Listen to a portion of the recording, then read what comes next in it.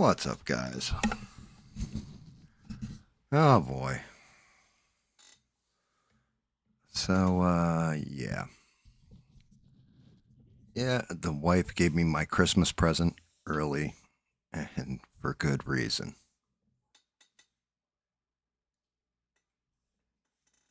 Oh boy. Make sure. Yeah, we're good there. So, went out. It's like, yeah, I want to stop at Lowe's and I want to head over to the local Hobby Lobby, see what kind of paints they have or whatever. And I picked up a bunch of the paints I didn't have and everything else. And my wife and I are arguing over it. She's like, because there's numbers on all these paint bottles.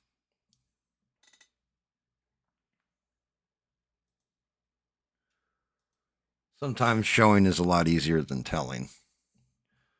But if I grab one of my Vallejo paints, all right, it's the metallic series. They're 72.054, right? Grab one of the regulars, 72.008. So my wife's like, yeah, I'm pretty sure you have this one. You're pretty sure you have that one. And so I'm like, how the hell do you know all the numbers? What have you? Hey, what's up, Devin? Some popcorn in the chat for Devin. I think it's just you and me right now. And the wife goes, yeah, trust me, I know the numbers, blah, blah, blah, blah. So we're arguing back and forth. And I get home. She gives me my Christmas present. I'm like, how the hell do you know all the numbers? Because she bought me what's known as the foundation case that has 80 paints in it for Christmas. And it's got every one of the numbers. So I'm like, well, damn it. Why? Like I thought about this later on. I'm like, I bought like 10 or 11 paints. And I'm like, well, wait a minute.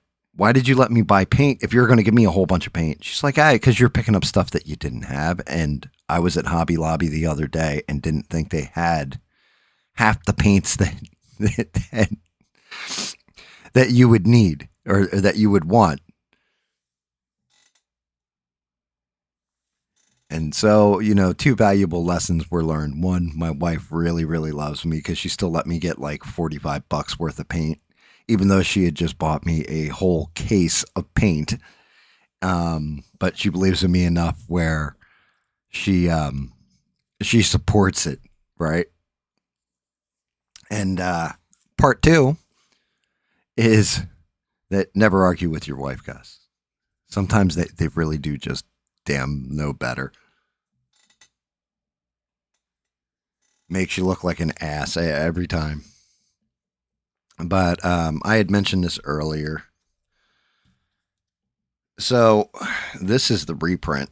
If I go into, I notice, and it should zoom in nice on here.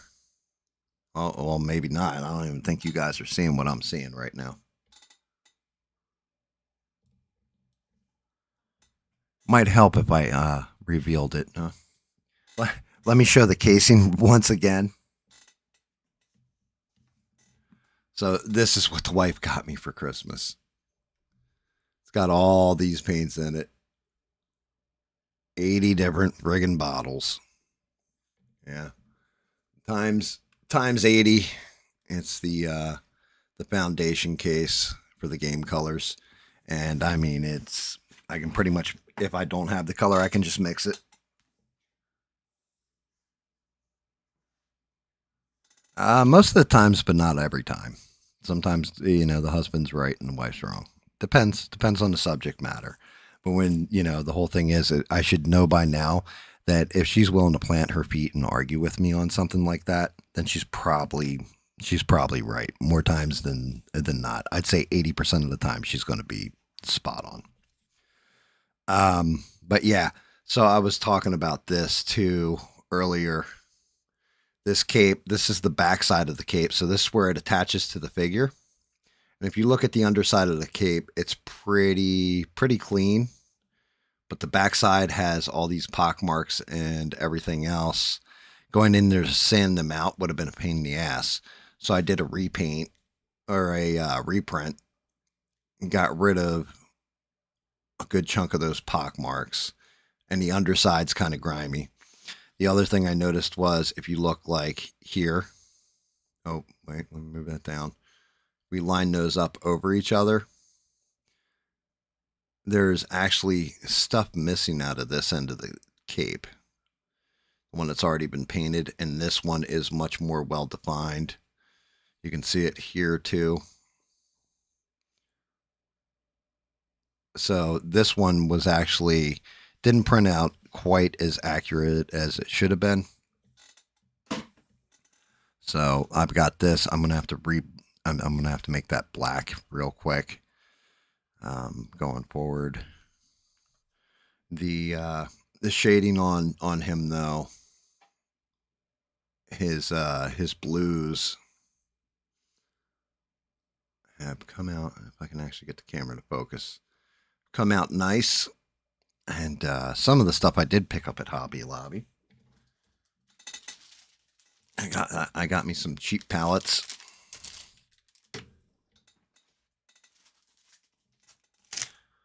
$5 and got myself a set of new brushes so I can get in deep. I got the wider edge ones and a couple of the tight ones too, but mainly wider edge in this pack so I can make it look pretty.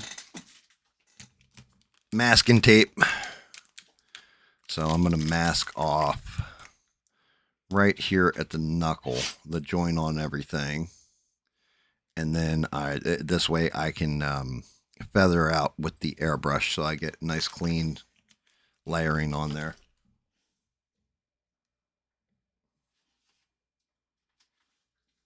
Wife's bringing me dinner. Thank you. And thank you. I don't know if you guys ever drink this stuff. This stuff's amazing. Red Rock Golden Ginger Ale. It's like spicy ginger ale. And of course, my dinner for tonight is charcuterie. But yes,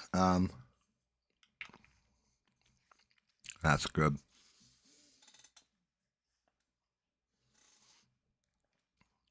Shout out to anybody who's Jewish who watches the show. Happy Hanukkah to you. I think today was the first day of Hanukkah. I am not religious at all, but I will be saying Merry Christmas. I will say Happy Hanukkah. Merry Kwanzaa, even though I think it's kind of a made up thing, but still the goodwill should be there for whatever religion you are. I think it's kind of important. I noticed that in a lot of the stores I went to yesterday. Everybody was saying Merry Christmas, like when we were checking out, all that kind of stuff. I think that got lost where people just want to sum it up to happy holidays. But, you know, even though I'm not religious, there are plenty of people out there that are, and that actually means something to them.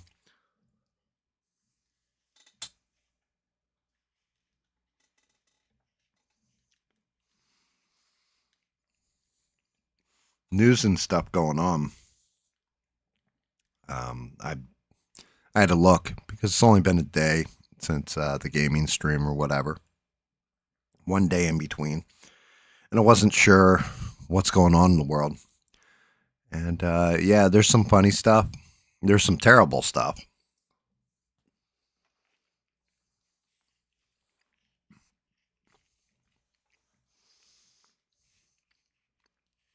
And there's stuff that's going on that I'm just like, what is this?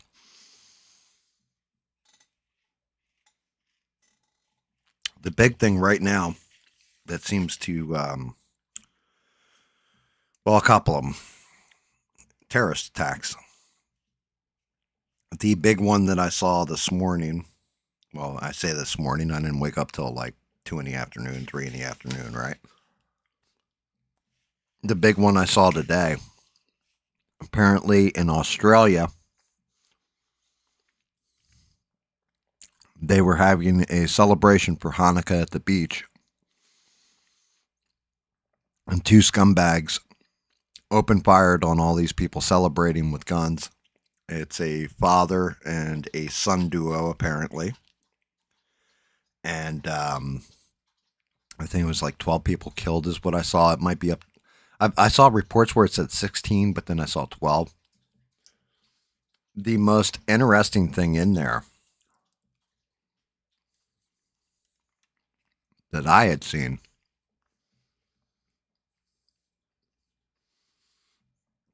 you had a bystander who saw the guy shooting, ran up and tackled him, took the rifle away from him, pointed it at him.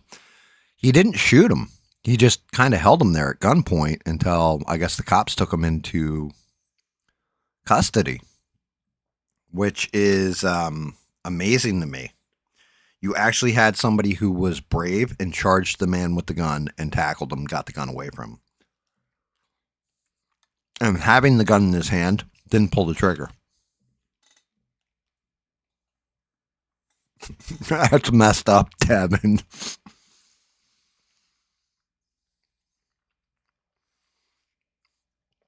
My thing is, I don't care what your religion is. I don't care how anti you are the other religion. If people are celebrating a day that's supposed to be holy to them or special because their religion's so ingrained in them, who are you to that it is actually evil. I don't care what the shooter's ideology is. I don't care if they were Christian, Muslim, Jewish themselves, whatever. The fact you're attacking people on a holiday like that, it's disgusting to me. It's abhorrent.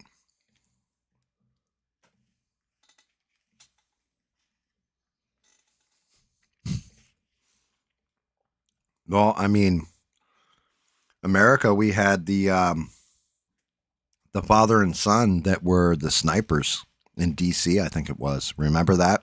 They were like in a van or whatever and shooting from the trunk, or maybe it's just a car. I thought it was a van for some reason. And they were like camping on the highway and they were just shooting people randomly.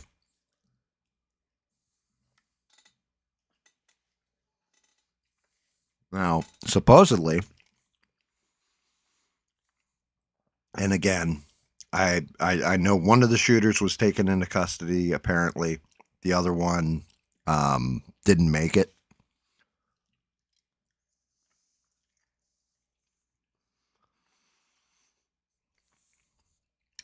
But apparently, the Israeli government told Australia, we have intelligence that there's going to be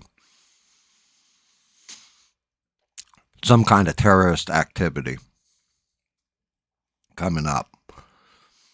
And I thought to myself, I'm like, how is it, in Australia, you're going to have terrorist activity coming up? You can go warn the government, but you couldn't prevent October 7th. Like, how did you not know this plan was going to happen on October 7th, but you could tell Australia on a whole separate continent, like, yo, this is what's going to happen.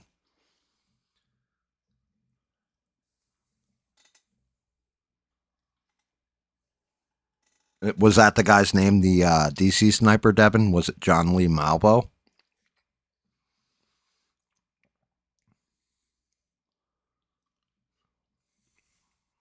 See, like, part of my thing is, I keep looking for false flags. Now, there are nuts out there that are going to do terrible things. But one of the things they've been pushing extra hard is the rise of anti-Semitism, all this. Maybe people are getting more anti-Semitic. I speak out against like what Israel is doing in Gaza, but that's specifically about Israel and Gaza. It's about the governments in both countries, stuff like that, and the way they're waging their war. That doesn't, descend down to all Jewish people or American Jewish people or even people that share that faith in Israel. It's more about government. You know what I mean? So I'm wondering if people have just objectively started going nuts. It's a psyop, a false flag. You know, like what do we got going on here?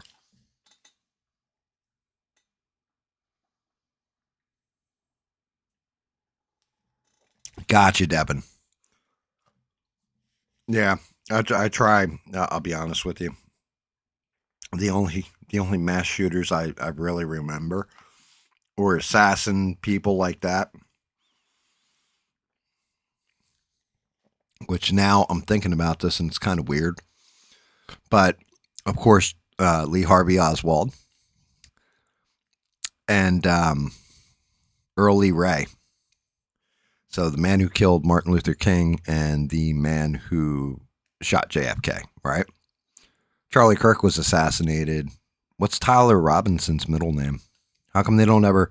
Usually the shooters, they always list out their full name, like their middle name too. Does Tyler Robinson not have a middle name? Or are they, is that some conspiracy theory thought there that they're not giving Tyler Robinson's middle name?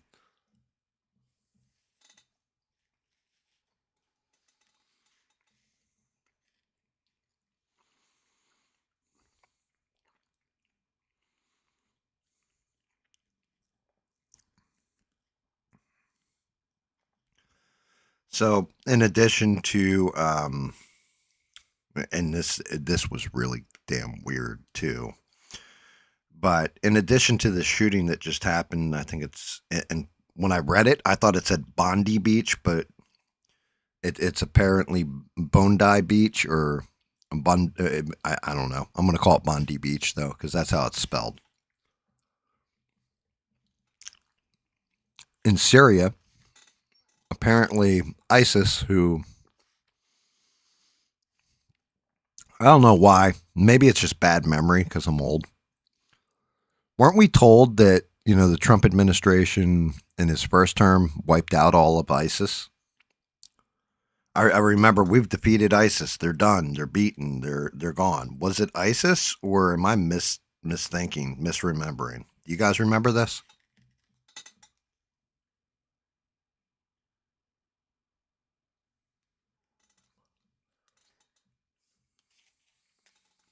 I don't know if you guys,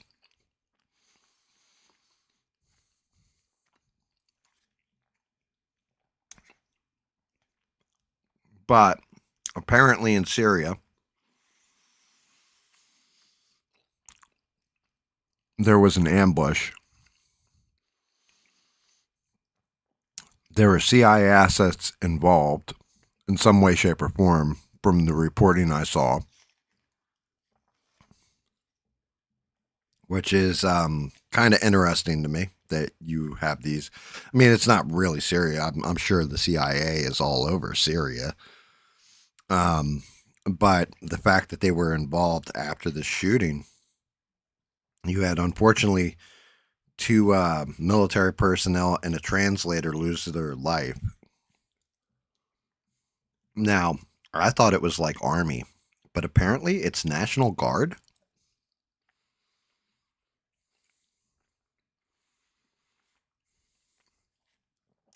And of course, Trump has vowed retaliation, but who are you going to retaliate against?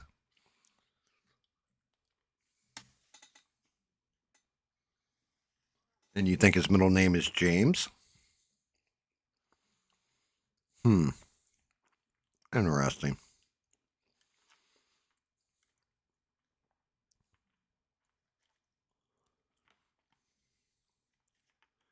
That's definitely interesting.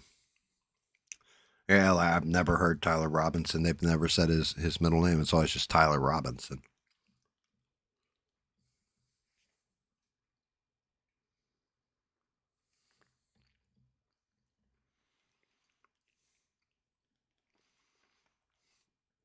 So I don't know.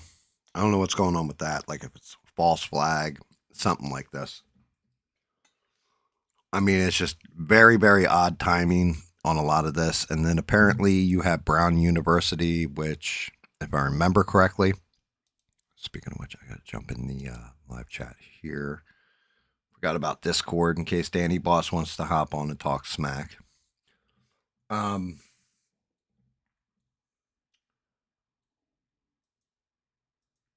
Yeah, you had Brown University. You had a gunman there too. It's just bizarre. It's like all the headlines are about shooting. Like all of a sudden, and granted, it's the holiday season. You know, there's a reason why there's so many nuts in the fruitcake, and I think it has to do with the holidays. But it does seem like the best of people come out during holidays. The worst of people come out during holidays.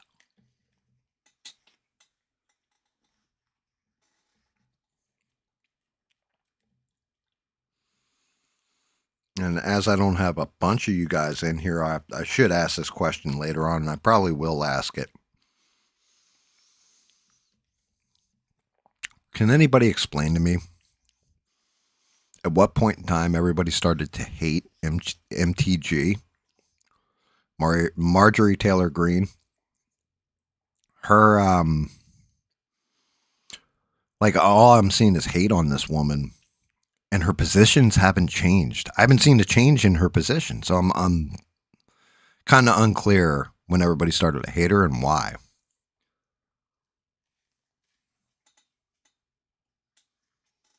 Hola, Eugene. Good to see you, brother. I'm almost done eating my dinner.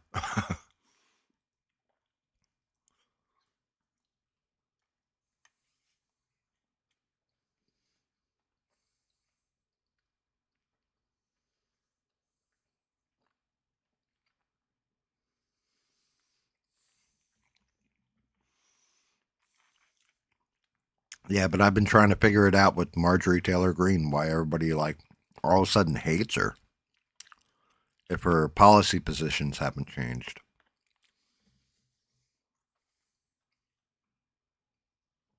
Like, if she's still saying the same shit she was, did everybody hate her all along, or?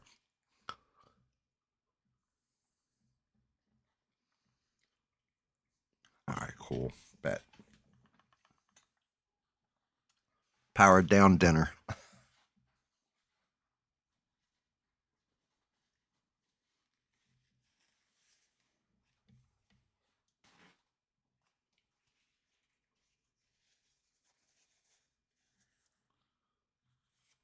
There we go. I knew somebody give Devin some popcorn. She needs her popcorn when she's watching the show. It's good to see you, Devin, too, by the way. I know you've been busy with work. I also know sometimes I can annoy the shit out of you. And I appreciate you always tuning in. You've been along for this journey since before I started it. So I appreciate the hell out of you. Just saying. Also, make sure you're checking out Eugene's music. He's got an amazing channel. If you guys haven't heard his music, he did a Christmas song, and he's got a new song coming out, and it's called Haters Suck These Nuts, and that'll be out soon.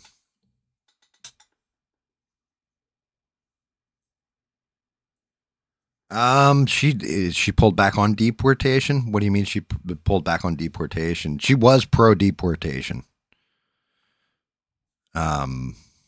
Yeah, she was 1000% pro deportation. So if that's your reasoning, that makes sense. Or look, Trump right now is getting slammed on his poll numbers for deportation because he's not catching all the criminals, like the worst of the worst, like he said. He caught a bunch of them in the beginning, but now it's been more like, oh, well, we got this person too, and they need to go. If I'm being quite honest, I think he should deport those people too because they're here illegally, right? Like, look, equal application of the law. You can't just turn a blind eye, but I do think if somebody has some intrinsic value to America they've incorporated and ingratiated themselves into the system.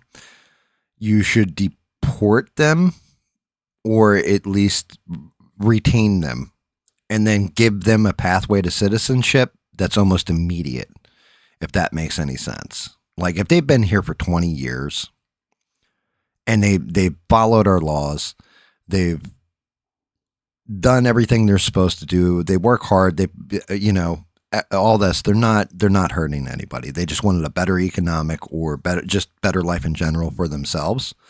And they've been here for that much time, then they should know American culture where you could give them the immigration test like kind of on the spot and just be like, okay, yeah, they passed, let them in. Just retain them. Here you go. Here's your tax ID number. You've been buying into it most times over those 20 years. So here you go. You actually have a tax ID number and just make them a citizen. Just do it easy, you know, like it would be the reform on immigration that we need, where we're actually selecting people that have already participated in the experiment. We know they're going to be decent people. And the only violation was they came across our border, you know, but then you've got the other ones that are fucking evil. But then again, I'm all about like everybody kind of deserves that second chance to an extent, unless you've done something truly heinous.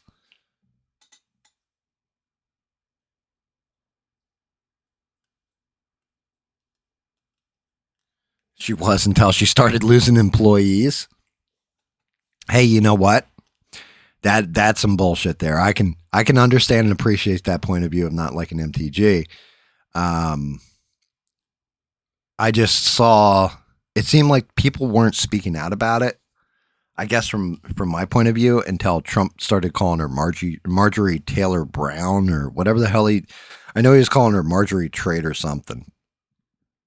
I don't know if he was saying green, brown. I think he said brown like rotting grass, but then you have to kind of explain that. Some shit like this. Um, and everybody, like on the left, from the left's reporting, the big pushback on her was basically like it wasn't deportations. It was something else. It was the Epstein files. I think they're saying is like Trump didn't go after her until the Epstein files shit.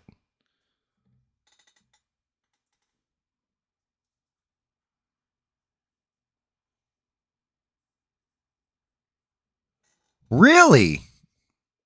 You're kidding? Is that's on X, Eugene? That's interesting. And you were never a big fan of hers, Devin. That's fair. Hey, look, I'm just saying in general, I've noticed there were a lot of people that were all pro Marjorie Taylor Greene, and now they fucking hate her. And I really wanted an answer to it because, like, for me, I don't care either way. She represents Georgia, not South Carolina. I've got my own problems. I got Lindsey Graham as a senator. Enough said.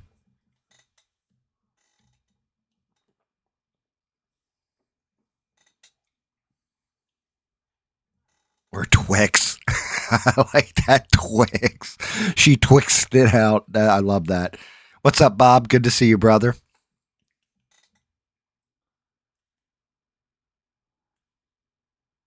Call it Twix. That's it. I like that. I think that's right. And maybe Elon Musk should take that branding and start calling it Twix. Because then the whole thing is, it's like, isn't it better together than separated or something like that? Isn't that like one of the Twix logos in their ad campaigns from back in the day? Or was that Kit Kat? I can't remember. But yeah, I mean, if that's it, Erica Kirk is sitting down with Candace Owens. That's a good thing. I would like to see that. I would like to see the two of them sit down, have a meeting with each other, hammer some stuff out, and I would like to say that'll fix things, mend fences, so to speak. I don't want to see them publicly warring it out, but unfortunately, I have this weird feeling that one side or the other is or both are going to fucking monetize the shit out of this one.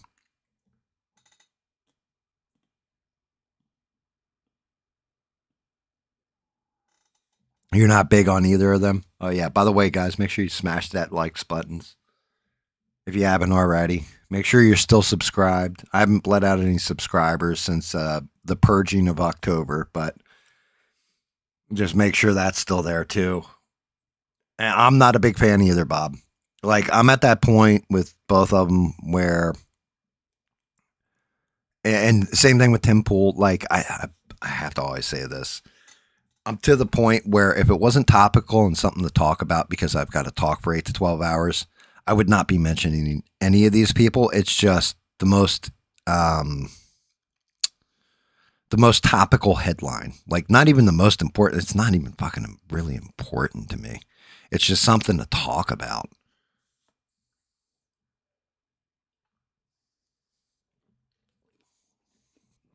You know, me sitting here, just it's current events, so to you know, not even so to speak. Definitely, it's just current events.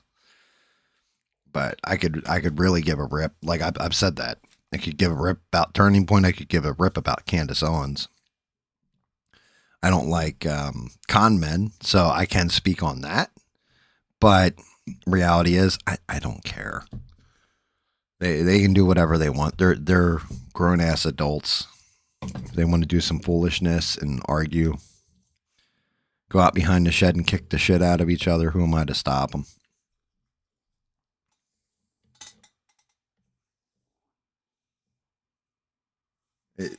There's something weird. Which part's weird to you, Bob? Was it which part? Which part strikes you? The whole thing's weird. I mean, I just want to see. I would love, nothing more than the kumbaya state of affairs for the world in general. But I know better. Like, I'm not a little kid anymore. Well, I kind of am. I mean, I'm sitting there painting toys, right? Statues. So I guess I am kind of a little kid. And like coats with airbrush. Yeah, that's what I thought. This stuff's already mixed. I gotta do this in black real quick. Prime this out.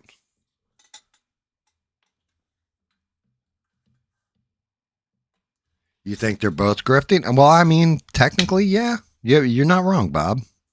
One has a business and a company that's based on all this stuff. And the other one, it basically turned everything into a true crime. You know what I mean? A whodunit mystery. What's up, Rogie? Good to see you, brother. So, I don't think your take's wrong at all, Bob. They may both be grifting or whatever. It's interesting to watch. I'm gonna say, yeah, I'm just gonna say this. Candace isn't even the worst of those that are grifting, though, off of everything. In my opinion, she's one of them. She's definitely up there, but the worst one grifting off of everything is Ian Carroll, because at least Candace Owens can say she had a serious relationship with these people, where they were friends, and one could even argue the best of friends.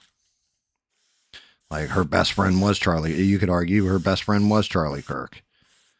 She was integral to Turning Point. So, in that sense, she actually is speaking with some kind of knowledge on the topic. To me, Ian Carroll is the one who grifts the hardest, because he just, everything's related to Israel in some way, shape, or form. And I don't know when that became a thing where um, blaming Israel for everything, and I mean every damn thing. Not everything's Israel's fault. Some stuff is just wackadoo people.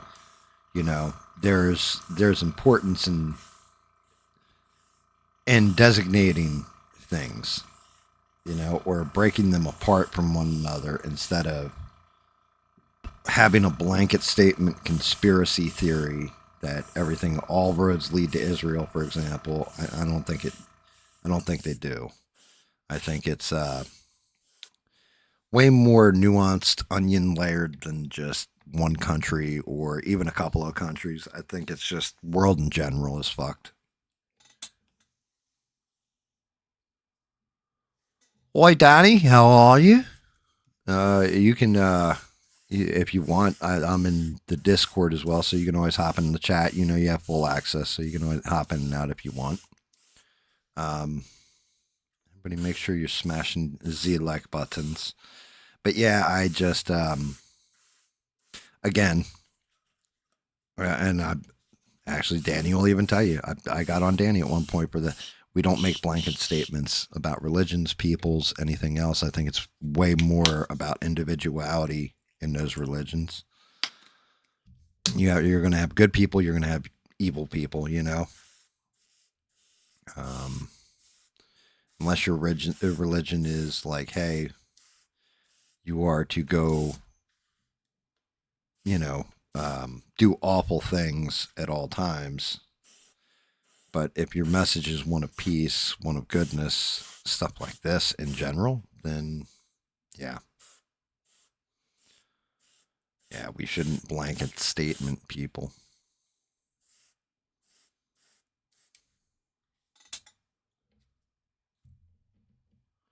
Danny's in Australia, dude. He's an Australian. Haven't you ever heard Danny talk where he's always like saying stuff like, let's toss another shrimp on the barbie? Or, you know, that's not a knife. This is a knife. Like, Danny's always saying stuff like that. You know, alligators are nothing but large frog with teeth. I think I've heard Danny say before. He's definitely from Australia.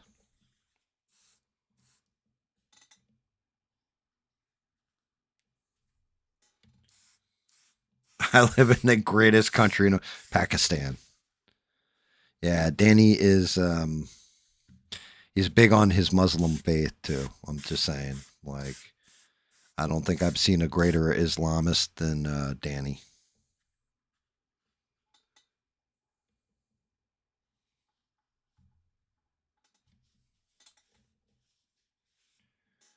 Yeah, I went over that right off the top, Bob, because it that is some horrendous shit.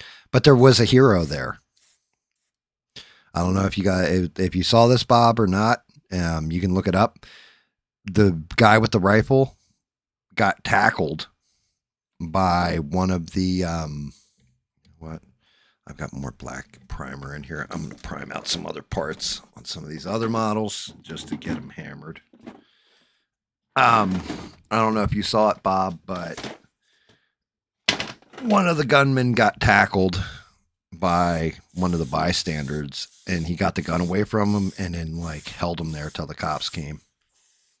It was heroic. Like, he actually is a fucking hero in my book. It takes a lot of balls to charge somebody with a rifle or any kind of gun or whatever, and not just hide. Like, he actually fought back, and shout out to that guy. He deserves a medal.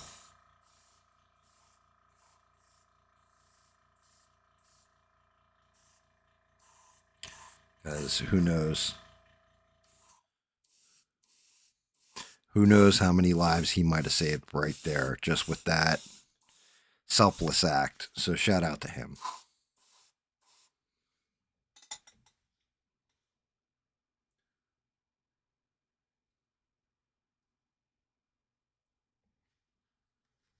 The funny thing is, I haven't moved. That's, it's funny in a way where you want to laugh, but then you just got to cry about it too.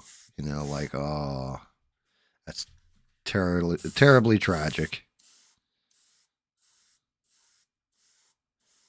And the worst part is, I say this about America all the time. You don't like how shit's running? Well, just vote out who's in office, get somebody else in there. Unfortunately, you guys have tried voting every damn which way, and every time your leaders fail you, Danny. Every time. Like, hell, half of what Brexit was about was immigration. And it went through and it passed. And yeah, you guys still have the same immigration policies in place. We got to offer them asylum, mate. Like, that's the darkest part. It's suicidal empathy. It's the best way I've ever heard that described. Well, you got to understand, we have to help these poor people from war. No, you don't. No, no. Stop trying to help. Let them let them fight it out on their own. But you know, women and children are going to die. Gam, young men are going to die. Well, unfortunately, that's the nature of the world. It's the ugliness of this world that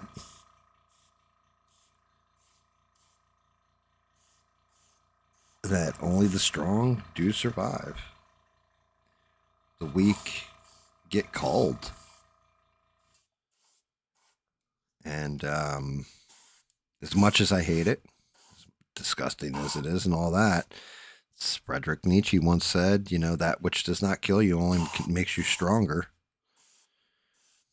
He's not wrong.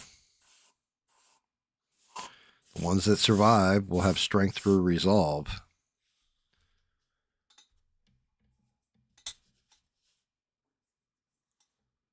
Cool, cool, cool.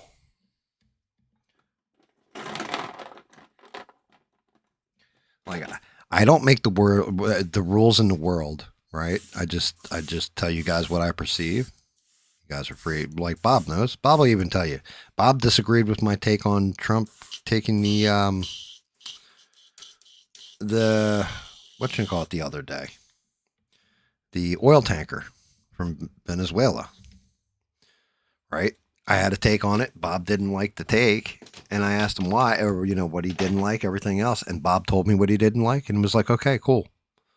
I can disagree with people and be cool with it because I'm not the fucking burning bush. I don't know it all. I live in the world, and I didn't make the rules for the world. I wasn't here. I've never owned a slave. I have never actively participated in destroying anybody. Uh, to an extent, I mean, evil people in my past, but not in my life. Like you know, really done these heinous things. Um, just because you're for, you know, you think something's a good idea too, and this is one of those things that is a bit upsetting to me or intellectually disingenuous. Just because you agree with somebody on a point doesn't mean that you are anti or against everybody else. Oh, you agree with, let's say, I'll just throw this out there, Nick Fuentes. You agree with Nick Fuentes' take on we should be focused on America. We shouldn't be fighting foreign wars. We need to invest all our money here. You agree with Nick Fuentes on that. Doesn't mean you agree on everything this dude says about Jewish people, black people, whatever. Maybe you just agree with him on one point. That doesn't make you anti-Semitic. Doesn't make you anti-black. Doesn't mean that you hate people or you're pro-Hitler or any. No, you just agreed with him on that one point, and I've seen people getting burned to the earth for it. And it's like, come on, guys, be intellectually honest.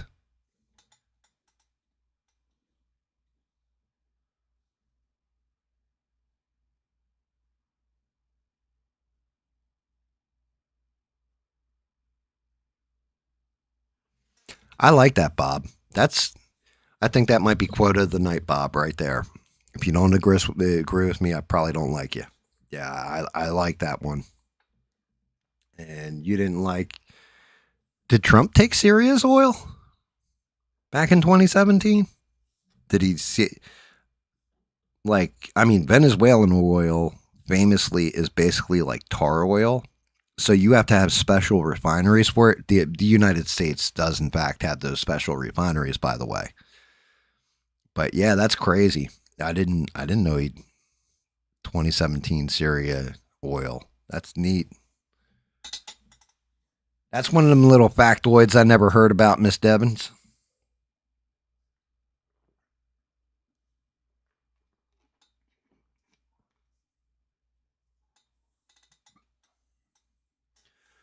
All right, let's get this airbrush clean. Because now that I have all these beautiful, wonderful colors, thanks to the old wife. What's up, Danny Boss? I believe I heard you chime in. Shut up. I'm just going to talk like this the whole time. How you doing, mate? You good? You know, another day in paradise. Just watching this craziness we call the world. Yeah, I hear you. So what are we painting tonight? Hobgoblin. I had to get this, I had to prime him back up. And because I put a little too much primer in this airbrush, I'm killing it off now. Like cleaning it out. Was that a Spider-Man? You talking about Spider-Man Goblin? Yeah. Well, okay, so you have Green Goblin and Hobgoblin. And I said his name was Leeds. It's not. It's something else. But you had the original Hobgoblin. There's been two different Hobgoblins, basically. Actually, the Hobgoblin was originally a guy named Jack-o'-lantern, was the character's name. They all three of them, the Green Goblin, Hobgoblin, and Jack-o'-lantern, all ride like goblin glider kind of things, except for Jack-o'-lantern's was like this round disc. And then you had the Hobgoblin. They had the events of this thing where they got invaded, and this demon. I thought it was Mephisto, but it's not, and I can't remember the demon's name. But the Hobgoblin went to the demon and made a deal with him. Was willing to sell his soul if he got goblin powers, right? Like the powers of an actual like monster goblin, like demon. So the deity, the demon or whatever, the main demon that he made the deal with, was like, your soul is not valuable enough. So I'm not going to give you goblin powers, but I will install a demon inside of you. So you'll have his powers. So it was like two of them in there. And then eventually it started to drive him crazy because he was basically, he had demon inside him. Well, the demon shattered off from him and became its own entity. And it was called the Demo Goblin. So you got so many fucking different goblins in Spider-Man lore. I did not know that. Yeah, it's a whole lot of crazy. Like Green Goblin's always been the Osborn family, like Norman Osborn and all that. And he was more, he injected a formula that made him like brought out. It was basically like the story of Jekyll and Hyde is what he really was. Jekyll and Hyde with technology. And then the Hobgoblin basically stole the Green Goblin's tech in the beginning and was just a criminal. Like he was just like bad dude criminal, you know what I mean? So he ended up stealing Goblin tech, repainting it, repurposing it. Then, like I said, turned into an actual goblin for a second there. Then they split that off into its own character, the Demo Goblin, which is crazy because the Demo Goblin doesn't have like tech. It's actual demon power, like Hellfire. Damn. So like his glider is all on like a bird of flames. Basically, he's riding on almost like a phoenix. Like shit. So it's like Ghost Rider, but kinda, yeah. Well, yeah. I mean, the only difference is with Ghost Rider. Ghost Rider's power, I don't even know if you know what Ghost Rider's power is. Like his big devastating power is what's known as the Penance Stare. The what? Penance Stare.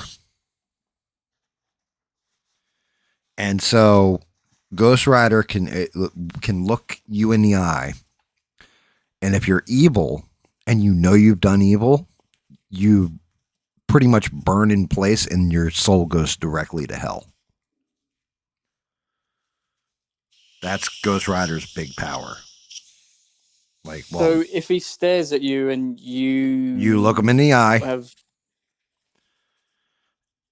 and say like you just committed a murder. You know what you did is evil.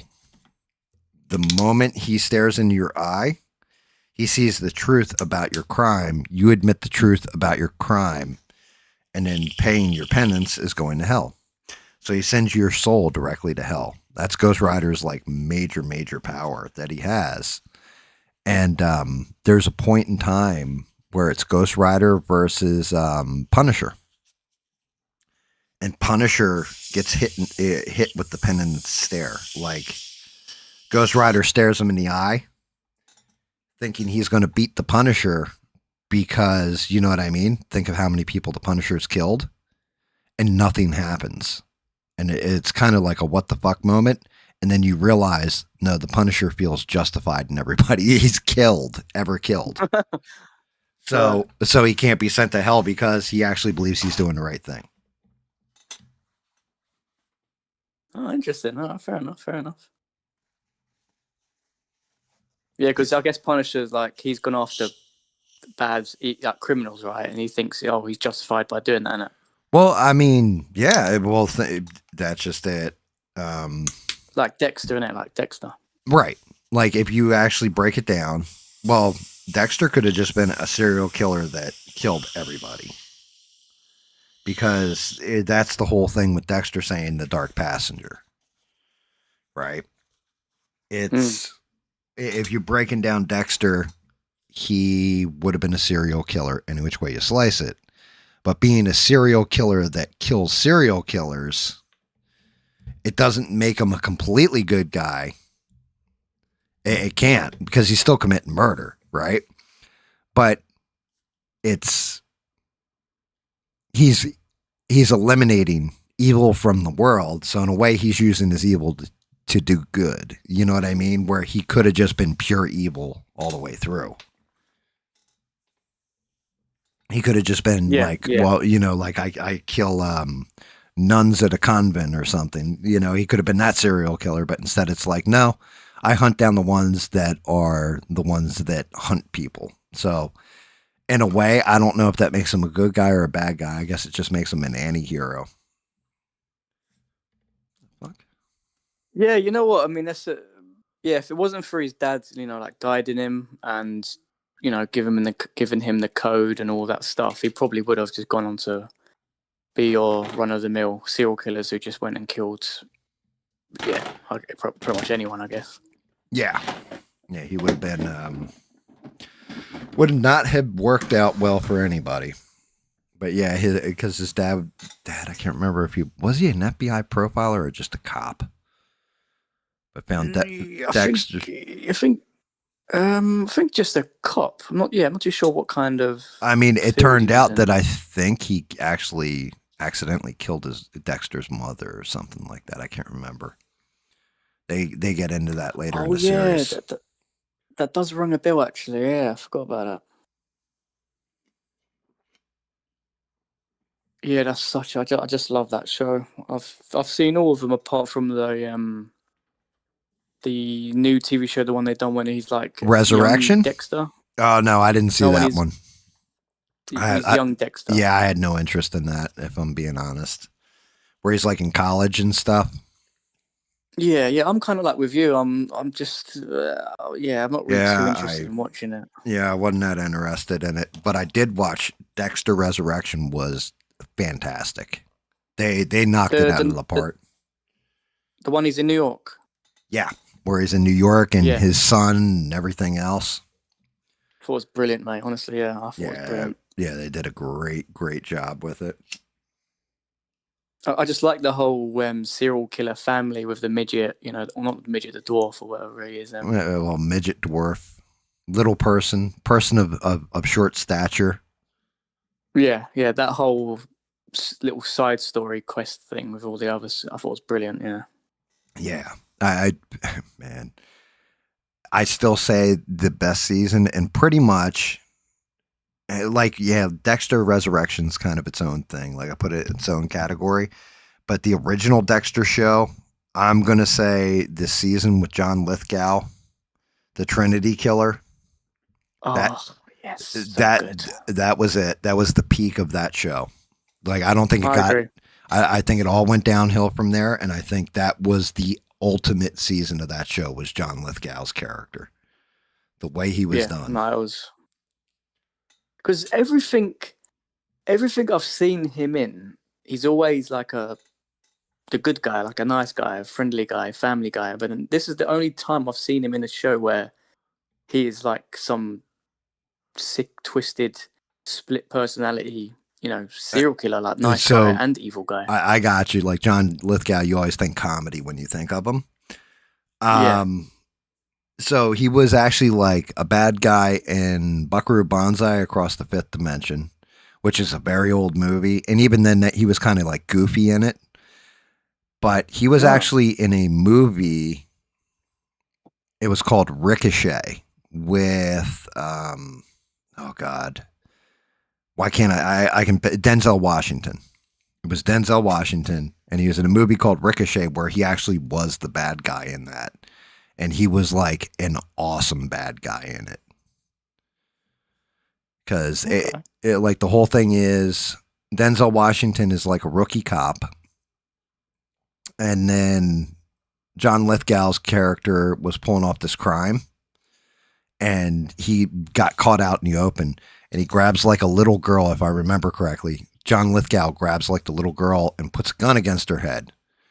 And is like, you're going to let me walk out of here and everything else. And Denzel Washington pulls this move where he starts stripping down. He's like, look, I got no other guns, nothing else. Just let the girl go. All this stuff. He like strips down to his underwear. And there's a news crew that captures the whole interaction. And he had a gun in the back of his underwear band. And like quick shoots John Lithgow, saves the little girl's life. John Lithgow goes to jail. And then I can't remember if he escaped like later on. It was many years later though. He either gets out of jail or escapes, one of the two, and then starts destroying Denzel Washington's life through the whole movie. And like it was actually a really, really good film. Like it's an old film, but it was good. I'm gonna say it had to be like early '90s, early to late '90s. I don't even think it was 2000s. What's that? What's it called? Ricochet. Ricochet. All right, cool. I might give that a go then. I'll It, give it a watch. give it a watch. But there's one line in there where John Lithgow's threatening somebody, and he's just like, "Yeah, I'm the guy who's gonna come to your house. I'm gonna kill your wife, strangle your children. I'm gonna rape your dog, and then I'm gonna burn it down."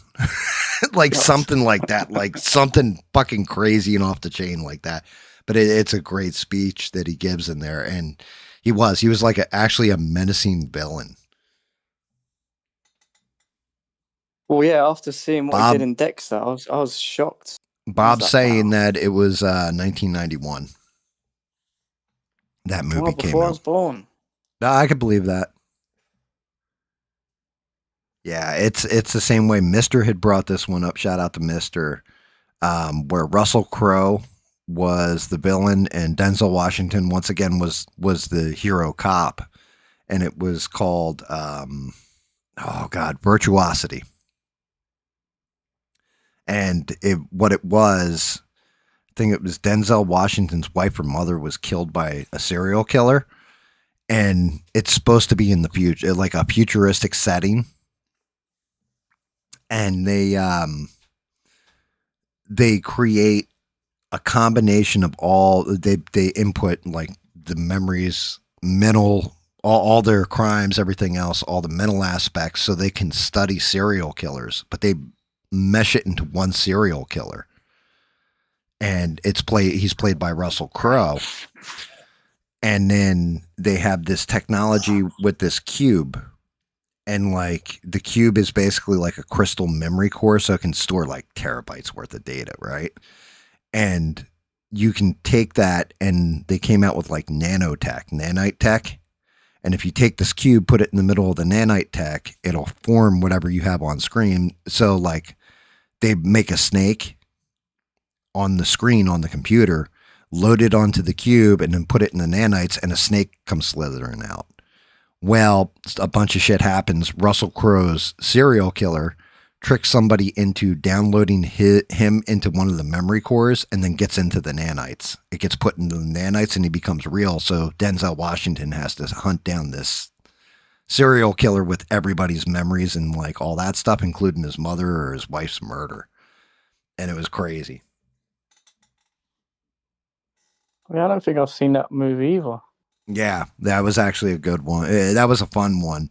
There's one part, and this is when UFC was first taking off. So probably like it was like Bob said, like 91, 92, 95, somewhere in there. It was beginning of Denzel Washington's acting career taking off, and actually Russell Crowe's as well. Like before they became like real, like, oh shit, you're the main guy now. Yes, yes, you're the man now, dog. Before they got to that level. And yeah, there's one scene in there where the serial, like Russell Crowe's character, he's in the UFC and he's being chased by cops or what have you. And he runs and he ends up in the middle of the octagon. And the fighters are like, yo, what the fuck are you doing? We're trying to fight here, all this stuff. And he gets in the middle of them. And like they start throwing punches at him. And he's just like blocking them effortlessly and laughing the whole time he's doing it because he's a robot. You know what I mean? Just every punch they're throwing at him, he's just like, doot, doot, doot, doot, doot, doot, like knocking them away and making fun of the guys. And I think it was Ken Shamrock in the scene. But Oh, yeah, Ken Shamrock. Oh yeah, I remember him. I remember that old geezer. He's old. Yeah, I remember the T Ortiz Chocolate Dell days. Yeah, see, I remember John Tua getting his teeth kicked out in the first UFC. That's what I went back to, like, so I was still working at the bar. God, I must have been about 15, 16. No, I had to be older than that when the first UFC came out. But there was one guy who used to come in and he would train MMA. And not like modern day and all this. He was learning like Gracie Jiu Jitsu back then. Um, oh God, why can't I think of it? Wing Chun, Kung Fu, and ground wrestling, stuff like this. Like, but he was big on it, and I was the only other one who was paying attention to UFC. And he'd come into the bar and he bought every one of those damn pay-per-views and taped it so he could watch it back, and we would trade off the tapes. But I think it was like UFC 3. I think me and my buddy actually bought it and traded it to him. So I got to watch all the early UFCs up until UFC like 11. I don't know. When Tank Abbott came in, I watched a couple with him in it, and that was it. Like I stopped watching it because Tank Abbott was my favorite out of everybody because I knew guys that were Tank Abbott. And I don't even know if you know who he was. He looked like a chubby dude with a bald head and a long fucking beard. But his style was street fighting, and he just was a legit bar brawler. That's what he was. Yeah, I'm not sure if I maybe saw a picture of I him. saw I a might picture of him. recognise Yeah. But yeah, that was maybe a little bit before my time, before I got into it, if you know what I mean. Yeah, he was actually like, phew. That dude was he was no joke.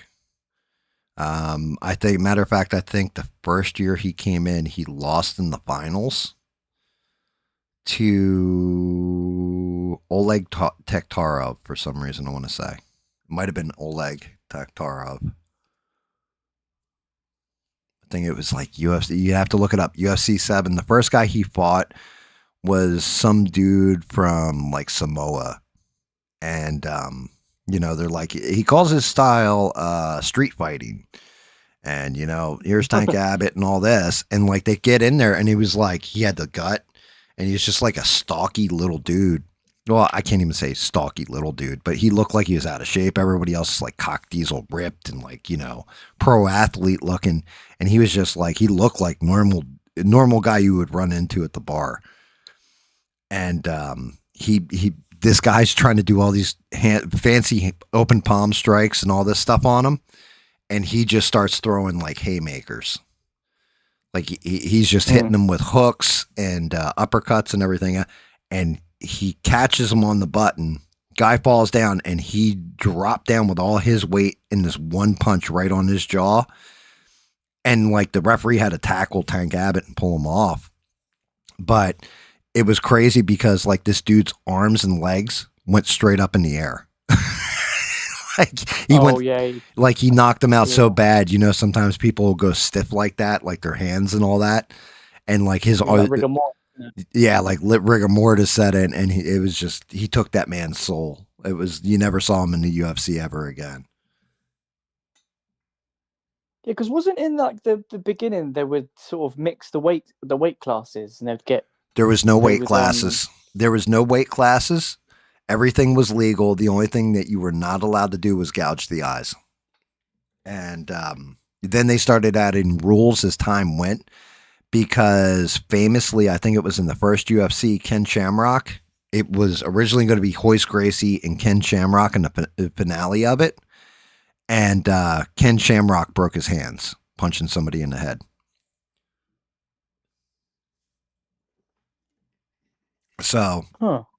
that was the big draw to the second UFC was, well, Ken Shamrock's back and him and Royce Gracie. But Yeah, because what was it? One of the recent UFC events, just a couple of events ago, a heavyweight English champion guy called Tom Aspinall fought some French guy, another heavyweight, and during the fight, Cyril Gain, the French guy, kind of basically double eye poked him, and you literally see his fingers pretty much almost go in right into Tom Aspinall's eyes. It was pretty gruesome, and then obviously he had to. Tom Aspinall said like obviously it affected obviously his vision, so he had to call it off. And then you see some people kind of giving him grief, like, "Oh, he quit," and it's like, dude, if you see the replay, no. Yeah, the most brutal one I saw was so you used to be able to nut shot in UFC as well. You know oh I don't know if you knew that you were allowed to strike to the groin. Yeah. no, come on, you can't be doing that. We all know that's a fucking So, well, I mean, the whole thing was what wins a fight. That was the whole point of the UFC in the beginning. So there was a guy who came in and his name was Chemo and he had like he was a big thick dude and he had this giant he's actually one of the only ones that came close to beating Royce Gracie in the early days.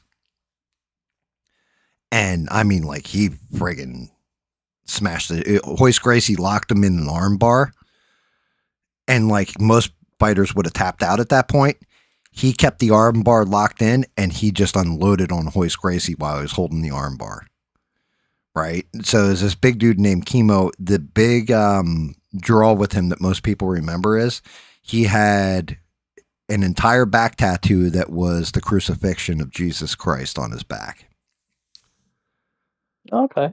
Right. Like, I mean, it went from one shoulder blade to the other up to the base of his neck down to his ass. Like, it was huge. Like, he was a massive dude. It was a big canvas and it was a big old crucifixion of Jesus. Right.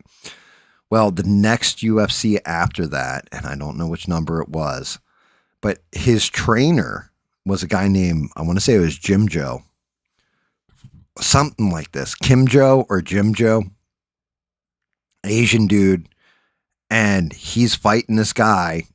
It goes to the ground, and like the guy had him in like some kind of choke or whatever, and he was basically in the guard position on the ground. And Jim Joe just reaches back and starts punching this man. He must have struck him in the nuts like 10, 15 times. Like unloaded on this dude's ball sack. And the guy didn't tap out. Ended up making Jim Joe tap out. But I mean, like, it's one of those things that you have to see to behold because he, like, if somebody punched me in the nuts that many times, I would have tapped the fuck out. I would have just been yeah, I'm done. But after that, that's when they took the nut shot out of UFC. Like you can't strike to the groin either. Because the thing is, like, you can't just like a liver shot. You know what I mean? You can't train your balls to take a punch or a kick. As soon as you get a kick in the balls, you're going down, man. Not everybody. It's like Famously, that was the one fight that I got the shit beat out of me in. It's like an off switch for men. How can you withstand that? So a true story. Can't make it up. Damn, I'm pulling out all balls these. of steel. Well, there's a famous. It really is. It's one of the worst ass whoopings I ever took in all the fights I ever got into. Well, actually, it wasn't the worst ass whooping. It was funny. Like I was laughing while I was getting the shit beat out of me. But I got in a fight with a guy who had at least a foot of height on me at that time, and at least 100 pounds. And the fight started off where I pushed him, he pushed me back, one of those back and forth. And we had people gathered around us, a whole group of people. And Fight, fight, fight. well, Fight. yeah, like oh shit, like they're really going to do this. And we're pushing each other back and forth, doing that whole bit. And then I just grabbed because he's so much bigger than me. I figured it was my only advantage. He went to push me. I went inside his arms, hooked onto his shoulders, and with my knee, I jumped as hard as I could and hit him square in the balls and lifted him into the air. Like he came off his feet, landed, and looked at me and said, "Come on!" And then I punched him 3 times in the face, just pop, pop, pop, pop, like real fast. And his head did the whole bobblehead thing. He reached forward, grabbed a hold of me, and fell on top of me, and I could not lift him off me. And he came to and beat my fucking ass. Um, but in the interim, yeah, and you probably heard me. I don't know. Maybe you have heard me tell the story. Maybe you haven't. But when he first came to, or before he came to, I'm laying there and I was like, somebody get this fat bastard off me. Like, and everybody he kind of laughed.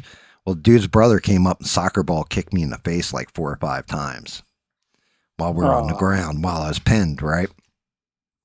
And then, like I said, dude pretty much beat me into oblivion until I was like, all right, yeah, you won, I lost.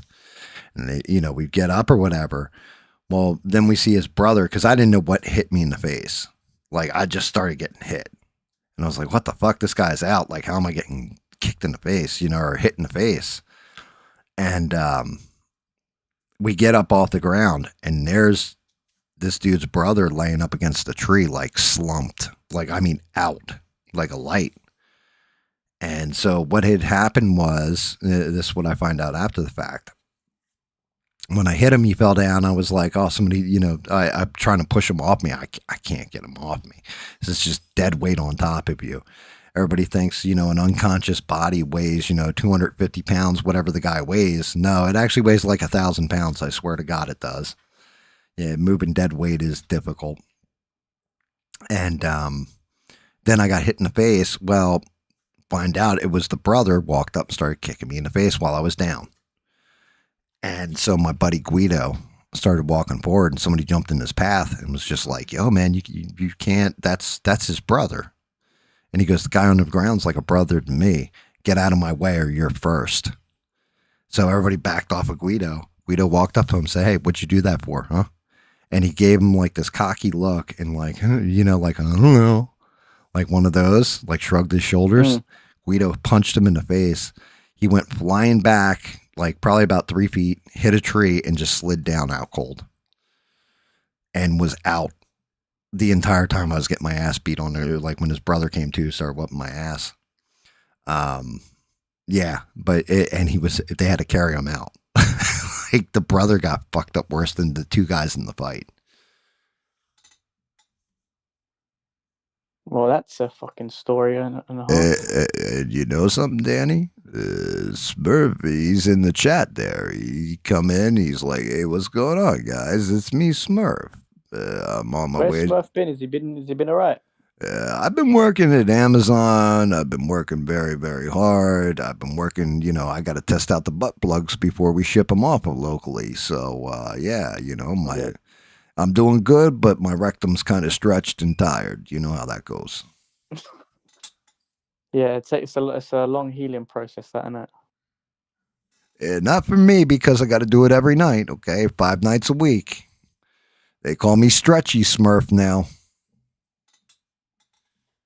Smurf's been working pretty damn hard lately. Grinding. Well, he you son of a bitch. You always got to go there, don't you? What's up, Smurf? You always got to be talking about my job at the factory, okay? What's up, Danny boy? So, Good, brother, good. yeah, Yeah, I'm doing good, dude. I just been working my ass off. That's all, man. I just Yeah. been working my ass off. the wife got me a case for Christmas of Vallejos. So I'm like going through them now. Yeah, it's 80 different colors. Nice. You should be good there then. For the What's most part, that? Damn, dude. A collection of paints. hold on, I'll show you. I'll put it on camera so you guys can see. It's this. This is all the colors in the line, well, that are in there. But it's the no bullshit. It's the foundation collection. Comes in a huge ass case. Damn, dude. She didn't fuck around. And then I was telling this story earlier when I first started the stream. So yesterday I was like, yeah, I want to go to Lowe's because I want to build this a green screen cage basically for when I take the picture of the model at the end. So I can take pictures, put background in there, everything. So I bought PVC pipe, wire ties, and then I already had the material for the green screen. I'm like, I'm just going to build it. Take me a couple minutes, like little Pollock ingenuity. I think it was like $30 in fucking piping and zip ties and all that stuff, right? Wasn't bad. But they want like $100 for the same size online. So I was like, I make one of those myself. And I was like, and I want to pick up new paints. The wife takes me to the Hobby Lobby. I picked out like 10 new paints. And then we started arguing because each paint has, and I'll put that on camera too, has a number to it. So at 72009 is this hot orange, right? For example. So she's like, oh yeah, I have most of those numbers memorized, stuff like that. I was like, the fuck you do. So we're arguing back and forth about it. When we get home, I was like, yeah, it sucks. I couldn't find the oranges I want. I'm going to have to mix a bunch of different orange to get my Hobgoblin right, to get the right oranges on the Hobgoblin. And she's like, look, I'm just going to give you your main Christmas present early. I'm like, okay. And then she brought me the big box of paints, like out, like it was wrapped and everything. I opened it up. I'm like, holy shit. I was like, well, wait a minute. Why'd you just let me spend $45 on paint? I was like, if you knew you had this, she goes, well, I wasn't going to give it to you right away, but I made sure you didn't get a bunch of duplicates because I bought all these yesterday. That's really lovely of her, mate. Right. And I'm like, That's awesome, dude. And I'm like, yeah, well, why didn't you say something? She goes, because you were getting the model color, which is a different brand. So you weren't getting duplicates for one. You'll use them even if you were getting dupes. And I just wanted to prove to you you're an asshole and wrong because I did memorize all the numbers, which is why when I grabbed this one here, which is a dark blue, and it was 70.930, she's like, it wasn't a 72, so I knew it wasn't in your set. I'm like, God damn it. Like, made me feel like a complete asshole. So once again, I heard you talking shit, so I had to jump in real quick while I was getting dressed. So I gotta go, but I'll try to. I think we're leaving at lunch. So if you're still on, I'll jump back in then. All right. Well, then I'll probably see you later on when you go to lunch. Okay. Give the best to Smurfette and tell her to keep the ice packs handy for that anus. Okay. Oh, she does. Trust me. Take a cooler. All right, see you, everybody. All right, catch you later, mate. I don't know. Bob, it was a gift, so I don't look up how much it cost or whatever. I'm just grateful, honestly, for a lot of things, but in particular, when it comes to the wife, she believes in me. That's the big. That's the big one. She's like, I believe in you and the stuff you paint. Like the way you make it look, everything else, and yeah.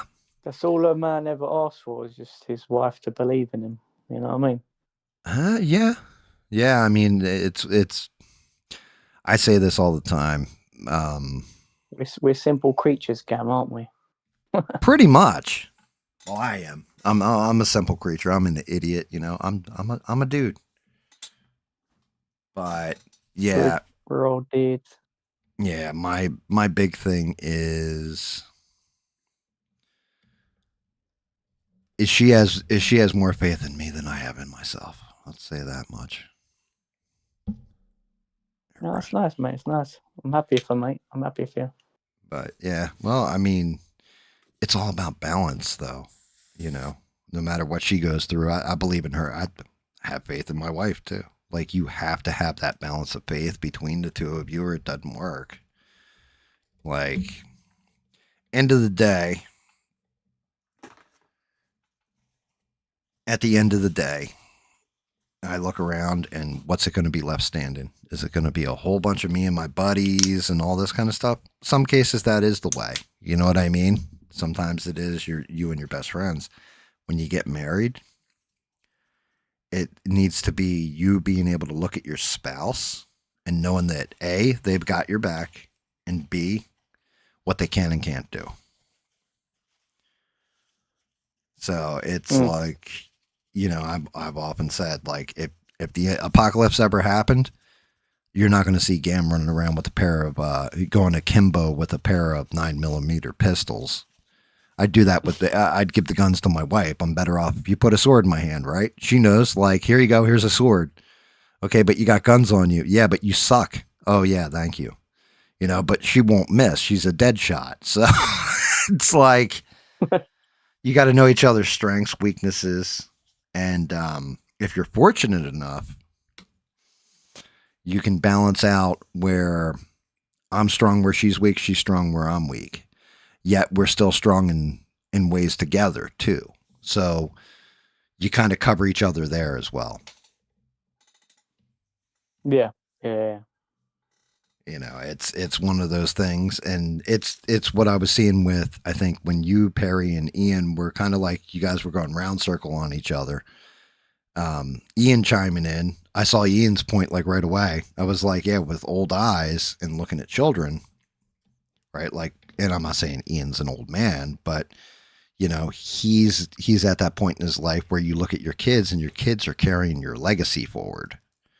So now it's the joy you get out of life is watching your kids go through it and being good people, being bad people. I mean, you find other enjoyment than that, but you know, you remember when you were young, you don't need to live vicariously through them, but you do remember what it's like to make those mistakes. Oh yeah, I remember I was in that position.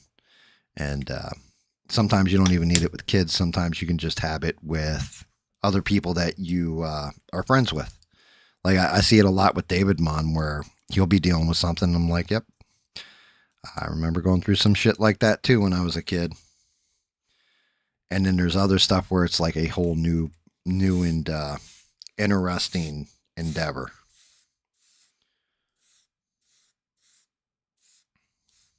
No, mate, I hear you. But yeah, it's just one of those things, Danny. Like, you know, you'll marry, you'll end up either getting married or maybe just finding one by accident. That's probably a pure ass Christian girl, like Rogue. That's what happened with Rogue. Rogue really didn't, you know. Sorry, Rogue. Don't mean to put you on blast and throw your business out there. Rogue didn't have any prospects. Wasn't looking for a girlfriend, anything else. And then with him, it's crazy. But he ended up like drifting from, his whole life had been, his religion was kind of imposed on him, I guess is the best way of putting it. Raised very, very religious household, the whole 9 yards, and he drifted from it. He was like, I don't feel the joy like I'm supposed to. I don't, but Rogue is still to this day one of the most knowledgeable people on the Bible that I talk to. Like, because he grew up with it. Like, it was imposed on him, like I said. And then when he felt the calling, he went back to church, and that's when he met his new girlfriend. And like, they're going to get married soon. Like that he found the woman of his, like the woman he's supposed to be with. But so I guess what I'm trying to say there is sometimes your religion puts people in your way. Maybe it is God's calling. You know what I mean? Like, so who knows? Yeah, no, May, that's maybe beautiful, man. maybe you'll be out there one day and be like, right, you and your dirty muzzly ways, and going off, and next thing you know, some girl's going to be like, right, I like the way you said that, and then you guys will go have children. Bro, how do you know that? Like, that's literally my dream. Like, how did you know that? I mean, that's the way it works, though. Well, at least I've been told that, allegedly. And we tell our kids, you know how I met your dad, and then we just talk to them about how we were abusing a Muslim on the street randomly for no reason. Oh no, I'm sure you had a good reason. Oh, but I'm not that kind of guy anyway. I mean, Pete, I don't know if obviously the No, conversation no, you get no, into, but like, no. I know. I'm not I'm like out joking. here hunting. No, I know you're not. You're not that guy who goes around starting shit. You're the guy who's out walking the dog and some shit comes walking up on you and you're like, God damn it again. Like, why? I just always think you Bob said that's every man's dream, Danny. He's, I mean, I thought I was unique, but I guess not. what do you mean unique? Oh Like, I no. thought that was only my dream. I thought, Yeah, I mean, my dream. I wasn't sure what my dream was. I guess mine was, perfect. Like, oh yeah, a rich, beautiful woman that's well educated. All this, a unicorn that doesn't actually fucking exist. And then, Yeah. in meeting my wife, I realized that she's not perfect. She's flawed like I am, flawed in a different way, but she's perfect for me. And I think that's the truth. Well, that's what it is, isn't it? Yeah. Yeah, you have to find your perfect. You have to find the one that's like, yep, that's it. That's my perfect. Exactly. Shout out to Devin. Her husband was like, I really want a girl that just kind of chills in the background and eats popcorn. And there she is. Popcorn in the chat for Devin. Yeah, because what's that saying? Beauty is in the eye of the beholder, right? Mm-hmm. We've all even my cup of tea for women is completely different to like one of my mates. Cup of tea and women we all like them differently. You know what I mean? Yeah. Well, I mean, my 10 everybody's out of got 10 preference. girl might be different. Huh? Everybody's got a different perspective on that stuff. That's the Nick Fuentes interview with Piers Morgan. That was one of those. I was like, really, Piers? That's your answer to his take on women? Because it's like, well, they get fat and they get old and they get ugly and all that. I would have been, like, I wish I was in that debate because I would have been like, motherfucker, you think you're not going to? You think that age and time isn't going to come for you? We all get fat and we all get ugly, and Yeah, I don't know. Like, it's just a dumb thing to say. Well, honestly, it's being an edgelord. He was getting a reaction, and he got a reaction. So good on him. I've heard that saying before. What does an edgelord mean? Means that you say edgy things to get a reaction, basically. Okay. So, like, you could technically say that Kanye West song that, Heil the little funny mustache dude, that song, that was edgelord shit. Like, he was edgelording, so that's how you would use it in a sentence. He was edgelording to get you to pay attention to his music and all that stuff. Okay. So, yeah. I've heard that said, and I've never thought. Yeah, I thought it was something sexual, but I guess not. Another way of saying it would be a provocateur. Right. Okay. So think like Milo Yiannopoulos. You're saying this shit to You're saying the shit so that you get, well, maybe not for clicks, but just you're getting the attention more than anything else put on you. And people are like, oh, did you hear what, oh, I can't believe he said this. Yeah. Like, Well, oh, actually, good. Remember I told you a little while back I watched that movie, Death Proof. Yeah. Yeah, do you know that in the later part of the movie, but do you know that Australian chick in it, the kind of masculine one? I don't know. I haven't seen it in years. I haven't seen it since it came out. I saw it in the theater with that, and it was the Grindhouse double feature. It was that and Planet Terror. But anyway, like she's kind of like tomboyish, like a little bit masculine, and I was like to my mate, like, oh, I think she's hot as fuck. Like that's kind of my type, and he just thought it was hilarious. Oh yeah, because he likes girly girls. Yeah, I mean, that's what I'm trying to say. Like, he gave her like a 4 out of 10, but for me, it's like she's like a solid 8.5 out of 10 for me. Like, that's like, I thought she was awesome. Like, you know what I'm saying? So we all have different perceptions and different taste in women. You know what I mean? Yeah. Bob's saying like he met his wife, right? Like how he met his wife, and then Eugene said he used to be into goth chicks. Why aren't you still into goth chicks? Goth chicks they're kind of sexy. Not gonna lie. You know what? I don't disagree with that. But yeah, exactly. Like Eugene's like, I used to be. What are you into goth dudes now? I mean, it's okay. It's 2025, Eugene, but. I mean, some goth dudes are quite feminine, so they kind of do look like chicks as well, don't they? Yeah, The eyeliner and all that. You're not wrong. You're not wrong. I mean, I think they're the reason for skinny jeans. I think they're the ones who came up with it. Yeah, I mean, oh, that's funny. And honestly, I think I grew up in a time, and probably Eugene did too, where the goth was that was really started because of The Cure. I swear to God, same girls. That's what we used to call them, Cure heads. When The Cure first came out, I don't even know if you know that band or not. It doesn't ring a bell. No? No, I'd have to hear one of their songs. Give me like a song that I'd probably might. What is it? Sunday I'm in Love, I think is one of them. Show me how you do that thing. The one that makes me scream, she said. No, it's not ringing a bell. Yeah, I'm not sure on all the lyrics. I was never big on The Cure, actually. Was Green Day punk?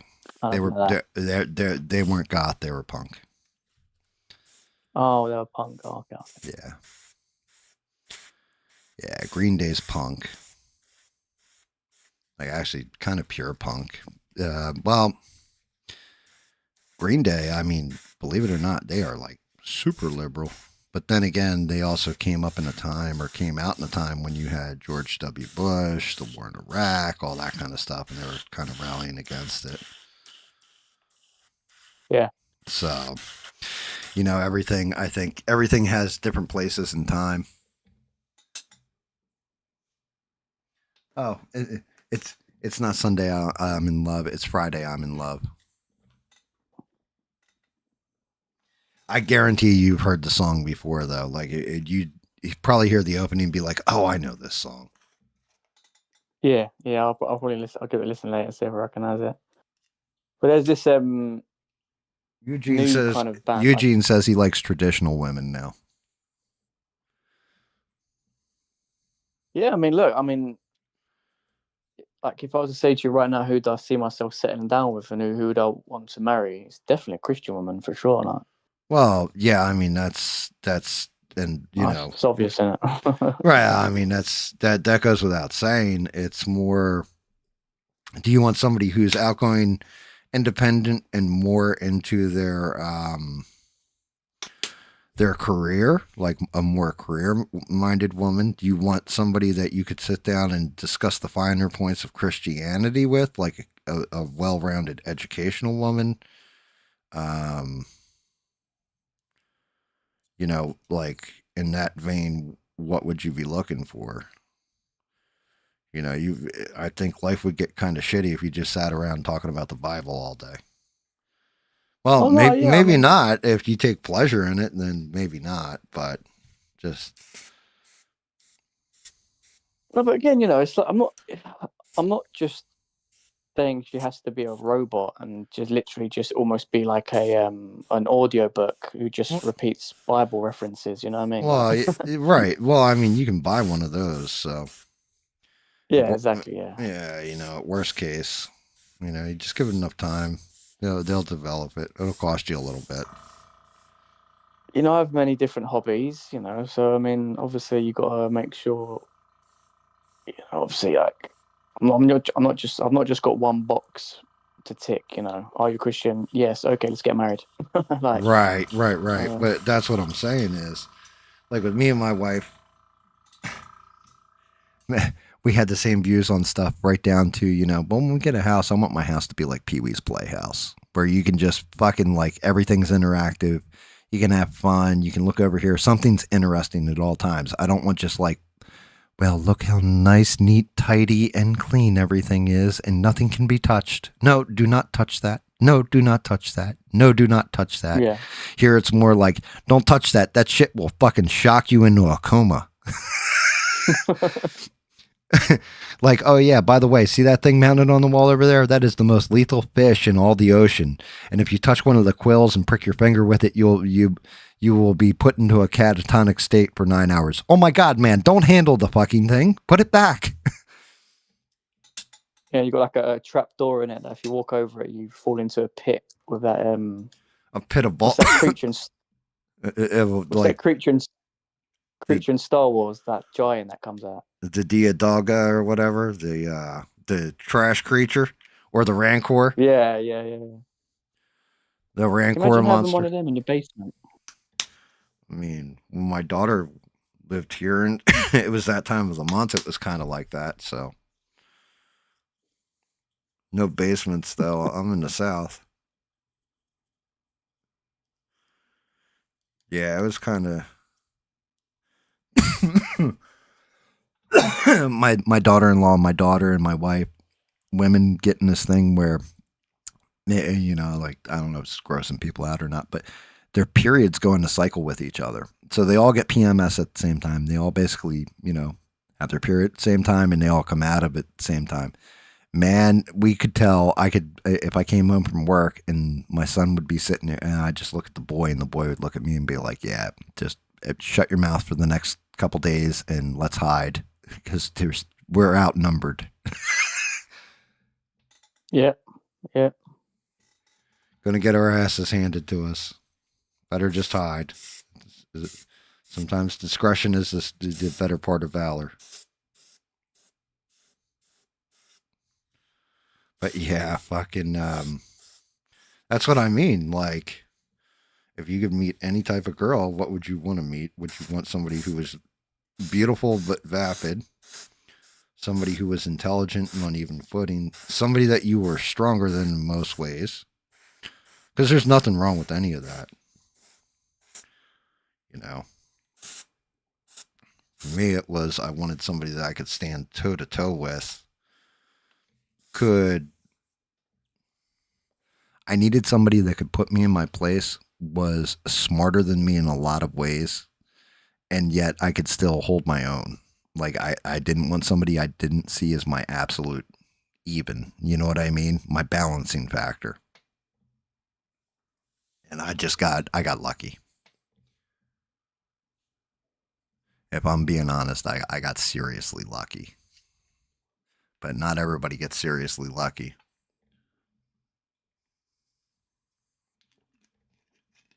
Like, I mean, look at Smurf. Smurf found his balancing factor. She even works right there. Who do you think pulls the butt plugs out of Smurf? They work in the same warehouse.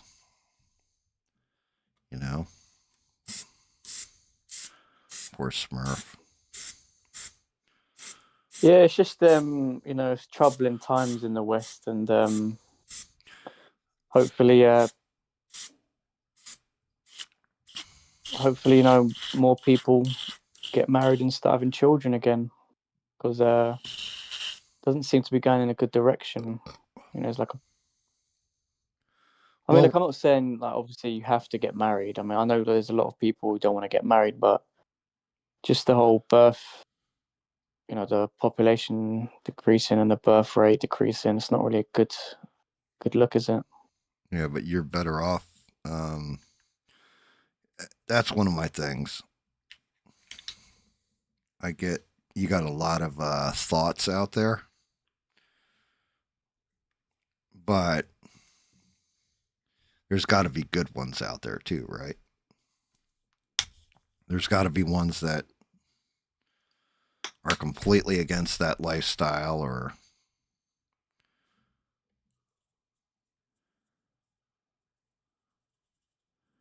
I don't know. I mean, David Mons often told me like shit is rough in the nowadays, but I don't know personally. I mean, you guys have heard me say it before. If something ever, God forbid, happened to my wife, then I'd just be alone for the rest. I would spend the rest of my life alone because I don't want to put up with anybody else's shit ever again. Like, she is the only one I was willing to put up with, in that respect. The only one I trust that much. And I would not roll the dice. So I'm kind of a bad example. Now, when I was younger and chasing tail and stuff, that was a different animal. But as a grown-ass, old-ass man, my time's already gone. It's not my time anymore. It's your time. Guys like David's time.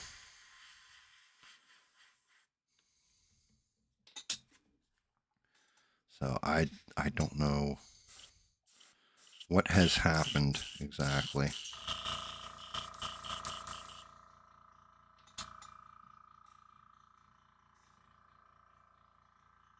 Yeah, I watched one of my favorite movies last night. Sometimes every now and then I'll just pick out one of my favorite movies that I just enjoy watching and just pull it on. Do you know a movie called Priest? I've heard of that, and you know what? I meant to watch it and never did. Doesn't it have like Paul Bettany in it?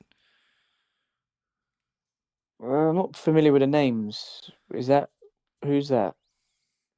Paul Bettany played Vision in the Marvel Universe. Oh yes, sorry, yeah. He's in it, yeah. Yeah, he's in it. Yeah, he was in and then the other Knight's Tale. famous. Do you know the new Judge Dredd remake? That guy. Oh, oh god damn it! I know exactly who you're talking about. He's on The Boys. Yeah, that guy. Yeah. He's in it as well. Yeah, he played Dr. McCoy too on the reboot of Star Trek. I can't remember his name for the life of me though. Picture his face and everything. Can't remember his name. Yeah, it's just one of those movies. I'm just like, it's a very short movie. It's it's just short and sweet. Basically, bunch of martial artist priests. Killing vampires. I mean, it's just one of those movies that I just love watching. And he that same actor has done another movie called Legion, and I really love that movie as well. Yeah, the one I always put on, and don't ask me why I always put this on whenever my life is in transition. And I don't mean like transitioning from male to female. Like, I'm going to tear apart my entire boneyard, for example, tear down every picture, put away every paint, put away all the furniture, repaint the walls, recarpet the place, maybe rearrange the room so it's in a different configuration. You know what I mean? That kind of thing. Yeah. I put on Tombstone in the background. Who is that? With Val Kilmer, that one. Yes. Okay, I've not Val seen that in a long Kilmer. time. Yeah, Val Kilmer, Kurt Russell, Wyatt Earp. You know what? I'm gonna watch that again. I've not seen that in a long time. Yeah, there's something about that damn movie. I don't know what it is. I just identify with. Like it hits for me. It did when we first saw it. It was me and three of my buddies saw that in the movie theater when it came out. And I was like, I don't want to see any fucking cowboy bullshit. You know what I mean? That kind of deal. Another one, and it's weird now that I'm thinking about it because I'm going to name another Western. Another one that always hits for me for whatever reason is Unforgiven with Clint Eastwood. Forgive that. I might have seen that. I'm not sure. It's the one he made. He's older. He's basically a retired gunslinger. It's got Gene Hackman in it. It's got Morgan Freeman in it. And like Clint Eastwood, he's a gunslinger past his prime and retired. And Morgan Freeman comes to him and basically is like, look, help me do this one last job or whatever. He's like, yeah, okay. And it's actually like, the good, the bad, the ugly, fistful of dollars, few dollars more, like those spaghetti westerns. And Clint Eastwood was like the good and the good, bad, and ugly. It's basically that. It's like that character. And it's like his end story and all that stuff. But for some reason, I don't know, it just always hits with me. Yeah, that reminds me. I watched a new Western movie recently called The Unholy Trinity. I have not seen that one. It's got Samuel L. Jackson in it, and I can't really. Some of the other actors are a bit familiar, but I'm not too sure. And it's okay. I mean, I guess it's worth a watch. It didn't. I watched one. Seemed like kind of like a not low budget, but it didn't seem like a massive budget movie. But yeah, it was okay. It was decent. I watched one the other day I like to call a Danny Boss movie. Had Nicolas Cage in it, and it was called The Carpenter's Son. Carpenter's Son? I don't think I've seen that. So it was a biblical horror. And biblical horror, okay, interesting. Okay. So at first I was like, this is going to be. Have you ever seen or heard of Brightburn? Where it's basically what if Superman, when he landed on Earth, was evil? Yes. Sorry, I've right, like the evil little kid. Yeah, so it was like I was like, oh, this is going to be like Brightburn, except for a Jesus allegory. And what it turned out was, it was kind of more an exploration of, imagine you were born and you were born with like Jesus's ability, like you were blessed by God and had to deal with Satan, deal with, you know what I mean? Like the village hating you because you were different in a time when people weren't intellectually, everything was deified. And it was interesting. So what was that? What time frame was the movie set in? Was it modern day or? It was like I think it was like 1100 AD. Ah. But it's like Nicolas Cage, he's trying to protect the sun and, deal with the fact like people are worshiping idols, all this kind of stuff, and they had to keep moving different towns because weird shit was happening to them. The son keeps dealing with this little girl that they call Satan, like this evil little girl, and then Nicolas Cage sees the little girl, but he doesn't see a little girl. He sees like this crazy like monster entity when he sees him and stuff. It was, I was actually shocked. I was like, this wasn't a bad movie. Nicolas Cage was pretty damn good in it. You know, he's just trying to How protect the kid from harm and all this, but all kinds of, and the kid's being a typical teenager. Like it wasn't a bad movie. how have I not seen this movie? I need to. Yeah, another It fucking just movie. it came out maybe, I don't know, not long ago. Definitely not long ago. Oh, okay, so it's fairly new. All right, fair enough. Like it's a 2025 film. But yeah, it was if you get a chance to see it, I definitely, for somebody like you, Danny, it's worth watching. You know, I've always liked Nicolas Cage movies. I've always liked him as an actor. He's fun, but he's just over the top. Yeah, and I get it when people, but I don't know. I've always liked his work, his movies. Yeah.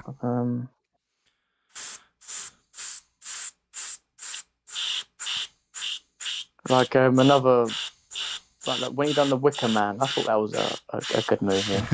Dude, the fucking Wicker, not the bees. That's what everybody always remembers that. Not the bees, not the bees. Yeah, I thought it was, I love that movie. Yeah, shit. Like, I know I put this in the topics too, so I wouldn't forget. But before I get to them, because we are talking about movies, I'm going to deviate for a second because I have to talk about this because I thought it was fucking fucked up but hysterical at the same time. And I don't know if everybody's seen what's going on with Trump and Ilhan Omar. The White House, is it? Dude, the White House released that they have proof now that she committed immigration fraud and did in fact marry her brother. Oh boy. That's directly from the White House, guys. That's not GAM talking some shit. This is like right out of the fucking White House. Yeah, I watched something yesterday. I can't remember whose channel it was, but it was something to do with she married her brother so he could get like citizenship, but something about he was living a gay lifestyle or something. Yeah, she dude. Wanted to. Yep. Is any of that true? Yeah, I don't know about the gay lifestyle part of it, but yeah, she apparently, and again, I'm going to say apparently here because I don't want to talk falsely, but it's been a rumor for a long time that Ilhan Omar committed immigration fraud, married her brother so he could get citizenship, and she came over first, became a naturalized citizen, and then put down, supposedly went and married her brother so that he could come over. And people have done deep dives into it, like investigations, stuff like that, but nothing official. You know what I mean? So it's always just been rumor, speculation. And apparently the White House has finally come out and said, yep, we investigated it, and our findings are she absolutely 100% married her brother. Like I said, not me saying it. It's our fucking president, our White House.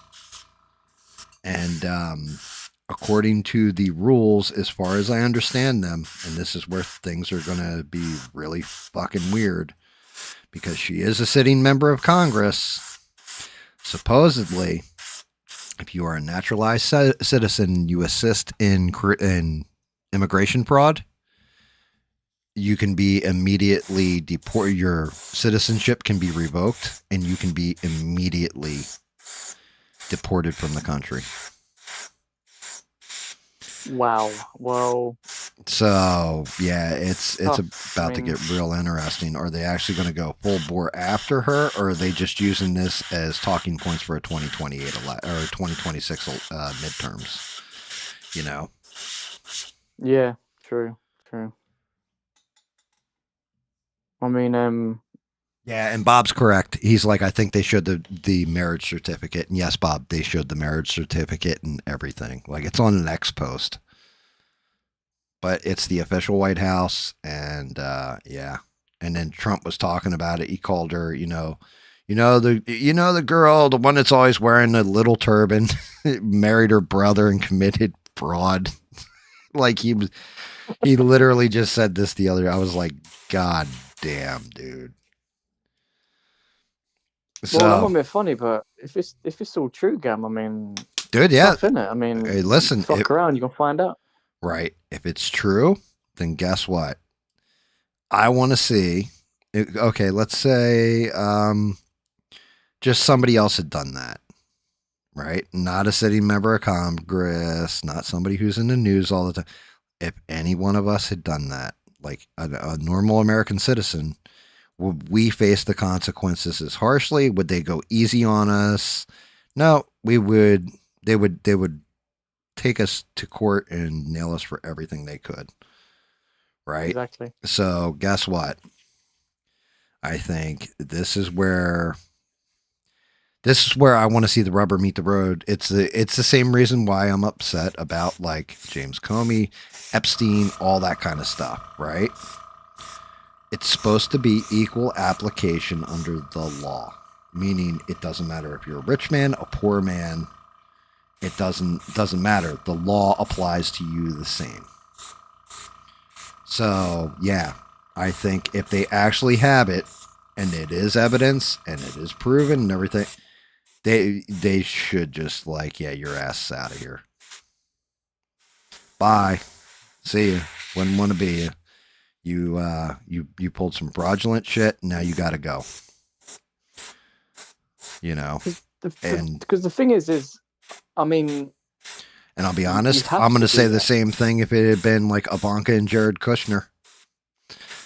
Like, let's say Jared Kushner, I mean, I think he is actually an American citizen, but let's say he was an Israeli citizen and they found that, fraudulently they were brother and sister or some bullshit and nope, then throw him the fuck out of the country too. Well, yeah, okay. Go. I mean, at the end of the day, it's like you have to follow the law, and if you break it, I mean, you got to pay the fine, man. Because if they somehow squirm out of this one and they make an excuse like, then it's like, well, what kind of message are you sending out there? The simple politicians are above all else, which goes into the whole Sean Ryan thing. Where shout out to Sean Ryan. I think the fact that he blasted out Dan Crenshaw for kind of threatening him and threatening to sue him if he didn't retract statements, and Sean Ryan basically coming out was one of the most articulate fuck yous I've ever seen put to video. But basically telling him like, yeah, I'm not backing down. I'm not afraid of you. Let's go to discovery with it. I have no fear of you. Just because you're a sitting congressman and you think you wield some kind of power, you're not going to push me around as an average citizen. That's where we need to get to as an American people. Because these fuckers work for us. We don't work for them. We pay their salaries, technically, with our taxes. Like, and that's the thing that a lot of fucking people forget. And these fucking people in Congress and Parliament over here, they seem to fucking forget that you work for us. You know what I mean? And stop acting like you're so fucking high and mighty, and that we got to fucking jump every time you fuckers say we got to jump. You know what I mean? Yeah, I mean, I say this all the time. I'm not the moral authority. I can tell you how I see things and see things in the world.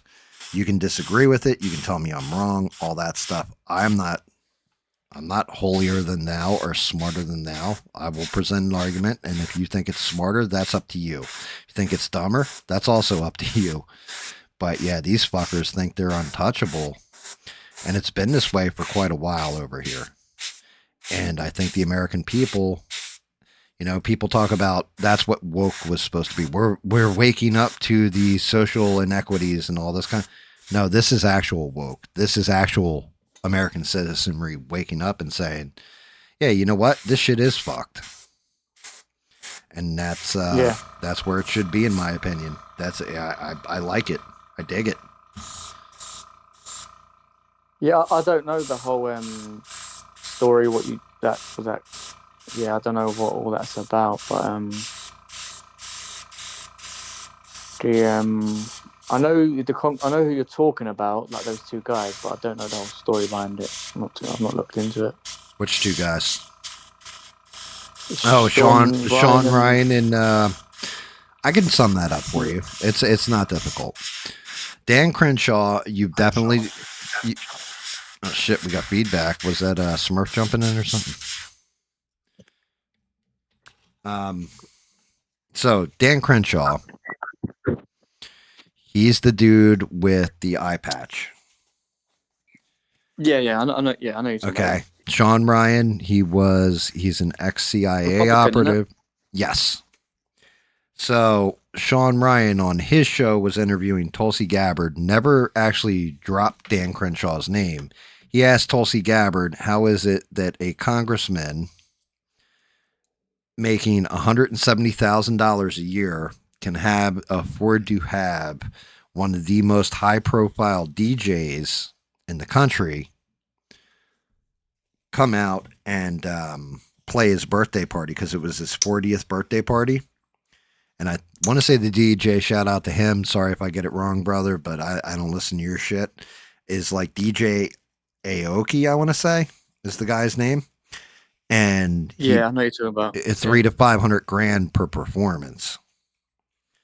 So he asked Tulsi Gabbard, how does a congressman accrue enough money on $170,000 a year salary to be able to afford somebody like that to play at their birthday?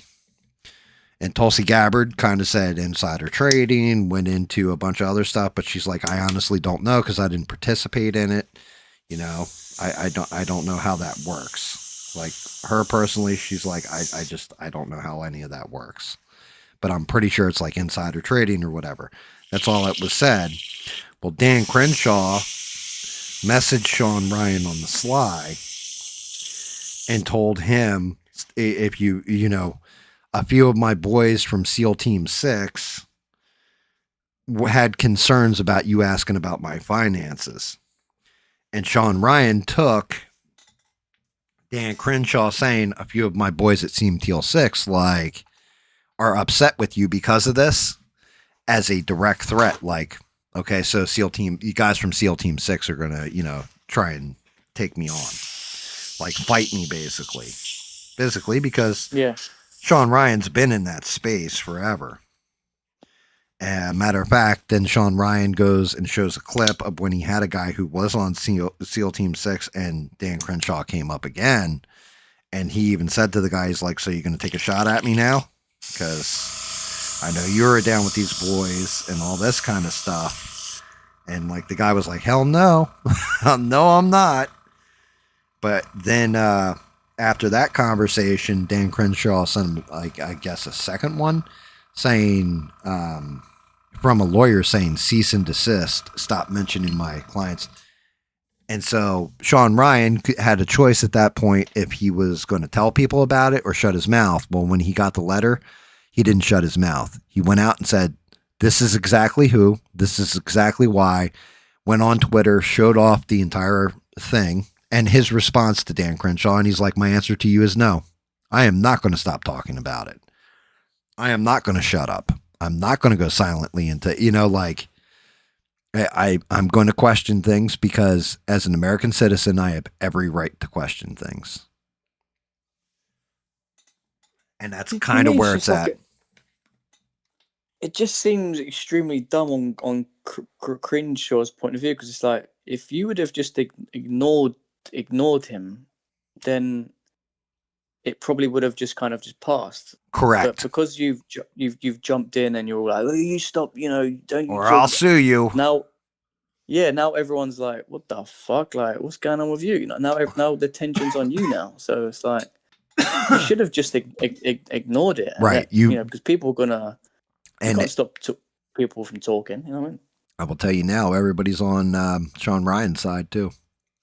I have yet to see anybody, right, but I have yet to see anybody come out and say, oh, yeah, you know, Dan Crenshaw's right. He shouldn't be saying, you know, like, he shouldn't be talking about Dan Crenshaw's finances. Everybody's coming out like, basically, yo, I got Sean Ryan's back on this one. AJ from the Y-Files. Yeah, and everybody knows the Y-Files. Shout out to him. 6 million fucking subs.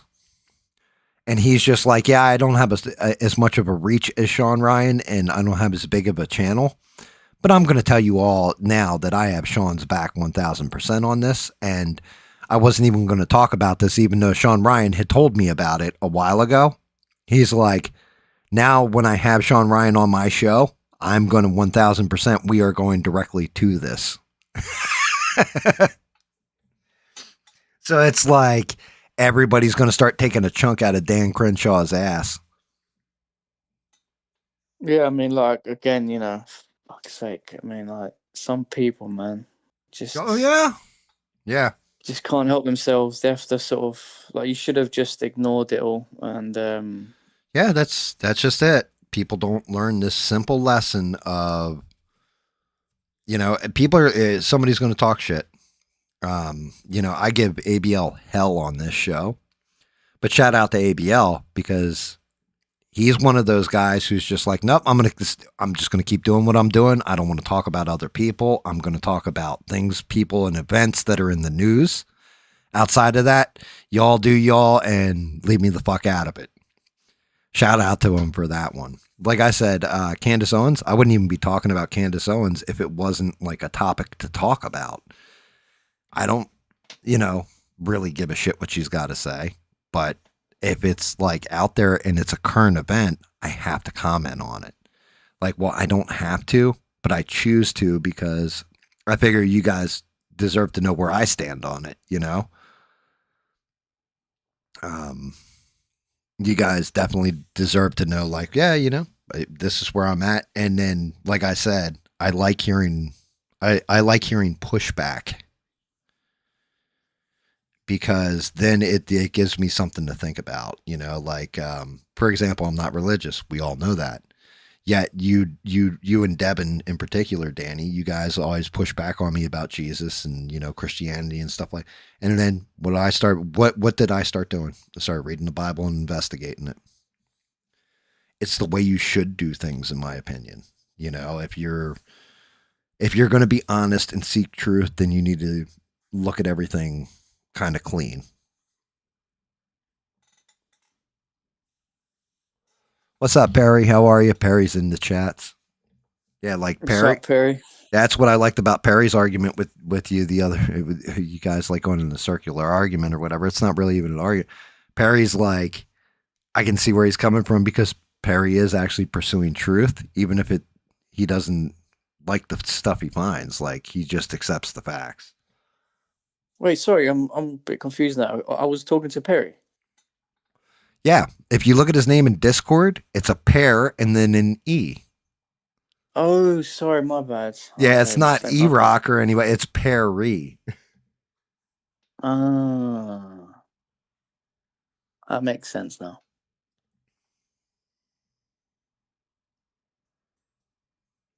Yeah, I mean, it's crazy. Yeah, Perry's laughing. Perry. What? I just thought. How are you, pets, Clement? You know.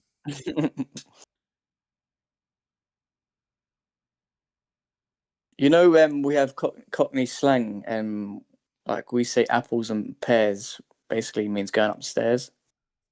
Oh yeah, I remember that. I had a buddy who's from over there who was trying to explain all that to me, and I could never get it down. Yeah, and then we say like if I'm talking to you on the old dog and bone, the phone. You know what I mean? Right, dog and bone is the phone. It's like rhyming game. Yeah, it's an ancient language that was spoken. You know, my ancient ancestors spoke this ancient language. Yeah. Yeah, well, you know, that was definitely an older time. Yeah, because he told me that years. Jesus, we're talking like 2002. He had married an American woman, poor bastard, and moved to America and moved back to England. He was like, "Yeah, this place is crazy to me."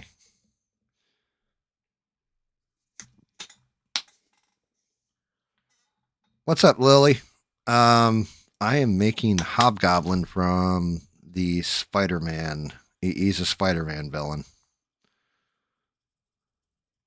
I'm trying to get the orange on here. Matter of fact, I forgot his cowl is orange, so I'm gonna have to paint the head here in a minute. But yeah, his face looks kind of like this. So it's not, well, if I can actually get the screen to just focus on his face and not the background. Yeah. Yeah, he's not the Green Goblin. It's a different goblin called the Hobgoblin. Was he like a hobbit, but a goblin as well? Right, he's a goblin hobbit. Got hairy feet, isn't he?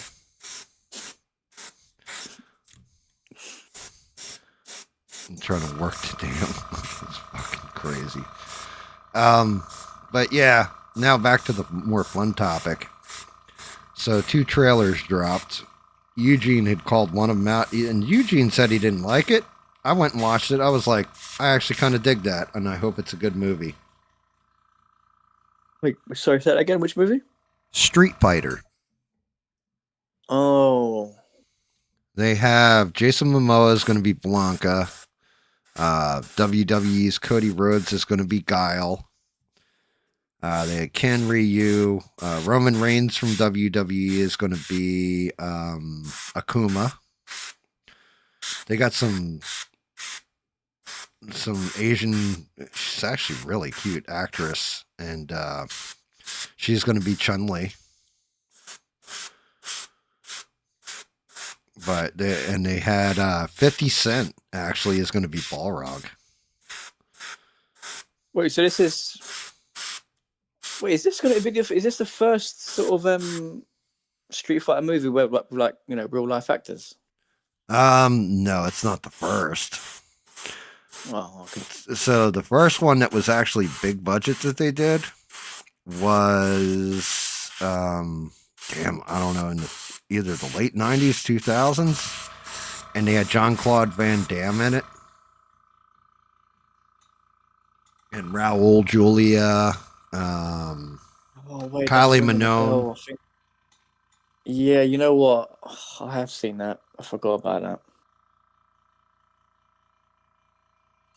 Oh shit! Lily's heard of it. Is like, yeah, I sketched Hobgoblin like a couple years ago. Good. Yeah, I always liked Hobgoblin. He was always really, really a fun villain because he tricked everybody by switching out identity and everything else. But no, Jean-Claude Van Damme, it was one of the worst damn video game movies put out. It's like cult classic bad, you know? Yeah. They did that. They put out the trailer for it, and it was just like them brawling it out the whole time. So it was like, wow, it actually kind of gives you the feel of the video game. Like they captured the feel of them banging it out. Who's going to play like the Spanish Wolverine guy? Oh, Vega. I don't know the actor's name, but they show him in it, and he was there. It wasn't bad. So that movie looks all right. And then they have the other trailer I saw. They dropped the trailer for Supergirl, and it's supposed to be an adaptation of Woman of Tomorrow, the comic book.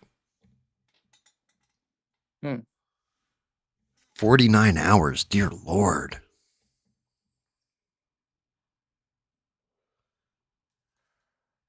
But yeah, they Supergirl trailer. So the story is, and it's actually I think a 2002 story if I'm not mistaken. But the story behind it was that there's this little girl who's been orphaned and is on the run. Supergirl is basically like in a disaster state. Like all she's doing is going and getting hammered, like partying and getting hammered across the universe. Because she's all depressed about Kandor being taken and all that, and the destruction of Krypton and all this. and she comes across the little girl and she protects her.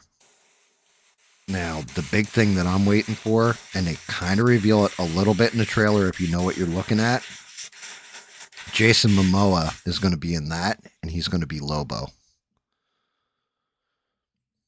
And they kind of show him in shadow with the cigar, like he's smoking the cigar, and you can see the frizzed out hair and stuff, but they never show actually him. And that I can't wait for. Yeah, I watched a little clip of it earlier, like a trailer or whatever, and it almost like reminds me of like looks like a gothic Jack Sparrow. You know what I mean? A Lobo?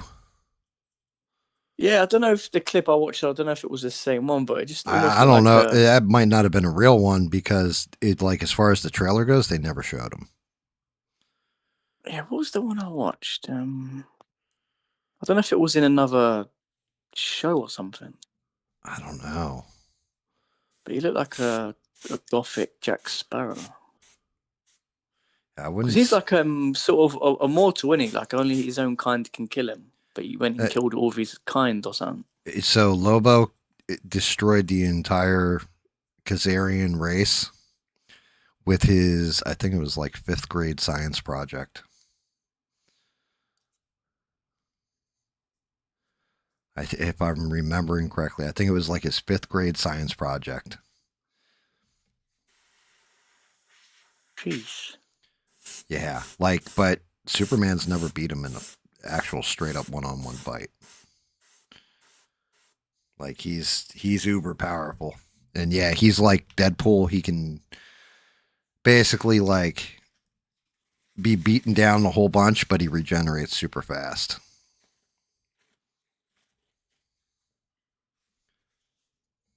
I can't remember what I watched now. Jeez, I'm trying to find it. But yeah, he Jason Momoa, apparently when James Gunn was told he was going to be the head of DC, he said, the first message I got wasn't even a congratulations. It was Jason Momoa, and he just put Lobo with about 20 exclamation points after it.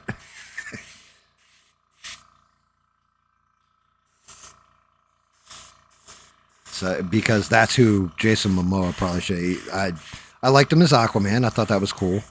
It was definitely different, a different take on Aquaman. But yeah, he was built like, I mean, same way Samuel L. Jackson.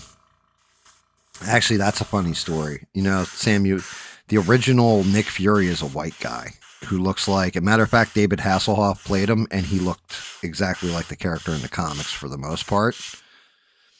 And then when they did Marvel Ultimate Universe, that's when you got the Samuel L. Jackson version of Nick Fury. They based the character on Samuel L. Jackson, that his likeness was identical.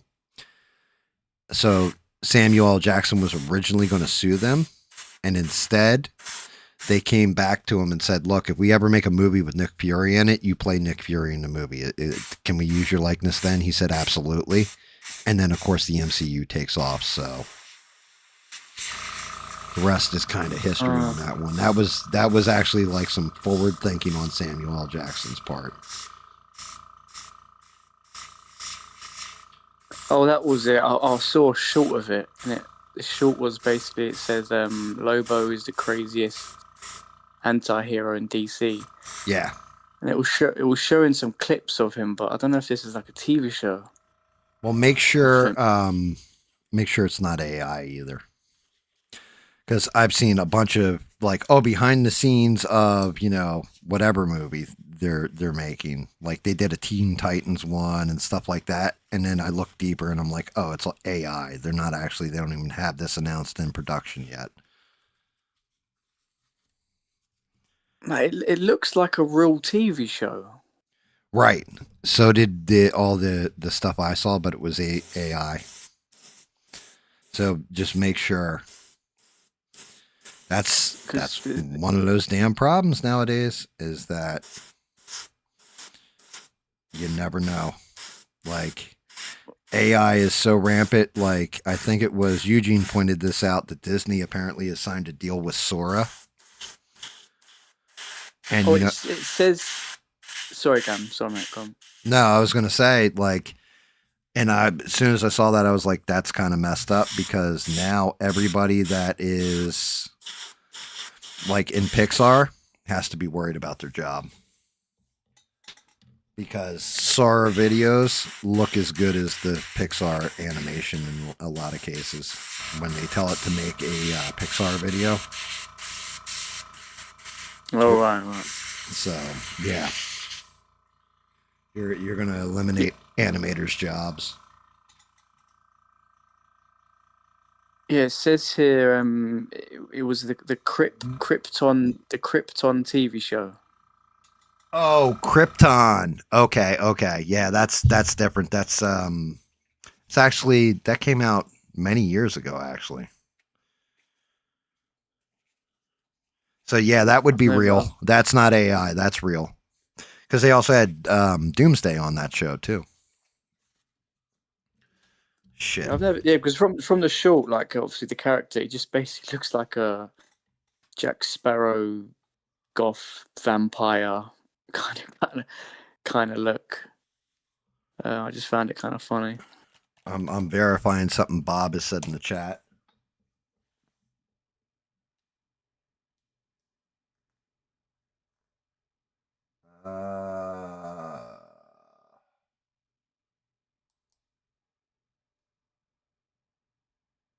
Ain't Netflix? I've heard something about them.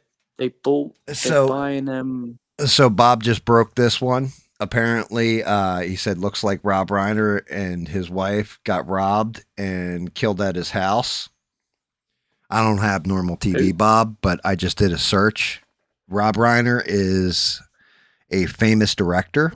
He was also Michael Stivic on the TV show All in the Family. You would know him if you saw him. Big time anti-Trump guy. And I just put it on. They said 2 found dead at Rob Reiner's mansion. The victims have not been identified yet positively or their manner of death. Jeez.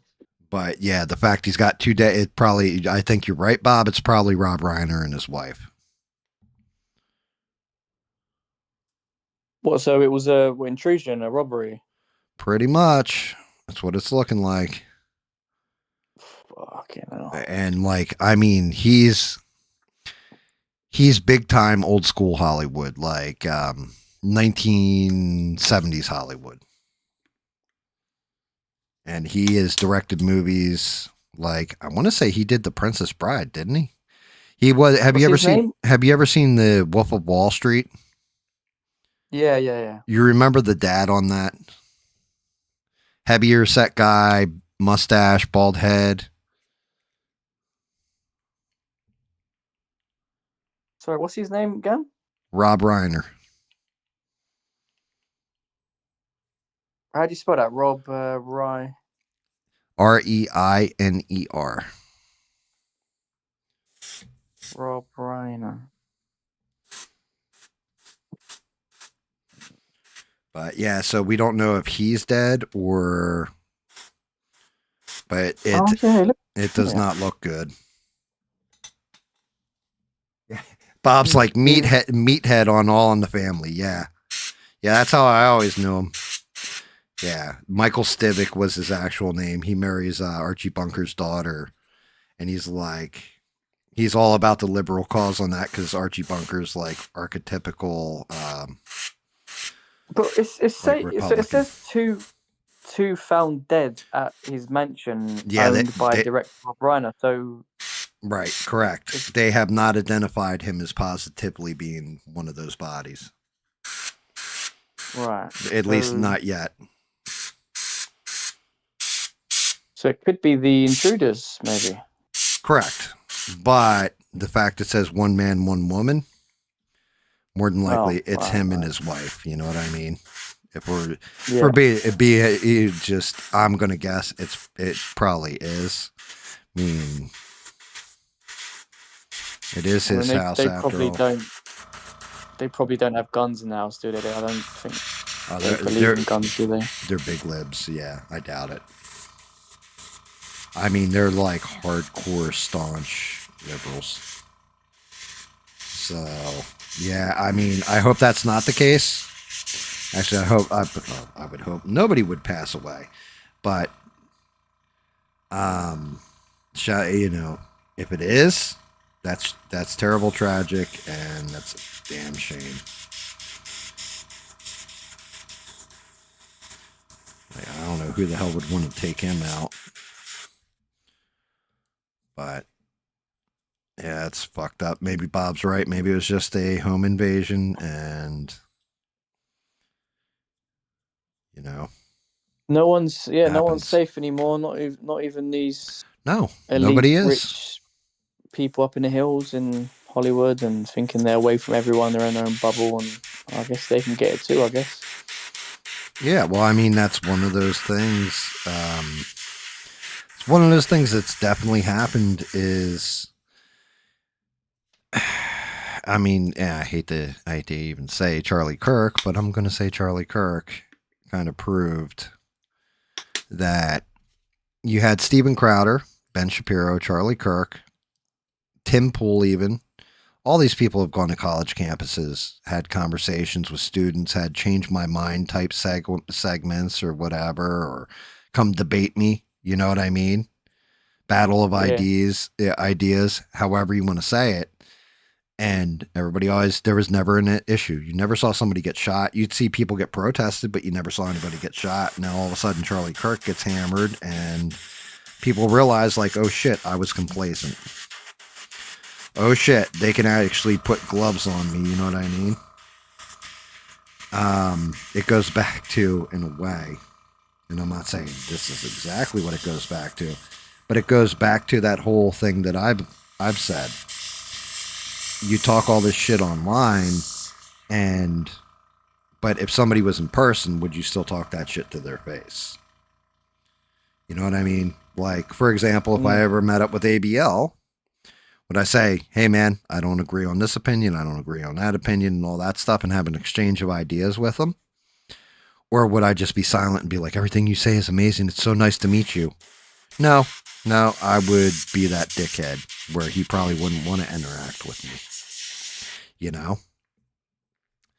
And I think that is, that's just it. You have these people that are putting stuff out and have their ideas out on the interwebs, and people are finally like, okay, now say it to my face, and showing up, or, you know, doing the coward stuff where they assassinate somebody from afar. And it's not good, because everybody thought whatever they said online was, well, that's just some online beef. Nothing to see here, folks. Not a big deal. And they're starting to learn the truth that, well, not only is it a big deal, but people can actually put a hand on you now. Yeah, I mean, but yeah, fuck the dude who, whoever left those two bodies, regardless if it's Rob Reiner or maybe his gardener, his maid and stuff. Fuck whoever did that. Fully. I am not about that kind of shit. Not about that violent. Like, have your exchange of ideas. You win some, you lose some. But, you know. Yeah, I mean, like, that's why I believe, you know, you should, you need guns in your home. So if someone comes in, you got to put them down. I mean, sorry, but. Yeah, it's true. I mean, the big argument I've always heard was, well, you know, that means you value your things over that person's life. Well, clearly, if you're willing to break in my house, then you value my things over your life too, because, you know, I'm going to end it. Allegedly. It's not even like about the things in your house. It's like, I don't know your intentions. I don't know if you want to come in and kill me or rape my family or fucking set the house on fire or take my belongings. Like, it could be anything. I don't. You've crossed the line. You've broken someone's house. Right. So you violated my privacy, my private space. I'm not gonna I'm not gonna sit you down and go, look, mate, can you just quickly just go through like the reasons of why you're here, and can you tell me like you're here to hurt me, or you're not gonna hurt me? You just want my possessions, just so you know we're on the same like. It's like, no, I'm just gonna fucking end you before you potentially try to end me. Tough, isn't it? So Yeah, I mean that's just the way it is. That's one of the good parts about living out where I live, and one of the bad parts. Good part is if I have to do something like that, they'll understand, as long as it's within reason. And the bad part is that I have to do it myself instead of waiting for law enforcement to do it. Sorry, Gam, you're kind of cutting in and out because of the damn airbrush, right? Your voice. Yeah, I said it's a shame, but you know, it's a blessing and a curse. Blessing is that if somebody breaks into my home and I end them, the police pretty much understand. The shit part is, the curse part is that I have to do that shit myself because I'm 20 minutes away from any law enforcement getting to me, you know, that kind of thing. Yeah. Like, it shouldn't be my job to take a criminal out for breaking into my house. That should actually come down to the police. Yeah, no, of course. I mean, obviously, these situations are not easy. I mean, obviously, it's going to be traumatic, and you're going to live with that forever. You know what I mean? And none of us want to obviously do that. You know what I mean? But I guess it's one of those situations where it's either you or them. I mean, like I'm not asking anyone to break into my house. You know what I mean? I don't want that to happen. But yeah. So, and Eugene's big thing is, how are you like that famous in Hollywood, have that much money, and don't have security? Because in most cases, you live in a place where you're living in a wealthy part of town. You don't get many vagrants. You don't have it's not like, hey, I live in the worst part of Chicago and make millions of dollars. You know, I live in like Kensington, Pennsylvania, and I'm a billionaire.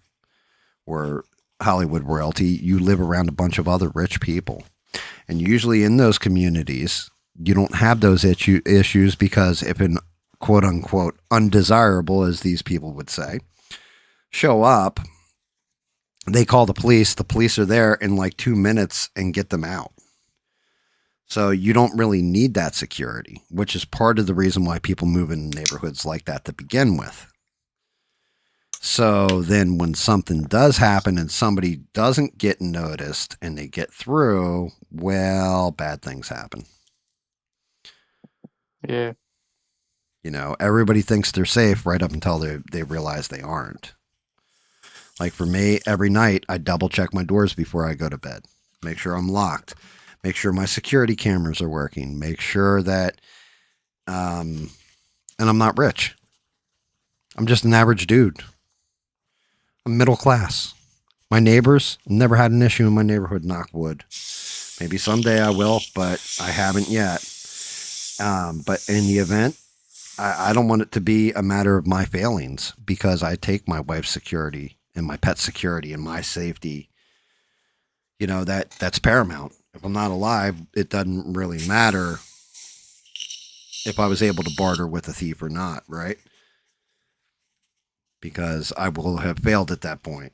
But like Danny said, you break into my house, man, just if fucking there's a shovel in the back, you just dig your own hole so I don't have to do it, okay? There's some lime out in my back garage. Go ahead and line that hole with it, please, because that's where you're going, sir. So you can pick out your spot. Executive security is how much? $3,000 to $5,000 an hour. Who the fuck wants to pay somebody $3,000 to $5,000 an hour?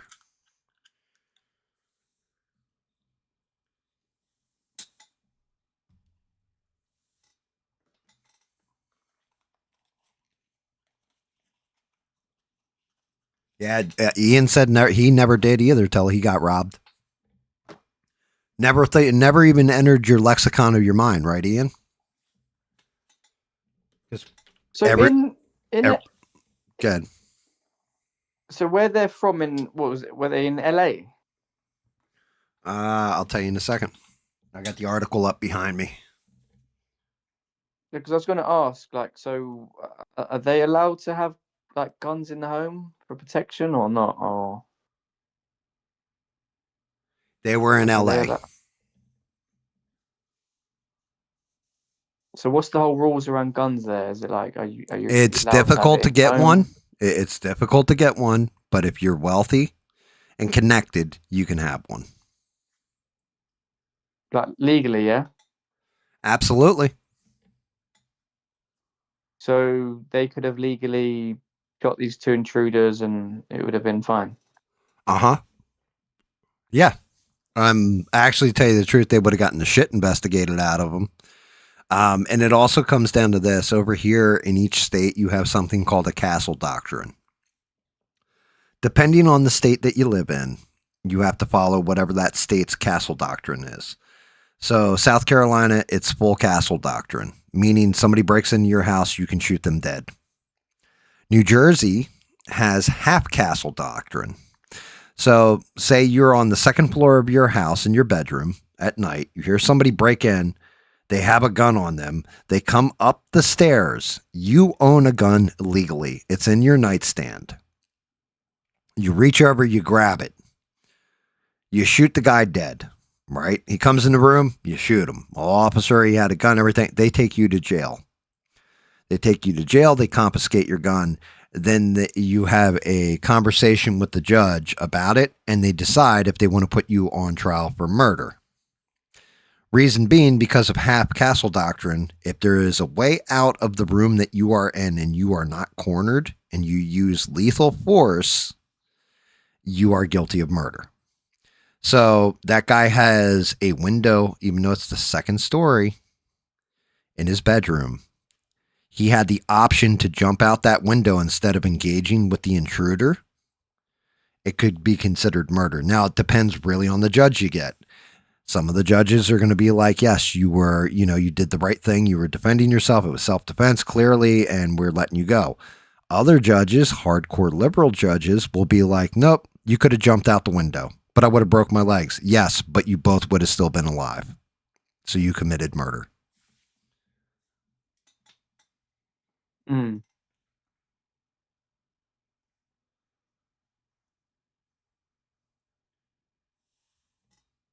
Damn, Perry said people get illegal guns around him all the time. Yeah, trust me, Perry, I know.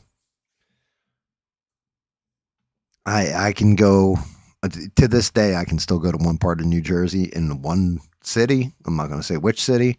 I can go there. I can ask for a certain name and say I need and have whatever I want, fully automatic, with a drum got them fucking switches? magazine. What them switches, yeah? No.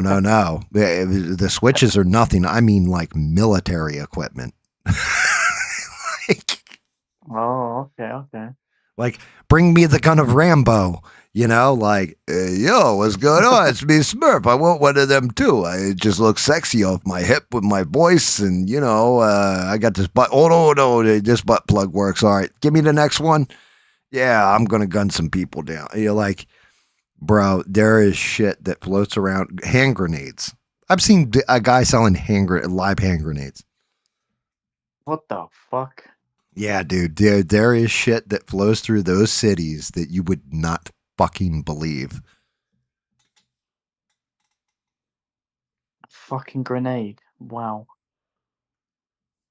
And an armed security guard, unless they're working in full round shifts, everything else.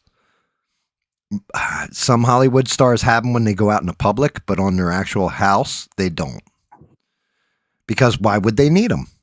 Like, you're in a predominantly high-end neighborhood with nothing but rich, other elitist assholes around you. When your property taxes for the year are like $800,000 or something like that, most people can't live there unless they're making a pretty good tick of money every month, right?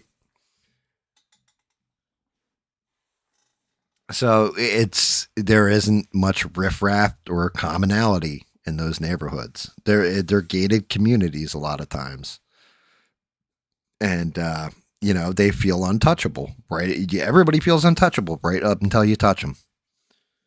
Every fighter, you ever watch two fighters going into a ring, it's a rare occasion where one's giving absolute respect to the other and not talking trash. Why? Because they honestly believe in their heart, I can knock this dude the hell out.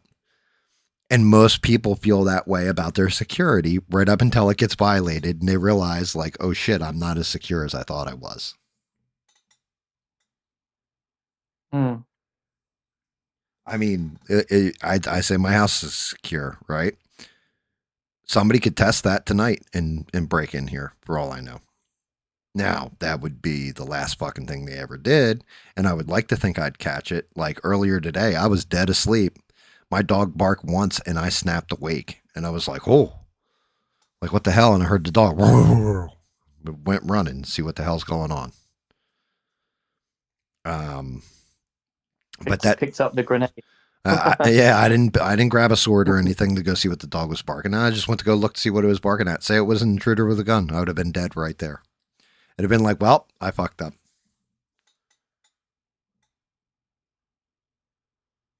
Yep, and you're not wrong about people getting some people get their guns by just breaking into people's cars, stealing them, or houses, stealing them. Then they just file off the serial number and sell it on the black market. Yeah, because that thing obviously that happened recently in Australia with a mass shooting. I mean, Australia have banned guns for a long time, haven't they? And somehow this guy, I don't know how many people did it. I don't know if it was one or two people. I'm not too sure, but where did they get their guns from? Yeah, well, that's the real question now, isn't it? Because I believe Australia is pretty disarmed, isn't it? Yep. Yeah, and the thing is, like, over here, not too long ago, I watched a story of that American YouTuber Colio Noir, I think is. I have no idea. He's your guess is as good as mine. He's basically like a really like a 2A sort of a Second Amendment kind of YouTube channel. He talks about guns and the laws around it, and so anyway, he done a story recently of something that happened over here, where a young teenager got shot up and killed, and it's like, and he's basically talking about, it's like, well, we don't have guns over here. We're not meant to have guns over here. I mean, we obviously have an extremely high knife crime, but there are still gangs over, and there's still criminals who get access to firearms and still killing people with guns. So they still get them, don't they? Did you hear what I said just recently about the worst beating I ever saw wasn't somebody getting shot or stabbed? The worst beating I've ever seen somebody take was with a ball-peen hammer and a claw hammer. Oh, that must have been brutal. That's what I'm saying, dude. So you can outlaw whatever weapon you want. There's going to be some tool or something that can be used as a weapon that is just as violent, just as brutal, and just as deadly.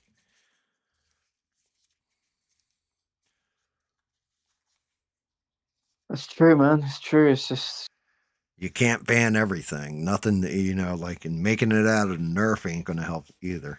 So it's just one of those things. Because I'm not a big gun guy myself. Like, I don't like guns. I've never liked guns. I've owned them my entire life and never liked them. But they are a necessary thing. The best description I've ever heard for guns actually comes from this old book called Shane. And in the book, Shane's explaining to the kid in the book, because Shane's like an old gunslinger that's basically hung up his gun and is just trying to live a life, right? Like a quiet life. And Shane explains to the kid, because the kid's like talking about the gun and how cool it is and everything. And he's like, look, a gun is nothing more than a tool. tools can be used for good and they can be used for evil. A gun is no different, and that's the truth. A gun is nothing more than a tool, and it's all in how the user implores its use. You know what I mean?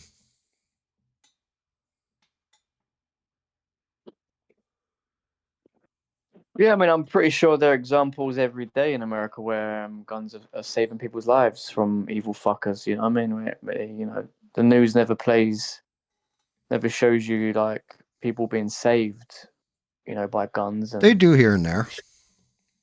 It's yeah, I just mean, I'm not not saying, often. you know. Well, now it's so like I said, the thing that I was most impressed with out of everything I saw in that Australia footage was the one dude just charging the guy with the gun without a gun and taking the rifle from him. I was like, yep, there we go. That's what you need. You need people that are like, you know what? Like 5 or 6 of them, even if I get gunned down, I need to stop what's happening in front of me and pray that there's 2 other guys running with you where he can't get all of us. So how many people? What was it? Just one person, or was it 2? In the Australia thing, Yeah, 2. It was a father and son. father and son. Yes. What Yeah. the fuck? Yeah, and the father died. The son, I don't know what his condition is. I don't know if he died too, but yeah, it was a father and a son. What? So what? So the police turned up and shot him? I don't know. I honestly do not know. I can just tell you what I saw was they the one video, the guy rushing him or whatever, and then he stomped on the dude too. That was funny. But yeah, he stomped on old buddy too. But yeah, basically it's the first day of Hanukkah, and they were doing some kind of celebration on the beach, and the celebration on the beach,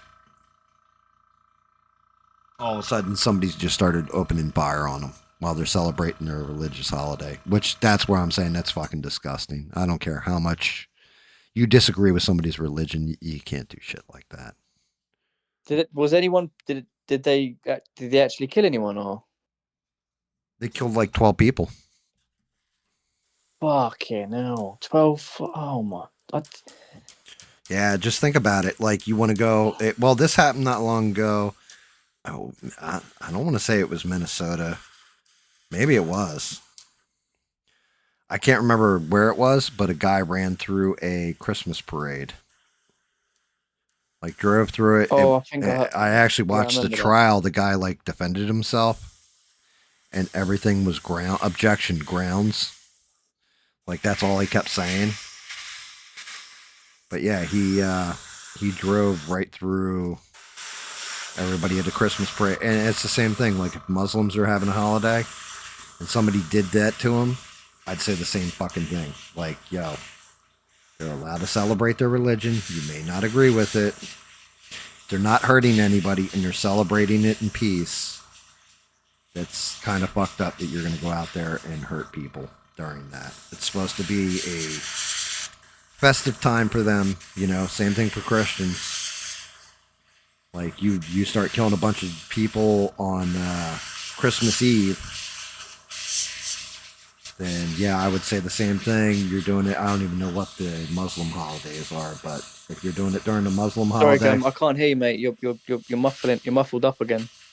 I gotta wait for the air compressor. Oh, sorry, mate. Yeah, Eugene saw 15 people. Last one I saw one that was 16. I've seen 12 to 16. I'm going with 12 because then I'm lowballing, but still, it's tragic. I was saying, like, I don't even know, like, anybody who does that. It's supposed to be a festive time of year for whatever religion you are.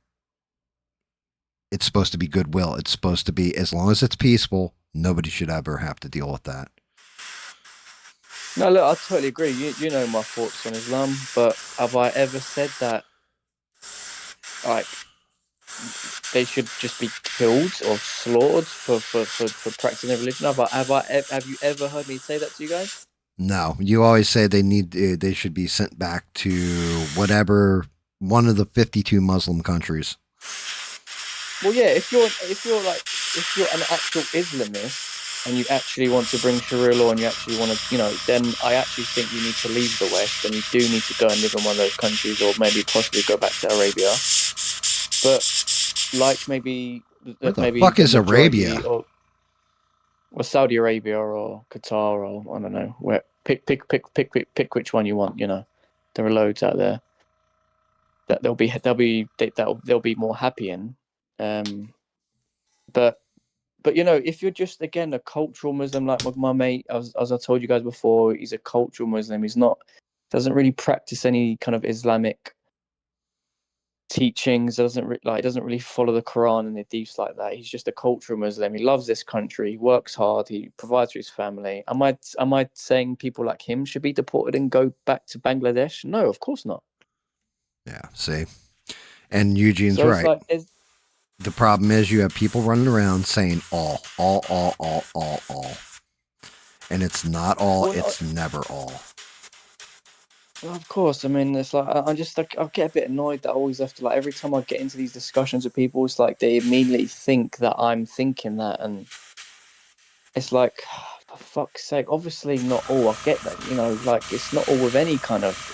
It could be with any kind of ideology or. I disagree with you. What? All pedophiles should be put in a wood chipper feet first. Just my opinion. Well, okay. I mean, that's not really like a religion or an idea. I mean, that's just a sick, evil fucker, I guess. I mean, Yeah, fair. Who, I don't disagree with that. I mean, yeah, they. Yeah, I've had to correct the record a couple times on that one, Danny, because I do say all whenever it comes to that shit, and I'm just like, yeah, no, all of them. Like, no exceptions. Get them in the wood chipper feet first. And, yeah, I will stand by that. Yeah, I mean, but as I said, again, there's... In the beginning, as I told you before, yeah, I was a little bit hot-headed, and sometimes I would just say certain things that could be misconstrued as like I'm just targeting a whole bunch of people, and it's like obviously there is a distinction between a cultural Muslim and an actual practicing Muslim, just the same as Christians and every other kind of religion. You get people just kind of raised in that belief family and they just say they are, but they're not actually practicing that certain religion. And then when you bring up certain things about their religion or prophet, they don't even know half of it. They're like, what? That ain't true. And then you show them the verse or the hadith, and then they're like, holy shit. And then they try to defend it. They try to make an excuse for it because they think they have to do that and it's like, dude, you shouldn't be defending an evil fucker like a fucking pedophile. Why are you defending that person? You know what I mean? So. Well, that's just it. Even if you did feel like that at one point in time, Danny, like, yeah, I feel this way and it is all of them and stuff. It just tells me that you were smart enough to let your view evolve of the actual situation and did some thinking and reflection on it and evolved. There's nothing wrong with that. It's called changing your fucking mind. People do it all the time. People, yeah, no, exactly. I mean, you're allowed to have an opinion and then, oh shit, well, I didn't think about it this way, and then evolve your opinion. Yeah, exactly, mate. Just like with anything else, innit?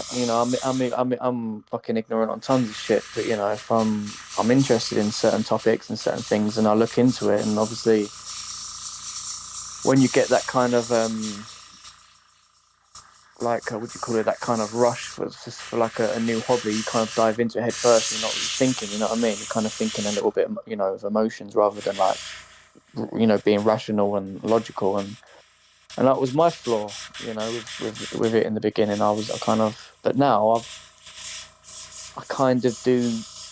I'm not an expert, like a fucking what do you call it? Like a scholar on Islam. but I know quite a bit about it. And from what I know about it, I'm basically just saying that it's a very bad idea, and I don't want this idea to grow. I mean, fuck me, right? I mean, I guess, some people do want it to grow, and I don't. And, that's just my opinion. Right. I mean, and like I said, rarely do you start out with an opinion that doesn't evolve. Every now and again, you may come to something that will have no evolution to it or no, on further reflection, but you have to be man enough to say, yeah, I got this shit wrong. Or, yeah, at one point in time, I did think this way, but then I realized that, I was wrong, and here's why I was wrong for my take on this. If you can't say that, then you're being dishonest with people. It's rarely everything is just black and white, good and bad. It'd be nice if everything was. It'd make life a lot easier. We'd have a lot less to learn, a lot more time to debate other things, but unfortunately, it rarely works out that way. That everything's just point blank, yep, point A to point B, black and white. There's usually so much nuance in there that gets lost. And unfortunately, I think Perry was saying something about the internet is part of the problem. It's part of the problem, part of the solution, but one of the big parts of the problem with the internet that I can see personally has always been the fact that you don't know somebody's vocal inflections, if they're being sarcastic, if they're joking, if they're being dead nut serious in a text message. You can't tell, maybe somebody was saying a joke and it was 1000% a joke, and you could tell because they were laughing while they were telling it and thought it was funny, or were they being really, really serious and just being, angry when they were saying it. The inflection of voice is missing from a lot of the text nowadays when you talk online. Yeah, exactly, yeah. I mean, that's why, having these deep discussions about certain topics in a chat it's difficult, isn't it? Because you like, fuck it, man. Sit here for an hour typing out a long essay. I mean, the thing is with me, I have the fortune that I get to talk to you guys on a pretty regular basis and see you guys for who you are, what you are, and all that. And you guys, the same thing with me. Like, you guys can see who I am, what I am. So when you say something in the chat, I look at it from your perspective immediately. Like, I'm like, oh yeah, this is how Danny means this. He's not saying it to be nasty or be a dick. He's, you know what I mean? You're just expressing yourself or expressing a point of view and like hoping for a good discussion back and forth, like a good faith. You're saying stuff in good faith. And it's the same thing with, I want to say everybody in here. It's kind of like that. It's pretty good faith in the arguments. It's not, I'm coming to get, like, I want that gotcha moment or let me own you or, that kind of stuff. Except for maybe Eugene. Eugene's kind of vicious like that. By the way, everybody make sure you check out Eugene's song coming out soon. It's called Haters Suck These Nuts. And Eugene's been working on this one for a little while now. Yeah, Eugene be vicious up in these streets, man.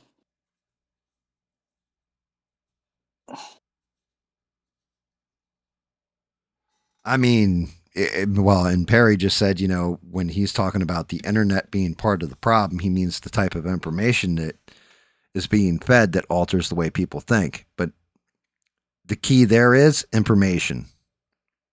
You should be being fed as much information as possible so that you can look at everything from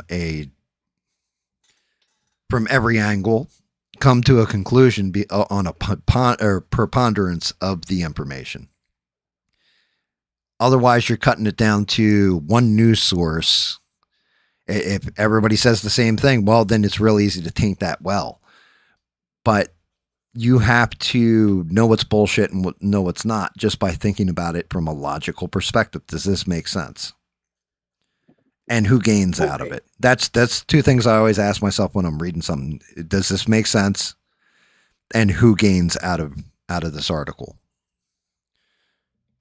And if it's like a political figure, it's usually self-explanatory right off the rip that, oh, okay, this is kind of a political hit job. If it's, hey, this is all pro-Israel, then Israel gain, that kind of thing. If it's pro-Muslim, okay, the Muslims gain. I'm always asking whose slant, whose point of view whenever I read anything. And there's a reason for that.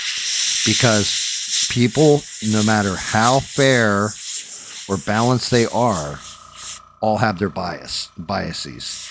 We all do. I do. But I try to take all my biases out of everything and just be factual with things, or try and see it from both sides and call it up the middle. Not everybody does that because they want the money from the clicks, for example. Not everybody does because it doesn't fit the narrative they have in their head, and they, So that's where I can appreciate, especially with somebody like a Perry. Perry just wants to see the truth for the truth. Which is a dark as fuck path, by the way, Perry. I'm not saying it's not a good path, because that's the path I chose, but it is a dark path, because when you find out some of these things that turn out to be true, that you were like, there's no way that could be fucking true, and then you find out they're true, you definitely will be disappointed in your fellow human beings. What's up, Rebel Without a Reason has entered the chat. He's here to swing his dick and say what's up, guys. What's up, Rebel? Rebel Without a Reason. The roving reporter. Rebels come in to tell us about the Rob Reiner thing, probably about the shooting in Bondi Beach or Bondi Beach or whatever. Rebel's going to tell us about how Tim Pool wears a beanie to cover up his bald head and other facts like these.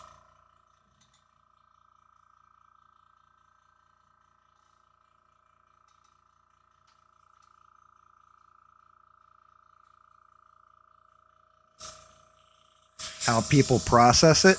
Well, that's just it. It depends on how it's framed. Perry's like how, not the information, but the way people process it. Right. It's the way it's framed is the way you can get anybody to process it. You can have two identical sentences and just frame them differently and a little bit from different sides. And, it helps you perceive it. So I like to take the flowery shit out and just look at facts. So, for example, we'll just do a mashup real quick, one that is interesting on its face. But let's say the seizure of the tanker in Venezuela. How does Fox News report it? How does MSNBC report it? What do you think their headlines would be? Like, if we were to read a headline from each one of them, what do you think those headlines would read like? Go ahead, Danny. Give it a shot. Same story, different headlines, but from each bias. Think you can do it? I can do it. Wait, sorry. What was it to do with the what? Trump administration seizes oil tanker in Venezuelan off Venezuelan coastline. What's the headline for Fox News, and then what would the headline be for MSNBC? I don't even know what the headlines actually were for it, but what do you think the headlines would be? Well, obviously, the MSNBC is gonna do it in a way where they're obviously bashing Trump. Okay. And Fox will do I'm it. Guessing Fox will praise Trump, right? But now give me the actual headline. Like if you were to read the headline, right? What do you think the headlines would read? Fucking hell. MSNBC, they probably say, oh, warmonger Trump goes in and steals oil from the That's pretty good. That's pretty good. from the Venezuelan people, and they're left starving now. They can't run their cars anymore. They're stranded. War-hungry dictator Trump. War-hungry dictator Trump seizes oil tanker in Venezuelan Strait, heating up the region. Probably MSNBC, Damn. right? Can we agree that's probably what they would say? That's not what the actual headline is, but that's probably what the headline would be on like an MSNBC. What would it be on Fox News? Patriotic. Here you go. Here's the Fox News one. Patriotic hero Trump stops shipment of oil tanker. No. Patriotic hero Trump collects oil meant to fund terrorism overseas. That's your difference. So what's the only facts in there? Trump administration seized an oil tanker. Everything else is some kind of descriptive word that has no bearing on the facts. Yep.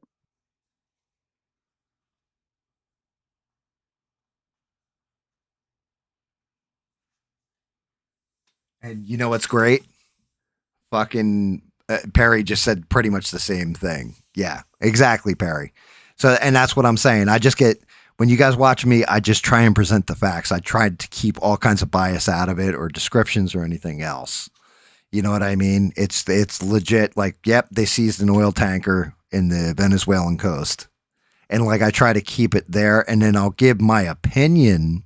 And I'll tell you guys, yes, I'm giving my opinion right now on what I see, and this is the way I see it, and this is why. But that's part of my problem with mainstream media is they're flipping one way or the other. Yeah, because usually you got your MSNBC, your CNN, and like the majority of the mainstream like outlets, from what I know in America, seem to lean left, right, and you only have like Fox and maybe another one or two that seem to swing right, if I'm mistaken. When it comes to like actual mainstream, it's only Fox. Yeah, there's only Fox News is the only one that's like hardcore suck the Republicans' butts. You have, so it's nothing new, is it? It's stuff, really? No, the independent ones. Well, actually, it is, because there was a point in time where, like, even CNN, they didn't have that bias in there. That started to take off in like right around the early 2000s. That's when they really started realizing, because there was nothing to report on. So then they started running stories like, one of the most dangerous things in the world that you'll ever see has been there the whole time. The danger of the escalator in your local shopping mall. I can't make that up. That's an actual headline that they would do a whole expose story on, is how people get their shoelaces stuck in there, or a kid breaks his fingers in there. You know what I mean? Stuff like that. Because there was nothing going on. And then they kept getting more and more hyperbolic because they realized the more you put fear out there and terrify people, the more people are going to tune in to see what they should be afraid of. And then really something happened when Donald Trump came on the scene, where everything kind of broke in both ways. Like, people just really started going over the fucking top with it. And then as stuff's gotten easier to stream on YouTube and independent media started to rise up, the more of that's come out. That's where you're actually seeing the real reporting, the real true stories. And then the mainstream's just like, okay, this is what our government wants us to know. And then the independent people are more like, yeah, this is what's actually fucking happening. Yeah.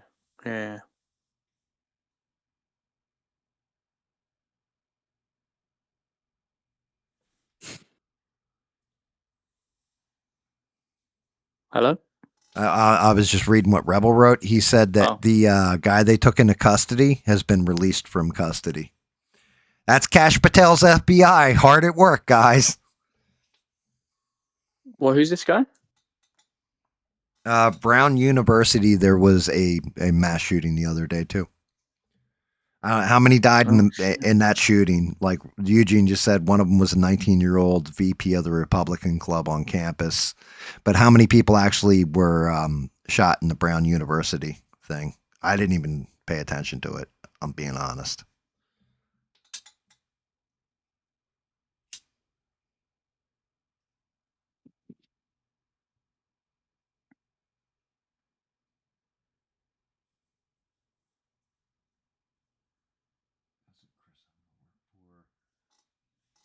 What? Oh, dude, no, they don't want us thinking. Perry, the one thing that all these people that are quote unquote in control, elitists, they don't want the common person thinking. They don't want us investigating. They don't want us having knowledge. Because if we do, then they no longer are the authority that can send down onto the unwashed masses, to an extent, what they believe should happen.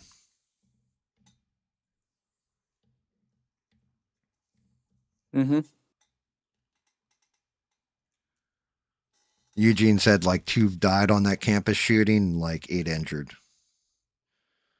I can roll with that. I don't know what the actual stats and figures are, but it was a shooting. It was a big time shooting. It was a big time shooting.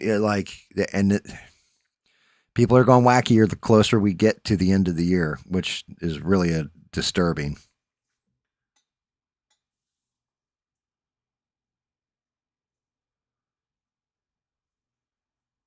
I don't know if Chris Cuomo works for Newsmax, but he might work for Newsmax.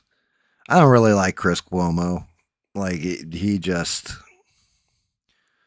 Chris Cuomo kind of showed me who he was. Not that he can't evolve, all that kind of stuff, or change who he is and all this, but he really showed me who he was when he used to do the whole trade off sign off with Don Lemon, and he would be like, "I love you too. Let's get after it." Like, faked the whole COVID thing, covered for his brother during the death. I can't trust that dude. Sorry, it's just me personally. I don't trust you at that point at all. Like, your word is lower than dog shit on the totem pole to me. Merry Christmas, you filthy animal. Who do you see like potentially being the next Democratic Newsom? President? Newsom. Okay. 100%. Newsom is slick. He's a typical politician. Gives all the answers. Even if they're total bullshit, he's still answering. He's slimy. He's greasy. He looks young enough where girls find him attractive. Governor Newsom. He's the governor, right, of one of the blue states? California. Oh, okay, makes sense. AOC has the best chance at it, according to polling. AOC, really? Yeah, she has the best chance at it, according to polling. The only problem is, she's doing the public speaking and all that. Where she will end up losing is when it comes down to an actual debate exchange of ideas. She'll get crushed. Unless they run some real like dumb fuck on the Republican side of things. You can destroy AOC in public at all times and make her cry if you do it right.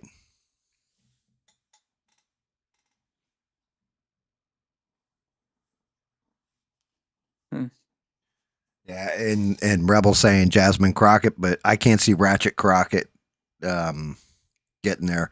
She don't get it mistaken. Jasmine Crockett is 90% an act.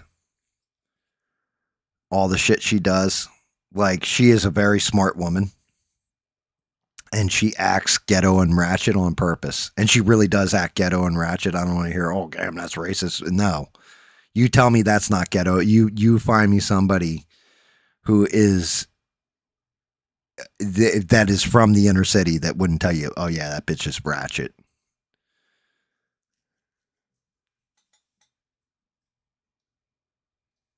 Like she talks like she's ratchet. She's not though. She's very well educated and she is very smart and very eloquent too when she wants to be.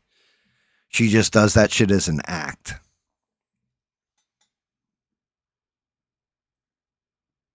Yeah, I've seen a few of us. Does seem a bit over the top, some of the shit she comes out with. JD Vance versus AOC in a debate would be epic. JD But Vance scares me, but go ahead. What was it? I was just gonna say, once AOC's best friend gets deported back to Somalia, maybe that might traumatize her, and she might not want to run in it. Nah, that might motivate her to run even more, so she can bring her back. Yeah, true. So I want to bring my best friend back. With AOC, I don't think she's particularly super smart, but she's definitely learned to be slick. I think a lot of what she says, it's kind of see through. It's the same thing but I was like that with Bernie Sanders, and people were like, "No, you don't understand. Bernie Sanders is amazing and everything else." At the time, like the Bernie Bros, I had a lot of friends that were Bernie Bros, and I was just like, "Man, his shit doesn't work. Like what he keeps telling you guys doesn't work." And then the moment he made his first million because he sold that book, and he stopped saying the millionaires and billionaires, and it was just the billionaires. Yeah. Like, dude, exactly. You can tax them for every damn penny. It's not enough to cover the shit you want to have done. You're going to sink us into a debt, like not like we're not already in a fucking major debt. Like, what is it? What are we at now? 38 trillion, right? The big problem is, and it's my problem with the Republicans, actually. Not even Democrats are doing what Democrats do, right? Republicans, though, keep going. Yeah, we need to pass a continuing resolution to keep the government open and keep funding at the same level that we have been at. And it's like, no, motherfucker, you need to cut that thing to ribbons and cut it like in half and start paying off our debt and get us out of the hole. You have run the credit card up, and you keep running the credit card up, where eventually the interest is going to overtake the principal. And we're going to find ourselves in such a deep debt that we have no choice but to basically like go bankrupt as a country, bankrupt our economy. And yet they still deficit spend, they still add to it. Bob says he likes Kristi Noem. He'd like to turn her into a Krispy Kreme, glazed. Oh yeah, I don't know what that's about. I think I know who he's talking about. She's fine. I don't care if she's left wing, right wing, up wing, down wing. She can get either way. Yeah, Kristi Noem. Kristi Noem actually terrifies me, but then again, Kristi Noem also has like the whole dog shooting thing. At first, I was pretty pissed off about that when I saw it and everything. But then really breaking it. I think South Park did an episode on her. Yeah, where she shoots every dog she sees. But with Kristi Noem, the whole thing is, if you're actually a cattle rancher and stuff like that, those dogs are working dogs. Like that's their entire job. And if they don't work out, unfortunately, that's usually what they do to them. Not saying I agree with it. I think you could just rehome it. But, that's just what they do. Yeah, I mean, isn't that the best option? Just to no, yeah, no, the best option is to rehome it. That's what I'm saying. Yeah, isn't that the best option? Just to look into them getting rehomed. I mean, that's not that difficult, is it? That's the humane and right option, in my opinion. But according to the ranchers, you got a bad dog, you just put the dog down and get another dog. Oh, I mean, I don't agree with that, to be honest. Yeah, I don't agree with it either. I mean, I understand if you've got a wounded animal and they're sick, and the most, the option, you want to put them out of their misery. Correct. You don't want them to suffer. Then I could see that. I could see that being the right thing to do. But yeah, I mean, yeah, because that kind of says a lot about you as a human being. Like, if you think, oh no, like, I mean, let's take them out back and put them down, and get a new one. It's like, damn, man, that's a bit cold. Yeah, I mean, it's one of those things. Like, well, I mean, just remember, we have an entire industry where, and it doesn't mean I'm going to stop eating fucking steak or anything, but we do have an entire industry that you have cows and they have an air gun and you just put one in their dome and cut them into meat, into actual meat for people to eat. Like that's the unfortunate part of the cattle industry. But, and it doesn't mean I'm going to stop eating steak. They do it in the most humane way they can with the air gun and all that stuff, but still you're slaughtering like thousands of animals every year, tens of thousands to feed people. It happens. Yeah, no, you're right. You're right. I'm not, and that's just it. We're built to eat meat. Don't give me that whole, well, the vegetables. Well, it turns out plants have feelings too, guys. And it's still technically life. So yeah, and then you go into the whole, like, all the stuff that all the insects and other animals they kill, in the process of all the harvesting and growing the what do you call it? I've never read Old Yellow, but I've read Old Yeller. But yeah, it was a little bit different. Old Yeller got bit and had rabies. And at that point you don't have a choice but to put the dog down, because if not, it's literally you have to cull it. It's the same way I had feral cat colonies. Granted, I've never had one come by with rabies, but if I did, I would definitely be calling DNR to have them come put it down. You can't have that shit like spread. You're just spreading the disease at that point. And I think that's what Danny was kind of saying about, the Muslim community at one point in his debating career, but he's kind of changed his mind and said, debating career. That is funny. It's just, unfortunately, it's the same thing. Like, I know there's cats in my feral colony that probably have AIDS, and the humane thing would be for me to put them down. Yeah, but I don't know if even in early on in my debating career, as you said, I don't think I ever said like we should just like genocide Muslims and kill them. I just No, you've never said that. That was a joke. I just had like a maybe I did have a bit of an hatred for. No, you were more. You've always been more. Get the fuck out of my country. Go back to where you belong, son. That kind of deal. And then you realized, like, no, you know what? It's not all of them. It's some of them. It's only 99.9% of them. I mean, that's all. Is well, shit. But you also realize that, just from what I've seen, you realize that just because somebody is a Muslim doesn't make them a bad person either. I think really, if I'm to break it down, everything I can gather from you and actually David Mon over time is you guys just want your country to be like your country was when you were kids. And a country for the Britons.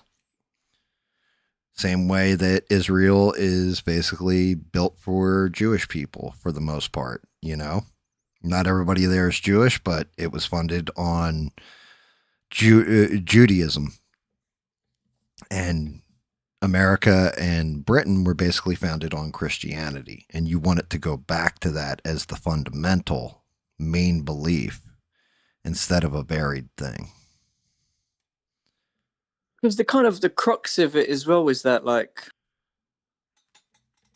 okay, so let's just say we believe in, so we believe in this thing, we support these values, these morals, and let's just say, our teacher is this figure here. We look up to him.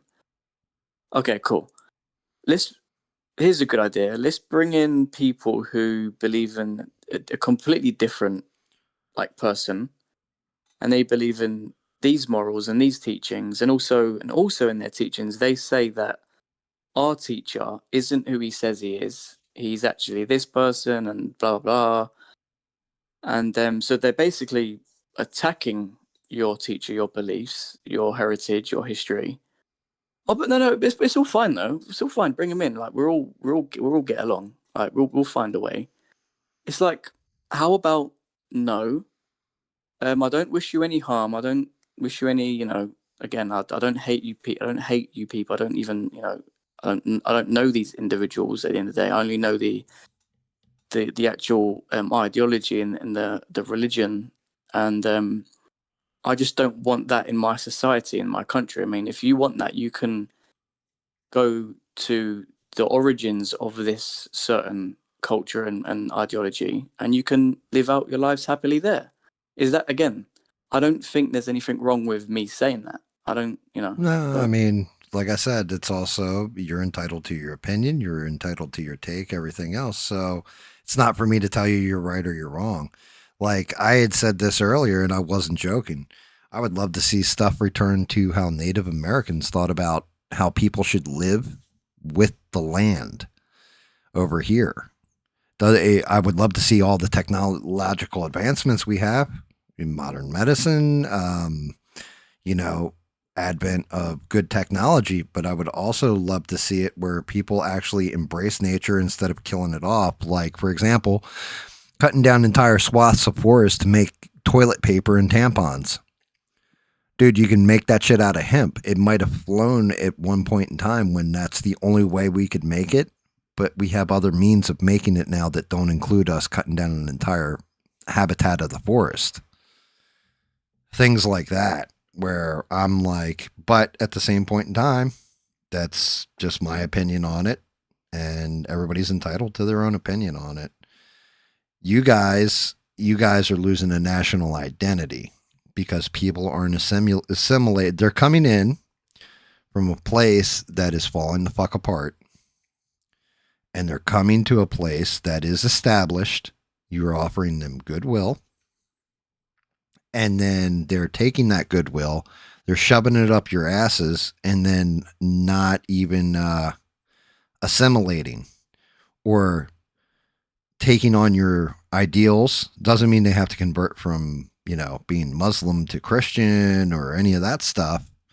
It just means that they want the society to be more Muslim instead of what it already is. And that's part of the problem from what I can see. Is like, instead of them adapting to what's already there, they want to change it to like where they came from, and where they came from, why did you leave? Go back to it if that's what you wanted. Well, we've already seen how this plays out. So you can go back there, and why did you leave in the first place? Why would you want to go somewhere else and do the same thing that you already fucked up before? It's repeating history. It's hell. It's legit hell. It's insanity. You are repeating the same mistakes that you already made. You already made the mistake here. You got a second chance at it. Are you going to adapt to that second chance, or are you going to stay stuck in your old way and fuck things up? yeah, I mean, and the thing is not too long ago in Parliament, a Muslim politician, like a Muslim MP, there was this whole debate around free speech and basically like an Islamophobia law where you can't basically criticize Islam, and there was this whole discussion around it. It didn't go through, obviously, because it's a fucking joke. But he had this whole speech where he's like, well, we do have religious freedom in this country, and considering that Islam is an Abrahamic religion, it continues from, obviously the Abrahamic religions, the Torah, the Bible, blah blah blah. But the thing is, what pisses me off is no one fact checks him. No one's there to go, no, hang on a minute, no, it's not. Where did you get that from? Prove it. The thing is Islam is not an Abrahamic religion.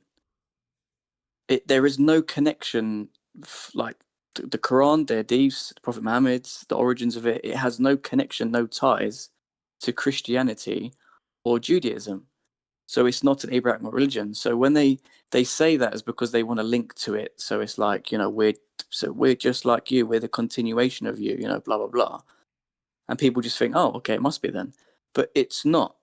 And it pissed me off that no one in Parliament, you don't actually have any experts in there to stand up and to put him in his place and say, dude, shut the fuck up. You're talking out of your fucking ass. It's not an Abrahamic religion. At the end of the day, it come from Arabia. Now, if you want to follow this certain religion and you want to practice it in its entirety, live under Sharia law and all the blah, blah, blah, then we're not going to do that here in this country. You can go back there and do it there. But the thing is these people are hypocrites. They want the best of both worlds. They want the Western lifestyle, all the good stuff that comes from it. But plus they want to slowly increment their Islam and their stuff as well, and then take over it bit by bit. So it's like, you're just a hypocrite. If you actually was a true Muslim, then go back to Saudi Arabia and live with your prophet in Mecca over there and kiss the black pagan stone every single day. Go and do that. Well, I guess my real question is, why is it all based around religion? What? Sorry. My question is, why is it all based around religion, though? What does it have to do with Islam, Christianity, or all that, or just this type of people from this region? Sorry, Gam. I'm a bit sorry. Just a bit. What do you mean? I mean, so right there, the whole thing you said the entire time: Muslim, Islam, Muslim. Yeah.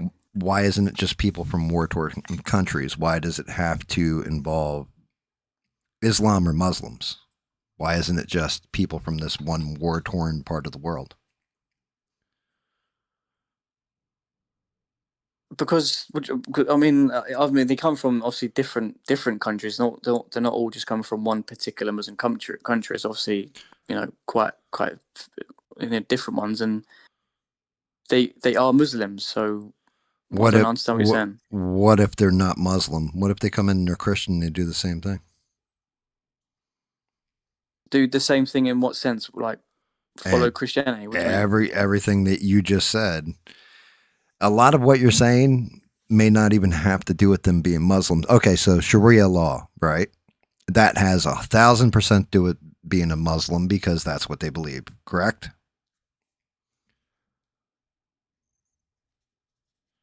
Like, if you want a country to change over to Sharia law, that's 1,000% a Muslim ideal, everything else. But the other stuff, the free stuff, freeloading, everything else, what does that have to do with it? Oh well, obviously, yeah. And I mean, it's not just Muslims or immigrants in who are coming over a freeloading. Yeah, there are tons of other people doing that. Yeah, well, so, we have it here. We have it here where people are being put up in 5-star hotels. They have nothing to do with being Muslim or any of that stuff. We have people that New York famously was putting people up in 5-star, $1,000, $2,000 a night hotels that normal people, like, I couldn't go up there. Well, I could afford it, but I wouldn't be an asshole to go afford it, and going to places like New York, that kind of thing, and doing that. But they're not Muslims. And in most cases, they're Christians. Almost guaranteed they're Christians. So does religion really have to play in it, or is it the part of the world and what their country represents before they ever get there. Well, I mean, yeah, I guess it's not like obviously the main issue. Like, obviously, there's many different, Hold on a second. aspects to it. But Perry, yes, you can. Hop in general, I'll pull you. yeah, obviously, like there's many different aspects to it. But it's just, I guess it depends on which way you look at it. What you want more in your society. I guess it comes from, generally speaking, if you're Christian, you're going to have certain ideals and certain moral teachings. Compared to a Muslim, it's going to be different, and they're going to follow a different kind of aspect of on life and stuff like that. So, Right. See, like part of my thing is I don't always just break everything down into it. Well, it's just difference in religion, religious values. Some things are, right? Like I said, Sharia law. You want to implement Sharia law. Okay, that's a Muslim value. That's where you're getting that from, right? But when it's something like, well, they come in and freeload and change the culture to them. Somalis, look at Somali. They have little Somalia where all they speak is their dialect. Don't want to change. That's in America. Some of them are Muslims, some of them aren't. So it's like, for me, religion's always a sticky wicket. If you just break everything down fundamentally to religion, there's other factors in there. And I'm wondering if some of it isn't just because you're coming from some place that was war torn, but you actually love the place that you came from and want to feel like you're back in that place, but without the war. I'm waiting for Perry to jump in general so I can pull him. yeah, I mean, again, I guess it depends what country you're talking about, what they went through. But the thing is that's all fair, you know what I mean? Like, obviously, if you're actually going through hell and obviously you're being massacred, you're being genocided, you obviously want to seek refuge. You want to go to somewhere that's safe. Obviously, that's understandable. No one can argue that.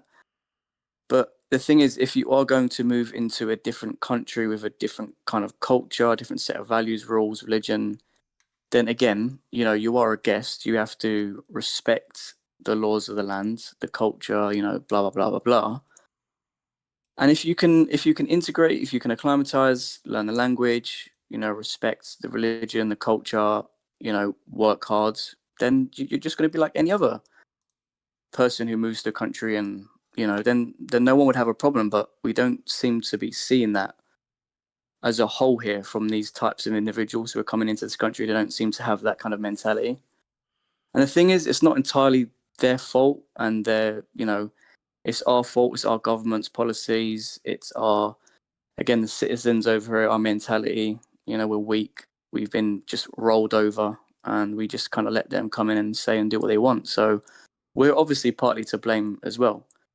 So, I kind of don't blame these people for coming and doing that, because they've had no pushback. So obviously they're going to do that.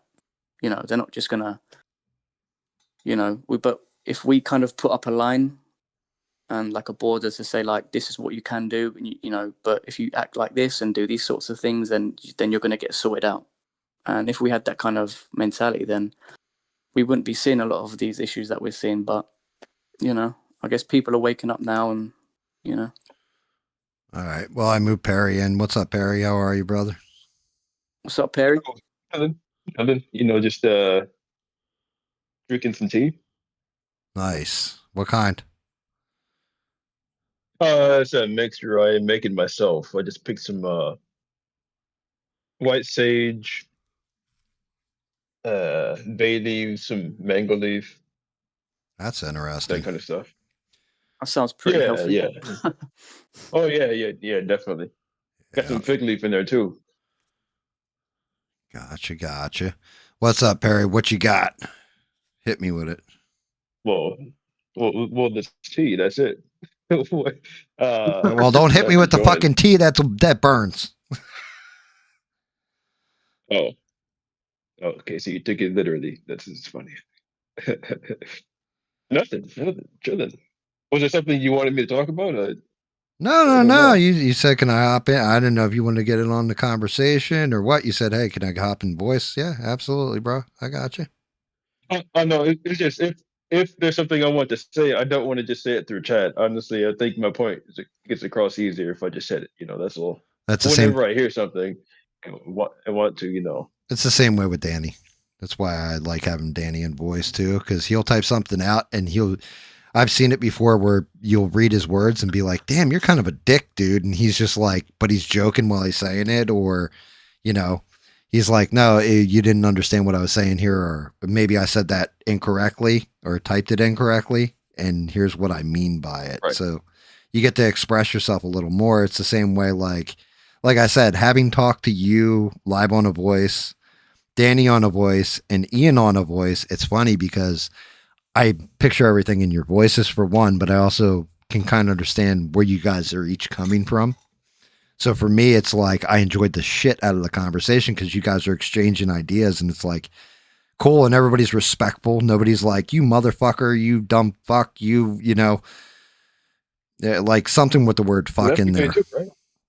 And, but everybody's being intellectually honest and just having an actual good faith debate with each other. I love that shit. It's how you get smarter. Oh, really? I mean, that's how it should be. You know what I'm saying? I mean, like, geez. Yeah. I feel like I lose brain cells sometimes. Yeah, I do. I lose them all. Well, I used to lose them a lot more when I was smoking weed all the time, but now I just lose them here and there. All right. It was the same way. I had this question earlier. There was, I think, only Devin in here, and God bless Devin for that one. But I asked this question earlier. Marjorie Taylor Greene. Now, some people are, like Devin said, well, I was never a fan of hers. Okay, fair. But there was a ton of people that were all about Marjorie Taylor Greene. And now they're all like, oh, that bitch is stupid and she's evil and I never liked her and stuff like that. And it was like, I'm like, when did everybody turn their back on this woman? Like, her policies haven't changed. Yeah. Oh, sorry. I'm just saying, if people are as bipolar as the information they take, honestly, it's like someone could have told you something differently that contradicts what they were already thinking, and that's why, That's true. They believe contradictory information sometimes, so that's why they switch, because they don't really think of in their own way, so they kind of adopt what other people think to the information they take. So they're just like, oh, fuck her. Right, but I mean, someone said this about me. But is that social acceptance instead of free thinking at that point? I mean, it's got to be social acceptance, man. There's people seldomly free think. Like, I don't think most people even know what that is. I'm still learning what that is. Clearly I don't know everything, but what does it mean? What is free thinking? What is that? Free thinking means that, okay, look, say you and I agree. We can agree on this point. We can agree on that. But we have a difference of opinion, and I still hold my opinion regardless. If you're like, yo, that opinion, that's not the right opinion to have. You're thinking freely from what everybody else does, or you're thinking about things in your own way. Yeah, I understand. That also has to do with a lot of biases that's based on your personal experience as well. So is it really free thinking if you're biased to an extent and can't really help it? There are those factors as well. Right. Yeah, I mean, the thing is, though, don't we all have our own biases, though? I mean, I guess when it comes to our... Yeah, well, that's what he's saying is... Between your upbringing, your environment, your personal experience with life, everybody is going to have... I'm going to have a different experience from Perry. I'm going to have a different experience from you when it comes to my life. It's also... I also think you can factor in there the time you came up in, too. Because I can tell you now, life in the 90s and all that kind of stuff was way different than somebody who grew up in like 2010. It was apples and oranges. Same way, growing up in 1930, 1960 is going to be way different than me growing up in the 90s. Like there's no even comparison to them. So they're going to have wait. Yeah. Like, and that's one of the things with the Piers Morgan, Nick Fuentes thing when they did the interview or whatever, Piers Morgan brought on a guy whose mother was, I want to say his mother was imprisoned by Hitler and his father was killed by Stalin. And like he said something to Nick Fuentes, and Nick Fuentes was just like making fun of it, basically. Like, what the fuck do I care about the Holocaust? It was like 80 years ago and all this kind of stuff. But to that dude, it actually affected his life. Nick Fuentes was born, what, like 60 years after the Holocaust? He doesn't even fucking know what that's all about. Like, he may see it as like mass death or anything, or all this, but he's so far removed from it. What does that have to do with him? You know what I mean? It's the same way, you know, if somebody called me a racist slave wanting slavery again, I'd be like, oh, what the fuck are you talking about? I have no idea about slavery. My family never owned slaves. Like, as long as I've been walking the face of the earth, there has been no slavery around me, near me. I've always been against it. You know what I mean? And so why would you say that to me? Like, it doesn't make sense. Like, why would I address this dude? I can say the mass killing of people is fucking awful on, you know, that kind of thing. But what does that do? Just virtue signal that I'm a good person? Like, well, I'll let you imply that by or, you know, decide that by my actions and your interactions with me versus telling you that I'm a good person. So I was just, it's eye-opening though. It's also, I think, about different generations and how close you are to something. Like 9/11 is going to hit a lot harder for me because I was in New Jersey. I was right there than it would for like Perry, because Perry's on the West Coast and much further removed from that point in time. Right, Perry? Yeah, and I was a baby. Right. So, and I mean, I didn't know what the hell was going on. Right. You don't know what's going on.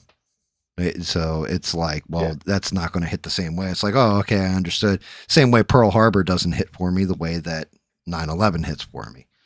Because I lived through 9/11. I didn't live through Pearl Harbor. I think Bob lived through Pearl Harbor. I think he's the only one of us who was there, and he kicked a couple Japanese people in the nuts from what I've heard. Just stories, but this is what I heard. Rebel says, pro tip, always just be a dick. and then you'll never be misunderstood. That's good advice, Reb. Good advice. But yeah, it's one of those things where it's the same thing for, and I try to point this out, like with Perry, for example, Danny, right? Perry you're Native American, right? Like a good chunk Native American. Sure. Well, you're a mix. Right. You're mixed, right? Like, so you're part Native American. Yeah. So you got to. So his heritage. If you look at his heritage, right, basically was stolen way back when the land was stolen, all that kind of stuff. You can say that we bought it for some shiny shells and like $5, but legitimately we kind of conned and stole the land. From Danny's point of view, he's lived in a country where they've taken in immigrants, and then those immigrants haven't adapted to their culture, their ways, and instead brought their old ways with them and just are adapting the land to their culture. So they're doing kind of the same thing, but without paying for it, if that makes sense. So it's like watching the two of you guys go round robin was funny, because I'm like, yeah, you guys realize you both have kind of heritage and ancestry that runs in circles, right? Yeah, I mean, look, we've all obviously. Oh, sorry, mate, go on. No, I was just gonna say, what do you mean by circles? Can you elaborate on that? Oh, I can elaborate on circles really easy. So the Europeans came over and stole the land from native population, correct? Okay, yeah. Right. Okay, yeah. And now what's happening over there? You can say bought. Well, bought. You can say bought. They like to use the word bought. Or traded for. Okay. Bought, traded for. Or migrated to it. Any of these things, but basically took the land over. Yeah. And appropriated their culture into yours and overwrote your culture. In the meantime, what Danny's pissed about and mad about is that's exactly what's happening in his country right now. I mean, I'm pissed. Like, So you guys are pissed. running in a circle. Like, and didn't realize it because it's happened to him now. So it all comes around. It's cyclical. And then I bet you some other culture will pop up somewhere and then overwrite that culture, and here we go. But the thing is, could you argue that maybe, I know there's like pros and cons to the whole white man or Europeans going into America and doing what they've done, and some would say there's many cons to what they did. Some people would argue there's been loads of pros.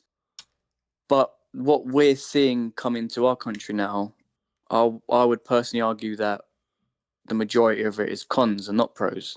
Like, what are they contributing? What are they bringing? How are they helping improving our society?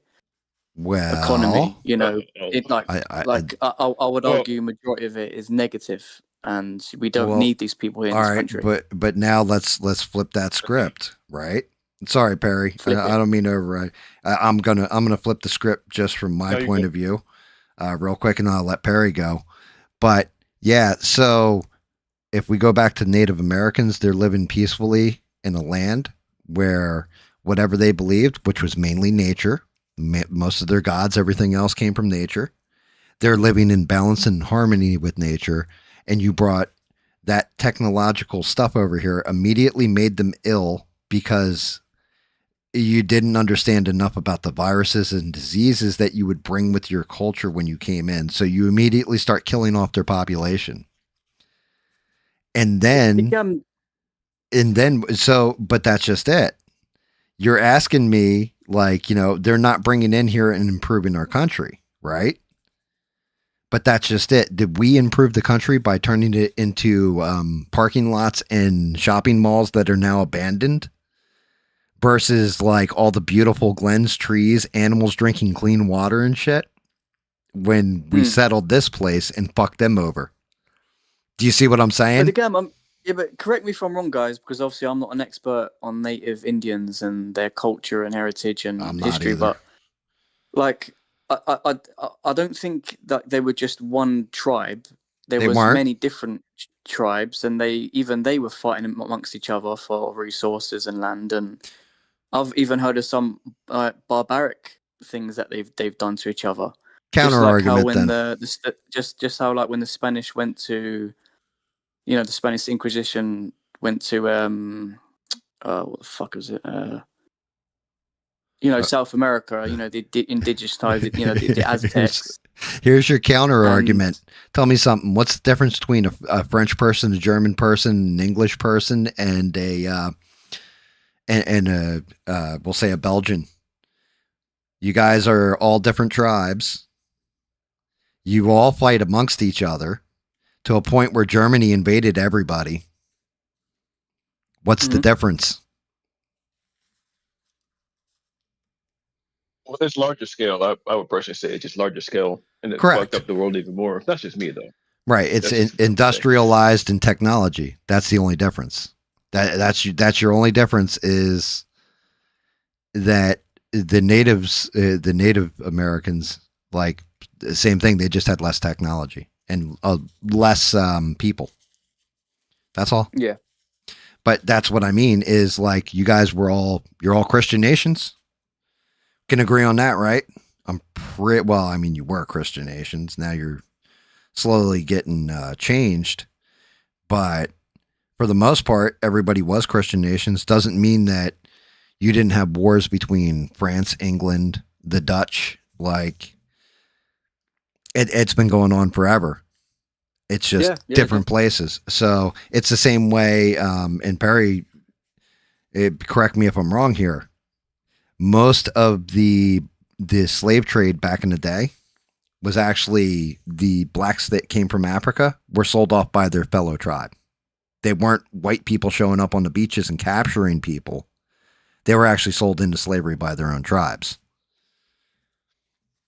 because they were different factions. They would be warring factions. Whatever faction lost would get sold off into slavery in cases.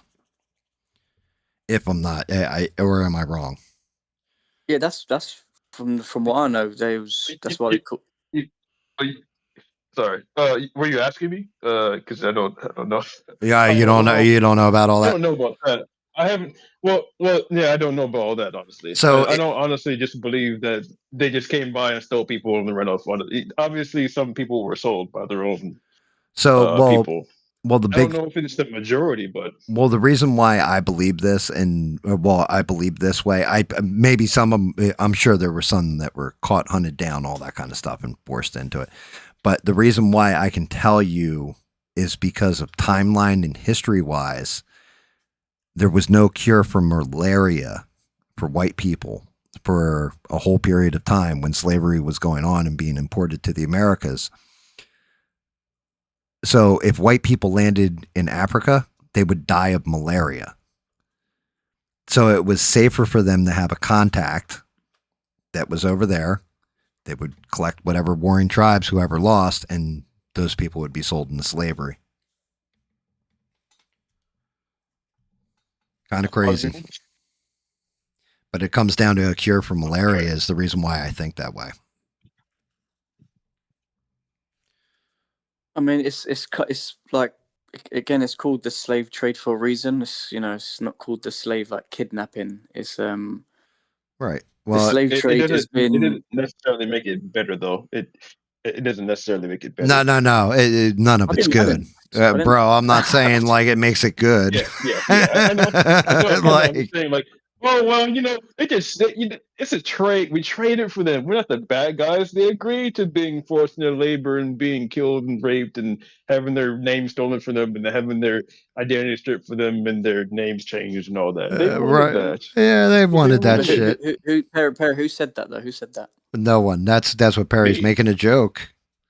That's me. Yeah, but I'm just trying I said to make like, again, it's called a slave trade because the people Do you know what? Africa Right. at Do you know what time, the trade kings and actually queens- was? I can't even finish a point. So the point is, No, you said the kings and queens. I was listening, but do you know what what the actual triangle trade was?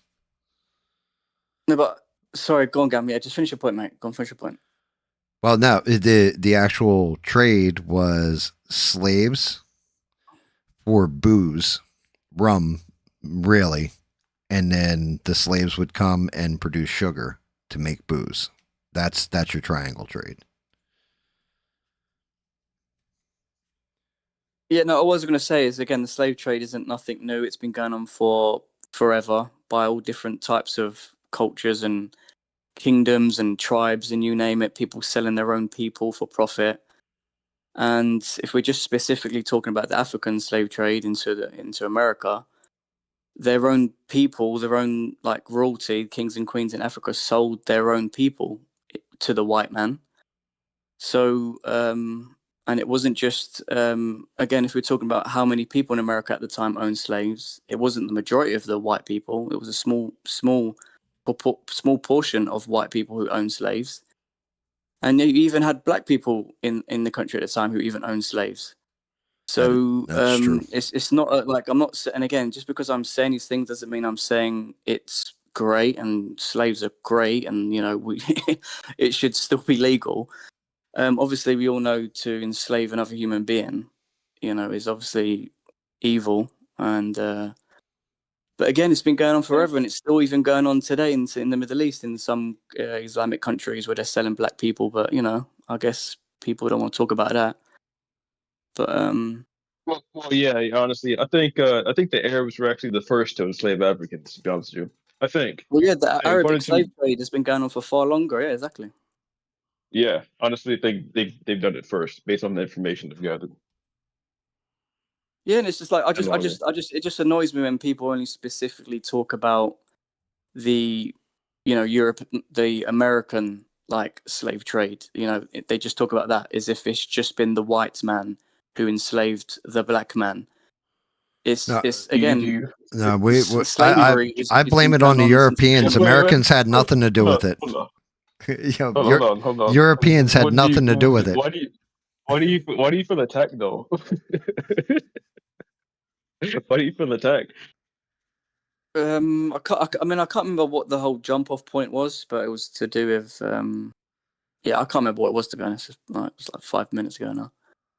But just making a point about like when this issue gets brought up, it always seems to sort of like Go to white guilt. be around the white man and the black man, and it's always just kind of that kind of thing when the actual slavery has been a human thing for a long time, and it's been going on for fucking forever pretty much, and every kingdom and has kind of done it, enslaved their own people, and yeah, I don't think it's ever been like. Obviously, I understand America had a specific issue where they did it, and obviously how black people were treated as basically non-human, and Well, all slaves that are stuff, basically treated as non-human for the most part. yeah, no, I get that, but then obviously, you know, the whole stuff with obviously the like you have your different kind of the cultural aspect to it in that part of the obviously, you know, the country at the time and stuff like that, and now the history is still kind of there with you guys. But like obviously it's the most recent like slave trade, if you know what I mean. Well, Yeah, that's not even the worst though. The what happened with the Spaniards is not even the worst thing that happened. I think Leopold II has done worse than whatever the Spaniards did. I think what he did was worse. It's worse than the Holocaust. It really is. I don't know. I don't know anything about Yeah. Leopold II, so you're going to have to actually educate me. Oh, well, so basically he did the same thing, but on a larger scale. He killed, I don't know. He killed maybe 10 million Africans. He cut their hands off and made chocolate bars and ate them. It's a bunch of stuff. He did a bunch of stuff. What It was the French, fuck? wasn't it? Killed million. No, what are you laughing at? Dude, because you said he cut their hands off and made chocolate bars. That really, Perry? Really? I swear. I swear. He didn't make their hands in chocolate bars. That's what I'm saying. The way you just said that, was he made their hands into chocolate bars. Like, Yeah, what? wasn't he the French guy? French? No, he's from Belgium. Oh, it was Belgium. Okay. Yeah, he's from Belgium. So yeah, you guys can. It was the way you said it, bro. Done, I'm like, that came out. Like, the whole thing is, I know, like, I know you didn't mean it this way, but the way it hit me, like, when you just said that, you were like, he cut their fingers off and made them into chocolate bars. Like, you're talking about a black man's hands, and he cut them off. Like, what? Like, what kind of crazy fucking shit are you talking about? It's honestly made into chocolate on purpose to signify the domination over wait, people. Are you hold on, because now I'm not laughing. Are you saying that he legit took human flesh and turned it into his chocolate? No. I'm saying he cut their hands off. Okay, so he made chocolate bars to look like their hands. I'm not saying he did the magic. No. Okay. Now I understand. I thought you were saying he's making the chocolate out of their hands, and I'm like, what the fuck kind of crazy shit are you talking about, man? That's it. You got to go. Like, what? I wouldn't be surprised. You know, I wouldn't be surprised. They actually do have human skin shoes, and you're not wrong. I've seen those pillows and that kind of stuff, and like cushions made with human hair, black people's human hair, because it's spongy. So like you could actually, shave someone's head, put in some cushions. I understand now. They resemble human hair. I thought you were just saying like you're making chocolate out of human flesh, and I'm like, bro. We've just entered a level of darkness that I had never heard out of history, and how have they not made a horror movie of this? Like Willy Wonka's fucking real chocolate factory. Like, what? Yeah, I mean, that ain't going to be some tasty jerky. I mean, jeez. I might actually watch that. But yeah, if you guys want to, you can do research on what Leopold II did. He's killed many more people than Hitler did. Yeah, Hitler, well, I mean... And he imprisoned people. Leopold, they're literally just, he's worse. Okay, I'll just say he's worse. I can I actually look up gotcha. right now how many people he's killed. Yeah, I'll let you guys do it yourselves. Just look up what Leopold II did in the Yeah, Congo. I would rather See, that one. I definitely want to research. Yeah, I mean, because I know like yeah, Genghis Khan was one. Didn't he kill like half the world's population or something? I mean, most of like half the population right now are like Asians, right? So you can imagine how many people he's killed. Yeah, That's fucking crazy. Yeah, there's been some Yeah, because real evil motherfuckers over history, huh, Danny? people yeah. always talk about like in discussions when it comes to like the most evil man alive, and people always seem to have Hitler as number one, and it's like Well, he if ain't we're just No, talking alive. about no. okay, so Hitler killed obviously not personally, but like killed X amount of human beings. So if we're ranking it by the amount of human beings that they killed, I mean, as you said, Perry, like that guy obviously killed a lot more Stalin, and we can go through so many other figures, Genghis Khan, maybe Vlad the Impaler. Like you can go through so many other figures throughout history who have obviously killed more people. So does that mean that they're above Hitler? Not Y- above, not No, above. I I wouldn't mean, wait. Are you saying above? Like whoever killed the most people wins? Some kind of yeah, thing? pretty What Well, do you no, mean? much. Yeah. Well, no, well, I mean, that's what people's perspective. Yeah, if you're ranking out the worst Oh, human in history, like as far yeah, as like oh, mass oh, murderer, oh. that kind of thing, then the worst one, the one that killed the most, would win. Like if that's Oh. your, you know what I mean? If you're saying Will like, win what? The special cell in hell? yeah, pretty much. Like they get the penthouse next to Satan himself, that kind of deal. Lucifer himself will Uh, invite them in. And what was that guy in Was it Cambodia? The Pol Pot or something? It was the communist dictator, and he like pretty much genocided. I can't remember yeah. when it. Do you guys know what I'm talking about? Or Well, so the whole reason why I think you have, we don't focus on like a Genghis Khan or Napoleon even anymore. We always focus on like Hitler, Stalin, is because they are more modern. yeah. They're just more recent time. You know what I mean? Yeah. Yeah. I think you're. Yeah, I can imagine so. You're not going to Makes talk sense to me. about the exploits of Genghis Khan discussion because Genghis Khan did it all hand by hand, which was probably a lot more bloody, worse, and brutal than anything else. I mean, you're talking about flesh and steel versus bullets flying across the battlefield and bombs exploding people. And again, it's not like it's a contest that you really want to be the winner of. Like, yes, I was the one who killed the most people in my life. Because Responsible for the death is And Bean for says Pol them Pot. to be. Pol that's Pot. yeah, that's it. Yeah, Is it in Cambodia, right? Where he basically genocided. I don't know like the figure, like how many people, but it was a lot of fucking people, and I think it was in a very short space of time as well. I think. I don't know. Beans, I good to think it was see some you. sort of. By the way, thank you, Beans, for tossing a coin to the Witcher. Good to Beans, see Beans. I appreciate that. Yeah, thank you. She tossed me some coins for my Thanos painting skills. I appreciate the hell out of you, Beans. Thank you for tossing the coins.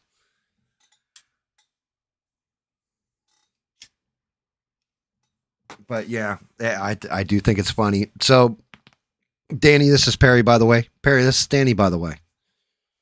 I'm glad you guys actually can have a voice conversation and, The introduction is like an hour in. yeah, well, that's the way it should go.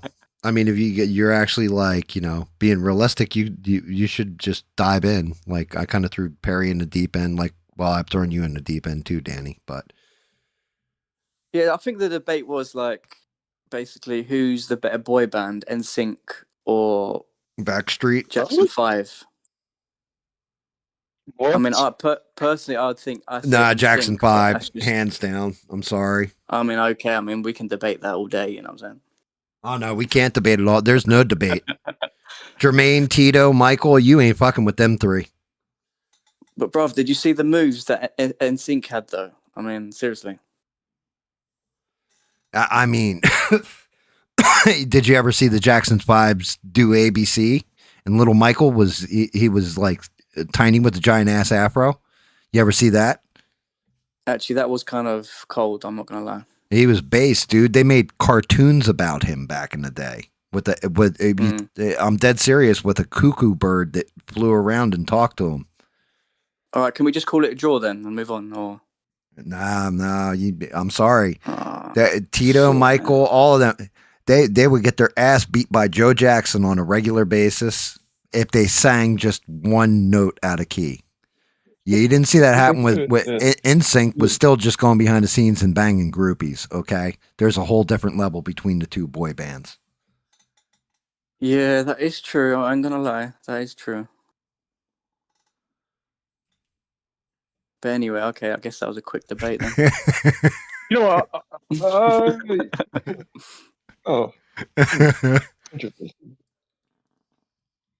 I really thought I had you guys on that one, but fuck, I guess not. No, dude. What do you mean, you guys? Was I involved in something? Yeah, Perry didn't even put his 2 cents in. Yeah, he might agree with me. He might think NSYNC's better. I don't even know who NSYNC is. Oh shit. That settles that argument. Yeah. Yeah, I mean, obviously, you know Justin. Everyone knows Jackson 5. Who the heck is NSYNC? You know Justin Timberlake. Yeah.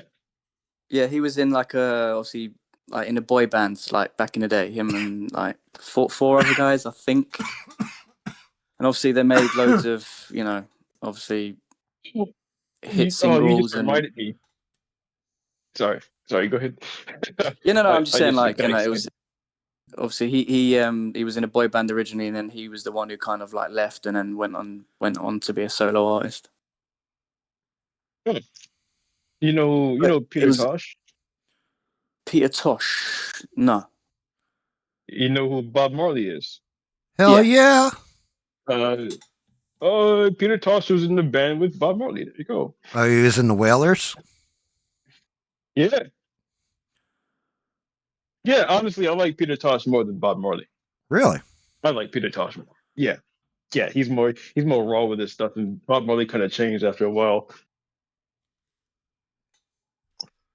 Yeah, Bob Marley. Bob Marley he's classic. Huh? He's classic. Yeah, he is, but he watered down after a while, because he started to get a little bigger, and certain people whispered in his ear, and his stuff started to get a little watered down, and he became a little less radical. And Peter Tosh kind of stayed the way he was. They fucking shot him. Of course, he became less radical. It's going to calm your ass down. Yeah, Peter Tosh got shot too. Did he? Actually, he survived this first. He and his wife survived the first shooting. Oh and shit! Then they shot him again and they killed him. Yeah, like because his wife's locks saved her life. That's so. Do you mean this? Do you mean in like the style of music, like the vibe of it, or what do you mean like? Oh no, I mean the music, the songs, the lyrics. So it was still kind of reggae, but just different kind of. Yeah. Oh no, it's been reggae. It's just, I don't know how to explain it. I mean, was Peter Tosh the one that had the song that went, "You've got to kill all the white people, but buy my record first. I kill all the white people." That is actually sounding familiar. That sounds good, actually. Which one is that? Is the name "You Should Kill all the White People"? I gotta listen to that one. Yeah, dude. It's actually, tell you the truth, that's a real song. And where it was, you can so Typo Negative redid it, right, which is hysterical. But the original song was Eddie Murphy on Saturday Night Live, and he was a reggae singer that was coming out. And that was the song he was singing. They're like, "Hey, I think he's going to have a hit on his hands. Hold on. He's going to freestyle right now." And that's what he starts singing. And like the record executives are freaking the fuck out. It's still one of the like Eddie Murphy was hilarious at one point in time. But that was the reggae song he came out with. "Kill all the white people, but buy my record first." Funny. Yeah, didn't they do a Bob Marley movie recently? If I can recall. not- Yeah, they did. Was it good or? I didn't watch it. I knew it was going to be some BS. Yeah. Well, it was like the Queen movie. Let's see. They did, Oh yeah, the Queen movie. Yeah. yeah, with what's his name, Remy. What the fuck is that dude's name? I have no Ramy or idea. whatever, the guy who played Freddie Mercury, right? The movie, they took a lot of liberties with different stuff out of the lore, but the performance from the guys in the movie was pretty damn spot on to the original band. I'm not seen that one.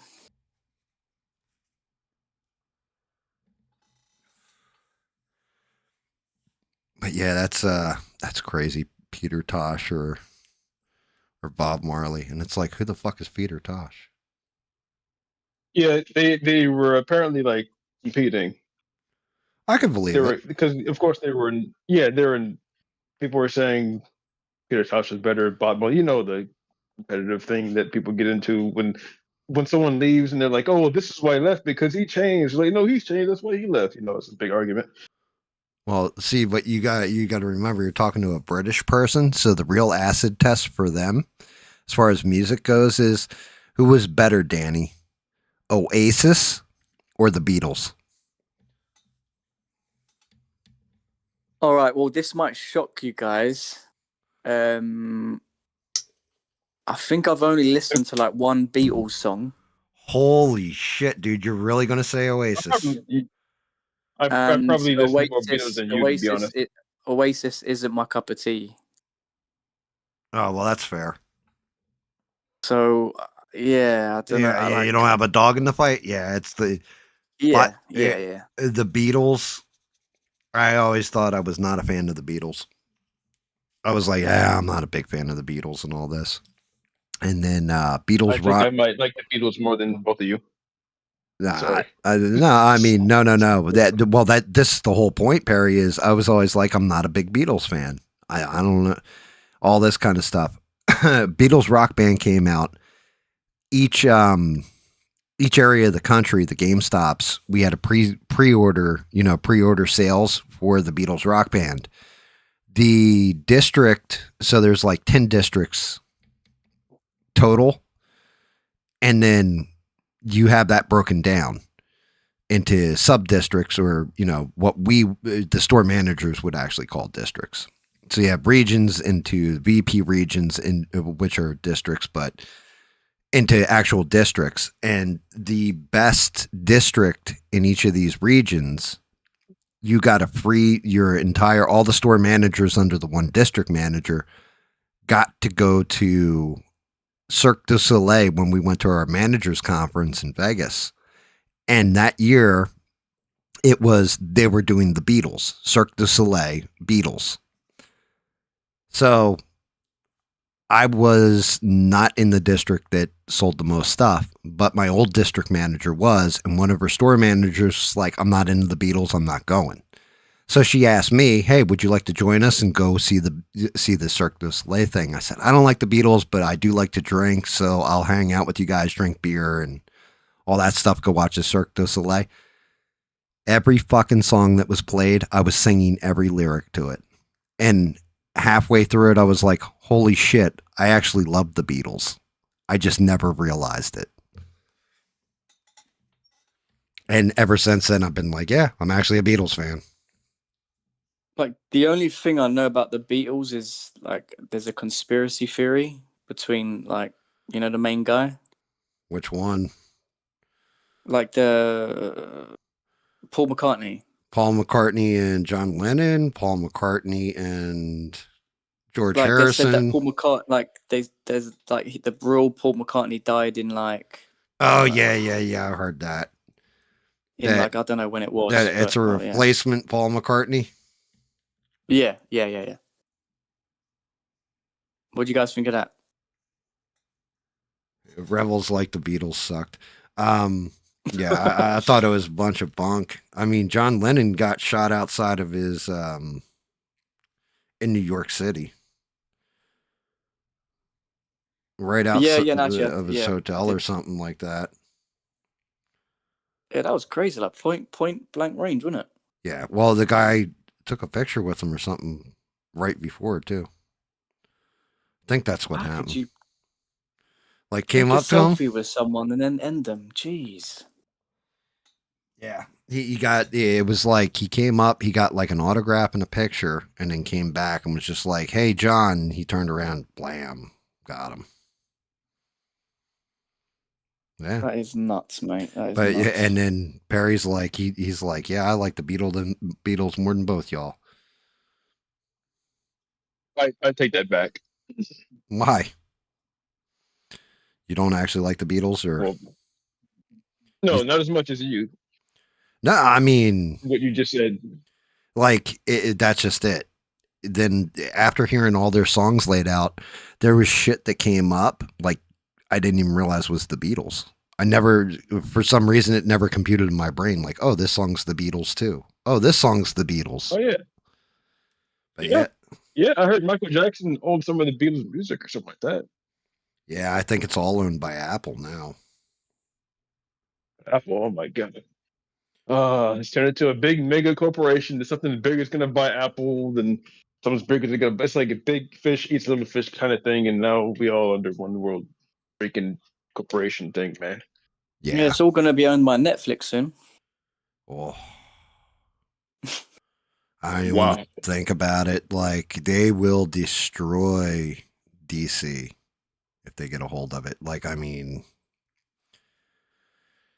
Sorry, did I just like open a can of no, worms? Netflix. Well, Netflix is very big still, even though it's gone out of fashion. Really promoting LGBTQ, DEI, woke kind of shit. Like huge on it. So yeah, I can see them going into, well, we're gonna do Superman, but we're gonna do Jonathan Kent Superman who's gay. Like that's gonna be one of the movies. I can see them doing shit like that where it's like, oh God, please no, just no. yeah, exactly. And if you say something about it negatively on the internet, they'll arrest you. Correct. Yeah, especially like Danny. Like if we say something negative on the internet, they're gonna just go arrest Danny, and I don't want to see him go to jail. No, I mean, like I told you guys, like I don't like. That's why I don't have social media, and because if I did, I probably would be serving time in prison. I just kind of bottle it all up.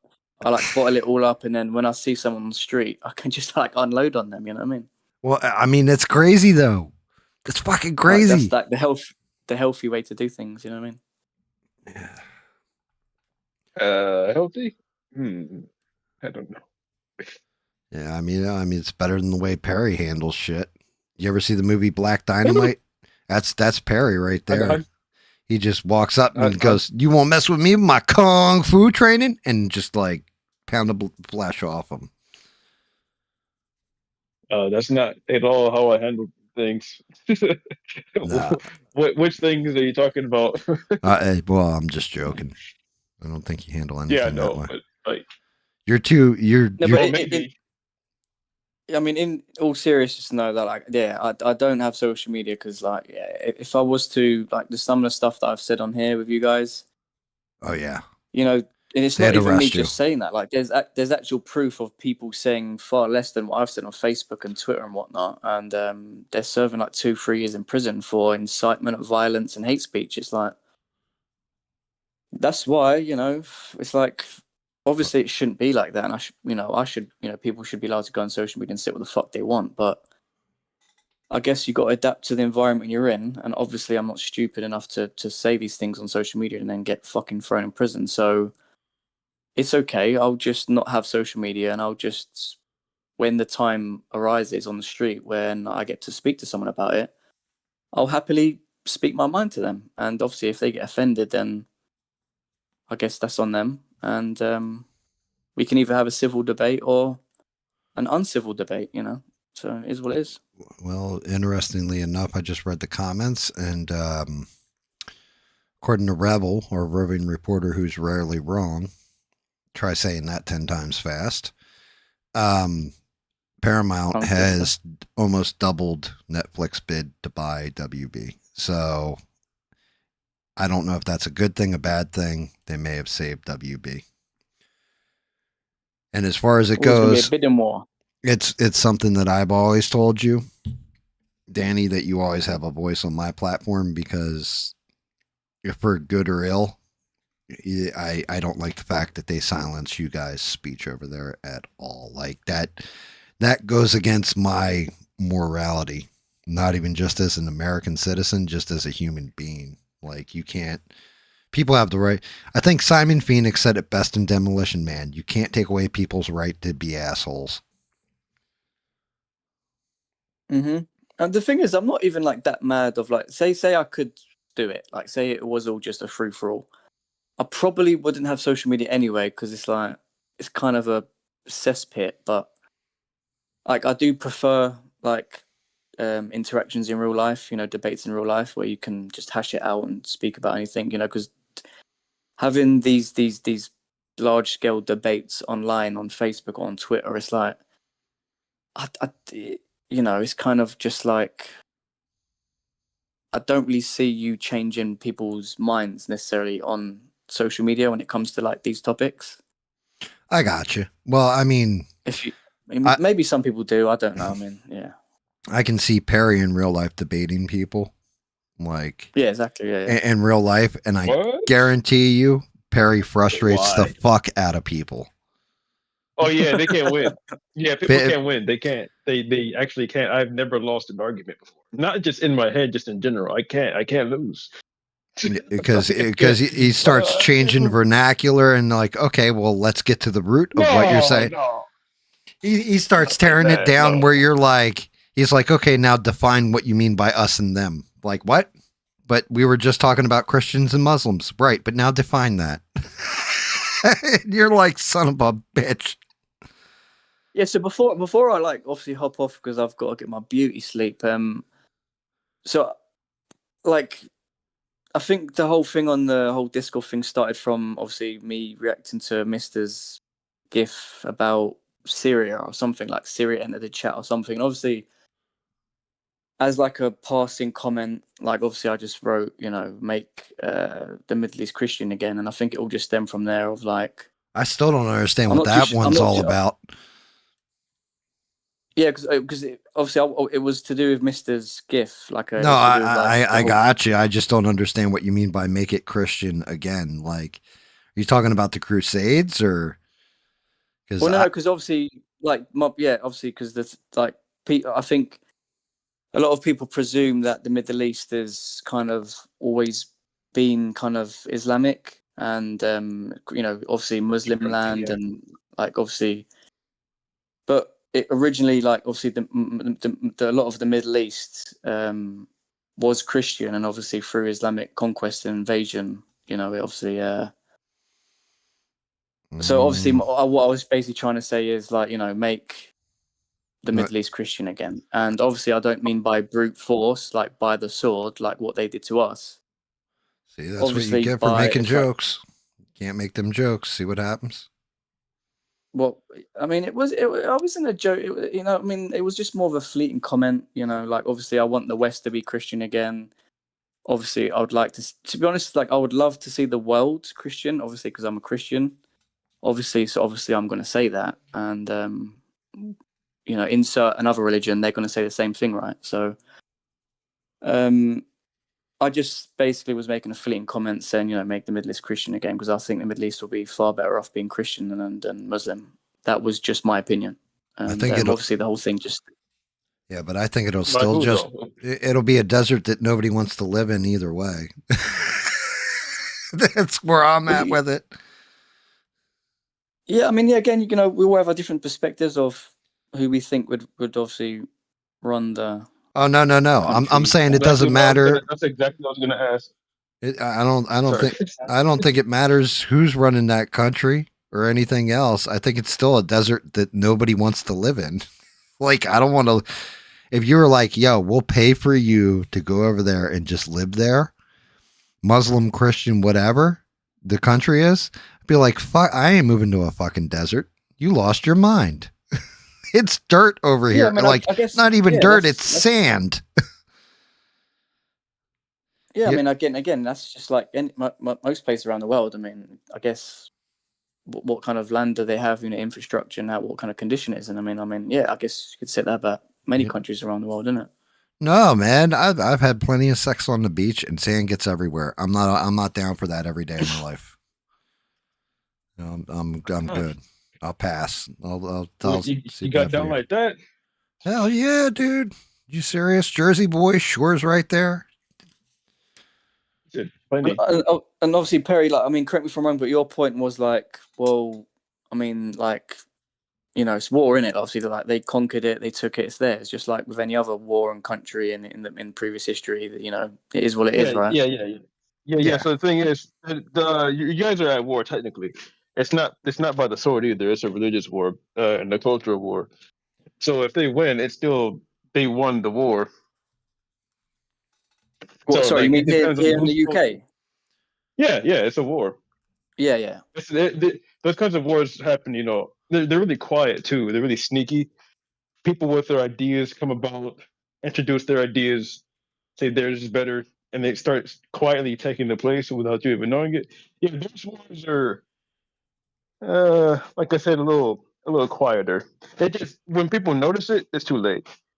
People don't notice that it's war until they're the only, let's say, natives left. Yeah, no, but mate, I can't disagree with that. I completely agree with you. Yeah.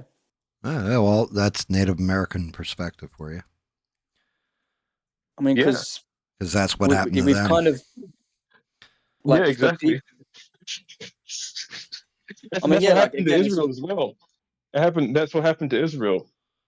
The original people aren't there anymore. The original people there now aren't really the Jews. They're the Jewish, the ones that adopted the Jewish or the Jew religion.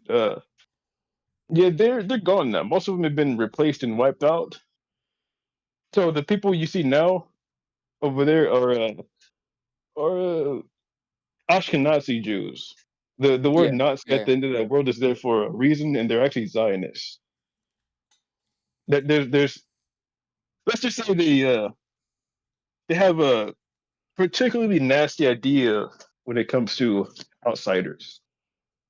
They don't deal with outsiders for a reason.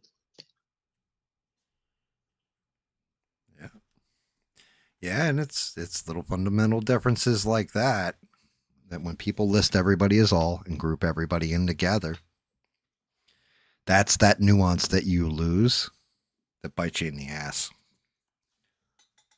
yeah. Because the true, correct me if I'm wrong, but the Israelites back then, like, were pretty much like brown, sort of thick black curly hair, black thick beards, sort of how I look really, because I'm half Spanish, but obviously an Israelite I think would have been a lot darker than me. But if you compare them to the Jews living in Israel now, who are like as you said, Perry, was it Ashkenazi Jews? Like they're very pale skin, aren't they? They're very like European. Yeah, So Zionists. I refer to them as Zionists.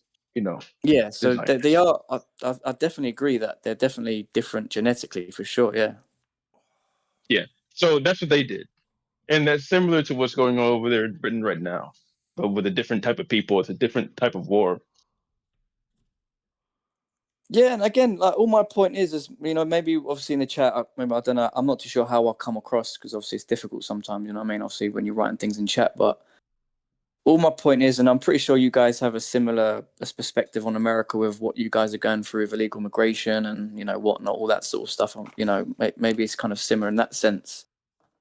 But like we do have obviously illegal immigration over here, but we also have like born and bred kind of Muslims over here who are in some ways are just as radical and just as worse as the Muslim illegal immigrants who are coming in. And obviously, like, where does that come from? What, like, they're born and bred here. Why don't they want to be British? Why don't they want to be a part of our culture? Why do they want to stick with their, Well, yeah, and of Well, course. I mean, your food sucks. That's why. It's kind of like that's no, beans come and on, toast. Gam. I tried eating British food. I'm like, somebody passed the salt and pepper. What the fuck is this?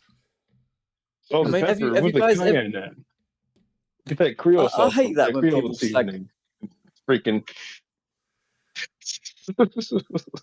I mean, it just,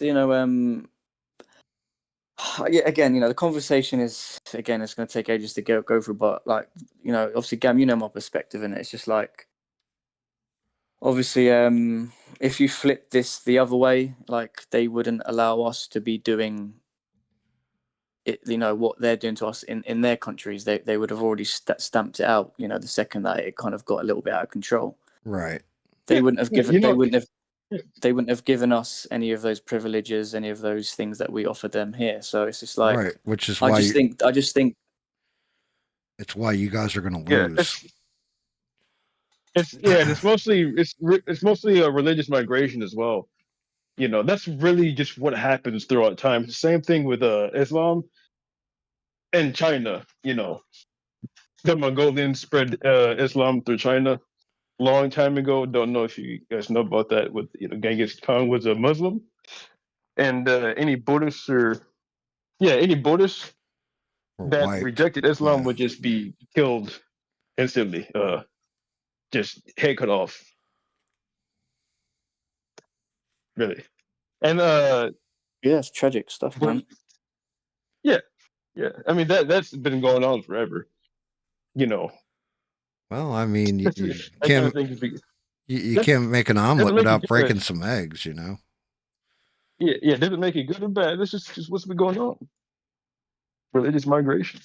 Things move, and change, and all that. People are going to be uncomfortable with it, of course, but maybe that means that you guys should stick together even more and be stronger together. Doesn't mean push people out, but just be stronger. As a I mean, group of people. Perry, just a quick question now, because I genuinely do want to hear your thoughts on like just Islam and Christianity. Like, do you think like just kind of all religions are similar, the same? Islam's the same as Christianity, just kind of different kind of culture aspects to it, and we believe in the same God, and like, what's your thoughts just like on that part, sort of like? Who says they're the same? I mean, it's honestly when it comes to things you can't necessarily prove in person, and everything is based on interpretation. That's pretty much where it's limited to. It's pretty much limited to interpretation, to be honest with you. Yeah, And no, then I hear that. I hear that. That's yeah. But I just mean in the sense of like, do you think like the religion Islam and the religion Christianity can coexist, and like we're kind of similar? We believe in similar things, that we believe in the same gods, and like, do you think like? Yeah, it can. Honestly, it depends on the social background and the dynamic of wherever that's going on. I mean, it's called religious harmony, and it takes place in India. There are lots of Muslims, Hindus, and Christians that coexist with each other. It's because they don't build up walls and say that they shouldn't be over here because this and that. Like people respect each other. It won't happen as long as people are, So, saying that they can't be over here because they believe something differently. right. Yeah, no, I mean, the thing is, or like, just the same coming sorry, in. sorry, mate. No, you're good. Or just the same as Perry saying, like, you shouldn't be here because you believe differently, but also coming there, believing differently and saying you have to convert to what we believe. Yeah, exactly. So it's not that, it's just respect. Okay, it's honest, just personal. Oh, you're a Muslim and you come to Britain. Cool. Here we have an area just for you. Just don't mess with us, and you're good. It could go that way. Yeah, and that's the fit. Yeah, So, yeah. I mean, I wish it was just like that, but we've done that, yeah, and it's failed, and they've basically taken an olive branch and they've ripped it up and spat in our faces. Hey, that's where you guys should have had rules put in place. Exactly. Exactly. This should. Yeah, that's why. Like, don't interfere with what we do. We won't mess with you. That's how it should have been, I guess. But it sounds like you guys just accepted it and then realized it was too late to preserve whatever's left of your identity. Because the thing is, like from my perspective, from what I've seen in this country, like we don't really seem to get the same issues in the Sikh community, in the Hindu community, in the sort of the Jewish community over here. We don't seem to, like, if we compare those communities to the Islamic communities over here and we compare the differences, and like, in my opinion, the only religion in this country that doesn't seem to want to fully integrate into our culture or our kind of way of living is the Muslim community. And again, I'm not saying that as a whole, like they're all like that, obviously, because it's never always GAM always, says, but it seems to be a growing number of them, and they just don't. They always seem to cause issues and problems, and they just don't. They just and again, it's not because it's just built in them as human beings. It's built in their ideology, their religion, their hadiths. I mean, whereas the Sikhs and the Hindus and the Jews, they don't seem to have that kind of issue of we have to basically kind of take over and conquer and that kind of mentality, if you know what I mean. They have integrated quite well in our culture. Well, I mean, Okay. when it comes to the Jews, like, only thing you guys disagree on is if Jesus is the Messiah or not. So the whole New Testament's out the window, but the Old Testament, you guys pretty much agree hand in hand on. That's correct, right? Yeah. And like, again, like the Orthodox Jews that we over here, like the ones who wear like the black and white suits and the big black top hats. Uh-huh. They have certain areas in London where they're like all kind of based, and the thing is, they sometimes like they look right through you. It's like they don't even like acknowledge you. They look down. They don't want to talk to you. They like you're nothing. You're like I told nothing. you they don't mess. Yeah. But like, sorry. as much as I say all of that at the same time, they don't really cause any kind of like issues in the sense of like clashing with Christians or British people, or doing any sort of terrorist attacks, or sort of trying to push their ideology and religion onto others. Like we don't seem to get that from them as much. So there is a bit of a difference, if you know what I mean. Yeah, when I say it's a matter of respect as well, I'm not saying it's just you guys that should respect them. They should, do the same thing. That's a part of religious harmony. That's exactly why there's people of all different cultures and religions coexisting in certain, let's just say, certain pieces or chunks of the world where it doesn't really matter where you're from. You're a person. I'm a person. This is what I think. That's what you think. Cool. Let's get something to eat. Yep. Why does it have to be about fighting? Yeah. Yeah, no, dude, I'm not advocating for like violence and stuff. Of course, Obviously, of course. I'm just saying that it's just really a lack of respect. Really. The thing is, like, I'm not arguing this. Like, I'm just kind of like, I could probably argue like that. If you are a true Muslim and you're a practicing Muslim, you're not just a cultural Muslim who's just brought up in it, like, because your family are. If you are a practicing Muslim and you've read the Quran in full, the Hadiths, and you fully acknowledge it, you fully believe in it, then I could almost argue that, well, like, you're actually disrespecting Christians, because it says in your obviously your books that obviously how they think of Christians and the Jews, and that obviously Jesus isn't obviously the Messiah, isn't God in the flesh. Okay. He's just a mere mortal. He's a man. Your religion is straight off the bat attacking my religion. So how can I respect you for that? Right. But now in the same vein, it's the same thing for Jewish people. Yeah, exactly. Yeah, exactly. It's the same difference. 1000% the same difference. You know what I mean? Like they obviously say that Jesus obviously isn't God. Obviously, he isn't the Messiah. Like they're still waiting for their Messiah to come down. Like to them, Jesus was just so it would be the same mortal. same insult. But they're also not saying that we have to go and persecute Christians and put them into dimitude and treat them as second class citizens and then jihad them and stuff like that. They're not. They're kind of just like, no, Christians, you're wrong. Jesus isn't Messiah. We don't believe in that. End of. That's where they draw the line. They don't go and say we must go and kill them and persecute them and blah blah blah blah blah. If you know what I mean.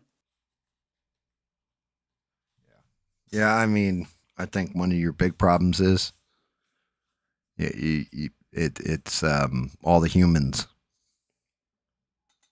Yeah, I think if we remove all the humans out of Europe, then Europe will be a fine place.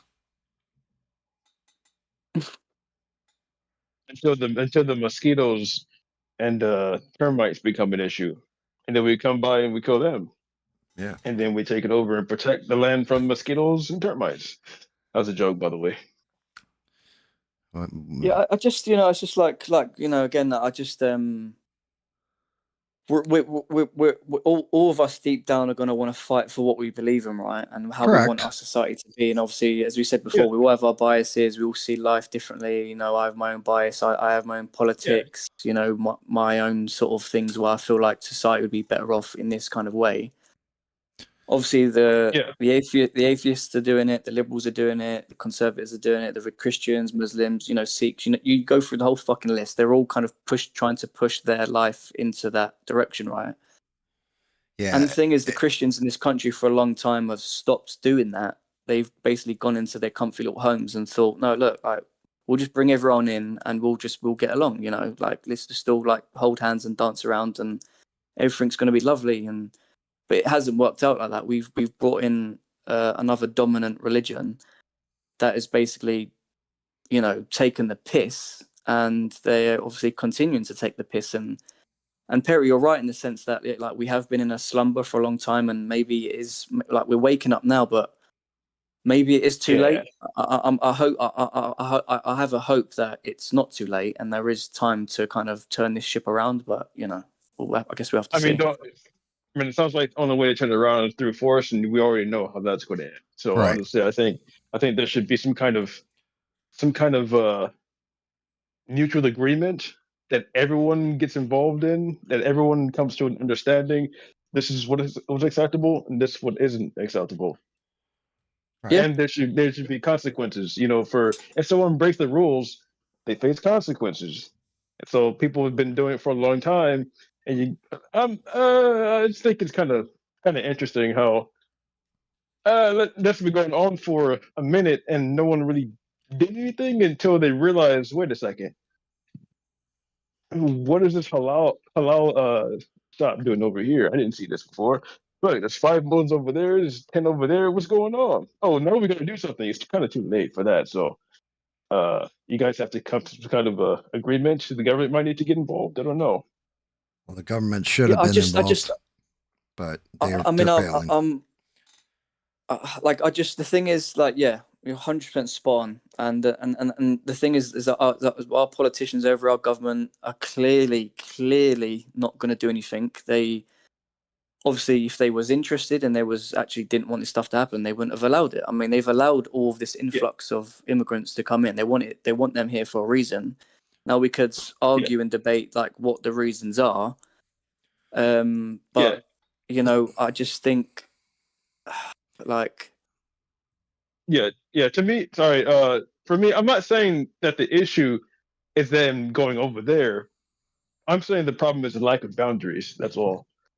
Yeah, that's 100%. Yeah, 100%. I mean, if there's no boundaries, I mean they're gonna do whatever they want. No, you're right. You're right. I mean, anyone's gonna do whatever they want, at any time.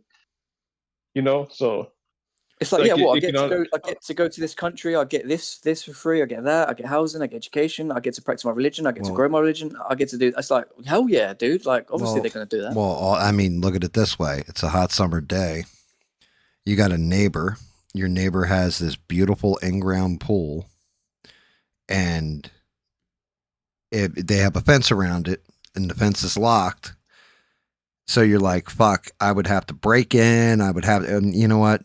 I'm just going to go swim down at the lake or whatever. But now your neighbor has no fence around that pool, completely open, and they don't call the police when you go jump into it. You're going to go swimming in that son of a bitch every day. Yeah. The problem is the animosity between you guys and the people coming in. Perry's big thing is no war. The thing is it didn't start with us on them. It's been the other way around. I mean, we've been quite a welcoming country for a long time now when it comes to immigration from all types of people around the world. Every ethnicity, every culture, every religion, we've let in, you name it, we've let them in, and we've tried to give them what do you want? We'll give it to you. We'll meet your needs. We'll give you whatever you want. Like, you know what I mean? So Right, but we've been extremely accommodating, but so but you know but you know what but value to that is? That's a sorry. Christian value. That is a Christian value. Yeah, it really is. Love Turn thy the neighbor and all love that. thy Take care neighbor of the needy, feed the hungry. and turn the other cheek. Come to mind when I hear that. Yeah, Yeah, yeah, no, it really is. I hear you. I hear you. So unfortunately, Yeah, yeah. you kind of fed your enemy. Technically, not really an enemy, but invading force its own arrows to shoot you with. Do you think? Wait, who who colonized the world more? Was it the Spaniards or the British? I honestly don't know. Was it the I British that think did it, or was it the Spaniards? I don't know. I mean, again, yeah, I'm going on a limb here, but I think the British. I think the British have, have more than. Ah, okay, okay. So if that's true, don't you think it's ironic that the British went everywhere, kind of took resources from every part of the world, took artifacts from all over the world, and now you guys are complaining about people going over there? I think that's kind of funny. Yeah, I mean, like I hear you. I mean, it's I guess the British Empire back in the day went around and Yeah, it's just like, went don't into you many still? different countries. Yeah, yeah. But I again, just I just question don't. like. I'm just saying. You know, Sorry, I hear I'm you because laughing. that gets brought up all the time of like, well, look what you guys did in the past. You know, now karma, bitch. You know, now you shouldn't moan when it happens to you. But again, the difference is like, the powers that be at that time went around, doing what they did. But the regular citizens today in this country, obviously, like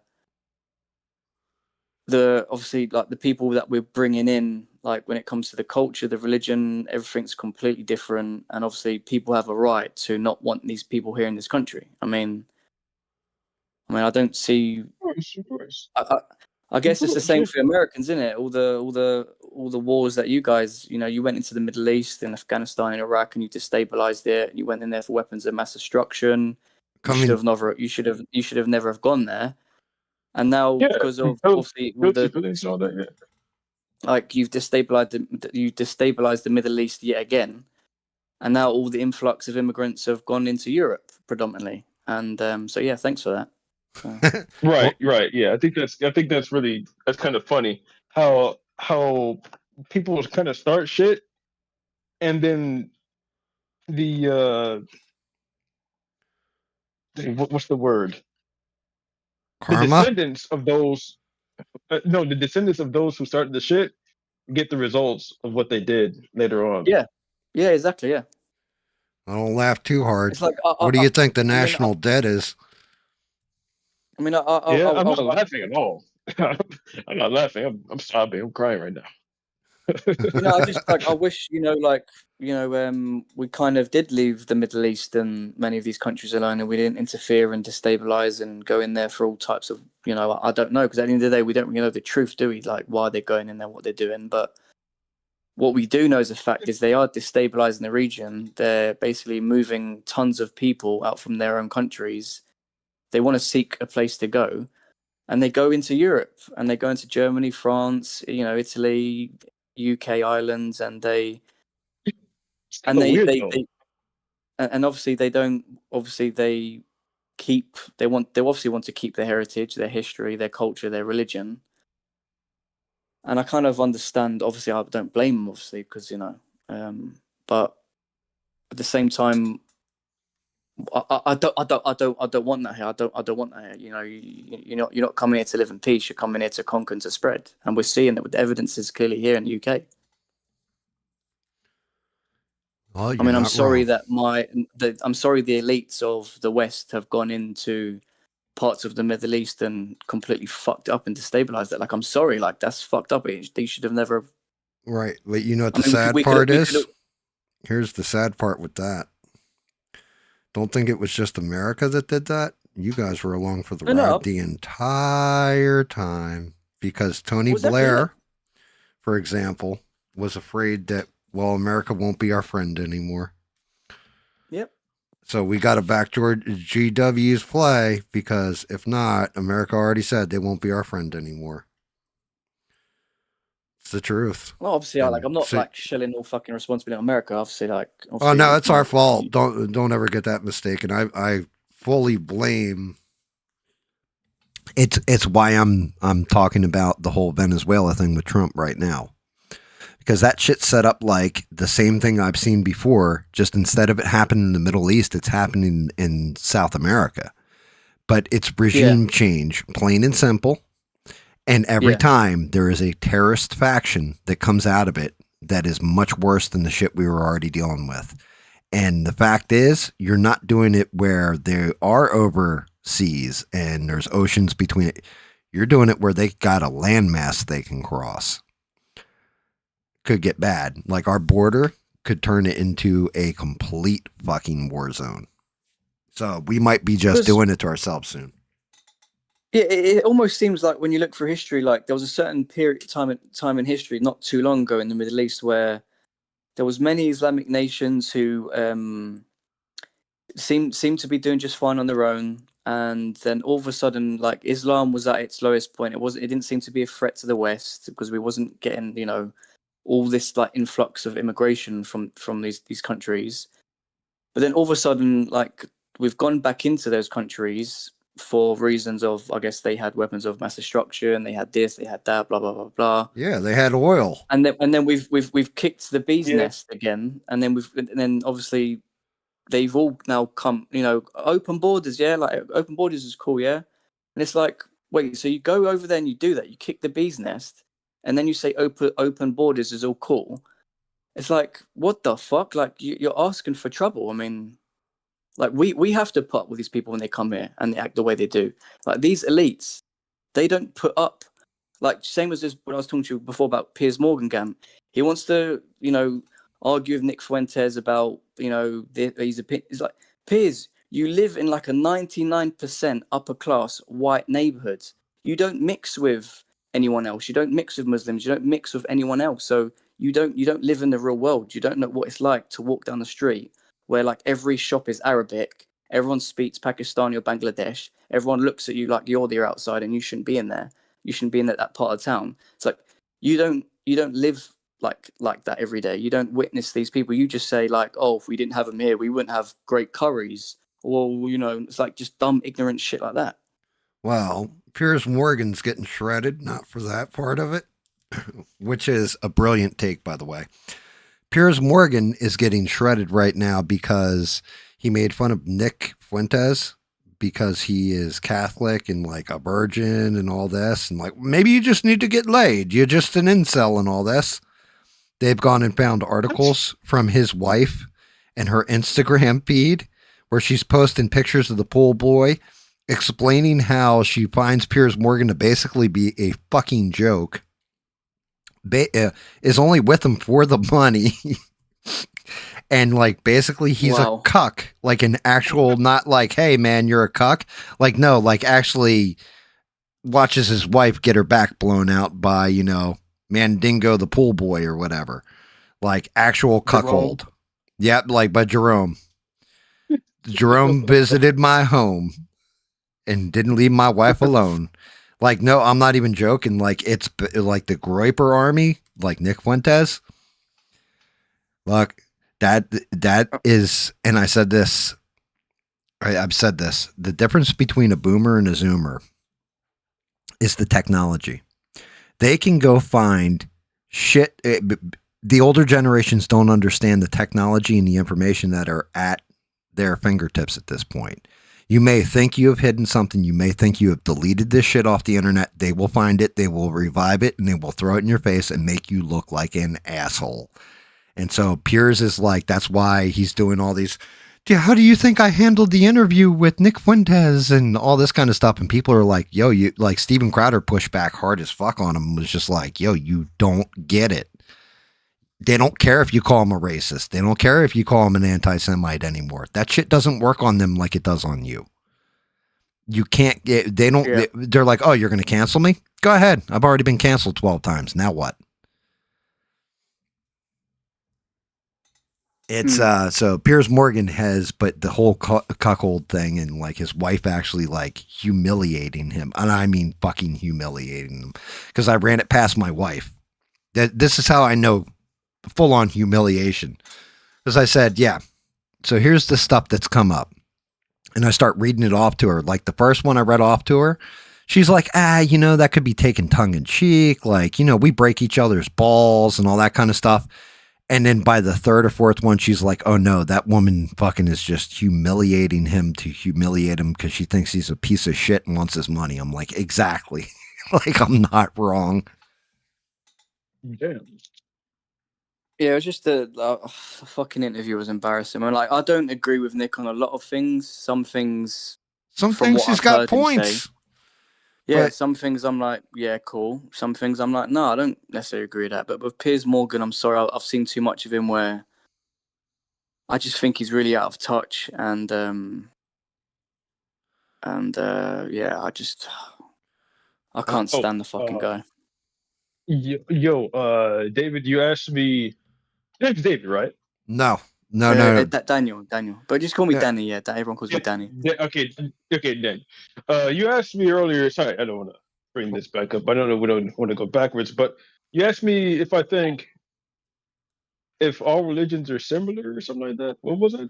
Yeah, I was just curious. Muslim to see, and Christian could live in harmony somehow because they're similar enough. Yeah. Like I was just curious to see, because sometimes people have a take on like I guess if you're not religious and you because I'm saying this because I had this take as an atheist, like obviously back in the day, like I was obviously I kind of grew up in a sort of liberal family, Catholic sort of family, but I wasn't kind of raised in a Catholic kind of like is in like Bible study every day. It was just like because like half of my family from Spain, so obviously they were raised Catholic. So, but I used to think that all religions were kind of like the same. They were just kind of just different in the sense of like cultural differences and like traditional differences, but they all believed in the same gods, and like it's all just the same shit basically. That's what I used to think, but now I don't think that. So I'm just curious. I understand. I was just curious, Yeah, like obviously your thoughts on it. Yeah. Oh well, have you read? I mean, you think you read the whole Bible, but you read the Bible, right? Yeah. Again, I've course. been, I would say, a born again Christian like for about, I think nearly two. Well, yeah, coming up to 2 years, and I've not even read the Bible in its entirety yet. So like, that's kind of crazy because like if I'm saying I'm a born again Christian, like I should have at least read the Bible in its entirety, but I'm sort of like getting through it bit by bit, and I obviously watch a lot of like discussions around like biblical scholars and then the history around Christianity and like debates. So obviously, when it comes to the actual book itself, the Bible, like no, I've not read it in its entirety yet, no. But obviously, yeah, I'm reading it bit by bit. Okay, so I recommend you read this book called the Gospel of the Holy 12. The It's one Gospel of the of the Holy. books. Yeah. It's about Jesus and his disciples when he disappeared on his travels. Uh, when he disappeared between 12 and 31 or 32, something like that. That's Yeah, when Jesus actually disappeared and he came back after all that time. It covers his travels. The because Gospel of the Holy then they 12. say that he went to Egypt or something like that, or Oh yeah, he went to a couple places. Went to a couple places. Egypt, India, the Himalayan mountains. You know. But yeah, I think you should. Read it. yeah. So who yeah. Who wrote it? I don't know. So it's no, but I mean, isn't like who what do you call it? Who documented it? Who like? How do we know this is legit? Like, can we back it up with like evidence in the sense of like how do we know where he went in that time frame? Like for sure. No. I don't really think the Bible itself was that accurate as well, because I honestly think it was stolen from Ethiopia, from the Gas Bible, and rewritten by Saint Peter. So I don't think even the Bible itself is 100% reliable. But I Hence think the it's an Book of interesting Enoch. read. Yeah. So you're disagreeing with the Catholic Church in the way they took the Bible and Is that what you're saying? No, I'm not disagreeing with the Catholic Church. I just don't think that whatever it is that you read Bible related outside of the original text is 100% reliable. So I don't really take anything for what it is. But I just think it's an interesting book. You know, you don't have to read it and say it's this is what it is. This is the truth. You don't have to read it and think that. Honestly, I think it's just a book. To me, it's just a book. Apparently, it's Okay. what his disciples recorded. It's what his disciples recorded. Apparently. So you don't mean like it's not reliable in the sense of like the translations, or just the sense of like. Of course. The translation is honestly one of the biggest, I would say, walls. To be honest with you, when it comes to any book that's not recorded in its original language, yeah. See, for me, Sorry, I missed a bit of that. So it's the translations is what you're saying. No, Sorry, you cut out quite a bit. I didn't hear it. So can you say that again? Sorry. sorry. Oh, my bad. Yeah, I don't think anything is 100% reliable when it comes to the way something is interpreted when it's not recorded in its original language. Like if it's translated to English, it's not going to mean the same as it would as if it were in Arabic. Like certain things just won't mean the same. It kind of limits our understanding on exactly what was written. Only if you learn the language and read it exactly how it was written in its original language is when we can understand something. Yeah, but I mean, see, I find these things quite difficult to articulate. But like, because a guy called Wes Huff breaks all this stuff down really well. Like, and even I'm still like watching his stuff and trying to understand it. But because he talks about obviously the languages that they spoke, you know, the Aramaic, the Hebrew, the Greek, and then it got translated into Latin, and then, you know, over time. But he broke down like how they translated these manuscripts and how they do it. And I mean, apparently, like, obviously the way they do it is it's like pretty much concrete in the sense of like how they translate the obviously the language into a different language, and it's not just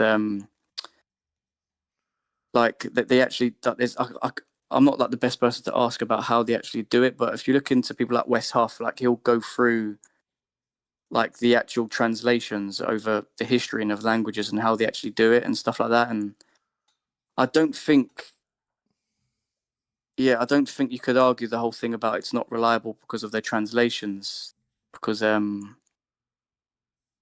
again, like obviously I can't prove that to you right now. I can't like you'd have to go and watch like these people break it down and explain it to you. But I mean, I understand.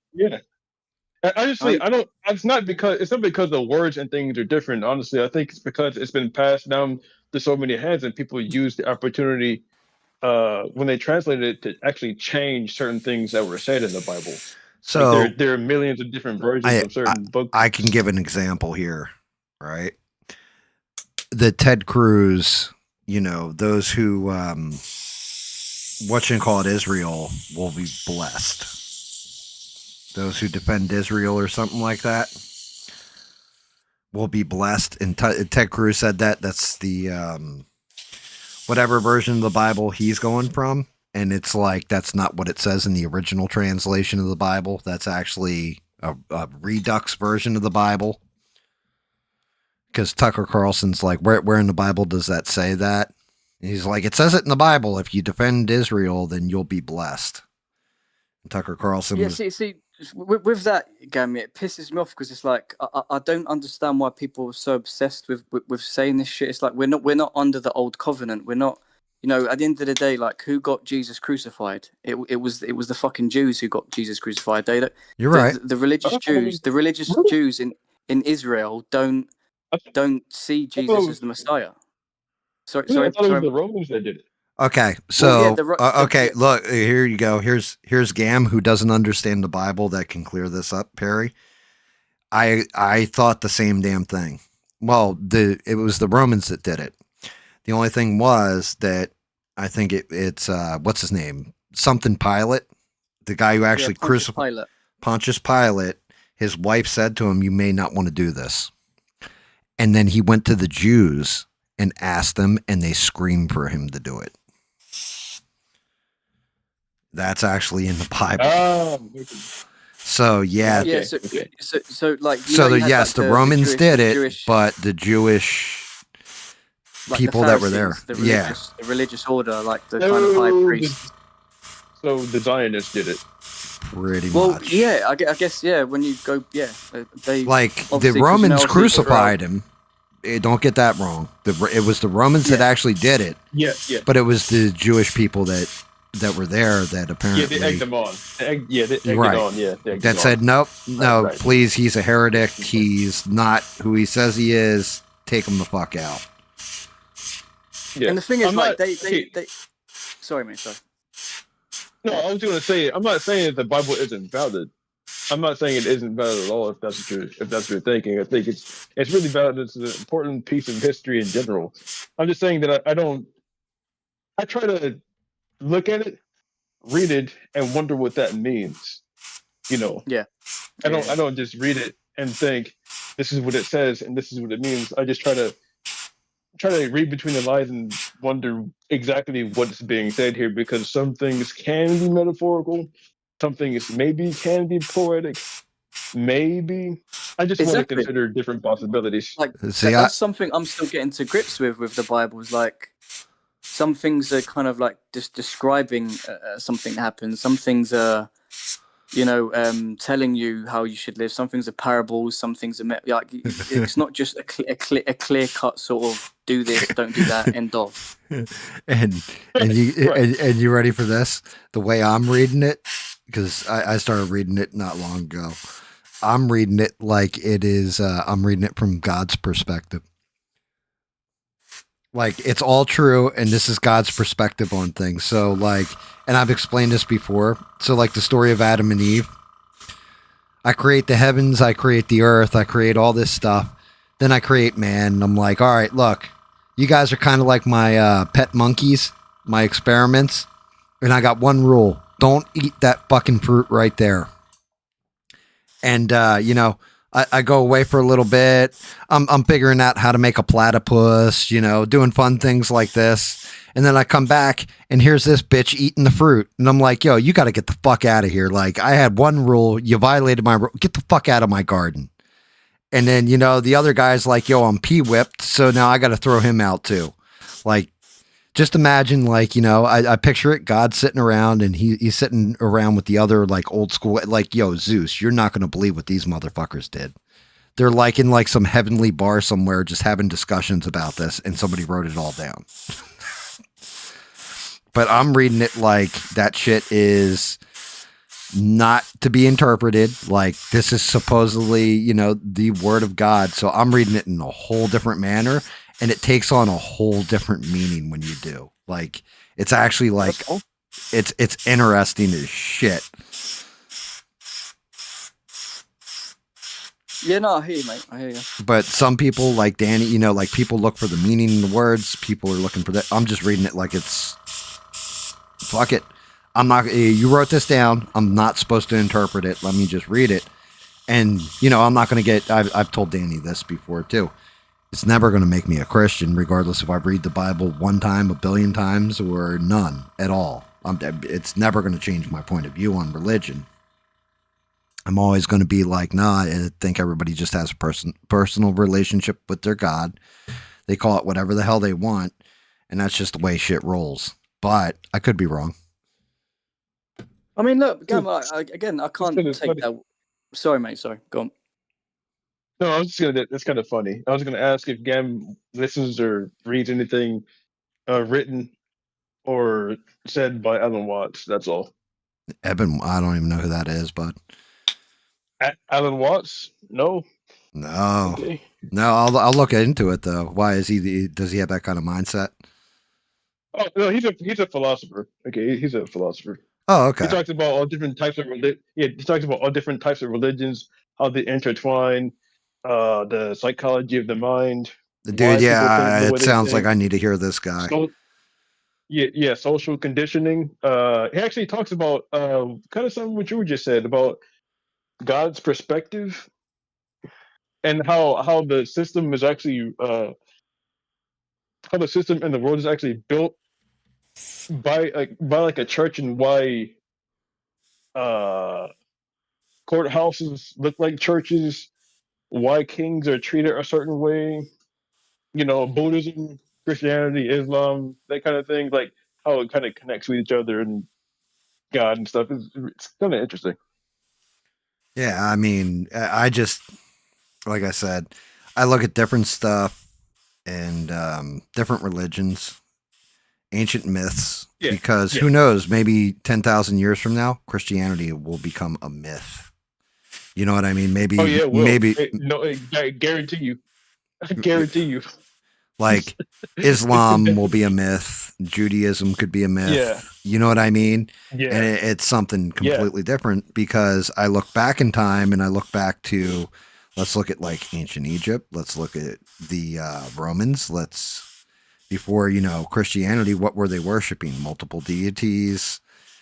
Basically, yeah. all their shit was kind of ripped directly like for what the Greeks believed, which was, Jupiter or Zeus became Jupiter. Like you can switch out these names and stuff, and it's going to be interesting to see what happens in the future. I won't be alive to see it, but at the same point in time, I figure if somebody wrote down these texts, it's why I actually got the Ethiopian Bible to read, not like the King James or any of these other Bibles. I was like, no, I want to read the Ethiopian because it has these missing works, like the Book of Enoch, for example, is in the Ethiopian Bible. The Book of Jubilees is in the Ethiopian Bible, not in the King James Bible. I want to see why these apocryphal books that are supposedly not canon, why aren't they canon? Why doesn't, like Danny's studies, why aren't they calling these canon in your books? And to his credit, Wes Huff, who Danny was mentioning, he's good at explaining that kind of stuff. Like, this is why they took those out of there. Oh yeah, That, you.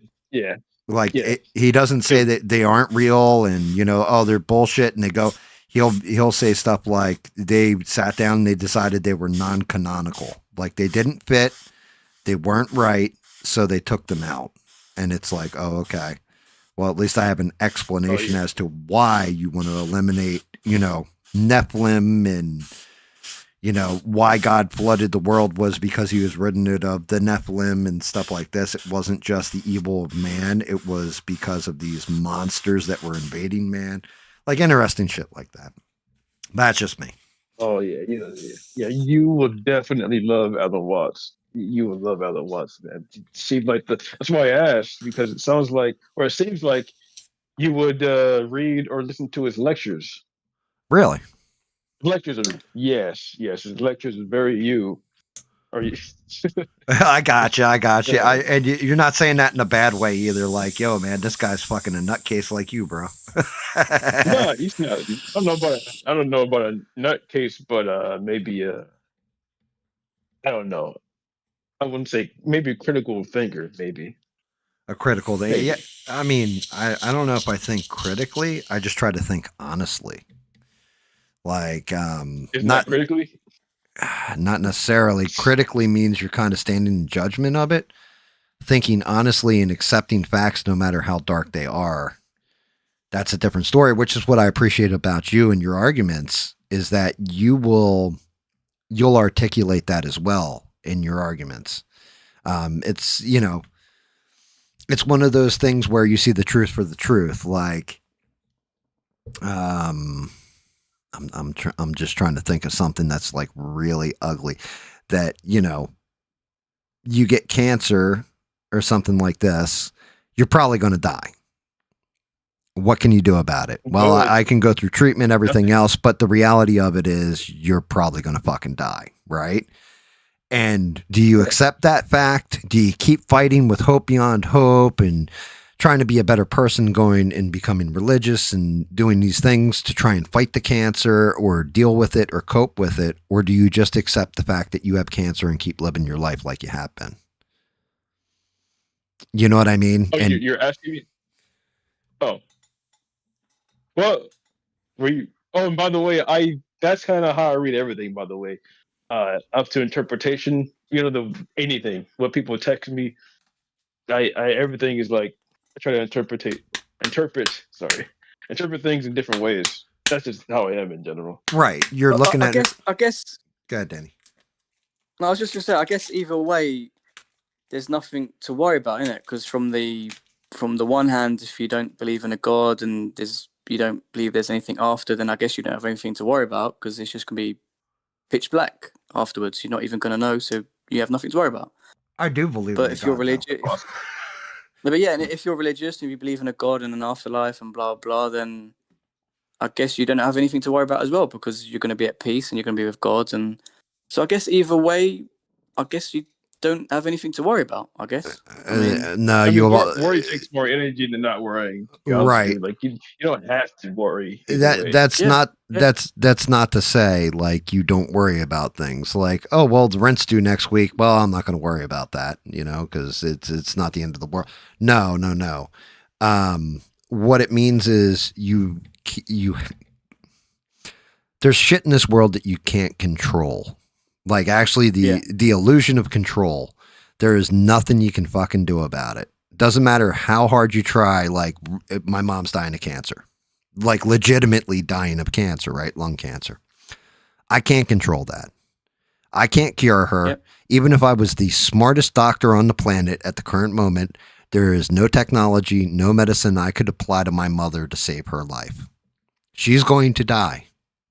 I've accepted that months and months ago when I first heard her diagnosis, because it's just the reality of the situation. Does it suck? Yeah.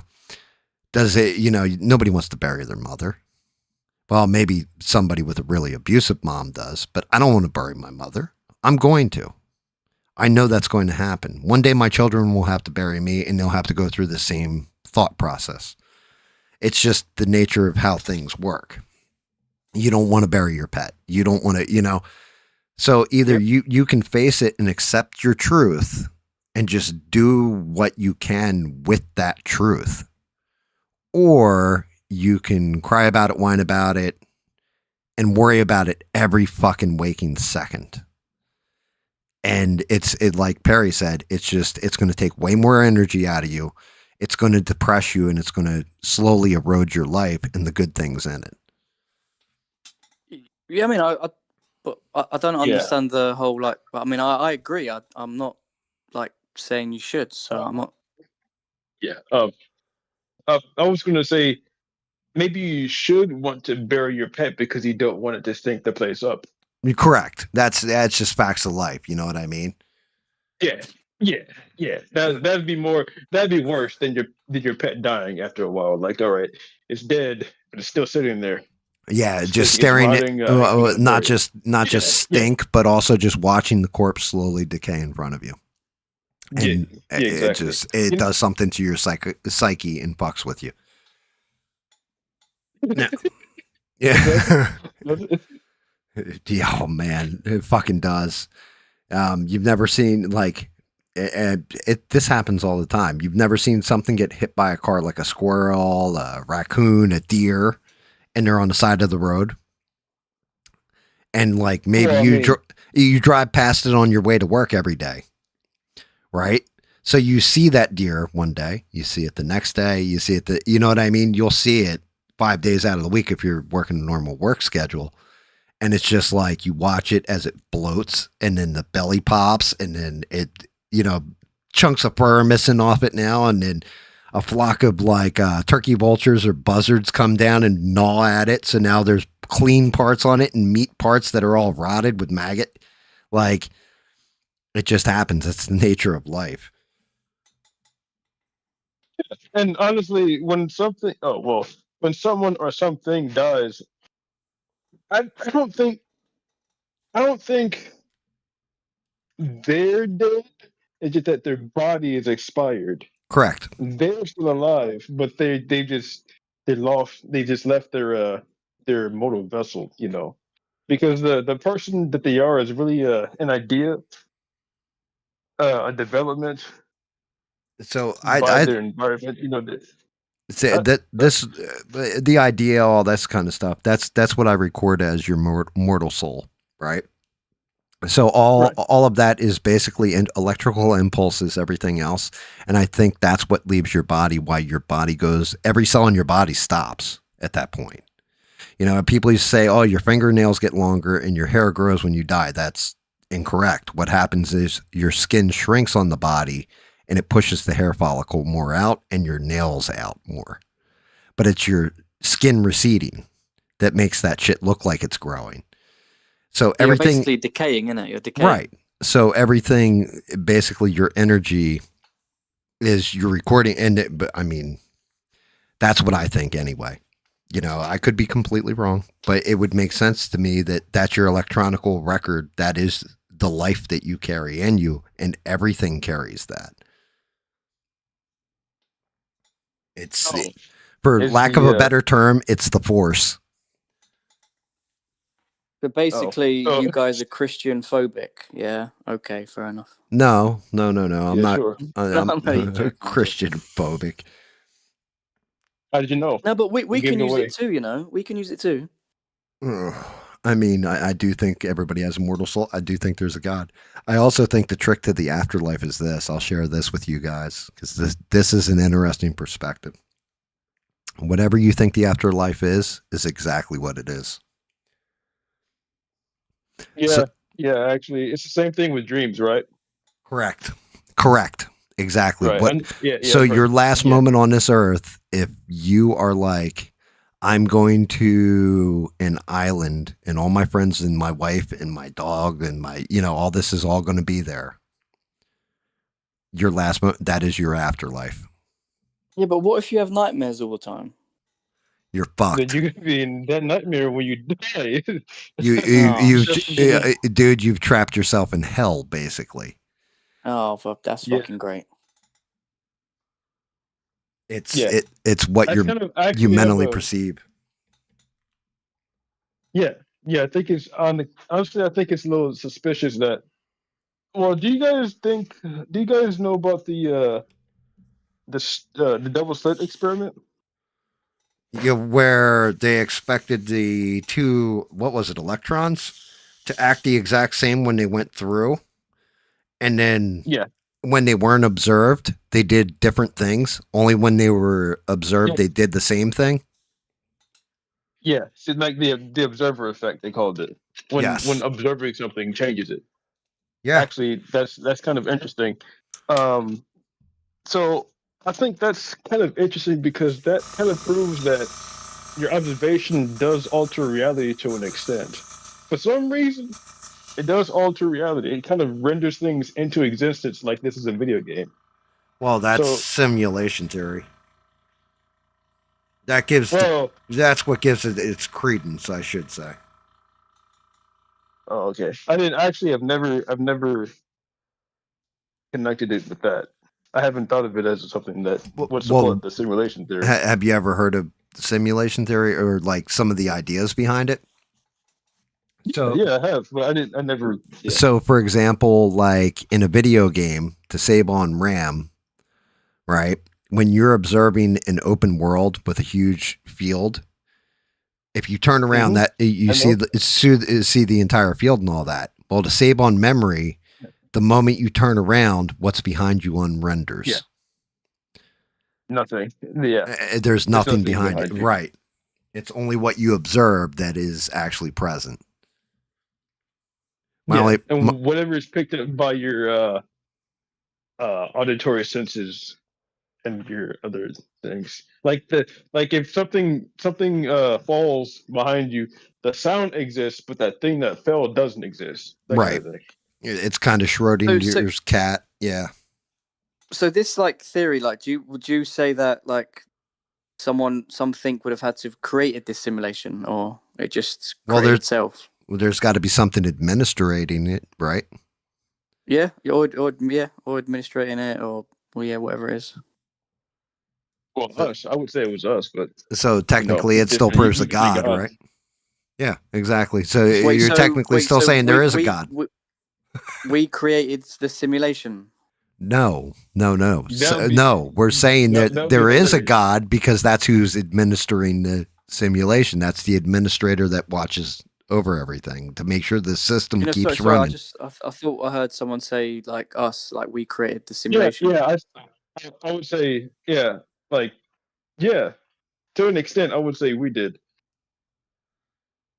Well, Now, I'm it might confused. sound weird. Well, I know hold it on, doesn't hold make on. sense. No, but wait, hold on. I can argue that point. There's a piece of Of God in course. every one of us as far as Christianity is concerned, right? Yeah.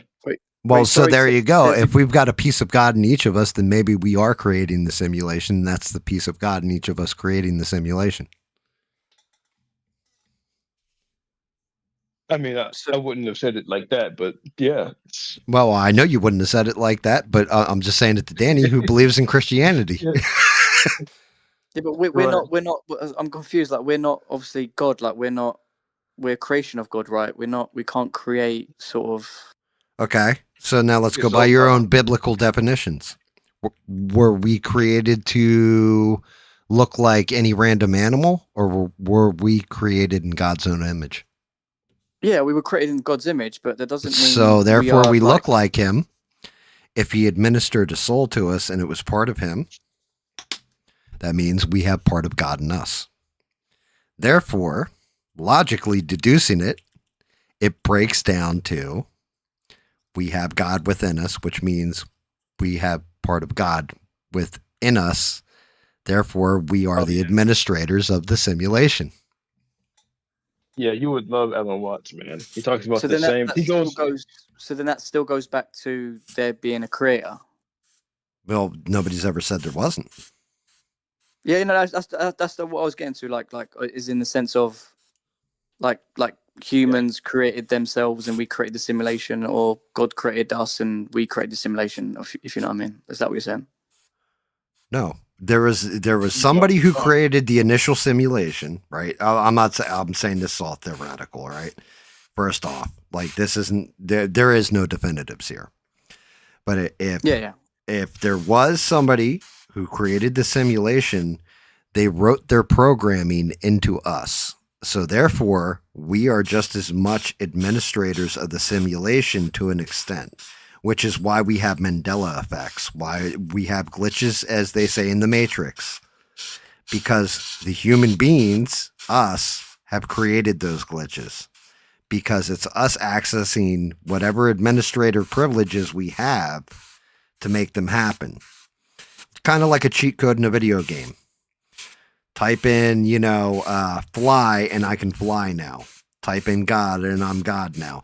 Type in, but we can only access so much because only the main administrator has full privilege.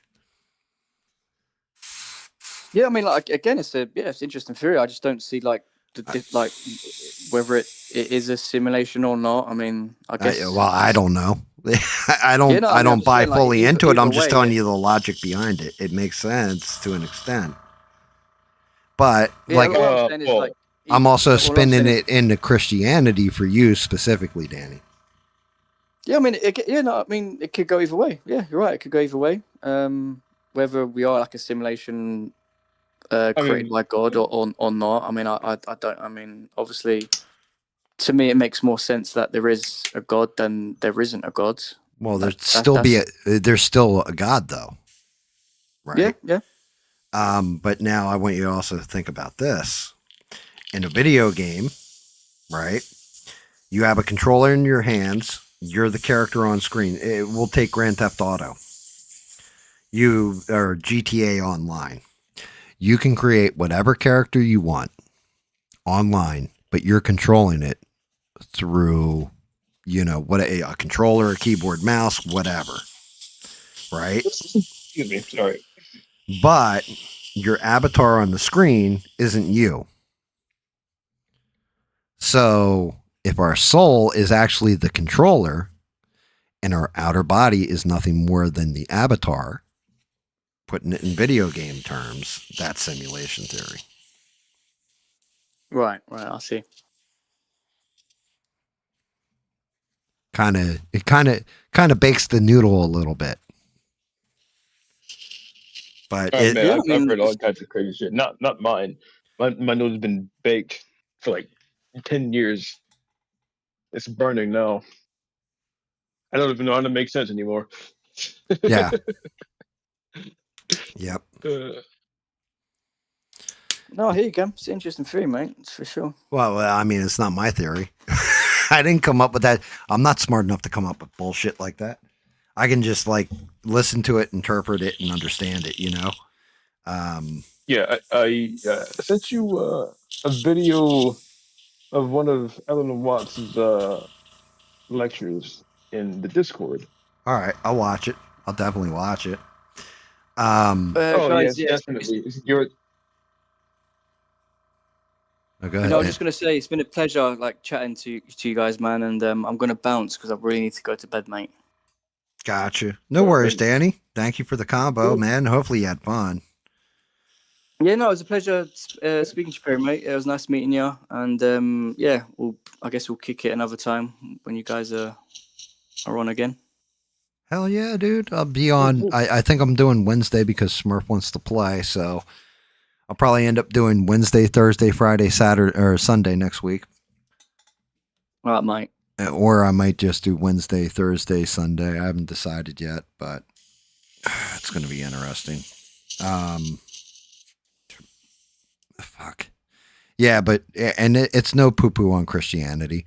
I try to relate everything back into Christianity, especially when I have like you in the chat, because you know I'm also not trying to shit on your faith, but I can also see where I can work certain things and certain stuff like simulation theory. Does it work in Christianity? Technically, it does. I mean, Gam, if I was such a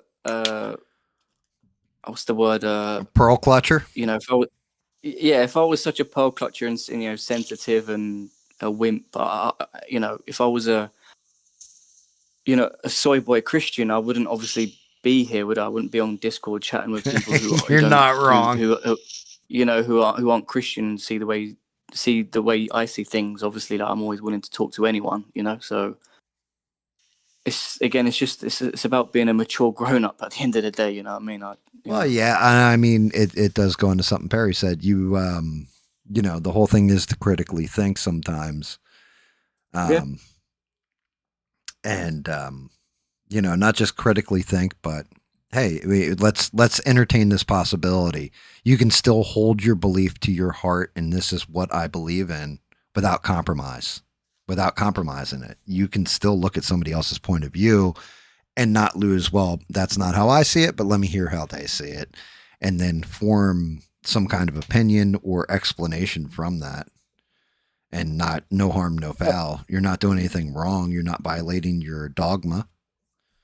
Exactly. So Exactly. I try No, not. we obviously we all know, like, we're all coming from a place of genuine love. You know what I mean? Like, we ain't trying to attack each other. You know Like, what I'm saying? well, that's just it. Because my whole thing is, I think every person that watches me, right, like actually watches this or participates in this stream and all that stuff, I think everybody here is for the most part pretty damn brilliant in their own right in different ways, and they come up with different things, and that's what I love about the aspect, like you, Perry, and Ian.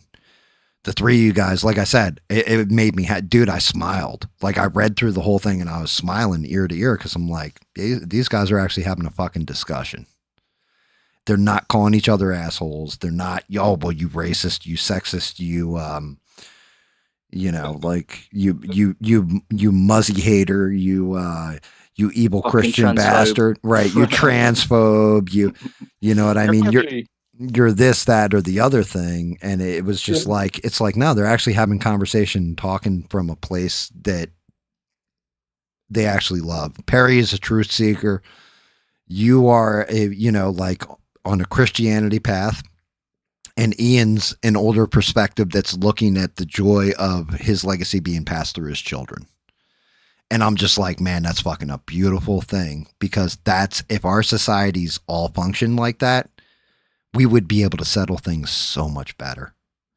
There wouldn't be as much war. There'd still be war, but it wouldn't happen as often. There wouldn't be as much misery in this world, in my opinion, as there is now.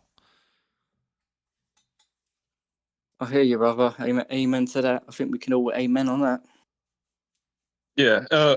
Instead of critically think, would you say maybe think thoroughly instead of critically? Right? Well, no, I Think. mean, critically works too. But yeah, thoroughly, exhausting all possibilities, solving for variables if you're mathematically minded. Oh yeah. You Oh know, yeah, definitely. yeah, Deductive reasoning and all that. correct. Your logic, reasoning, deducing, all those words come into play at that point. All right, guys. Look, I don't want to I don't want to bother you anymore. I'm gonna jump out. Yeah. Yeah. You're good, bro. You're good. Yep. We All right, appreciate guys. it. Have a good night. Have You a good too, night. Danny. Yeah, I'll see you soon. Yeah, brother. Absolutely. Take care. Bye bye. Bye bye. Yep. Yeah, Perry.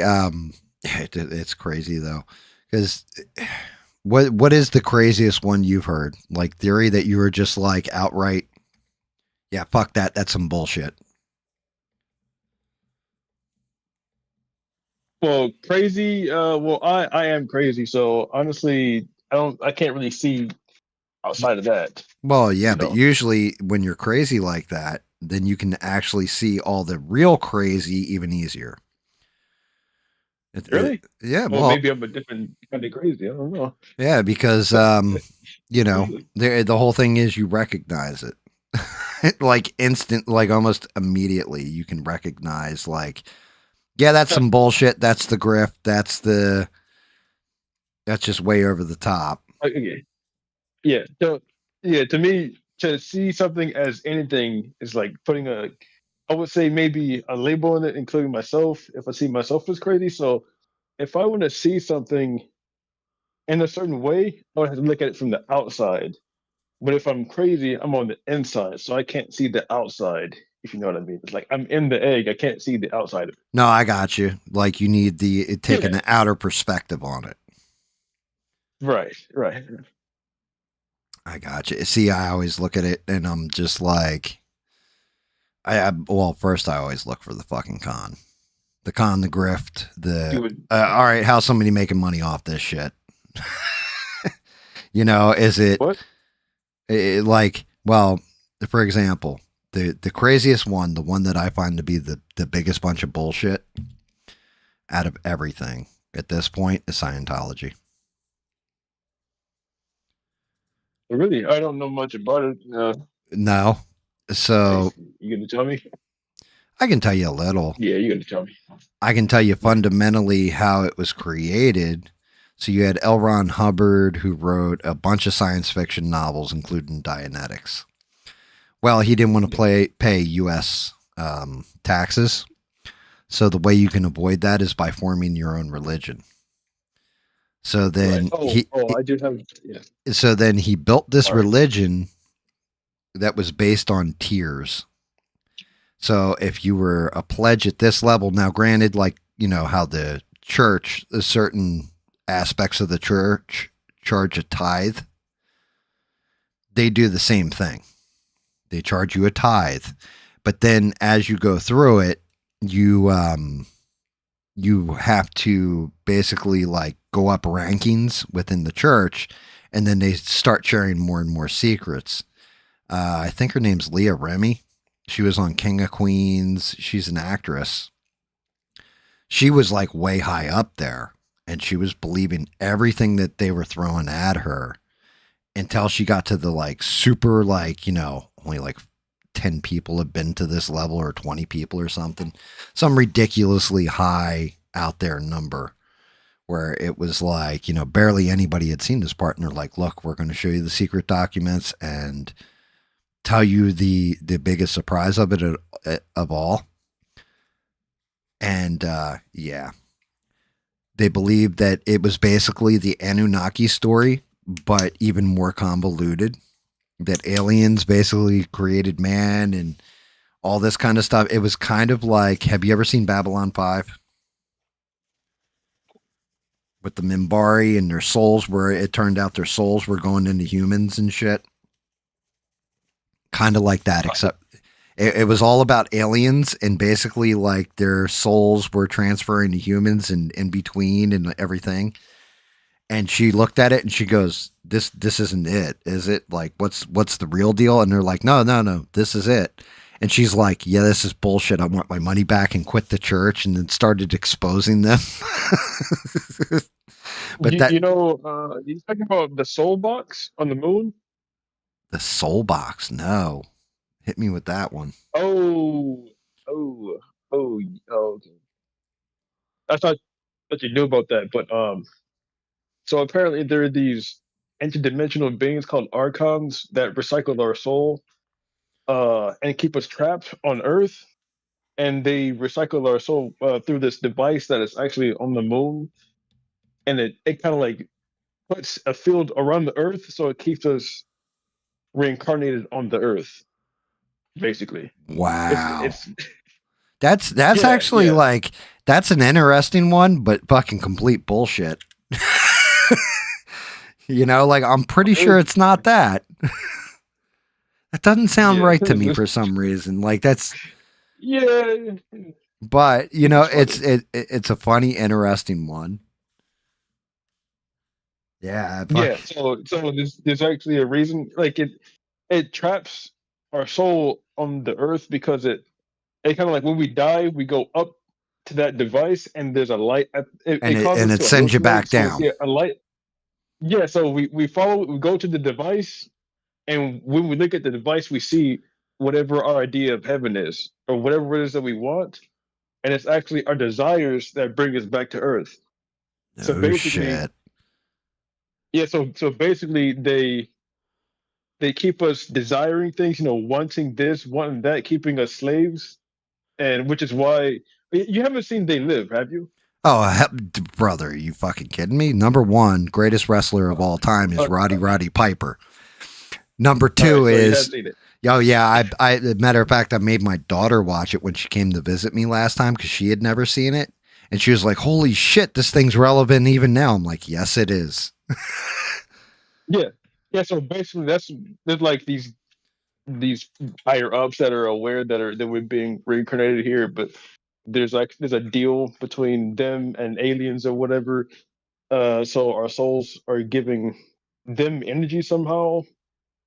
So which is why they want us to keep us slaves, basically. They keep us from Right. reaching enlightenment to and which enlightenment is complete freedom from the cycle of rebirth, which you can connect to Buddhism. So it's like Right. a whole Well, bunch of also different. Hinduism, like, you basically go back to the main flame in Hinduism when Yeah, you, yeah, if you live a good life when you die. If not, you're reincarnated as, well, a farm animal, which is why they don't hurt cows as often or let them roam free, because that could be your angry uncle. yeah. They worship cows, in Hinduism. Yeah. They're holy, Right. Well, I mean, holy cow. well, yeah, it makes sense. I mean, really think about it too, right? Does that actually make sense why they would think a cow's holy? It gives you milk. If you butcher it, it's meat. It's life in that cow. So I that's mean, that's. kind of fucked up, I but mean, you true. can get like uh forgot the name of these types of ants, but there's an ant that you can actually milk and you can eat them as well. So I mean, does that mean ants are holy as well? Well, I I don't mean, know. I tried doing that with my aunt, and she beat the shit out of me when I was young. So I don't know. Yo, you know Oh, what I that was went talking about. dark. Yeah, I know. The I thumbs, know. right? Yeah, I know. I'm being a dick. All Uh, right. Okay. I just thought I'd make a little funny right there, and it didn't land the way I thought it was going to. Probably because somebody out there is No, like, "Yeah, I tried milking my aunt too." Wait, you didn't have the same experience, Gam? That's fucked up, man. You led me on. it wasn't dark to me. I didn't have the same emotional responses you did. I'm sure. It's just whatever to me. Like I just heard it, and there's nothing like I didn't really think much of it. You know, Oh, I well, have worse shit going on in my head regularly. no, I hear you. I feel bad because you said you're like 28, right? So you're still a young buck, and you gotta deal with this cesspool of society we got going on right now. I always feel Eh, I feel bad for the youth. Deal with it. I mean, doesn't dealing with it mean that I would have to put effort into wanting to change something that's inevitably turning to shit? I mean, deal with it. I wouldn't say I'm dealing with it. I'm just watching it. I'm witnessing it. Yeah. Trying not to get it. Trying not to get so energetically involved. Yeah. Yeah. Huh? Yeah, it makes sense. Listen. Yeah, because I mean, you can't really change it. I mean, we're just witnessing a really crazy time. Yeah. Not saying I'm indifferent necessarily, but I think it's interesting. I mean, if something is crazy and then you involve yourself in it too deeply, you know it's too deep when you start to get too involved in it and you start to turn maybe liberal or something, maybe radical, and then you start to make Yeah. the problem worse and become a part of the problem. That's when you're too involved. Yeah. Yeah. That is very true. It's when you deal in on something and it becomes your identity. Like, well, I'm a staunch Christian. Yeah. Well, I'm a staunch, and I'm not saying there's anything wrong with being a staunch Christian or any of these things, but I'm a staunch liberal. I'm a staunch Democrat. I'm a staunch Republican, whatever. If you're dealt in 100%, you're dealt in 100%. And then you lose focus on everything else. So you can't balance anymore, if that makes sense. You come out of balance by doing that because at that point, everything has to be that perspective. Everything has to be on or off, black or white, and nothing ever is. Well, Yeah, some things and are. Jeffrey Epstein absolutely did kill himself. So there's that. Oh. Oh. Yeah. Oh. Yeah. Did you hear someone join just now, or was I just? I think you're hearing things there, Barry. Oh, okay. That Hey, this everybody, it's Smurf, fresh from the butt plug this What's never up, factory. everybody? That's right. I left early because I had to use one that was too big. Oh, shit, dude. He tried out the Kong 3000.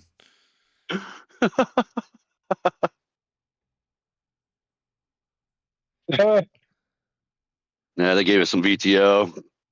We cleaned up everything and got done like way early. So Gotcha. Well, Perry, good call on that one. Smurf would have scared the shit out of me otherwise if Perry hadn't said something. I shouldn't have said anything. Yeah. I do sneak up on them sometimes. I Yeah, don't I see how you joined can and do then it. When I wasn't going to like interrupt you guys, so I'll just let you finish first. Oh, no. We're just like bullshitting back and forth. no interruption. There's no interruptions. If it counts as an interruption and we allow it, then okay, interrupt us. Interrupt me. I'm cool. That's just me. I tried not to be rude. So if you're like speaking, I'm not going to try to like talk over you if you're talking first. Ain't gonna Oh, mess look, with you're you trying to be guys. proper. I try to be. I let them draw first blood. I don't draw first blood, okay? They drew first blood, not me. Yeah. What were we talking about anyway? All kinds of different shit. And I was making jokes about Epstein and killing himself. Oh. Yeah, we're talking I don't about. know who all's in here still, but what's up, Bob? What's up, Rebel? Without a reason. What's up, Ian? This Jones. Okay, I remember that. Beans is floating out there somewhere, but when we started talking about bloated corpses, she was like, "What in the actual fuck?" What's up, Beans? If you're out there listening, how's it going? What in the actual fuck? Yeah. She was like, "What in the actual fuck?" Just before I jumped in, I happened to see Six's new video. How is it? Gotta say it's good, dude. Nice. It's jamming. He's jamming. Eugene said something about it. He was like, Six drop new video. Like, Eugene's on fire now. Damn, I may have to. I burned through a lot of this fucking orange. Yeah. Hey, so back to the stuff we were talking about. Do you know where reptilians are from? The reptile people. I heard of why. Uh, Well, beta where reticuli, I think. Am I right? what's that? I I mean, don't I heard know. that there was a freaking. I heard there was a nuclear war between people on Earth. Well, not nuclear war, but there's a space battle between the people on Earth and people on the moon, and then someone from the moon tucked a nuke to Earth and then mutated dinosaurs. So it was actually a nuclear war apparently that killed the dinosaurs, and it was a nuclear winter that killed them, not an ice age. So that killed them, and then the radiation from the bombs is what kind of mutated some of the dinosaurs, and they kind of mixed with monkey DNA or whatever, and that's how you came up with reptilian people. I don't know. Well, I I mean, think they came from inner Earth. right. Well, that's just it. Along So, with the ant people too. so They went to oh, you Earth fucking on the piece of inside when No, on no, the no, no, surface. no. I'm saying no. inner Earth. They're not on the Yeah, surface of Earth. They're like inside the Earth. Like they're in tunnels and yeah. They went to inner Earth because of us. Apparently, they don't want to be seen by us, and sometimes they can. Well, if they have their abilities unlocked, whatever, they can actually shapeshift. And I actually heard they have some of them, or all of them, have telepathic abilities. yeah, and And they are apparently, not kind to human if they and find you. yeah, and telekinetic abilities. Apparently, I heard this. I don't know. I've heard and seen all kinds of shit. Like, uh, they can actually control our brains to an extent. Yeah, I mean, Like, I heard there's a part of our the brains that. Go ahead. no, Go I ahead. was gonna say I heard the reptilians. They Jeff Bezos is actually one who owns Amazon, and apparently what they do is they make the humans test butt plugs. Poor Smurf. No, I think but that might actually be true. It's a hard job. Somebody's got to do it. $20 is $20. yeah, I mean, $50. they but back to your point, the reptilians supposedly are inner Earth, and like you said, they come across people and or like we figure out where they're at, they freak the fuck out and wreck you and Well, I've only ever heard a story one time, and it was a female reptilian that actually befriended a human man and shared some secrets, and they will kill Um. anybody they see. yeah. Yeah. I've heard of that. What the hell was Yeah. I that? And see. they're in I've. tunnels, and the female. I remember listening to that when the female said that if you're ever in like caves and tunnels and shit, and if you see weird markings that looks like a doorway, just get out of there. Don't Yeah. attempt it. Yeah. And also, some entries is apparently cloaked. I think you and I have heard the same interview as well. Because did the lady move a pencil with her mind? Dude, yeah, like all that's familiar, and I'm gonna say it was on the Y files. I didn't watch it on the Y files. It was the video that I watched was like the name of the reptilian woman, and I can't remember it off the It top was of my head. like Anna or something, right? No, it was a weird name. It wasn't like a regular name. Kind of hard to pronounce. So I heard that they that's not even what you heard as her name wasn't even her real name. That's honestly like they Yeah. translated it into human Oh letters so we yeah. could try and pronounce it. Yeah. So it's not even pronounceable by us. Like it's like hisses and clicks, I think, in their language. It's parcel tongue. If you ever seen Harry Potter, that's the language of the snakes. Yeah. Yeah. Yeah, that's fucked up. It's fascinating to me, that kind of stuff. I mean, yeah, if it's true or if it's not somebody trying to make a buck, that's when that shit gets real interesting. And if it is actually true that Agartha is real, wow, that would change everything. Yeah. Proof that you can actually live inside the earth. Yeah, I've heard of a pilot actually went in there one day. Yeah. You guys ever heard the Air Colonel Force pilot Bird. that one? Yeah, Colonel Bird Yeah. or Captain Bird or something like that. Yeah, you're talking about his Yeah. journals with Yeah. the Nazi planes and the. Yeah, and he flew through the Arctic and went through the hole and was met up by like spacecraft looking vehicles and spent some time down there and kept him there Yeah, and he then let him saw. go. That's crazy. Yeah, he saw like an island of green or something. He saw mammoths. Yep. They look like mammoths. The mammoths, Yeah. dinosaurs. I can't remember what else. He saw extinct animals. I mean, if you saw them, Well, they're not really they're extinct. extinct on the surface, but apparently they're still thriving in inner Earth. Yeah, and in Antarctica apparently, like in area they won't let us see. Well, that's where the entrance apparently is supposed to be. Yeah. Have you guys seen one? It's in one King Kong movie where they actually went to Agartha. Yeah, that was one of the newer ones. Oh yeah.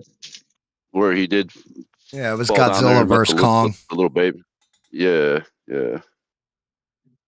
Yeah, that was interesting.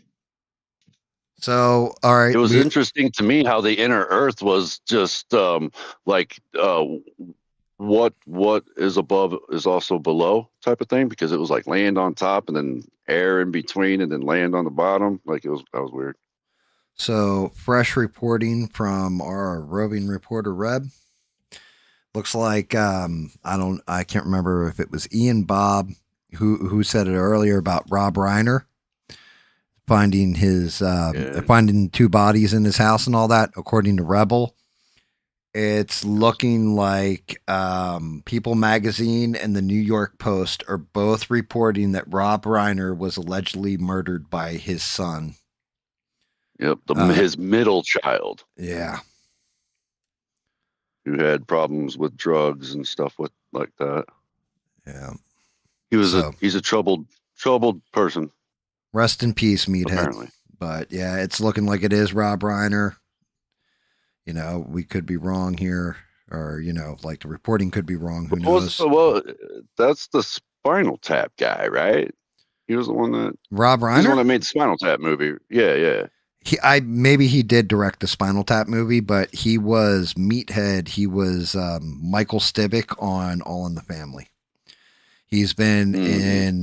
He made The Princess Bride, I think. He was he always outspoken against Trump. Like actually, kind of. Did he do something like Mad About You or something like that too? Maybe. He's done a lot of show with movies. Helen Hunt. Yeah. I don't want to forget. I really don't want to forget what I'm going to say, but I got to say it. I'm the kind of I like to think about the things that we talk about. Of course, who doesn't, or if they're not listening. But this is about the moon. I don't want to go backwards. I heard what you guys said, but have you guys heard of the moon showing up at a certain point in history and it's not actually a part of the Earth? So our moon is yes. So our moon is weird. They crashed a missile on the moon. It rang like a bell, like it was hollow. For a couple of hours or something like that. Yeah. Our moon is softer on the. It should be soft on the outside and dense towards the middle, and it's the reverse. It gets softer the closer you get to the center. Like it's weird. I've heard a bunch of shit about them. I think the weirdest one is that the moon was manufactured in another whole part of the galaxy and then brought here. It's actually out of all the planets in our solar system that are observable, ours is the only one that can cause an actual full eclipse. It's also just the perfect distance away from the planet where the tides are affected by it. It's like almost too perfect. Yeah, it's like that's the thing. For every other planet in our solar system, the moons are all kind of wonky or just odd in their own thing. Ours is like perfect and in harmony with our planet. And it doesn't make sense because they look through, I guess, what is it? Is it the Higgs-Boss telescope now? What the fuck's the new one they put up there? whatever the new telescope they have out there, where you can Was see it other. like the James Webb. There you go, satellite? the James Webb. I'm thinking of fucking atomic particles, like from particle accelerator, right? James Webb telescope. They've observed other galaxies and can see like the moons and shit, and none of them are. Not one so far has been the same as how our moon is positioned in conjunction to the planet. It's fucked up. Yeah. I've also seen Rebel James says that Webb. yes, he did anal tap. Oh no, he corrected that. That's spinal tap. I thought so. Well, I guess there's I guess that's not going to be finished then. That's done. What do you mean? It's already out. The sequel? Sequel's out. Yeah, it's called The Oh, End I didn't know the Continues. sequel's out. Yeah, it's called The End I haven't Continues. seen it yet. It just came up on my my streaming site. Hmm. Yeah, that's actually a fucking shame. If that's the case and everything, thank God it wasn't like, oh, he was a Trump supporting crazy fuck that went in there and took him out. You know, some craziness like this where it would have really caused bigger problems. But at the same time, Tap too. anal tap to electric bungholio a Jew.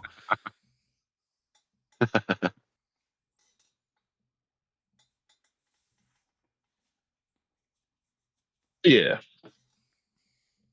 Funny. Yeah, the moon. I zoned out a little bit. The moon is fucking. Anytime you try to debunk something with the moon, it's like damn near impossible too, which is odd.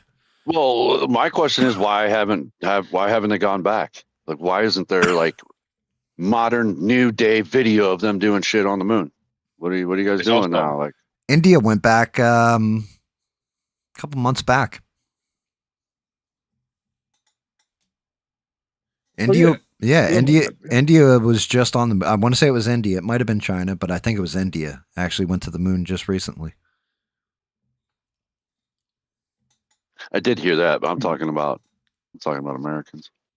What, dude? Seriously? Like, because we're too busy. Like, one, they defunded NASA. The only way we're going back is if Elon Musk funds that shit. They have defunded NASA so bad, it's not even funny. They Transformers are up there, Eugene says. Eugene also said Smurf was a star in Anal Tap. well, you know, I mean, he wasn't wrong on either account. Yeah, I mean, if you good. Oh no, go ahead. Go. No, you're fine. I was just gonna make another funny, but you're fine. Go ahead. Oh, go ahead. I would laugh. Go. You talk. No, you talk. You talk. No, you No, talk. no, you say the words. No, you say the words. No, you say the words. Come on, man. You This hang is up your first. show. No, you hang up first. It's your show, man. It's your show. Come on, Man, it's only my show in name only. It's really the Smurf show. It's my show. This is Smurf show. Smurf comes in, everybody gets all excited.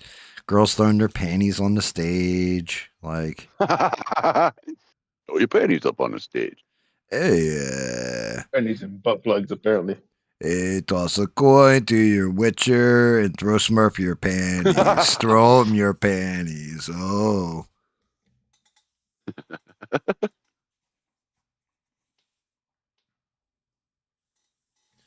Oh, dear Lord. Bras and panties.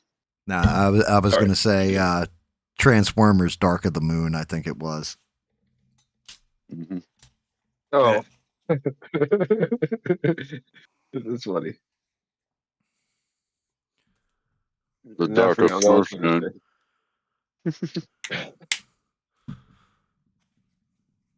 say. Oh man, what was it? Oh yeah, I heard someone was banned from coming back to the moon because they played golf on it or something. What? I mean, What? Yeah, someone that's possible. I'm sure it Yeah. is. Yeah, someone played golf on it, and that's how they got banned from the moon. What? Like, I don't know That'd who be did it. awesome, dude. I would try to fucking tee off I think with the the driver U.S. and in try to have general. it go all the way around and hit me. Yeah, I think I heard the U.S. I might be wrong about this, but honestly, I heard the U.S. is banned from going to the moon again because someone played golf on it. That's what I heard. I don't know how true it is. I mean, that's a large course. That's way more than 18 holes up there. I'll be right back. I gotta pee. That's all kinds of fucking holes up there. That's Swiss cheese. What are Yeah. you talking about? I mean, there's a lot of holes. Yes, they're huge though. Easier to get a hole in one though. Yeah, That would be cool literally. though if you could tee up on the moon, blast it with the driver, and have that ball go all the way around the moon, like in the orbit, and like come back from the other, like Yeah, from behind you. That would be cool. I think it's kind of How far can suspicious you as hit well that your golf ball? Thousands of miles, bro. yeah, I heard it's like a fixed position as well, which explains why the moon only faces one direction and why there's actually a dark side of the moon. You know, No, that's wrong. That's not real. I mean, The moon rotates, bro. It doesn't just stay still and just go around. no, It spins just like the Earth does. It's just slow, what? slower. Yeah, there's no such thing as a dark side of the moon. And if you want to, in fact, if you want to say that there's a dark side of the moon, there is a dark side of the moon because no matter what time of day the moon Oh, here rotates, we go. and one Yeah, side of it's going to be dark anyway, just like the Earth. So yeah, of course, of course, of course. So let's just say it appears as though there is a dark side of the moon and only one side faces it. At least appears to be that way. It appears, it's very slow. it's I've because seen it's some on the weird same shit time though. frame. That's why you can see the man on the moon, like the face, the man in the moon Yeah, yeah. at night. Was that GAM right there? Was that GAM? Did he clear his throat? No, he's not back yet. Okay, I was about to say that. That's you. You sound like him for a second. He's Yeah, back that now. happens. We we've we've been hanging out for too long. Yeah. Because hell, even I'm doing his impression of me, which is I love hearing What? his impression of me, but it's Wait. Smurf's doing an impression of himself. your Smurfception. He's doing your impression impression of of him. me. Yeah, like when we're sitting there talking, I start doing that shit there. And Yeah, start talking like how Gam makes it. Gam will start talking, and I'll start talking, and we start talking, and it is what it is. it did And, before too long. You don't even know who's talking anymore. It's one of us though. and every time I come out here, I jump on this microphone. I'm like, hey, look, Pleasure Master They don't get 3000, a microphone. where it's at, Yeah, okay? technical. Can't tell you two apart. Hey, you know Where's what? that? Okay. You know what? Shout out to Stranded. I have not seen Stranded tonight, but shout out to her because I bought a USB-C cable while I was out yesterday. And yeah, my camera hasn't disconnected once this entire stream. So it was the fucking cable. She was saying it the whole time. She's like, replace your cable. She knew the whole time. So therefore, I've come to the determination logic dictates the only way she could have known that was she came to my house and broke my cable.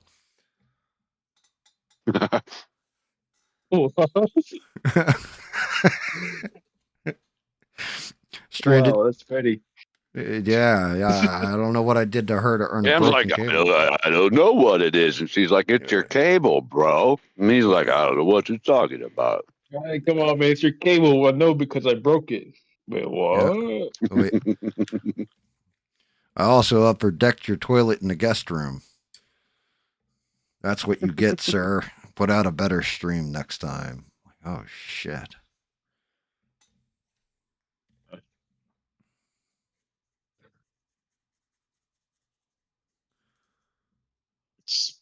So, Smurf, what's up with you? What's up with me? Yeah. I'm good. I just had to work extra last week, Yeah, Mm. but I'm back. I'm back now. So I just, don't. if he wants to stream on Wednesday, I'll be there. That's what I said. Otherwise, I'll just be popping in. I'll just be popping in here and there when he is on. So Probably be pulling a 4-day next week.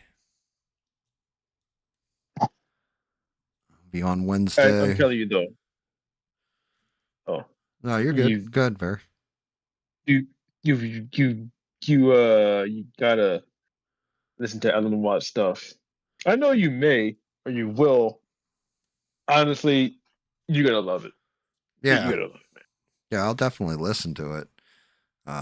Like I said, I'm always up for people suggest all shit all the time for me to listen to. And I'm like, okay, I'll go listen to it. Some stuff I'm like, all right, this has now gotten boring. Some stuff I'm like, wow, how did I not know this shit existed? Like what? Well, I had known, like, for conservative commentary, for example, Devin always told me, she's like, you need to listen to Mark Dice. No, I don't need to listen to Mark Dice. I'd listened to him before and he was just like a goofy bastard. She's like, nah, you don't understand. He actually, like, he's covering stuff and he's doing it and he's being intellectually honest with it. I was like, really?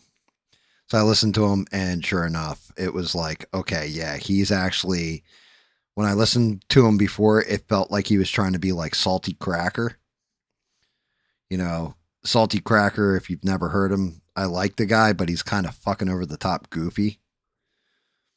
Almost like Alex Jones goof level. It doesn't mean he's like not entertaining. He just like, I'm like, eh. But Mark Dice is actually getting to the heart of problems and like talking about stuff, but being fun with it at the same time. And I was like, all right, yeah, I can actually dig this. So that was a good call out. Danny, that was just on here, he was like, if you want to understand Christianity a little bit better, listen to Wes Huff. He wasn't wrong. My favorite thing Wes Huff has done yet, he debated, oh God, Billy Carson, that's his name, and just fucking destroyed him. Just ate his breath. Like, it was fucking hysterical because Billy Carson, right, is all about the Anunnaki and how he has knowledge that nobody else possesses and all this kind of stuff, right? And then he gets into the debate with Wes Huff. And the first thing he says is, right, but based on the Emerald Tablets of Thoth, and Wes Huff turns around and goes, yeah, so that's been debunked. The Emerald Tablets of Thoth completely don't exist and everything. And Billy Carson goes, oh, okay. And that was it. Like, that was the end of the argument. And it was like, what the fuck? Like, no more pushback, no more arguing, no nothing. Billy Carson got debunked in like 2 seconds and then just proceeded to get his ass handed to him. Because this entire debate was based on something that wasn't fucking true. So once you pull one thread out, it was just like the whole sweater came apart. It was funny as hell.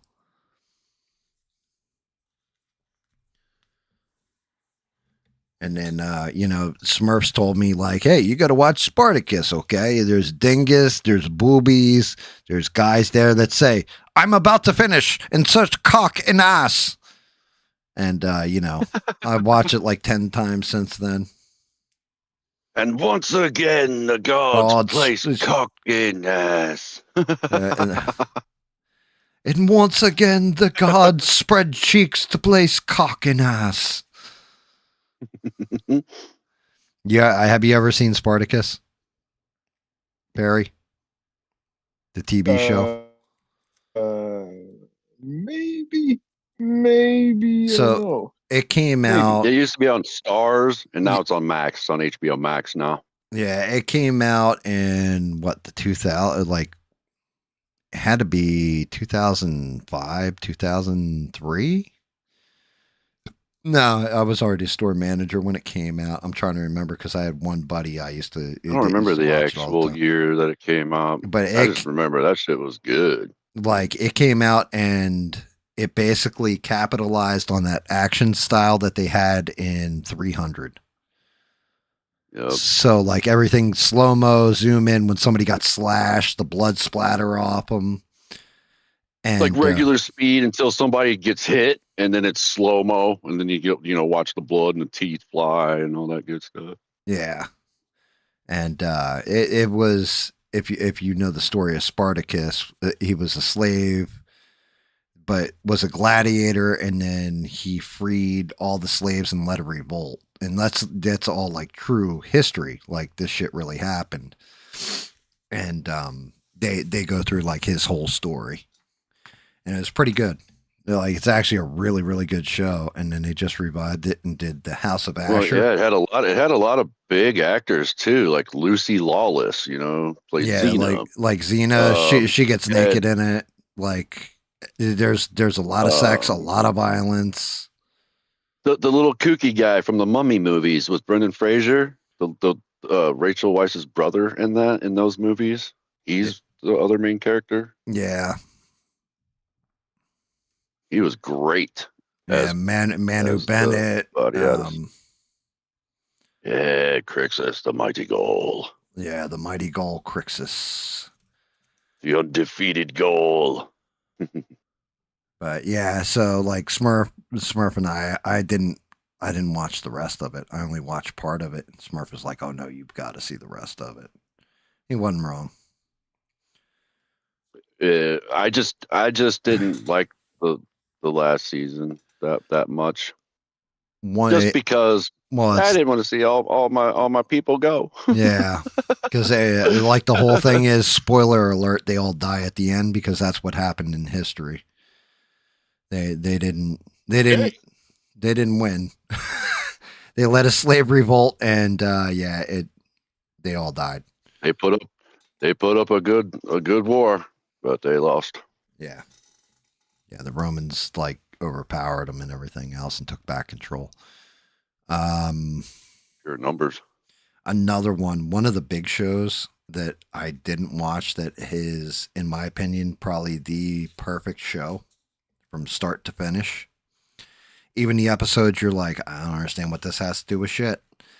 And then you figure it all leads into itself and is still, I think, the best show ever made is The Wire. And I had never watched an episode. My wife was like, you have to watch The Wire or we're getting a divorce. And I was like, what? So I watched The Wire. And I'm thankful to her every day because it's a perfect show. It really is. Just I don't know if you've ever seen that. I've seen it. I don't. It was all right. I wasn't that into it, but the wife was. We watched it. Yeah, that show is like a fucking perfect show.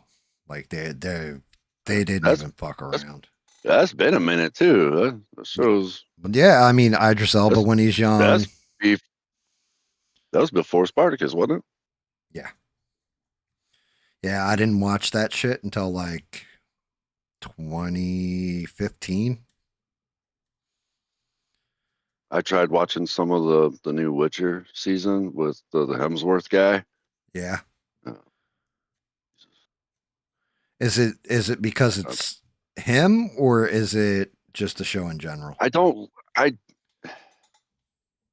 like his take on Geralt. No. I mean, plus there's this other Witcher that's just killing all the other Witchers. So and it's that crazy guy from that John Wick 2 at the beginning. It was the Vigo's brother. Really? So yeah, it was that guy. So what you call it? Henry Cavill owns The Witcher. Like he just owns the character, everything to do with it, the whole 9 yards. He read all the books and he's a fucking geek. You know, and he played the games. he played through all the games. He read all the books, and the reason he even quit the show was because he told them before they went into whatever season Hemsworth took over for him. He's like, if you guys deviate from the lore at all, it's in my contract. Yep. I'm out. And they deviated once, and he was like, look, I'll enforce that shit. And they're like, oh, okay. And then did it again. He was like, yeah, I'm fucking out. Like, I'm done. So, yeah, he wanted to stay true to the story well, and the lore. He was supposed to direct. It makes sense. Yeah, he was going to direct. Makes sense. Oh God, what movie or show was it? Oh, Warhammer 40K. Apparently, they're doing he's like a show. Really into that. Yeah, he paints really the models, the whole 9 yards. And Henry Cavill plays the board, the tabletop game, and everything. Yeah, Henry Cavill said, like, they gave him full freedom, full control, and he started to make an episode of it, apparently. And they handed him, they said script change. And he said, what? And they handed him the script change, and he was like, yeah, I'm done. He's like, you either fucking give me back my control or I'm out. And they wouldn't. And he was like, yeah, I'm out. I'm not going to build something that is bullshit to what the actual game is. Yeah, that's Hollywood's problem, man. Eugene's got a shout out that way. Eugene just shouted out Mr. Robot. Did you ever see that? Oh yeah, I've seen some of that. That guy is just weird. The guy that plays Remy Malek. Remy Malek, that's his name. Yes. I was trying to remember it earlier when I was talking about Freddie Mercury. Remy Malek, that's his name. Yeah. Mr. Robot was fucking weird as all fuck, in a good way in the beginning, and then I did not like the end of that show. Yeah, it got to the point where I had missed like some episodes, and I was lost, and never dude, the whole second season, right? You think he's hiding out at his mom's house, he's hiding out at his mom's house, and the therapist is talking to him and everything else. And then the therapist in one of the episodes goes, where do you think you are? He goes, my mom's house. She's like, no, you're still in the mental asylum. And like the entire room changes to a mental asylum. He's actually locked up in a mental asylum. You're like, what the fuck? It was all right. It was, the first season was really good. Then it got to a point and started to go downhill a little, in my opinion. He was good in that movie where he avenged his wife. Can't remember the name of that one though. Somebody killed his wife, and then like he went off, and he's not like a killer himself, but he figured out ways around it to where, like, one of like I think the last one that he killed was a dude swimming in a pool that was like on a glass bridge, had a glass bottom, and it was way up in a building. It went across from 2 buildings, big ass like bridge swimming pool thing. He like blew it up, and the dude just went out the bottom of the pool to the ground. He like, it was just one of those covert, Fucking, I went to go grab a reference photo, right?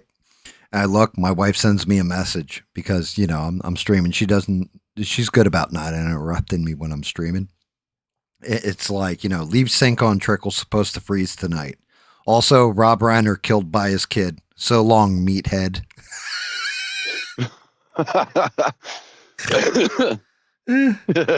You married the right one, bro. Yeah, and then below it, she has a for sure. She sent the fucking picture, and the picture says, Rob Reiner and wife killed by son. It's like, so long, meathead. Man, it's funny you just said that. It's my wife. You just said that not an hour ago. Yeah, like I said, fucking definitely got the right one. I was saying that about you too. I was like, yeah, Smurf's got the right one. Oh, I definitely married the right one.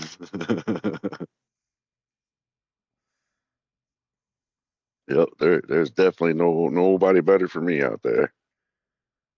Brown, black, silver, and then I got his face. Well, good for you. Good for you. Hey, dude, you got to keep trying. The thing is I've been divorced twice. This is my third marriage. The thing is, I grew up I with was, my wife. I've known her since we were two, or since we were in second grade. Not two, and that's I was 7 or 8 or something like that. I was joking. I was joking. I was joking. This is actually this one girl that I've known ever since we were in elementary school. We were kids, maybe 7, 8 years old. Yeah, second grade, Right. man. Yeah. So basically, we knew each other in elementary school.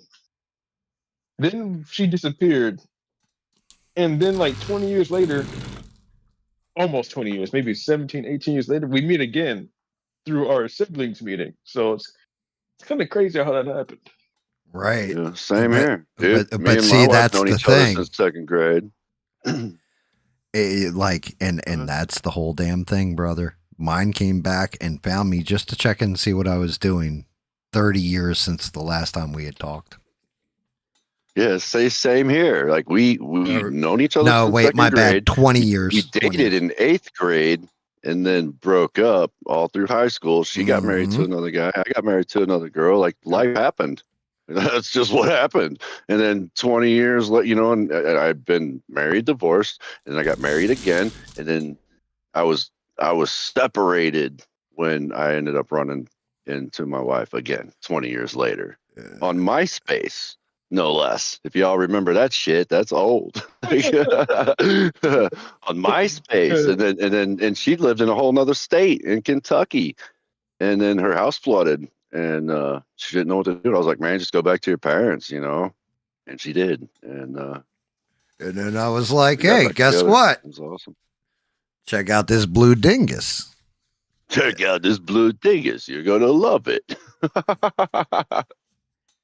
I ain't trying to sell you nothing, but you can have this all you want. Blue dingus. We had our own families though, and we never had any kids ourselves together. I have 2 girls, and she's got 2 girls and a boy. So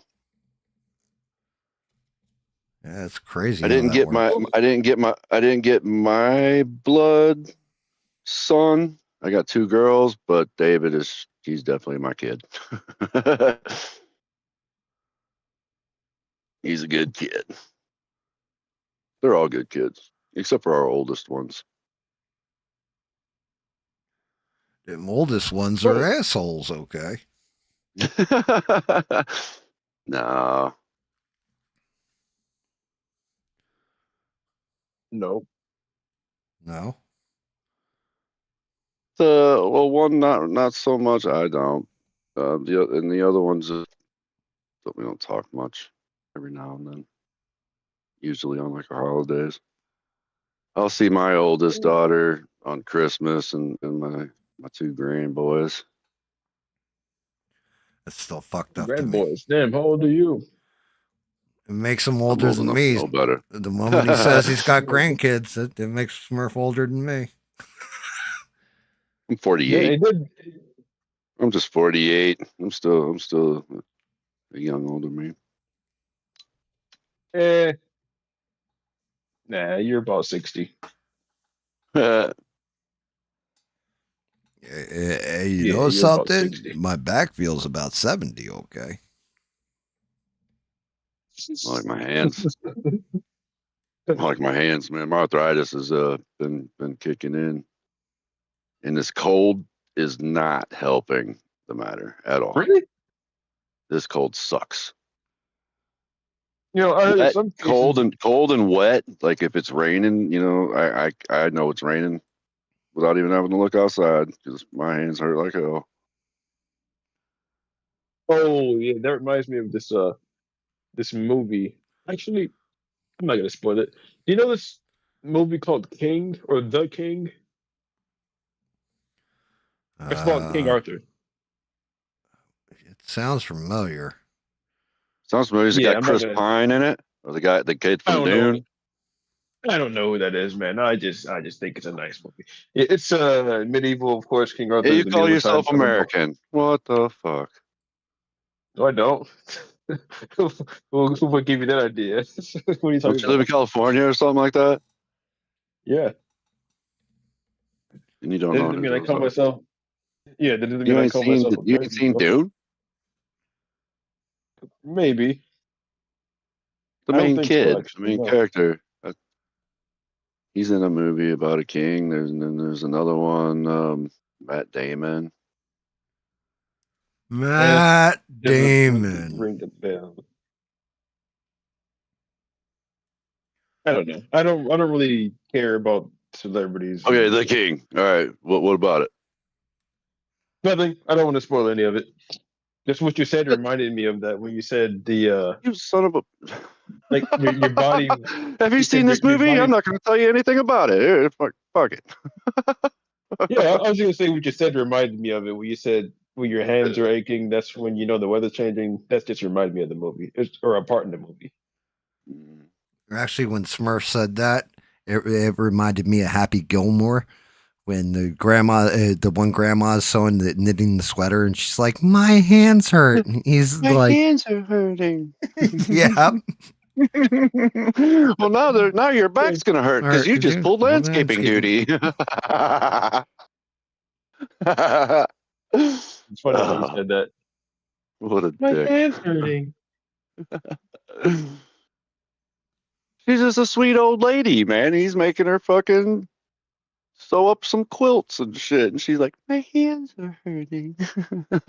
And he comes over all sweet but a dick. Well, now your back's going to hurt because you just pulled landscaping duty. Anybody else's hands hurt? Nope. Why do you think Smurf tests the butt plugs? Because if he refused, you know what they'd make him test next in his anus? You don't even want to know. There's a reason why those sluggers come out of Louisville. I'll just tell you that. What? Yeah, they really came from Smurfy Town, okay? They're just going to let you guys know a little secret.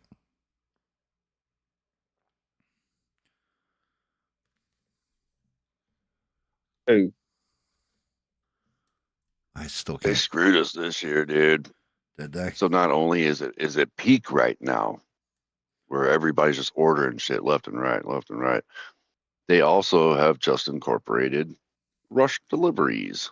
Where you pay an extra amount of money and you get it.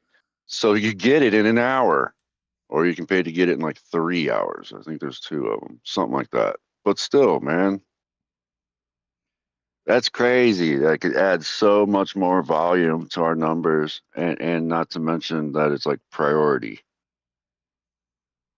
So it's something extra we got to pay attention to. Oh, God. Not us exactly, but uh, the managers. sorry, what are you talking about? Sorry, I'm old distracted. Amazon just came out with like same day delivery within an hour. Really? So now So now we have like rush orders that have priority over everything else going out. And I And it can just already makes see it. I can it already. just makes our volume a lot more. And if they come in at any time and they're automatic priority. So as soon as one of those comes in, it's got to get taken care of like immediately. I Man, I don't can know how already. people are getting their stuff within an hour though. Like they have to live really close. Honestly, they could be sending it on the way and then telling them it'll be there within an hour to make it seem They like have they're they have getting like there. specific drivers and those routes they're only getting like 3 or 4 packages to have to take because they have to be there in an hour. So they have to be like Express delivery, huh? yeah, pretty much. Yeah, I can already see it in the future. They're gonna have They just uh threw that on us this week. yeah, they're gonna have vehicles similar to Waymo's, but it's gonna be for Amazon. they're just going to be driving around, delivering people's packages, telling you when it's at your place, and maybe No, tell you dude. that At our site, it's not. It's people. It's people driving their own cars, Oh no! I'm saying like in the future, like and obviously the it might be drivers that we more have, automated. they're not technically employed by Amazon. It's an Third- outside company. Yeah, I was going to say a third party So company. they're subcontracted. Yeah, I'm saying like it could be more. I think it might be more automated in the future, where robots are just going to be delivering packages with drones and cars and stuff. Oh yeah, dude. They're already trying to like the robotics floor is pretty big already, and it won't be that long. I mean, 10 years there might not be, but just like a couple of humans in the facility. I mean, there's Yeah, been to talk watch after the for a workers. while In other about words, all the kinds of robots. new robotic shit for like picking and everything. So I don't know. We'll see what happens.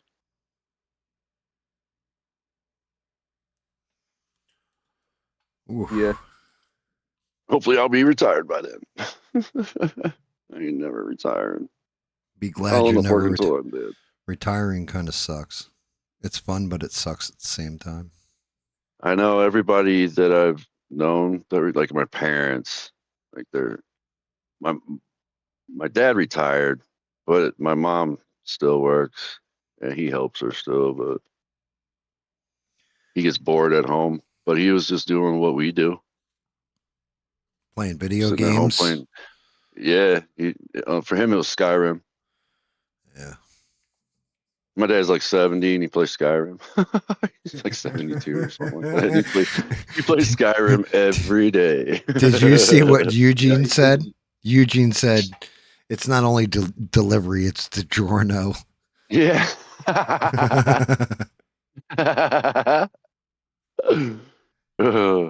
That's funny.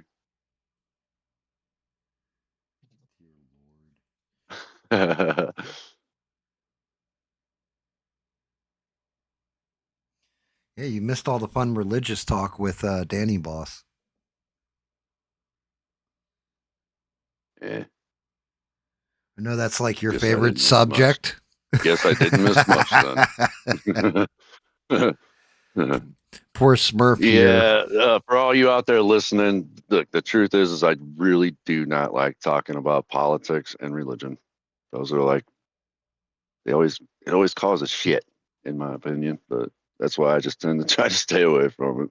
So when they're talking about stuff like that, I just keep quiet. I be quiet, but when they stop talking, I'll be talking again.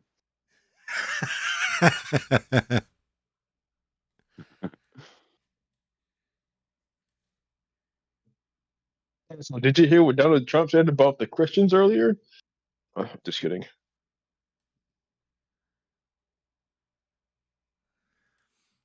No, but I did hear him talk about a chick who's banging her brother and needs to be deported.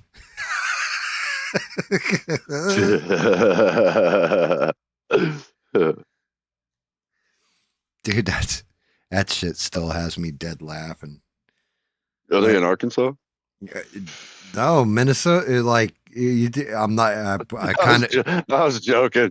It'd have been funny if Rebel was, or if Paul was listening. No, He'd have been like, "What the fuck, Smurf?" no, he's in Alabama. Oh yeah, Alabama. Why do I always confuse him with Arkansas? Stupid. Sorry, Paul. Because I think sex with your cousin may be legal there too.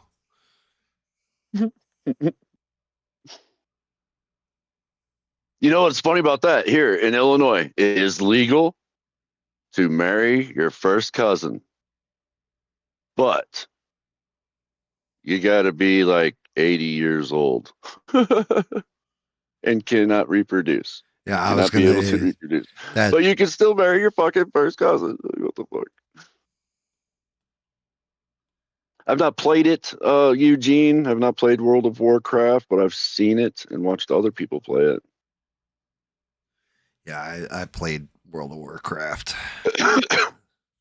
I've seen people go absolutely broke from playing that fucking game and going crazy Really? from it as well. Yeah, dude. Some people get into that, and it's like that's their world. Right. Like the real world doesn't exist anymore. Yeah, it's like crack, right? Something like that. Well, I knew guys that I had mean, like dude, I four. love video games, but I've never gotten like that hardcore into a video game where I'm like playing it constantly. You know, that was one of the reasons why what pissed me off about Conan. Yeah. There was Well, times when I couldn't be on for the fucking raid time, so that's not fair. You know that I can't make it to defend my shit, and when I come back on, it's I've been kicked in. So bullshit. well, yeah, that's definitely rough. I knew guys who made a couple hundred, well, actually, probably about $1,000. One of my buddies made off of World of Warcraft. Oh yeah, there was a buddy of mine that sold his account. I don't remember how much he got, but I remember him talking about selling it. No, not from selling his account. What he would do is there used to be a point in time you could go out and farm gold and like elements and then put it on the free market in game. And they Oh, had I it got you. and Yeah, they had it I've where you seen could that. buy gold. So he set up the different accounts with macros and they just like farm the gold when it would pop back up.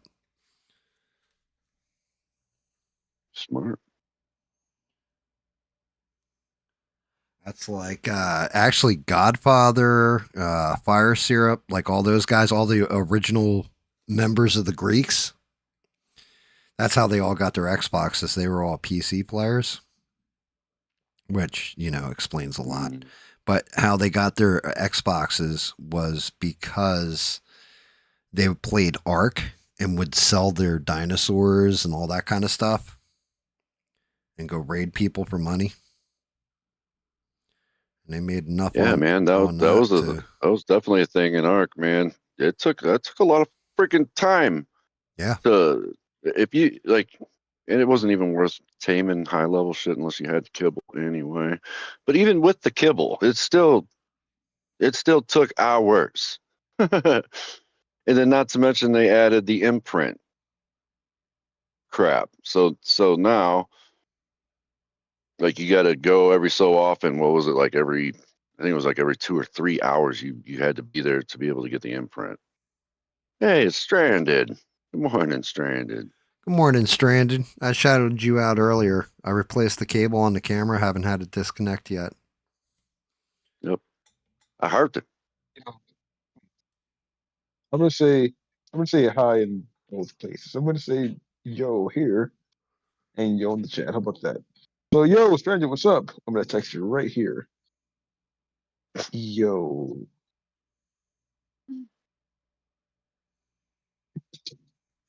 And what's funny is that yo is probably coming out right about the exact same spot as you typed it in. Yeah. Yo, yo, yo. Hey, yo, I was walking downtown eating a cheesesteak, and, Adrian says to me, hey, Smurf, you got something glowing back there. I said, what do you mean back there? You mean on the back of the car? She said, no, back on your hiney bumper, sir. Oh, well, This is that's bullshit. Damn it, you told me I left work with property on it? Shit. I forgot one. No wonder it was such an uncomfortable car ride home. Yeah, and I'm wearing my white pants, and you can see that shining right through there. Dude, I was watching like a funny video compilation. Like you see them all the time, like chick drinks the milk, tries not to squirt the milk out of her mouth, right? And there was a dude who did kind of the same shit. And it was like a yoga guy. And next thing you know, he goes for like downward dog or something. It was like, all right, I don't understand what's so funny about this. And then all of a sudden you just see the glow on his butt.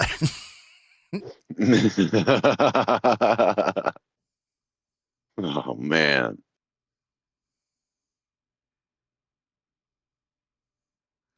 Like, oh shit. Yeah, for all you listeners out there, I don't really put things up there.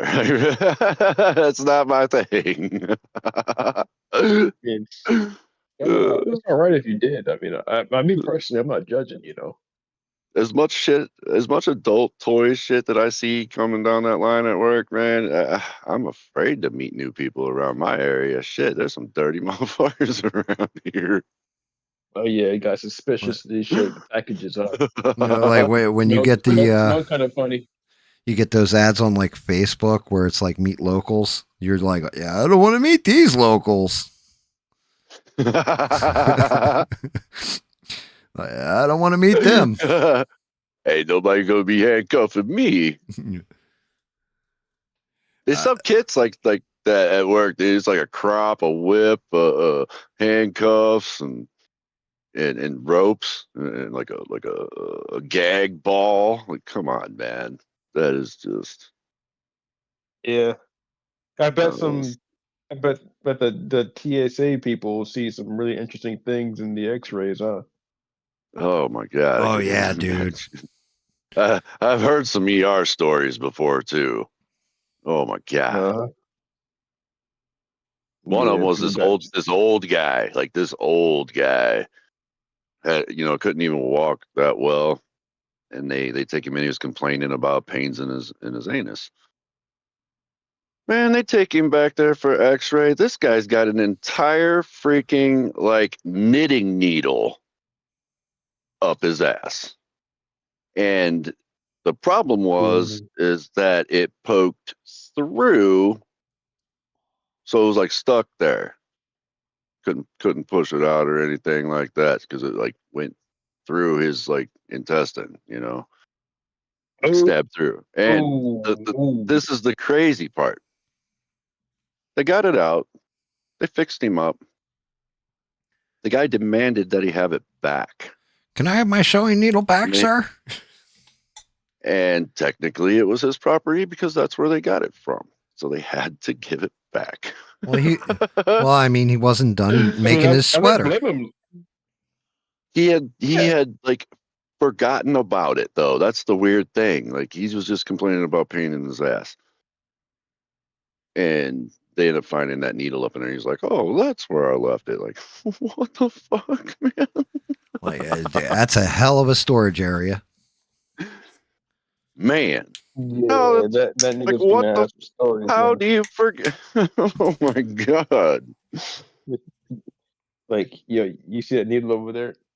Yeah, my pops had it up his anus. Don't Yeah, he touch was it. like, "Bang, orgasm, dementia." What? Like, you know what I'm saying? Like, how do you forget? How do you forget this up there? Come on. Wait, forget it up there? Like, what if you forget, that means you had prior knowledge.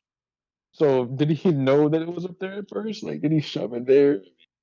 Dude, I don't know. That's what And I'm it was saying. It was a crazy freaking story because the fact that he was like, "Oh, that's where that was. I need that back." Give it back. Oh my God, Stranded. Stranded just said heard of one that put a curling iron up there. Oh man, God. man, I saw this. Man, this is okay. I So was trying to basically, curl my butt hairs and accidentally poked it.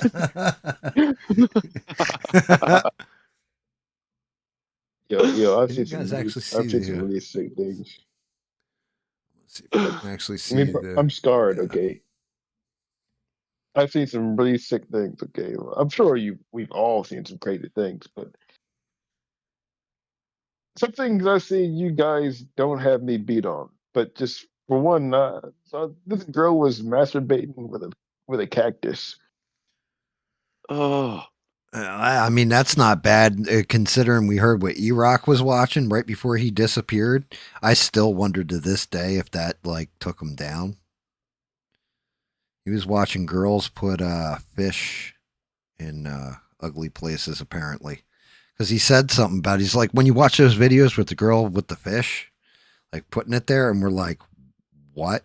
Like, how do you even get that in your feed, my guy?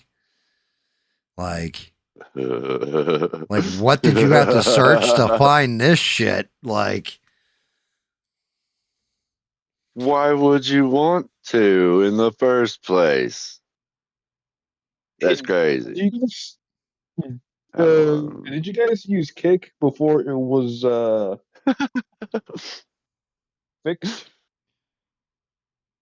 Who the hell was it? Was it? I don't know if you guys ever watched that channel, Wang, and he covers like old internet stories and stuff like that. And he was like, the one channel got famous because of women farting on cakes. Like that was the whole channel, was them basically farting on cakes. Like what? Like how does shit like I'm this get guessing. popular? Oh, because it's weird, There's always like an underground section of the internet where people are just interested in the strangest things. Yeah, but my thing is like how many people, because apparently it was a popular thing too, right? Was it guys that were just fucking with their friends like, Yeah. yo, you got to see this? Or was it actually like people like, yo, my fetish is when a woman farts on a cake? Like, and Yeah, how many of those guess people that. are out there? And if it's a small enough number, can we just remove them completely from the gene pool? Like, that's my other question. Like, can we just wipe them out so this way they don't breed and have little cake fart children? Yeah, I mean that doesn't mean their kids are gonna turn out that way. I mean, I don't know, yeah. man. You do. Genetic memory's a bitch. Yeah. You would hope Yeah. not, but you never know. I mean, maybe they're onto something. Maybe I would have tried one of those fart cakes. Dude, you'd never be able to look at Maybe chocolate frosting again. Yes, I would if I like it with farts on it. I would ask, hey, you gave me this cupcake. I would appreciate it if you took it to the back and farted on it. Just a little poot. Yeah, Just a little poot. I like the quiet ones. The quiet ones have the most flavor. I need the silent but deadly on this one. SBD on number Yeah. 3. Dude, not tonight, but last night at work, a package came down and there was a yellow sticker on it and it said SBD1, like the number 1. And I was like, oh my God, look, it's the silent but deadly 1. I had a bunch of people laughing. Word. Watch out for these packages. I wouldn't want that, by the way. I don't want farts on my cakes. Just to let you guys know, that was a joke. Sure. Yeah, we'll keep one eye on you from now on. That's cool. If you have to keep telling us it's it's a joke, I'm about convinced that it's not a fucking joke. That's cool. You don't have to believe. Yeah, you got to make sure you say it's a joke a lot quicker, so this way when somebody tries to clip you out of context, you'd be like, look, I said it was a joke like 5 seconds later, like 2 hours later doesn't help. It's okay. I'm sure people have taken things out of context anyway. Oh yeah, absolutely. Which is cool. I mean, people can do that if they want, Absolutely. It's cool. It's all good. People can do. Yeah. Just make an OnlyFans, show your butthole farting. I kind of expect that kind of thing talking on the internet.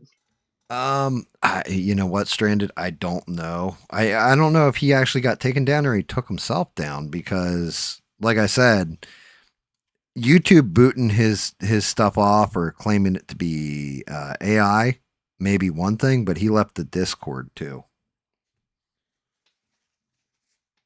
So I don't. I did hear something that if you do have multiple YouTube channels and you screw up on one of them, you can get all of your channels taken down. Yeah, they wipe everything. That is correct. Yeah. I mean, I got to set up for dual stream. Said he made one mistake and he said he lost thousands and hours of content. Yeah, but I mean, what was that one mistake? That's the thing. Like when COVID was a thing, that one mistake was talking about vaccines, things like this. That was like the big no-no, which is why to this that's always day, changing. Well, you still have YouTubers that call COVID-19 the coof. And I'm like, bro. And it's like, and then I realized, like, oh shit, they got so used to calling COVID by a different name because if you said COVID-19, you were automatically like booted. So it's crazy. I can't imagine being like somebody with like a couple million followers and just getting your shit taken down. All that work, all that time, That's what I'm saying. you know. Crazy. I also Yeah, it all depends on what was that one mistake, bro. right. What was that one mistake? Let me know so I don't make it. You know, like if you're doing something that was clearly like fucking stupid, but if you said like, well, I said retard 50 times in a row and they just fucking kicked me off, that's definitely been a thing, I'm sure. Do you even have to What worry was about that? that if you're not monetized? Isn't that something that you have to worry about when you're monetized? Even when you're monetized, they can still take your channel down, right? Like for your That's what I'm language and saying. stuff. Like saying stuff like that and you're not monetized. It depends if somebody complains or not. It really does. Because Like our channel here is it's not that big at all. You know what I mean? So I feel like if something like that was to happen, we're not monetized. Like I just bullshit it. You know what? Honestly, I think it would be worse if you said that and the channel got bigger and like 2 years later you're like, well, maybe 4 or 5 years or whatever, you're like 5 million subscribers just for whatever reason, and then they take it down because of what you said 5 years ago. I think that might be even worse. dude, they do shit like that all the time. Yeah, So that's what I'm saying. so that one streamer AVL, he hit like 1 million subs a while ago. And they're supposed to send you out a gold play button for it. And he didn't get it. And he kept not getting it, kept inquiring about it. And they finally got back to him and said, you got a strike for this. And he wouldn't even tell us what he got the strike for, but I'm pretty sure it's something to do with the vaccines. Because it was right around that time. And they're like, yeah, so we're not sending you your gold play button. You have to wait till that Oh, violation wow. comes off, and then we'll send it to you. That's the tale he told. Now, he does have 1 million subscribers, and we've never seen a gold play button. So I tend to believe him. I mean, he could be lying about it, but I don't see where it'd benefit, you know? But yeah, shit like that happens all the time. Like, what's sad is, I mean, granted, not like I would have hit this anyway, but when I first made the YouTube channel was like 5 years ago or 6 years ago. And I did like a couple videos for like 2 months or 3 months or something and just stopped and didn't start this live streaming shit until last year. Like I've only been doing these live streams and the painting and all that for like a year. And when I first started, I think it was like 300 subs and 500 subs to get monetized. If I had built and done this back when I first started doing it, like started the channel and got to the 100 subs, I might have been able to push right through and gotten monetized. Now it's like you need like 3,000 hours watched, or 4,000 hours watched and 1,000 subs, I think, for full monetization. And I'm like, I can't even keep it past 125. I'm fucked. I had some good momentum there, but I pissed people off. You'll get there, dude. You'll get there. I'm not super. I can't wait, dude. I'm not super worried about it. I picked up people along the way, like Perry. Perry's a good example of somebody who just caught one of us. I'm guessing it must have been Smurf and I streaming, right, Perry? Yeah, it was that stream where you guys were playing that survival game. Valheim. Valheim. I think it was Green Hell. Oh, okay. Oh, yeah. I think I saw you guys. I think I saw you guys before, and then I joined again But this time I texted something, whatever. I was like, wait, I was like, I can't hear the game.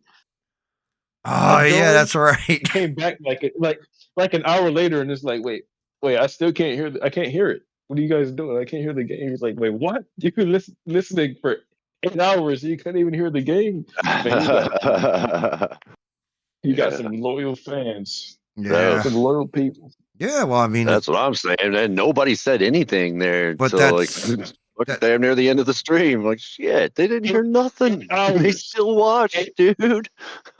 Like 8 hours, man. 8 hours. I was like, wait, what are you guys doing? Are you serious? I couldn't Yeah, I'm believe trying to everybody find it. was still sitting there fucking with us in the chat, not hearing Yeah. anything. Okay. That was, Yeah. man. yeah, That kind of fucked me up a little bit. I'm like, damn, really, guys? You didn't say anything. Yeah, Yeah. I can't believe I'm the new guy and I said something about it though. Like that was crazy. right. But the whole thing is, and that kind of goes to it too. You know, like I was happy because we picked you up, right? You tune in damn near all the time. Everybody interacts, all that kind of stuff. And the people that watch me on a regular, like they're all good people. So I have a choice. Do I want to push for monetization where somebody might sub to me and then just never watch my shit again? Or do I want actual good people that are going to have good faith conversations, interact with each other, and just, you know what I mean, laugh for a minute or enjoy creating something or whatever? You know what I mean? I would rather have it making where, friends, man. Just making friends here. like, get a community of cool people instead of independent thinking people, because that's where I piss people off all the time is when I don't go with the flow. Like, I definitely know I lost a bunch of subs when I started going, fucking Trump's fucking up. And people are like, no, I'm pro Trump and only Trump. How dare you talk? Like, no, I'm going to criticize. What, you thought just because I criticized Joe Biden for being a vegetable, I can't? Hey, look, nobody's perfect. You know what I'm saying? Yeah, So, like, I'm going to criticize everybody evenly. Trump's Like, not going to be perfect. Like, nobody's perfect. So, that's crazy. You know, Joe Biden's a vegetable. he fucking was. But yeah, everybody was all right with that. But you say Trump ain't delivering on promises, and outside of like him deporting a few people, like even that's kind of disappointing. He's done much better with locking down the border and stuff, but the economy doesn't feel like it's turned or all this kind of shit, and people got upset. And it was like, well, what do you want me to do? I can't make him better at his job. Like, people don't want to hear the truth sometimes, and I'm not going to lie to them. Like, if I wanted to sit here and just sit on the internet and lie, then we would talk about stuff like, I know, I hate that society wants us to sit there and beat around the bush and sugarcoat everything. yeah, Man, just tell it all what it is. When did Americans become bitches. such little bitches, man? Such little bitches. Wow. When did Americans have, become so offended by everything? Or can't look at something objectively and say, like, yeah, that's fucking true. It's a true statement, but I don't like the way you phrased it. But even then, just, hey, you hurt my feels. Hey, what? That's what I'm saying, dude. Look, nobody cares about your feelings. That's how the world works. It's life. There's nothing you can do about it. Yeah, they don't. That's just the way it is. They don't care And about you your shouldn't feelings. have to lie to somebody to make them feel fucking better about failure. Like, man, get up on that horse and try again. Like, I think having it easy has something to do with how people got so soft. You're right. No, yeah, I mean, back when I was in 100%. school, dude, they still had corporal punishment. Back when So I got swatted by the principal a couple times when I was in elementary. yeah, They don't allow that shit now, but man, I made it just fine. that's just it. sometimes kids need a good ass whooping. Yeah. without fear of parents being arrested from their kids going and telling somebody else that hey You know what I'm saying? Like, man, yeah, come yeah, on. you're right. I mean, the problem is though, you had parents that didn't do discipline. Jesus, my feelings matter. Yeah. Make a shirt says no feelings matter. Yeah, like you know, I swear part of the problem was that you had parents that there was discipline, but then it went beyond discipline to abuse. Like I can tell you now, my cousins with my uncle, that shit was abuse. It wasn't discipline. Like he beat them, but beat them with anger where like I mean from their lower back to the bottom of the or to the top of their knee would be purple. Yeah, I've seen that. Yeah. Yeah, that's taking it too far. Yeah. I'm not talking about that. Right. I'm talking That's about, abuse. a good 2 or 3 smacks on that ass, you know what I'm saying? Now go to your room and shut up. Yo, Think about what you did. yo, you better keep it down if the wife's near you. She's gonna get excited. You got to stop with that shit, Smurf. She's right next to me. She's finger motioning me to come over there. Oh shit! I knew it. We lost Smurf on the stream. Well, good night, Smurf.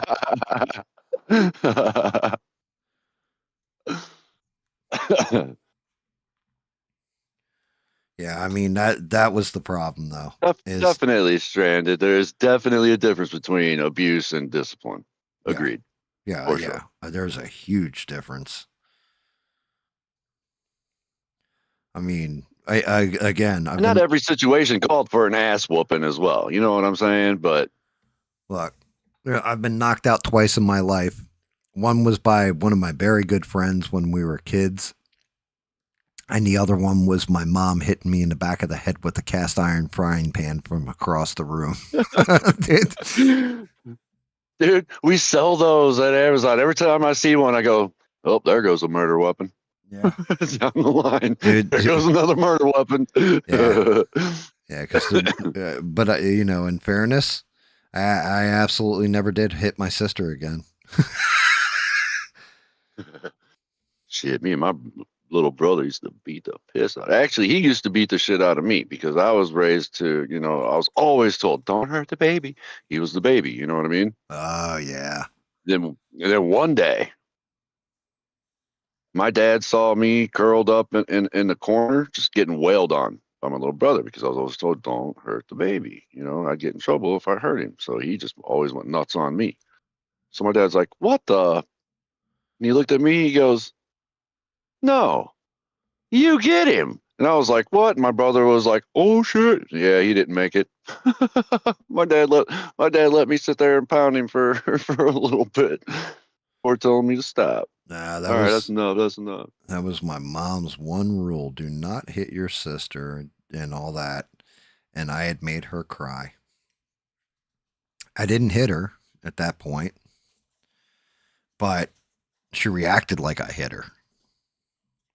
And my mom thought I hit her. And she came around the corner and we had these stairs that went up and there's like a landing. So it was like maybe 5 stairs and then a landing and then it turned and went the rest of the way up to the second floor. Yeah, And 180. That's what I got up those 5 stairs to the landing and turned around to see where my mom was, who was in the kitchen cooking. And she came out like she had just come around the corner and she had just thrown that frying pan. Oh, she threw it? Yeah, the cast iron frying pan. Man, I turned around because she thought she was going to throw it and it was going to land behind me. You know what I mean? Like I was still in motion when she threw it. And I stopped and turned around and that shit caught me dead nuts in the forehead. And the next thing I know, I woke up to my mom over me crying, "Oh my God, I'm so sorry." Blah, blah, blah, blah, blah. Like, yeah, it was funny. That's what you get for being a little shit, Gam. Yeah. Yeah. That was one you can't take back.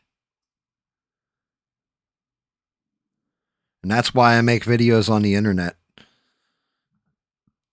That was how come I became a streamer. Yeah, she didn't mean to knock the shit out of me. She just happened to. What really happened was he got hit by that blue dingus, and there was a mushroom stamp on his forehead. A mushroom stamp that sucker in there. Whip it out, throw across the room. Stamp. you see, you see a fucking teabag, and he's like, stamp. Stamp. Lord. That one caught me off guard. I kind of snorted there. Yeah. You know what I think, Stranded? I think that other guy paid for subs, honestly. You know, that's 50-50 on it. Like, so he did Tim Pool show, and then that's when he got the extra like 100,000 subs or whatever. And that'll happen when you're on Tim Pool. If you go on other people's streams and stuff like that, and you're like a guest, and the audience reacts to you and thinks like you're decent on there, you will pick up subs. I mean, honestly, I don't know. I can't call foul play or anything. I think it's more Beans had said this. Shout out to Beans. He picked up a bunch of people during Trump running or whatever because he was a black conservative, or well, still is, but he's a black conservative, and everything was all Trump, Trump, Trump, Democrat bad. So he picked up a bunch of followers there because it was rare. You know what I mean? We're talking the first Trump run. Yep. And he picked up a bunch of followers, and then half of them don't even watch anymore. They just forgot to unsub, like sub to him and then forgot. Which will be interesting to see if he gets all of a sudden he gets hit with a purge. Because that's the one thing I noticed. I couldn't figure out why am I losing? Why am I losing? Why am I losing? I'm pretty sure it was people that had been subbed to me that 5 years prior when I was doing those independent videos. That YouTube's like, yep, this person isn't either using this account or doesn't watch this channel anymore, and it just auto unsubs you. Yeah, that sucks too. Yeah, nothing you can do about that one.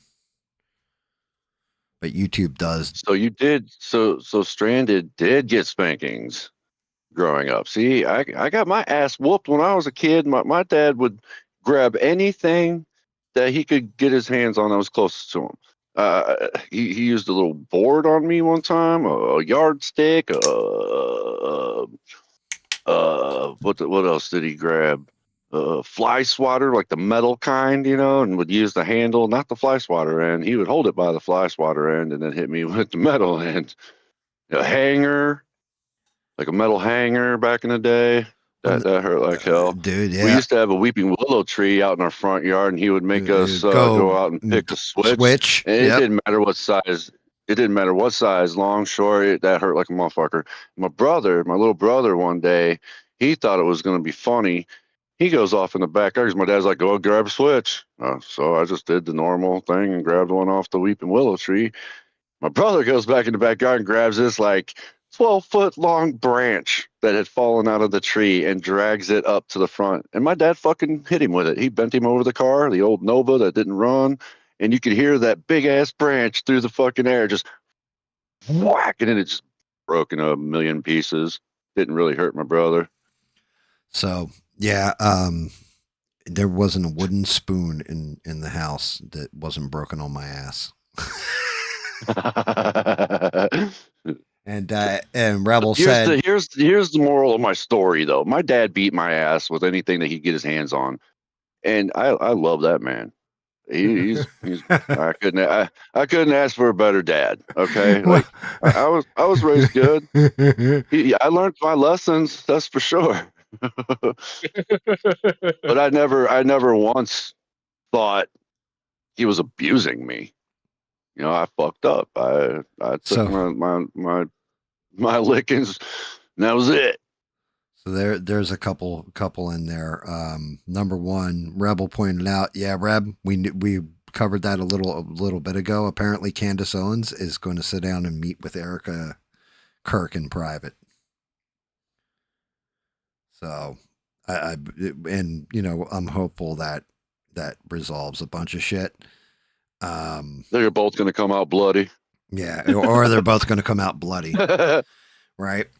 And then the other one is Stranded said, you know, spankings or whatever on another person's channel, and they said that was abuse, right? Well, that's because, you know, he's used to his elders putting things in his buttocks. That was, you know, he enjoys that kind of thing. I'll just say that right now. On the down low. But then fucking Eugene has to go and specify on ET UFO, I believe. And it's like, Jesus Christ. Like, they're coming up with different nicknames for old buddy. Like, fuck me. Like, it's not a sin to say, Eugene, it's not a sin to say his name. You're not, you know, I'm not going to be like, don't you ever say that person's name. No. You know, like I said, I wish last night. Yeah, I wish him the best of luck. Everything else. So I got no sour grapes or any of that shit, and I definitely won't. I gave him a chance, and they shit on it, so that was it for me. Yeah, Smurf would have still been watching them if they didn't fucking like. Smurf went in there like, "Hey, yo, what's up, guys?" And everybody started making fun of Smurf. Smurf's like, "Yo, you didn't even know I'm from your channel yet." Damn, Stranded. Hey, does Stranded Stranded's ever got to be talk? close to my age. Shit. Does Stranded ever Said talk? she got hit by the And, principal voice too, man. Oh, Stranded does not talk in voice, and she's not on Discord either. Her phone won't support it. Whoa. Yeah, We need to set up a GoFundMe for Stranded, so yeah. we can, you know. Yeah, that's one of get those that new things. Dude, I told her to go create a PayPal or a Venmo, and then advertise it on here, and people would donate to it because so this way Stranded could come and hang out with us and all that stuff. And she's like, no. Oh yeah, man. We'd dedicate a whole stream to it. Yep, I would dedicate a whole stream. Hell yeah. Hell yeah. Fundraiser for Stranded. Yep. Get Stranded a better fucking phone so she can hang out with everybody. Because I can't remember who said it. Somebody said it in Discord earlier. They're like, we need to get. I think it was Ian. Ian was like, flat out, we need to get Stranded in here. He's not wrong. Like, you'd have fun. All kinds of shit break free. Perry gets in there, gets in arguments with Danny over religion. Like Eugene's on there. Oh yeah. I had to mute my phone for that one, guys. You guys are keeping me up. Like I had to kept going off, and I pull it up. I'm like, damn it, Perry. Yeah, Eugene starts shit posting all the time about, yo, you guys, let me tell you about my alien experience with the probe. Wait, no, it was my uncle. Going off. I'm like, damn. Like all kinds of shit. Yeah, people go nuts. Well, you just turn off your notifications for it unless you're mentioned. That's the easiest way. Yeah. I forgot. I was just too tired, and you know, and it was just I just put it on silent, but it wasn't enough because it just kept. I put it on my headboard, and it like every time it went off, it vibrated. And I got excited. I was like, yo, I'm at the butt plug factory, and I couldn't sleep. I didn't put any quarters in this bed. Yeah, you ever seen one of those beds? Yeah, have you ever seen one of those beds? Yeah, absolutely. You put quarters in and vibrates? Yep, in hotels. Actually, no, my bad. Not hotels, motels. Never seen one in a hotel. It's a no-tell motel. No-tell. I would definitely take one right about now, though, because that would just be a fucking massage. Just lay on that motherfucker and just. You know what? Maybe one of us could actually just give her a phone, and maybe someone trusted could mail it to her or something. Offered that too. I know somebody offered it. Honestly, what we need is now Stranded's gonna make me go investigator mode. Yeah. Yeah, some people just have phones laying around and they just don't use them anymore. They just need SIM cards. There must be Yeah. someone I'll find you with an extra stranded. phone. I haven't replaced my phone mean, in I like have- 8 years, I will and my look for last you. one was I dead. will find you, and I will give you a phone.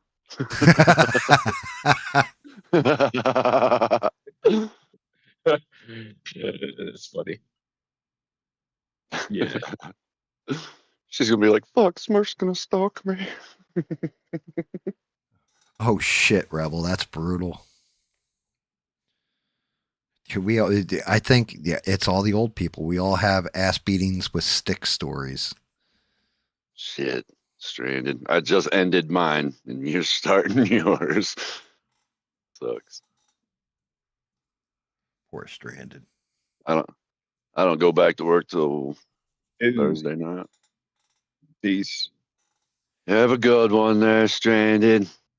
Stranded, enjoy. Try and have a good day at work. We'll still be here talking shit, Man. so you can listen. Well, for a little while longer. Just anyway. warm. Just warm. It's just freaking cold out there.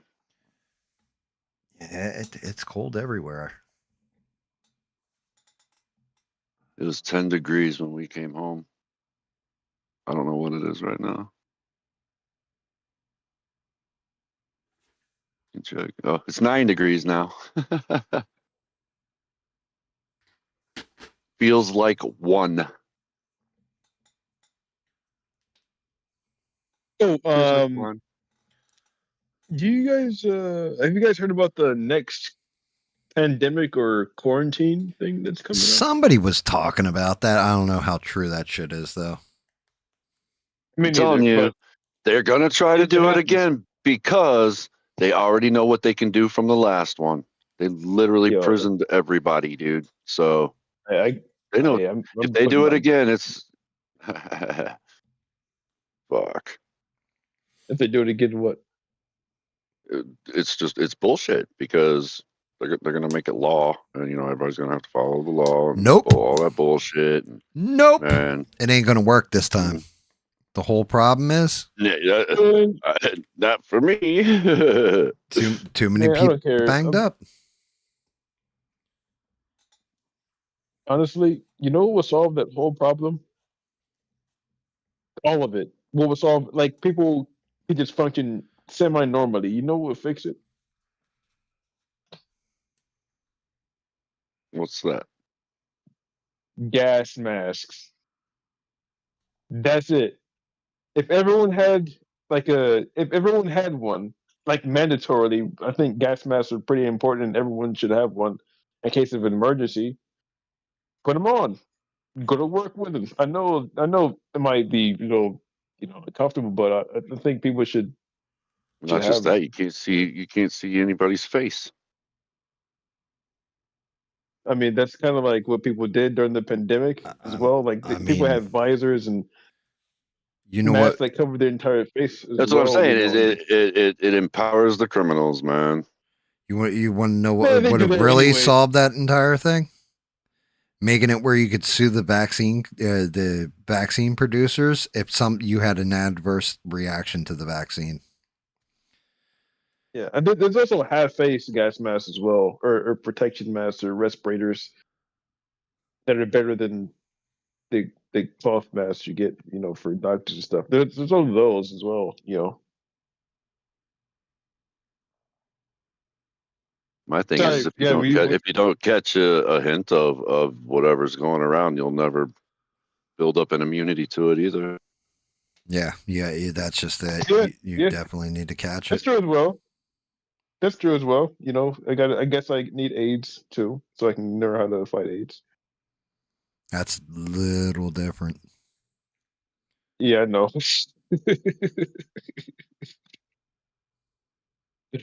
I know. Well, just a little different. Yeah. Yeah, Either way, Dr. Fauci would have killed you. So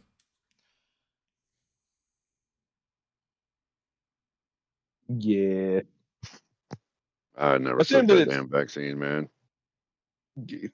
good. And that's my fear, though, is if they actually like make it like they tried to make everybody get it that last time. it didn't work. Am I getting shit? But if they make it like mandatory, that's bullshit. A lot of people quit their jobs because they tried it. Like a lot of police officers quit, nurses and doctors quit, healthcare workers quit, and got fired over that whole thing. Man, it was crazy. Yeah, well, I mean, that should tell you something. When you got nurses and doctors, that should be your first warning. Not taking it. Yeah, like I'm not taking that shot. Nurses and doctors not taking it. I'll my administer first it in everybody complaint else's about it arm, but is but you. They called it a vaccine. It wasn't. Freaking. That's the Make believe bullshit. Like they called it a vaccine, but if you have to take it yearly, well, no, that's not a vaccine. Yeah, That's a flu shot. That's a drug. Well, That's a drug, man. you know, And I don't even take a flu shot. Like I've never had a flu shot. The other kicker was, like I said, you none of the vaccine companies could be sued if there's adverse side effects, right? The big one is when you get the guy who helps design it, Dr. Robert Malone, and he comes out and he's like, it's a leaky vaccine. It doesn't work. I helped design it. And they're like, yeah, that guy's lying. Like at that point in time, everybody should have just been like, yeah, what the fuck is this? And you still have people like, no, Dr. Fauci knows better because, you know, he runs no practice, doesn't even know how to create the vaccine, but, you know, he does terrible experiments on animals and AIDS patients. But yeah, let's listen to this fucking guy. Isn't he the one that did that experiment on the beagles? Yes. Oh, motherfucker. That pisses me off. To be honest with you, He did bad experiments on puppies and cut their vocal cords so they couldn't hear them crying when they were doing the experiments on them. Oh yeah, I've heard someone else doing an experiment on a dog. They cut a dog's head off and then they plugged its head up to a machine that allowed it to, machine. They gave it oxygen. Yeah, so it lived. So it could function. So yeah, they brought They the did dog it with back to life. a monkey as well. So yeah, but so the experiment that Dr. Fauci was running on those beagles, do you guys know what it was? Not me. There is this particular kind I don't remember. of parasitic worm that enters through the eye and destroys the eye and then slowly destroys the brain, and is supposed to be one of the most extremely painful things to go through. The reason why they were severing the dog's vocals, because they couldn't hear him crying. So they couldn't hear him crying, was because they were putting these worms in their eyes.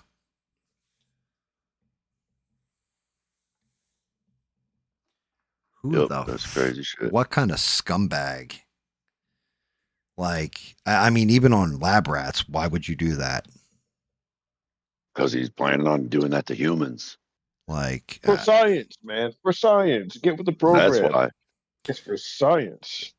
Well, you know. Nah, it's for military. Nah, it's probably for his own sick pleasure. He probably masturbated while he's probably doing that too. You probably masturbated to it. I don't know about that. Maybe not. Honestly, I think if he were to do that, he would allow he would let the dogs keep their vocal cords so he can hear them whine, so he can masturbate to their cries. Yeah, I can't with somebody doing that. Now, when he dies and goes to hell, he's going to be surrounded by a bunch of dogs fucking crying. That he can actually hear this time. For eternity. Yeah. You don't hurt animals. They say karma comes around. You can only hope for the best. Oh yeah. That karma gets them. Oh yeah. I mean, video I wanted to show you. Hold on, I'm gonna do something here. Yeah, RFK Jr. wrote a whole book about him because during the AIDS pandemic, he wanted to push this drug from the pharmaceutical companies. Same Dr. Fauci too. And he wanted to push this drug. Well, the fucking drug, it was made for cancer and killed every one of the patients. They didn't die from the cancer, they died from this drug.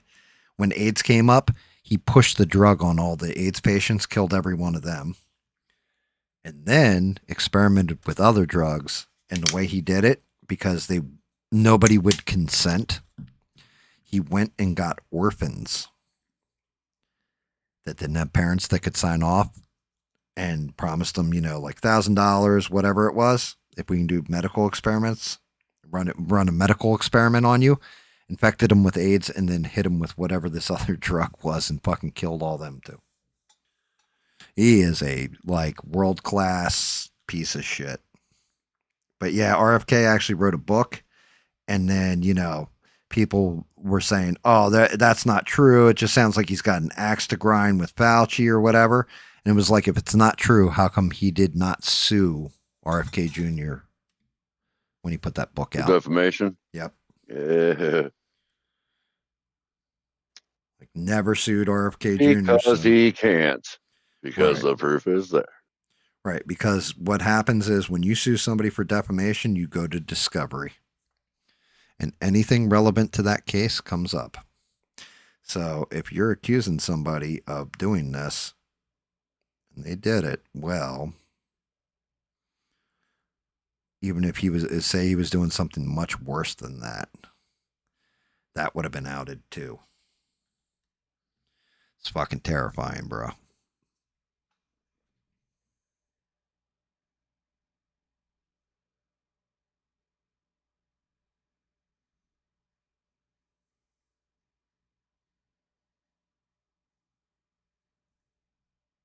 Yep. The only thing I'm really scared of is people. Oh my God, dude. I'm like, yo, this goblin's face is coming out pretty cool, right? And then just realized. Yeah, it's a space. It's the final frontier. Space Goblin. Screen.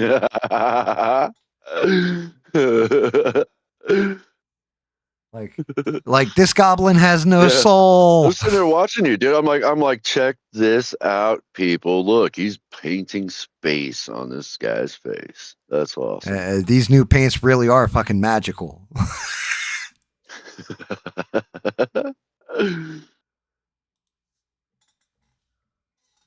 Yeah, I mean, granted, I got to go She down, blinded me with science. which sucks because I'm not, because I got to go over this with like a sickly green and then hit it with highlight yellow and stuff. So you're not. Wow, that's a huge difference. It just went from space to popping. Take a look. I got to get in there and get the teeth in the mouth and everything, but damn, bro.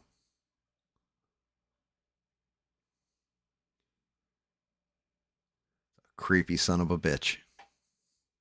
And don't be shaking when you get to them teethers. Gotta make them look pretty. Yeah, you're Little light on the flicking switch. You know exactly what's going to happen now. Dude, seriously, when you get down to like the actual like detail that you need to paint in, like tiny stuff, that's the hardest part for me. Because I want it to be I'm almost perfect. there too. Right. I'm almost there too. Like he still needs pupils as well. Then I'm like, oh. I hate eyes, dude.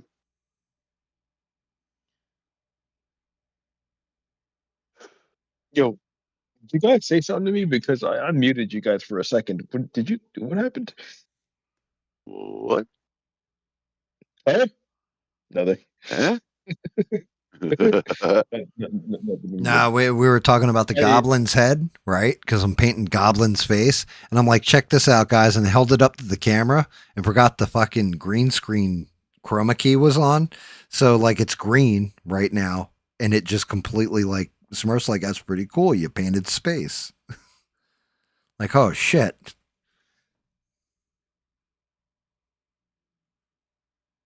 Yeah, anything that he paints with the green paint, and he's got the green screen on, it'll it'll bleed through.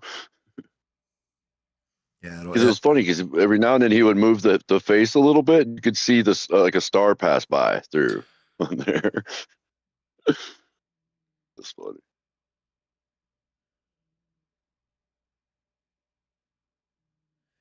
like, yeah, I can't even tell if I'm doing a good Have a job good or a one, bad job. Eugene. Good night, Eugene. Good night, brother. He was here for a long ass time. Poor Eugene's hanging out. Like, I really wanted to see it. It-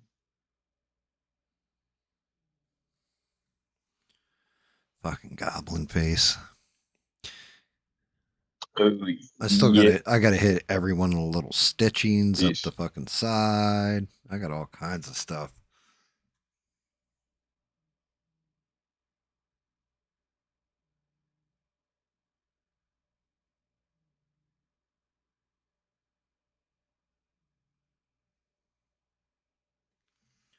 Definitely like the part of one of the roughest part. Although I am like the I Thanos came just out. muted myself on Discord and I'm listening to myself on YouTube, and I can see I'm kind of delayed on YouTube. Oh, you didn't know? That's You better call somebody. Kind of confusing. So that's what happens, dude. Like that's why I mute. I okay. mute YouTube. So So I don't have to YouTube hear it. YouTube is, I think it's a 7-second delay from what I say or what I'm showing. So right now, for example, I'm gonna, and I'm not gonna do it yet. I'll say now before I do it, but I'm gonna lift this goblin head up and hold it to the camera. So when I say now, start counting. Now.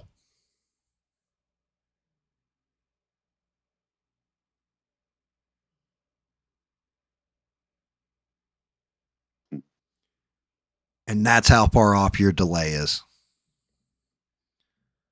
Yeah.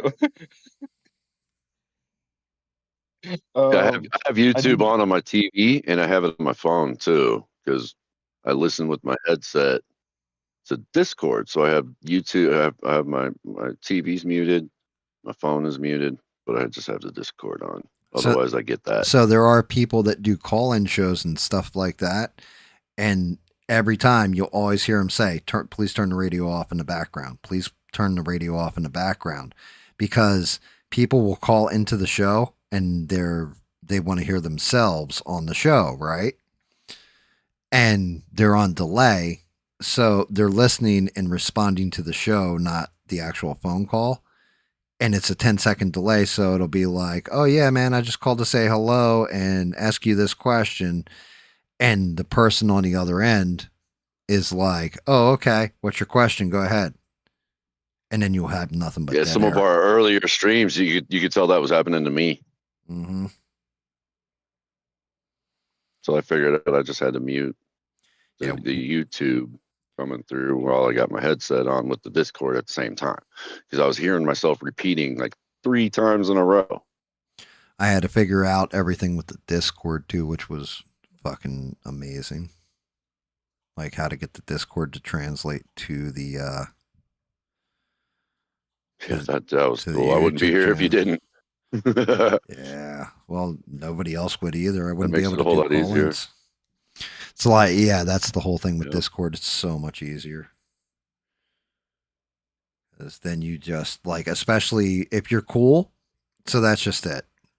If you're on here and you're on a bunch and you're cool, you'll have automatic privilege, which Perry's well on his way to getting to, where you'll just have automatic privilege where, oh, I want to jump in the stream, talk some shit. You can. But that Yeah, you'd be like me. Yeah. I don't need permission. I just jump in when I want. Oh, privileges, huh? What do I have to do to get them? Do I just have to continue to be cool, or? Yeah, I mean, at this point, you're well on your way. A lot of it is not not saying shit that will get the channel taken down.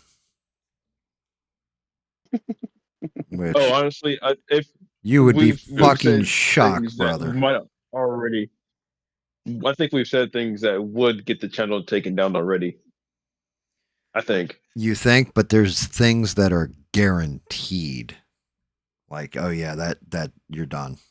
Not demonetized, I mean taken down entirely.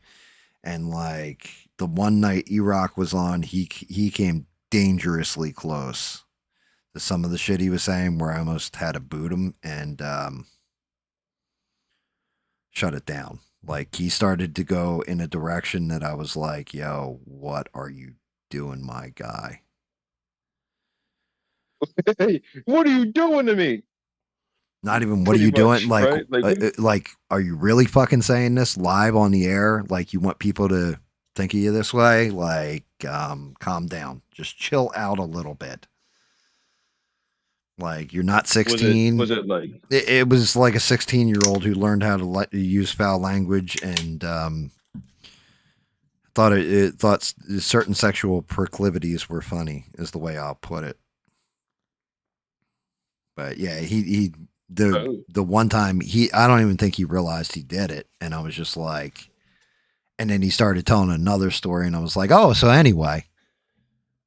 But yeah, it was a close call. The one part it came real close. That's definitely the dangerous part about the calling part of it. Yeah.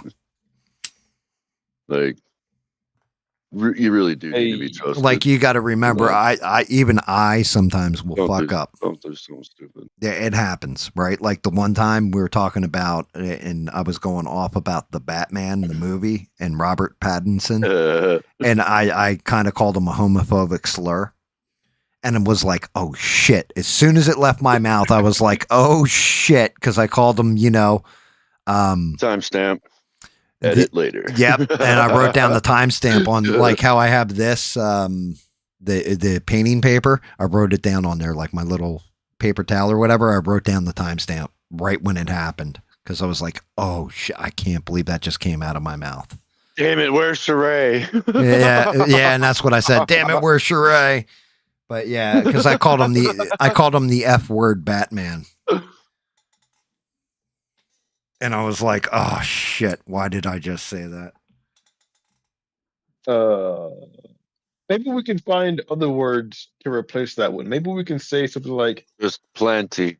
Oh, you don't understand. It's not like I walk around saying that word constantly unless I'm talking to Smurf, right? No, seriously, I don't. It's not like I use that word on like every 5 minutes of my life or anything. Yeah. But when I'm just, it's just how we talk. Like, I'm not going to say it's the same way. Like, if you ask, hey, GAM can say anything hey, he Smurf, wants to me. Here you go. Here's the question for all. Here's the question for all three of you, all three of us. Have you ever said the N word? Oh yeah. Yeah, me too. Like, absolutely. I mean, yes. Never like What motherfucker goes onto a platform, right? Like, or on a talk show, and they're like, have you ever used the N word? And they're like, no, I've never used that word in my life. You lying motherfucker. You're a fucking liar. Like, you've said it at one point in time. You've said it about your friend. You've said it about this. You've definitely used that word at one point in time or another. Even if you said you can never say that word, you've used that word. So it's shit like that where people grab their pearls. Like, I don't say this, I don't say that. I don't go around saying it on a daily basis, and it's not my everyday vernacular. Doesn't mean I haven't said it at one point in time in my life or another. But yeah, I don't, dude. I don't ever say it anymore. Anyway, and like if I did, it would be like to my wife or something. I'm not gonna go out there like say it to people like Yo, no, that's not me.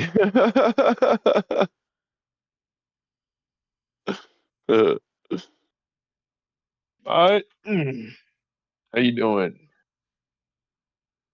I'm not. I am absolutely not racist. I don't agree with racism at all. It's like, I honestly think everyone's a little But racist. but everybody has said the word. I mean, come Yeah. on. Well, no, I If you mean, if you say you didn't, you're fucking lying. That's Per- like Perry's saying kind you of never right. fart. I don't disagree with Perry. Everybody's got a little bit of racist to them. People don't just people just don't they don't want to admit it though. Right. It's one of those things. It's just one of those I also truths. feel that most racism today is passed on. It's just I mean, passed on knowledge from generation to generation, it's I mean it's like there's and a it's for tribalistic everybody that way. like yeah there's like a tribalistic part of our brains that are it's kind of active. Some people more than others, obviously, but I think it's kind of like a biological thing to protect your genes That makes in a sense. way. I mean, Well, I Yeah, mean, there. it's tribalistic. it doesn't matter what color you are. You know, you're just as American as me. So, Yeah. like, Am I as American why? as Like, you I or feel like more what's American than you, huh? dude, we're both born in fucking America. It doesn't matter what color our fucking skin is. We're Americans. I hate when people are like African American. Well, I don't agree with that did either. I you think that's really pretty. live in That, Africa? Because yeah, if it's yeah, just because that's, you're black, no, yeah, you're that's not exactly what I African was going to say. American. You're fucking That American. Period. yeah, that don't make sense. Yeah, Yeah. But the, when people say African American, it doesn't make sense. yeah. You Smurfs, know, dickhead. Did you guys just hear some? I heard a gay voice. Did somebody say something gay? uh, love that kid. What a fucker. He took down one of my. what It was David Mon, Uh, the other it was British David. kid, and yeah, but what did he say though? Smurf's a dickhead. I think. I don't know. He said Smurf's a dickhead. That's what he said. Wow, wow. Right. He just dropped That's in. But David, right, took down one of my posts yesterday off Discord because it's got like admin privileges because I said something and like I realized that I was like, why is David telling me to take that down, delete it right now? And I realized because the person I was talking about is still in the Discord and was online looking at it. And it was, and the worst part was it was it's one of David's friends. We'll leave it at that. But David was told this in confidence, and I wasn't supposed to say anything. oh. What So a dickhead. right. So I thought it would be an inside joke between me and David. Nobody else would get it, right? And then I'm like, oh shit.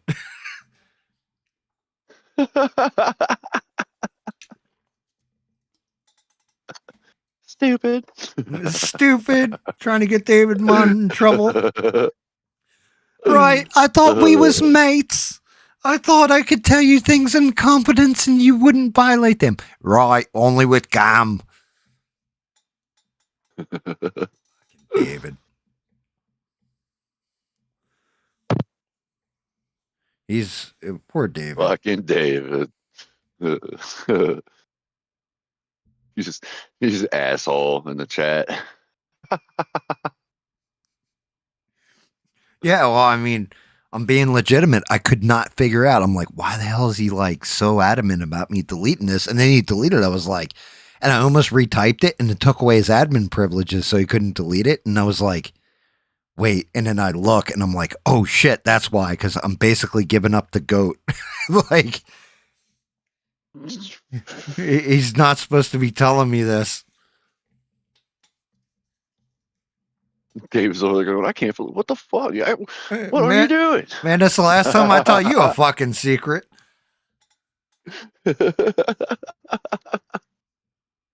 Now you're blabbing about it.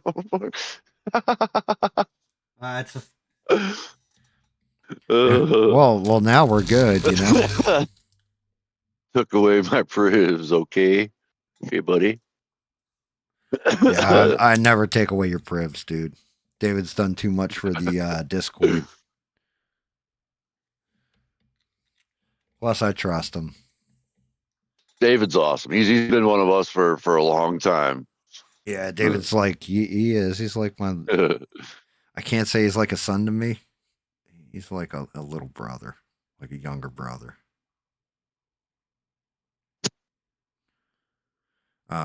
Matter of fact, I just hooked him up with one of my old buddies.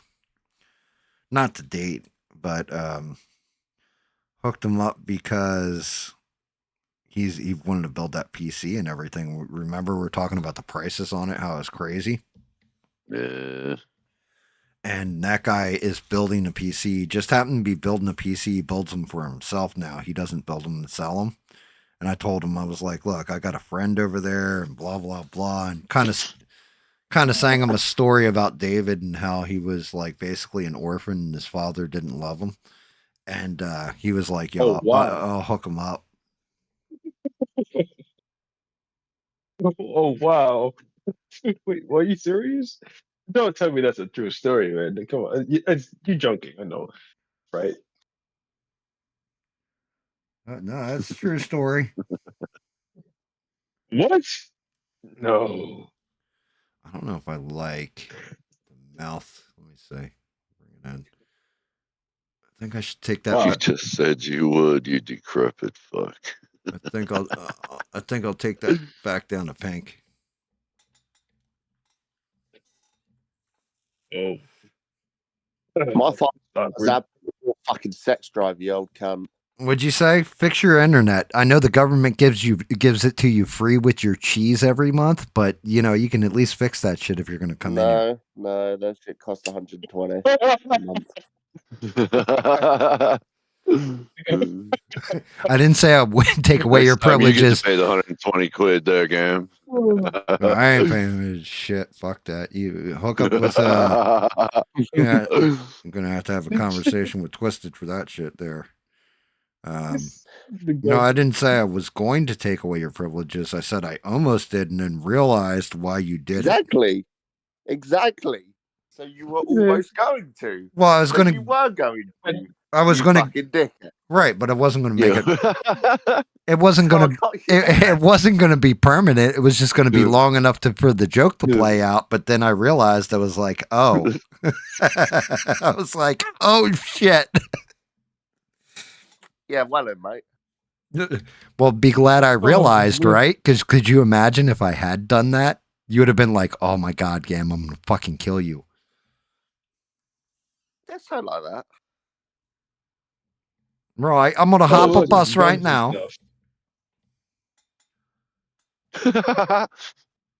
What do you even say? Guns and stuff. You sound like guns and stuff.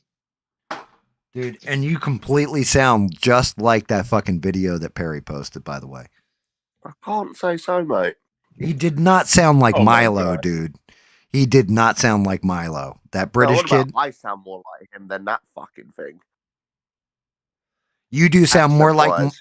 you sound more like Milo than that guy does. Yes. That's what I'm saying. Accent-wise, he sounds like a bit more northern. Like, Well, you got to remember, Yeah, we're yeah, fucking well- Americans, so it kind of sounds the same to us, you know? Yeah, Yeah. it really does. We're not really. well, just like how I can identify city accents, you guys can identify state accents. Kind of how that works, hand in hand. I don't know, but we can all in this chat identify gay, David, and yep, you match. You got Joe. You got jokes, bruv. Yes, man. Yeah, dude, yeah, it was so close, David, though. I mean, it reminded me. I don't listen to very many, or watch many British YouTubers. So I mean, as soon as I heard that guy, I was like, oh, reminds me of guns and stuff. Oh yeah. Well, the funniest part is David will tell me things, and then months later, I'll be watching something, and all of a sudden it'll come up, and I'll be like, David already told me about this a while ago. Like Piers Morgan.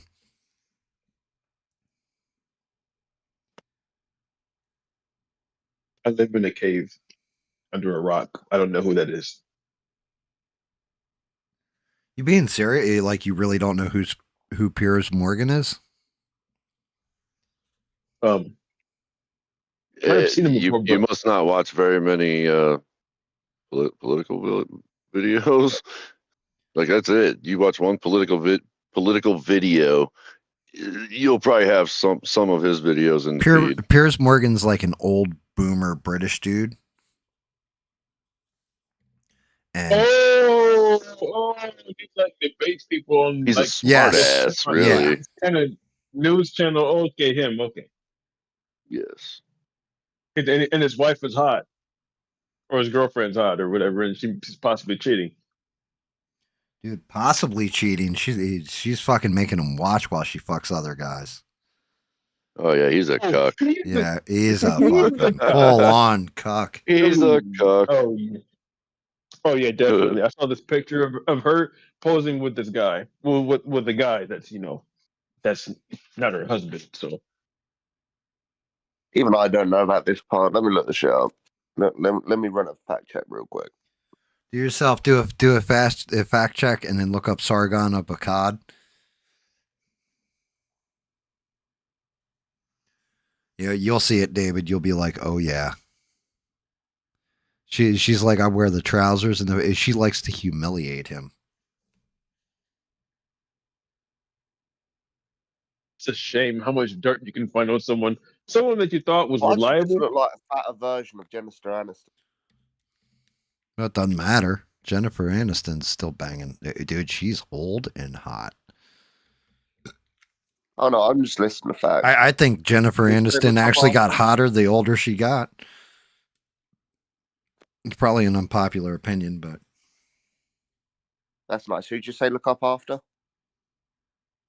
oh, Sargon of Akkad, and he you can watch. He's got a YouTube video where he breaks down everything to do with Piers Morgan being a cuck. Ain't that right? Yep. Yep. And she pegs him too. Yeah, how would you know that though? Cause Smurf tested the butt plug.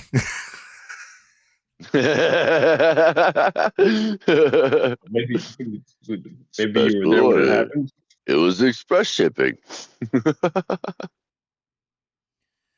Usually, if a man's will allow his wife to humiliate him to a certain degree, pegging is usually on the table and involved in it. Technically, not a man. Yeah. Yeah, like honestly, my wife has never and would never humiliate me like that, like the way she humiliates him. Maybe he's just a man who likes being pegged. Can he still be a man? Huh? He's a man who likes being pegged. I mean, you might have the parts, but I wouldn't consider you a man. I guess if you're a man if you don't like being pegged, is that what you're saying? I mean, it doesn't make you like you're still technically a man. Exit only but- here, pal. Is all I'm saying.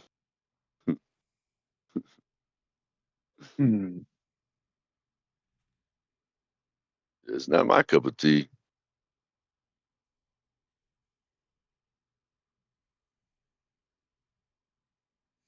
That's a whole new meaning to David's in the to wife background taking watching care of the man. videos Shit. like, oh yeah, what do you know? Bloke is he's what's known as a dandy.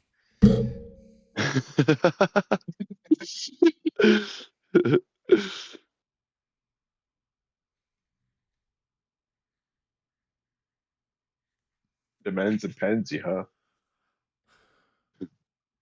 I'm debating if I want to keep. There's a movie called U-571, and when they take over the U-boat and they go down there and they find all the submariners in the back room, and it's just two guys standing there busting in, pointing the guns at him.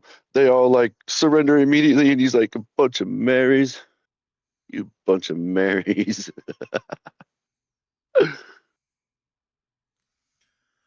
I'm sorry if you guys heard me slurping. I'm eating orange slices. Like real orange or like the gummies? Gummies. What are you talking about? I don't know. I got There's- some gummy candies here that are shaped like orange pieces. I got some gummies here. Okay, yeah, they make you They're see. not the wow. special gummies. They're like it's just candy. It's just candy. It's not. Oh wow, It's, man. Oh wow. it's, That's like just sugar. me saying, hey, man, It's just I'm regular eating sugar. It's not the I mean sugar how you get so fly. It ain't that kind. Man, that it's kind of funny how you just thought I was talking about something that had no idea that it existed. Or did I? Actually, yeah, I do. I know about those. Are they like big? Are they big and coated with sugar or something sour? Yeah, Oh, yeah, just coated those? with sugar. Yeah, I don't Oh like them, man, but the those wife does. man, those used to be people got those. I'm like, those are disgusting. It's like eating orange peels, not even the sweet part. Agreed. These ones aren't just orange It though; just, they're all different colors. I'm not eating that shit. I got some Reese's. I got some Sprees. yeah. Got some little mini Twix. I got a whole bunch of little goodies. I'm like, Look, my diet consists mostly of sugar, and that is no lie. I probably What? consume about a 10-pound bag of sugar in a week with all the look. All I drink is Mountain Dew. yeah, Don't no drink way, man. water. I yeah, don't drink water. he I ain't drink making Mountain Dew all day. I did have some orange juice today though, so I did change it up a little bit. I did drink something healthy. I had a Gatorade the other day, but I don't like water. I don't like. People make fun of me, but they're like, water doesn't have a taste. Yes, the fuck it does. Yes, And it actually does. and not only that, it doesn't quench my thirst either. It makes my mouth feel more dry after I'm done drinking some water. I drink Your Mountain body's Dew. like your body's freaking out. Like what you drank didn't I have drink any Mountain sugar in Dew it. and I eat candy mostly all day. Yeah. It's your body I, begging for sugar. It expected sugar, and it's like what? There's no sugar in this. I eat so much sugar in a week that I usually have to try to tone it down by eating more salt than usual too. So So it's it kind of means that you're I think you might be addicted just a little bit, just a little. I smoke, I drink sodies all day and eat candy. Sodies. He said sodies, man. Don't make fun of me. You think it's funny. I'm People say just soda or like pop or soda pop. No, I say sody. every time every time I hear someone say sodi, I think of those sisters from my 1,000 pound life. Oh no, hold on, my 600 pound life. Yeah, or someone I don't know, but this lady she called them sodies. Like she's so big and she's like sodies. Do you drink? When someone asked her, "Do you drink water?" She looked disgusted. She was like, "What? No." The Every doctor now and asked her, then at like work or something, like we have those like little. It looks like an icy a snow cone cup. You know, little paper cones that they put like snow cones into. That's what we have for cups at our water dispensers at work. At least it's cold. You can get cold water or hot water out of those things. It doesn't matter. I brought packets of hot chocolate with me to work. Made hot chocolate though. Them cups suck. Like them shitty styrofoam cones. No, they're paper. Oh, over here it's like that foam you rip out when you're fucking unpacking your monitors and shit. You know, where they put it in that placement foam. Really? I'd like Yeah, they that. passed the law and got rid of that Yeah, shit. we're We not allowed only to get- have those. I don't give a fuck around here. I think you can still get a styrofoam cup sometimes at like gas stations and shit like that.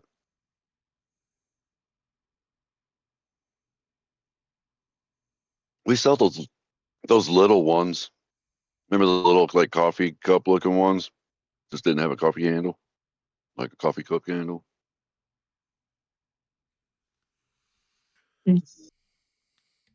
Damn, this tone matching. Whew.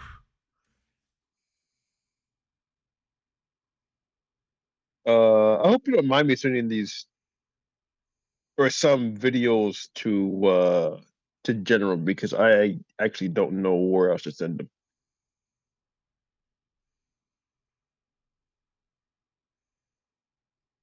I already did it. I know. Is that I mean, you're disrespectful? My bad. fine. Better to ask forgiveness than permission. Yeah. Okay. If there was a section here called videos or something, media, then I would know, but I don't know. I'm not worried about it. It doesn't matter. We'll all get the notification and see it anyway, no matter where it is. No. Okay, yeah, some people are kind of OCD about it. Like this goes here, that goes there. Respect the rules, or you're going to get kicked out. Yeah, no, we're not that kind of we're not that kind of asshole outfit.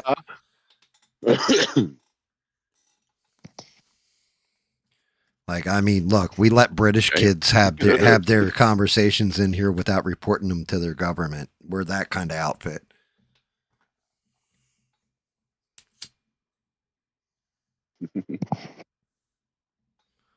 Yeah, I just pinged you, GAM. Or no, not GAM. Yeah, I pinged both of you guys with different videos. I don't know if you've seen it, but yeah, Smurf, I pinged you and show you this video. Okay, it's funny the way she says it.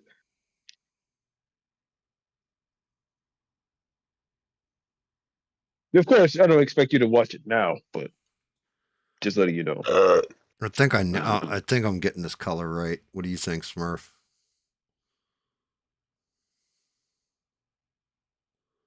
Hold it up. Oh yeah, I forgot. It'll catch up in a second here. Look, do you know Smurf's not actually watching? He's just predicting. Yeah. Oh, That's yeah. looking all right. Man, It's got that is sheen. that what I'm like? I forgot you were here.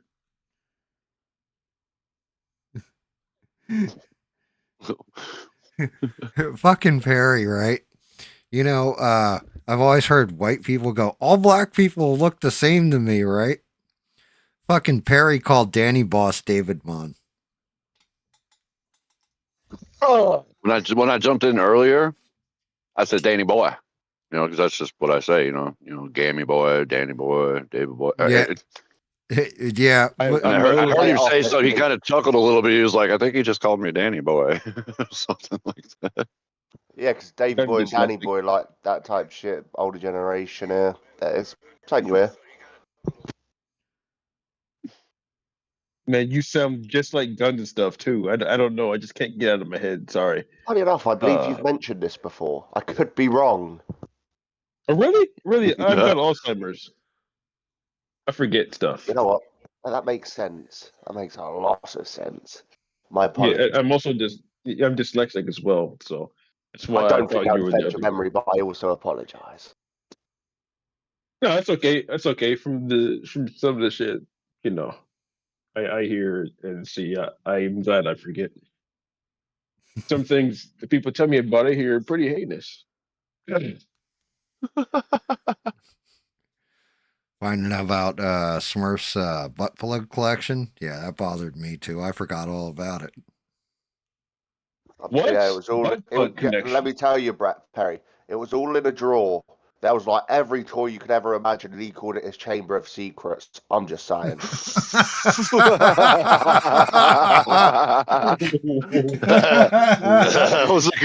was a good one, dude. I'll give you that. Holy shit.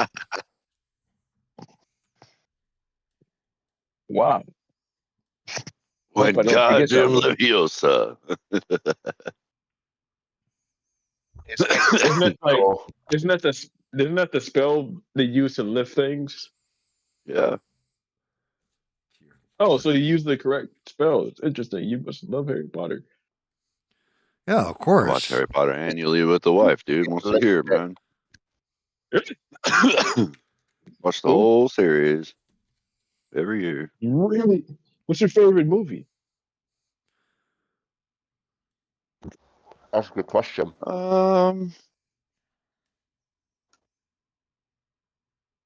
I think I like Big Chamber of Bird. Secrets. That was Oh, I wonder why. because I like the I love that teacher that's an idiot, man. He's fucking hilarious. The one that they obliterate at the end of it. That shit is so man, funny. Smurf, you're caught, man. You can't say that's why. We know why it's your favorite. Yeah. Like, I don't know what the movies. I think mine might be. I would have to say Goblet of Fire, personally. I was literally just about to say that one. You would like that one. Goblet of Fire. So, Because that's the one with Robert Pattinson. That's why. Honestly, I think I like that one the most because shit going down. well, they kill him. Isn't that So, when Voldemort comes back? yes. Goblet of Fire was cool because that's the one where the schools all came together and they did all those challenges. That was cool. Not as much bullshit filler. Yeah. Goblet of Fire. Goblet of Fire is my least favorite of the Harry Potter films and my favorite of the Harry Potter books. Let me guess, you're a Half-Blood Prince kind of man. No. Actually, believe it or not, it's the first one. It's the first movie. And the reason why is because it actually is the same as the book. It's the only one that's you can read the book and watch the movie and they're the same thing. Goblet of Fire was my least favorite because they left too much shit out. Same thing with that. With Order of the Phoenix. Yeah, the Order of the Phoenix. Whoever, I can't remember the guy's name. Christopher something. Chris something. Chris. It's Chris Columbus. Directed, I think, the first two movies. And he nailed them. Christopher Columbus? Yeah, Chris Columbus, I think his name is, for some reason. And he directed the first two. He did, Philosopher's Stone or the, what is the American version? Sorcerer's Stone in America. Sorcerer's Stone. Right, but it's Philosopher's Stone in England. The actual. Yeah, I know. That's the first movie that I had bought was the Philosopher's Stone. And it was not the Sorcerer's. It is the Sorcerer's Stone. They had a name change, I believe, a few years after for some reason. Yeah. Yeah, because Americans didn't know what the fuck it was. Oh man, Chris Columbus sounds. That's. I don't think I'm gonna watch Harry Potter anymore. Yeah. Actually, the one thing that I thought that sucked was I liked the first Dumbledore. I did not like the one that replaced the first one. The first one died, which is unfortunate. That it would have been amazing if he could have been there to finish out the whole thing. I liked him as an actor. He played a better Dumbledore, in my opinion. So but the Goblet of Fire is my favorite out of all the Harry Potter books, and I was amped to see it when they made it into a movie. And then the movie left so much shit out. I hated the tracksuits they were all in. Instead of robes, all that, like it would just, I was like, man, you guys missed it. There was so much stuff because the book's huge. So I kept going like, how the fuck are they going to get everything in there? They didn't get everything in there with the whole house elf fucking rebellion or all of it. All kinds of shit was cut out. They should have probably did it in parts. Goblet of Fire Part 1 and then 2 or 3. That would have been the intelligent thing to do, and yet, well, they did what they did. They did it with the last movie. They made a Part 1 and Part 2 for the Deathly Hallows. Yeah, I don't know why they didn't do it for Goblet of Fire then. Honestly, I think it's because it's the most memorable for me. That's why I like it the most. 12 films. Or 10, whatever many.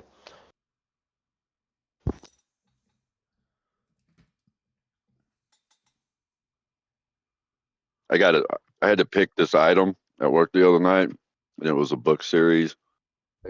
I go over to the chute and find it, and I look at it. It's the fucking Twilight series. And I'm sitting there like reading the name of each book, and they're getting thicker and thicker as you get down to the bottom. After Breaking Dawn, which was the last movie, there is another book, and it's the thickest freaking book, and it's the entire story again, same story, but through Edward's eyes. Well, that's how you make money. Instead of Bella's. Well, that's what the. I'm like, holy shit. I'm like, I looked at my wife and I'm like, what is this? And she's like, what? She's like, it's a series. I'm like, I understand it's the series. No shit, Sherlock, but what is this? And I pointed at it and she's like, what? I was like, yeah, what? I was like, look it up real quick. And she did. And apparently it's the whole story again through Edward's eyes. I'm like, what the fuck? Man, did anyone else hear that? I'm not trying to make jokes or anything, but anyone else hear that Herbert the pervert list, like it's really sharp S's? Would that just be? That's his denture. Say he's a bit lackluster teeth these days. And if you think I'm joking, Smurf will tell you. Your denture makes you sharp S. Also makes you whistle real good. Yep. And I couldn't whistle like that until I got my dentures, actually. Yep. Funny story. I did on accident. Dentures. Like, hey kids, you want some candy? Fucking hell. I can't do that. It's really hard. I try not to whistle when I'm talking, but GAM's named Italian. I'm kind of eating at the same time. Just got done eating my Doritos. What flavor? Cool Ranch. Oh my god! I already had my nacho ones because when I have a ham sandwich, I make a ham and cheese. I like no, for real though. I like the crunch on Doritos, nacho cheese flavor. I'm sorry. Acceptable. How do you do it? What? The sharp S's.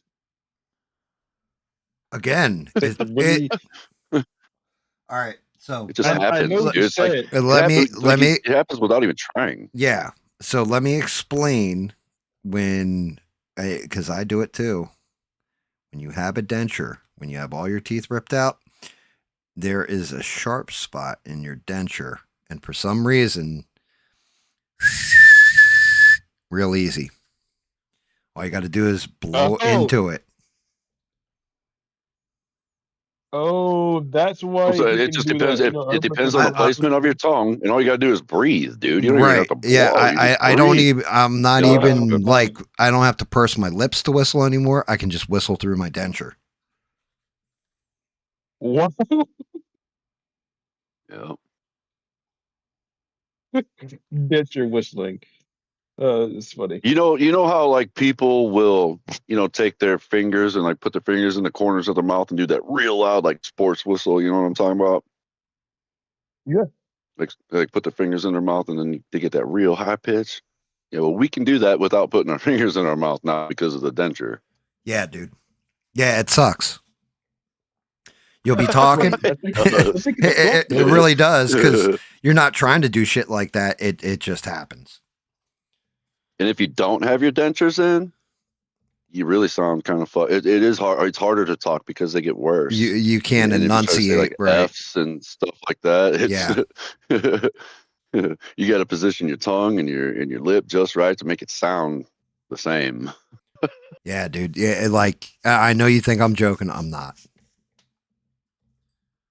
I've had mine for about 6 years now. Here's my and I advice still to do it from time to time. if I can go back and give advice to any young person, the one thing that I always tell them is take care of your fucking teeth because you are going to miss them Man, when they're me gone. too.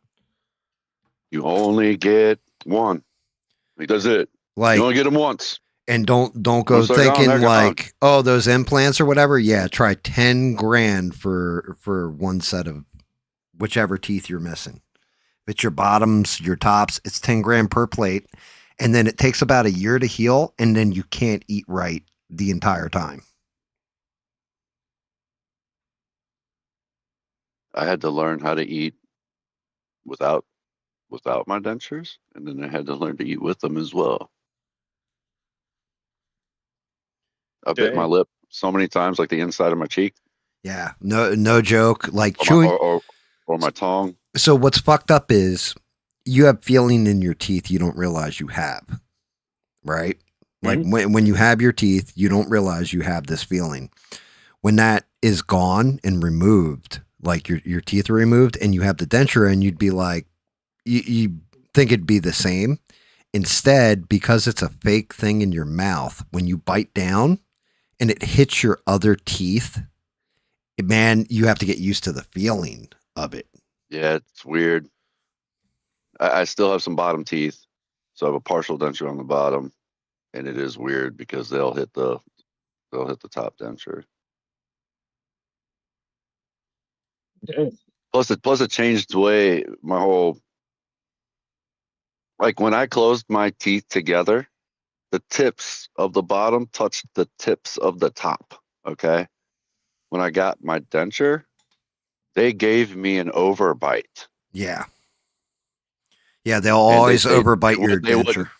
Yeah, because that's how the average normal person's mouth is supposed to be, they say. Yeah. Before Smurf got his denture, he would sound like he didn't sound like this when he talked. He actually sounded like, "Hello, me name's Smurf. It's nice to meet you."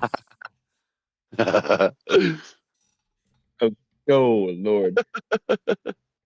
Oh. No, take care of your fucking teeth, take man. care of your fucking teeth, Just dude. take care of your teeth. It's not worth it. There's so many times where I have trouble eating, like, mine don't suction in like normal, so I have to use a powder that's kind of like, it's a glue, but it's a powder, and I have to put it on there and then get it wet and then put it in, and that's the only way they'll stay. But then I'll go, out to eat with family at a restaurant or something, and I'll bite down on something, and they pop. They pop loose, and now they're moving around in my mouth. I try to take a bite of something, and then they move, and like food will get like underneath the denture, and now it's uncomfortable. Feel like something stabbing you. Like, oh my God, sounds like hell in your mouth.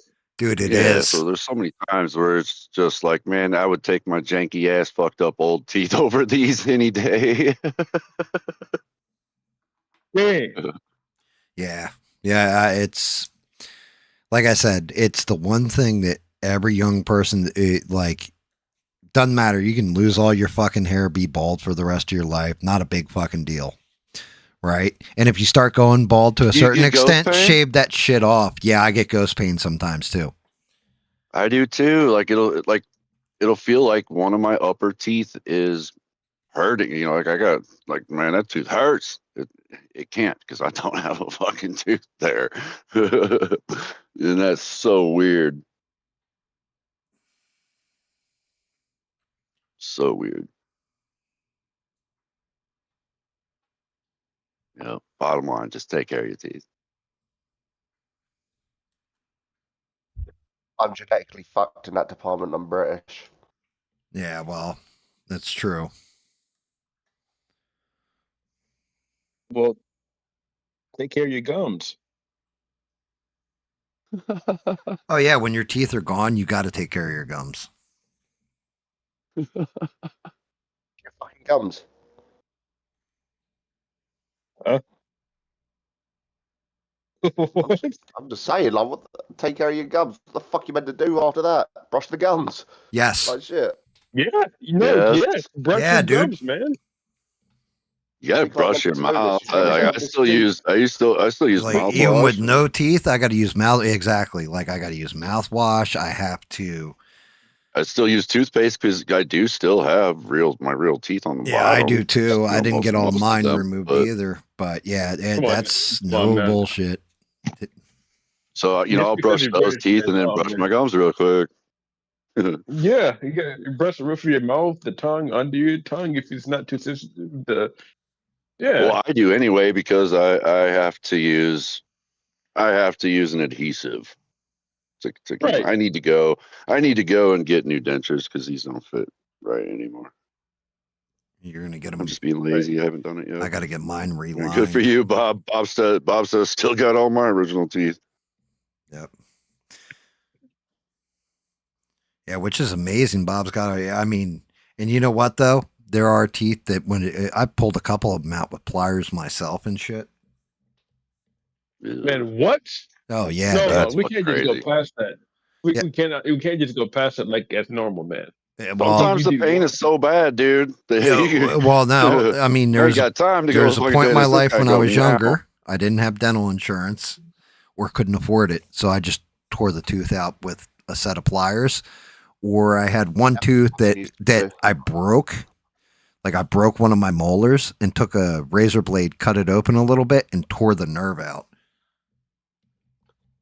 Oh, dude, there's an easier way to do that. All you had to do is your tooth was cracked already.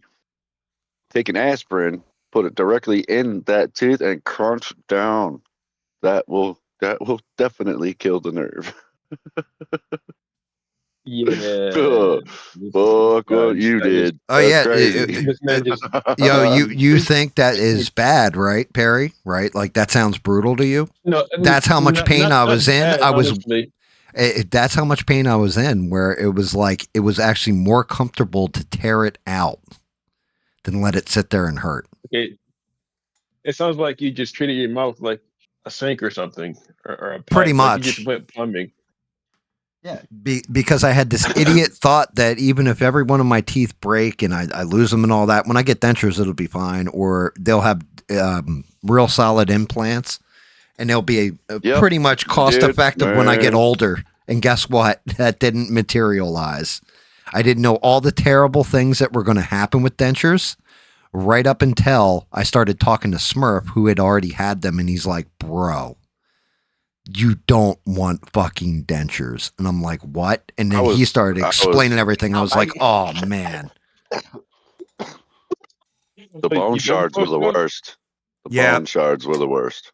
Yeah, so that's the other thing they don't tell you about. When they pull your teeth, you'll have chunks of your bone, like the thin outer layer of the bone for the tooth, like the enamel.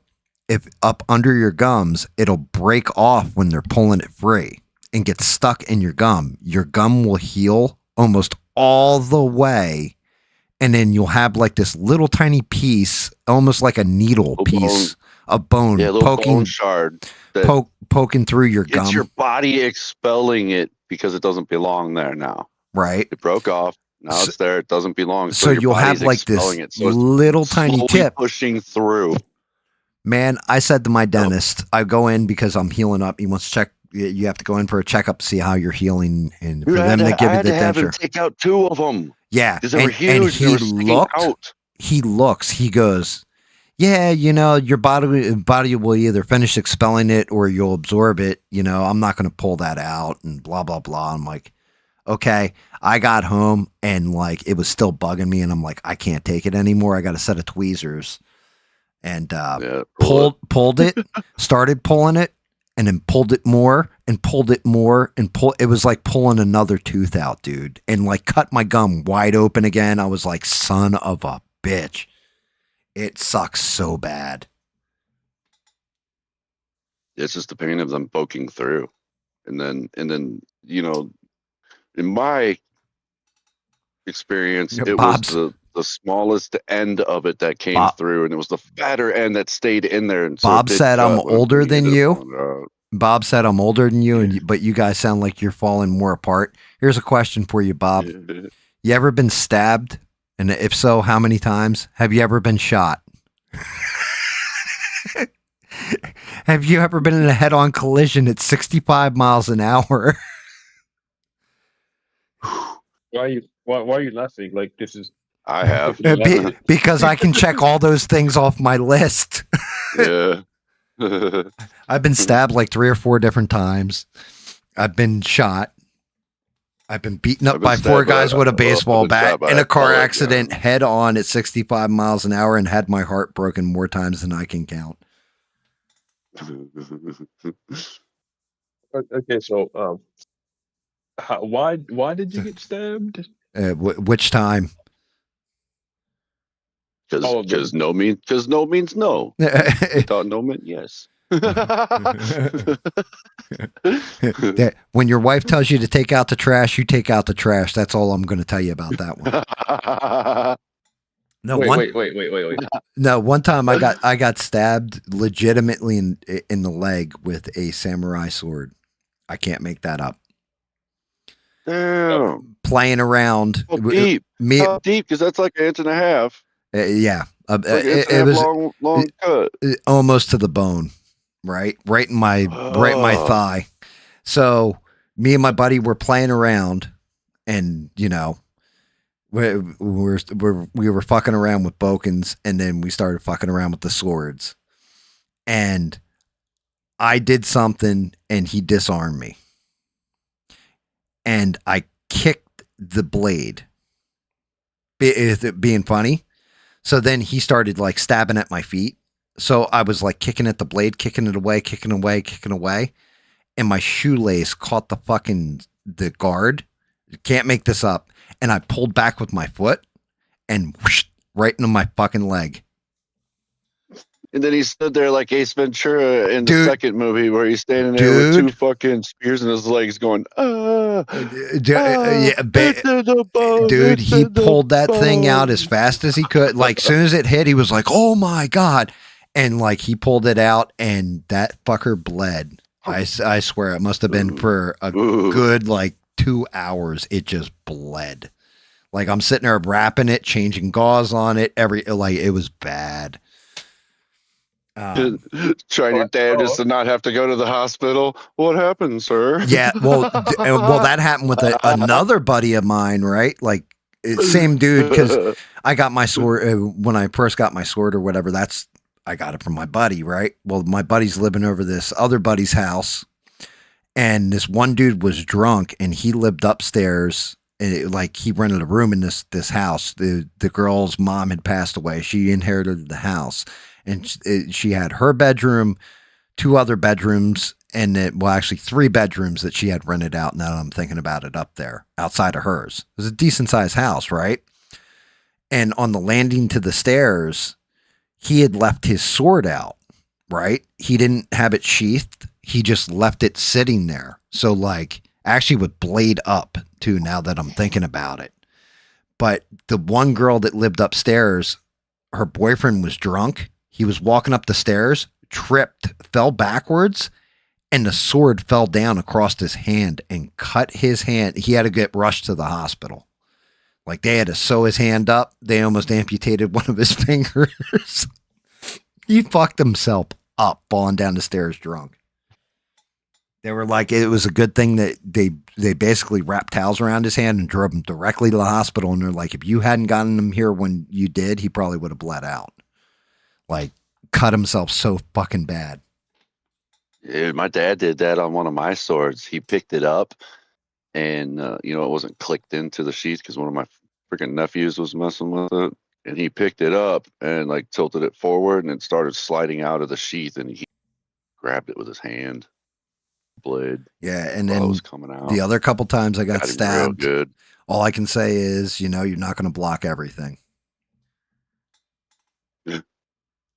But that was with regular ass knives. That had nothing to do with any kind of craziness. The funniest one was the sword in the leg, though, because it was like, oh shit. I'll never forget walking past my mom, like, oh, if she don't see it, because she used to bitch at me all the time. Don't you get fucked up with those swords. You're always playing with them. You're going to cut yourself. You'll shoot your eye out. Yeah. It was like I can't give my mother the satisfaction of knowing she was right, or I will never live this shit down. I feel like mothers got it rough with sons in particular. My mom, I know we probably fucked her up with the shit that me and my brother did. She was worried all the time. I mean, oh, oh.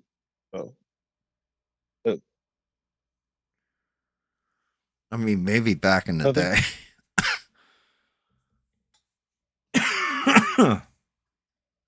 I only had girls, and then David was a little later on. So, well, David's technically a girl. Oh, you meant not David Mon. Your kid David. Gotcha.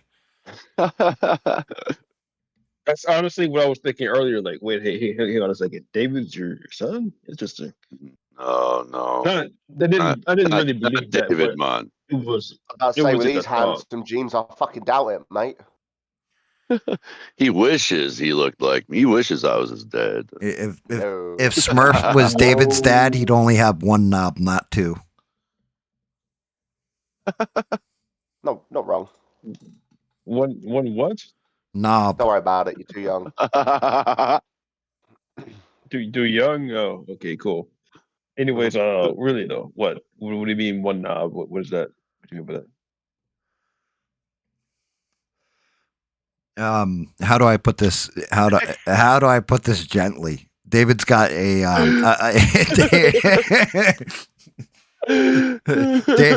David's wearing a sweater. I don't. He doesn't get it. I mean, get I think don't get it. Okay. So the Americans followed by the medical rules something that the Jewish religion houses, and that is called unsheathing your blade. In Britain, we don't exactly have that concern because we as Christian and we went those beliefs of not altering your body when you are bleeding. So he's got. Okay, so he's got a turtleneck. Okay, I got you. There you go. Rocking a turtle. He's got a snuggie.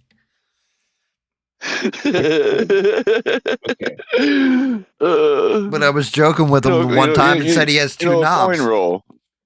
The coin roll. The coin roll. No. He's still wearing his bumper, as it were. I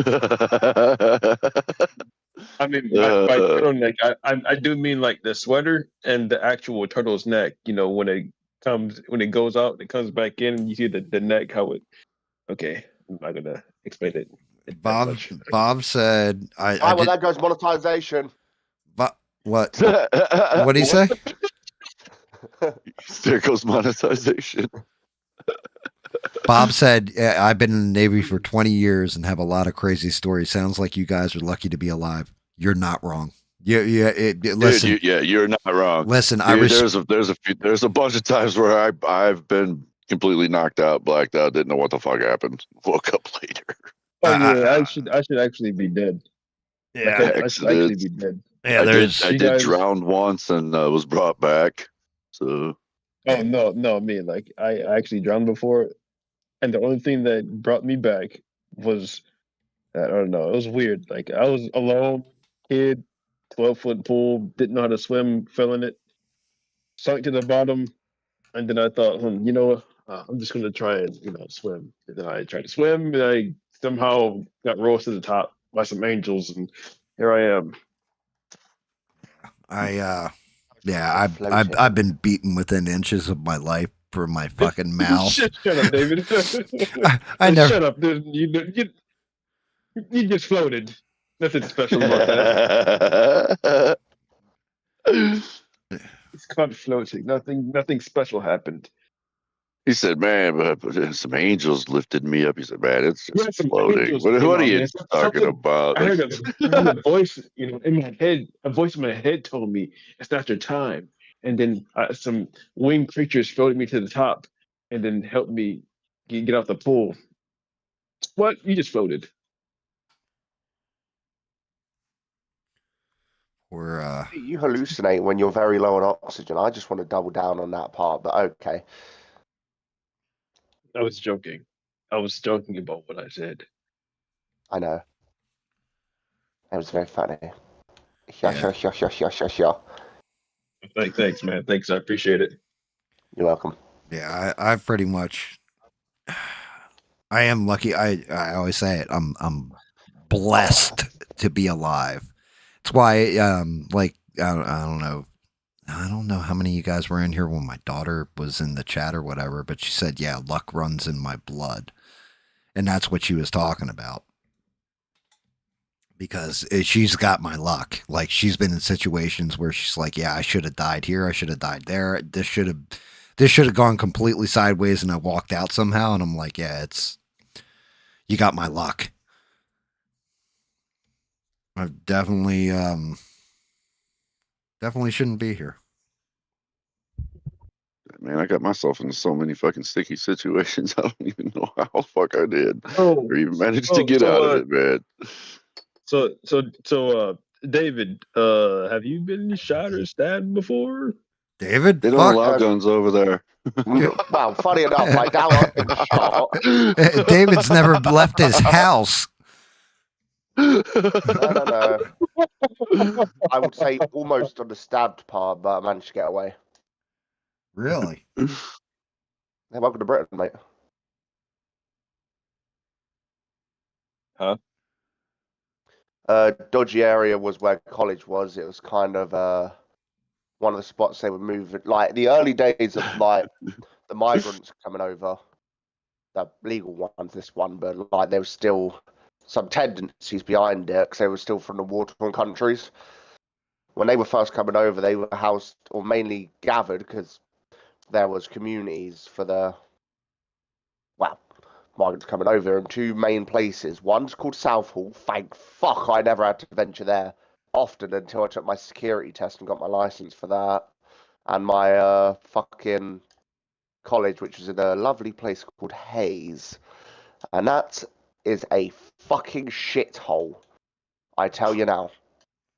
Like, and yeah, let's just say a lot of violence down them parts. Yeah, So that bus that's stop higher waiting for a education bus. for you. Skis basically trying to run me down. And funny enough, I don't even know what the fuck happened.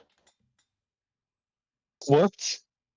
Yeah, it was just open street, kind of midwinter, so it's like barely dark, but like you can still kind of see. And a fucker was chatting up to me saying, "Oh, you got any money?" and all like that shit.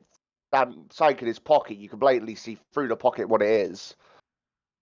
And I went, "No," and I'm like, "Oh, hello, mate." Looking behind, he looks behind him. I fucking legged it. And Nice. funny enough, at this time over there, the bus stops were fucking crowded, so I just ran about half a mile down the road. The bus stop ran through the people into the middle of them, and I just stood there. Fucker ran past, I believe. I don't know. I didn't see him. Smart. And then when I got my bike robbed off me when I was younger, but well, that's a story for another day. Yeah. No, they needed it more than you. Apparently, bruv. Yeah, one of the problems with having a mouth, being fearless and all that stuff, you definitely find yourself in situations where you're like, fuck. Sometimes it gets smacked. Yeah, sometimes you get the Sometimes you can't be doing that. Not around here, bro. Not around here. yeah, see, like, It's like, oh, I know you, and then it's like, oh shit, fucking run. There's a reason I always say, like, you know, sometimes shutting your fucking mouth is better than voicing your opinion to the wrong person. Oh yeah. You know, Well, around here where I live, it's nothing but smart asses, dude. yeah. Well, me too. Where I grew up, and the other part of it is anybody that ever says, "Oh, I've never lost a fight." Bullshit. If you're actually like decent at fighting, you've gotten the shit beat out of you at one point in time or another.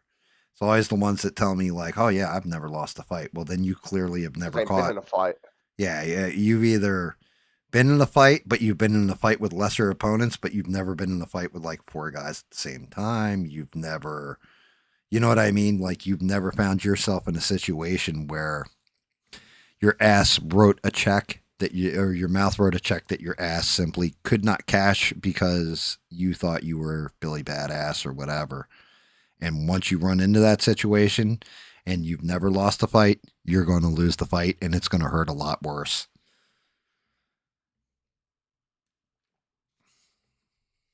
Your pride too. And, Your pride That's just here in the UK. I'm never they're all taking that. pussies. Yeah, I've never taken You it. should see my nose, Bob. Bob says his nose is still broken. I have mine's crooked from getting broke. Well, that's just 'cause Deviate you're septum old. from getting broke. Mine's giant and pointy. It's from getting punched. It's been getting punched in the fucking nose too many times, man. I also at one point took a when I was in Corey League baseball. I took a fastball straight to the fucking face, man. Blew my nose out, just blah, blood everywhere. Rushed the mound, beat the fuck out of the fucking pitcher. Both teams came out. I got my ass beat, kicked by cleats and shit. That wasn't fun at all. Yeah, And I mean, my nose was blown the fuck up, man. yeah, get it, people. Yeah. Everybody's got to take an ass whooping once in a while. Like nobody's going to win every fight. All that kind of stuff. All that happiness. Yeah, I was technically the victim and still got my ass beat by everybody. Wow. Am I using? That dude busted my face, dude. Like I had every right to run up and to that mountain and start pounding on it. I was like, hey, you know something? Apollo didn't even do this. Bat down and took straight off, dude. Both benches cleared, dude. We were all out there on the pitcher's mound, just going to town. I even got stepped on by a couple of my own teammates too. Yeah. What? Oh yeah, Isn't that dude. friendly fire? Yeah, hell yeah, dude. Yeah, I've that's caught. what happens when you get both when you get both teams out there fighting, dude. There some of them were jumping across, to get over the top of, to get to the other guys. You fucking bastards! Yeah, run I around still the other think- side, man. Don't. For the most part, the worst ass whoopings I ever took were from some of my best friends. Like my buddies have whooped my ass worse I always than. sparred with my brother and my friends, dude. It got really crazy when my parents got us a trampoline and we started doing that stupid shit on the fucking trampoline. Take down on the trampoline. We did it, dude. I Yeah. can't tell you how many times we got flown off that fucking thing. You land right on your fucking back and it takes the wind out of you on the ground. Mhm. We didn't have no fucking safety nets and shit like that on our trampolines back in the day. I didn't even like they have do the now. side part where it with Why'd you say fucking springs. Like I had open springs on mine. Oh shit was Oh fucked. man. Why did you Okay, say childhood safety I did nets have. like it's a bad thing? We didn't have any safety nets or no shit like that. Like it's a bad thing. They're not good. Dude, we got so high on those that the safety nets that they put on the trampolines now are sticking straight the fuck up. So I know for a fact that I can get higher than that. If you go off center and land on one of those, dude, You're impaled. it's going through you. You know what I'm saying? Never mind. You don't want to pull on the ass. I I got you. You don't want to pull on the ass. Yeah, you don't. I've My gone so high trampolines. on a trampoline, I come back down and went straight through the fucking bottom and ripped it. Just hit the fucking ground. That fucking hurt. Yeah, I've fallen off of the trampoline a couple of times. People would push me off. I sometimes jumped off. My leg get caught in the springs. My thing was I balls went on would the double thing. jump. I would make somebody double jump. So like right before they would land, I would go down real fast and make them go extra fucking high and it'd throw them off. We used to play all kinds of Wow. rowdy shit on there, like King of the Hill and shit. Last person standing. Dude, we used to do WrestleMania. Oh man! Remember the you guys were around like during the jumper houses, right? The inflatable houses. Dude, look, we were born in the 1900s. Is that a yes? I don't know. Yeah. Like, dude, I'm so old that when God said, "Let there be light," I was like, that's not a bad idea.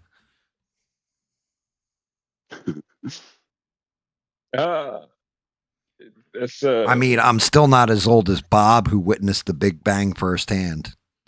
He called it the little boom. here's here's one. Here's one. You know,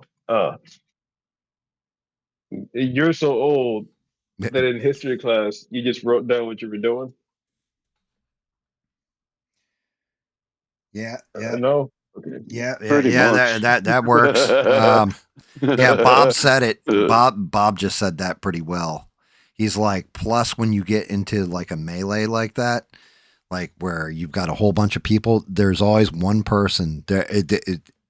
I've seen it happen that has a problem with another guy on the sly, and fucking takes that opportunity to lay one in on him. Yep. So like you might be on the same side yeah. fighting, and he has a problem, and like will hit that dude like, oh shit, I'm sorry, brother, I didn't mean to fucking knock your fucking dick in the dirt with that punch, but I was swinging for him and hit you by accident. Yeah, Bob's not wrong there either. I mean, look at David. Oh yeah. Oh yeah. Yeah. Like ask- Go ahead.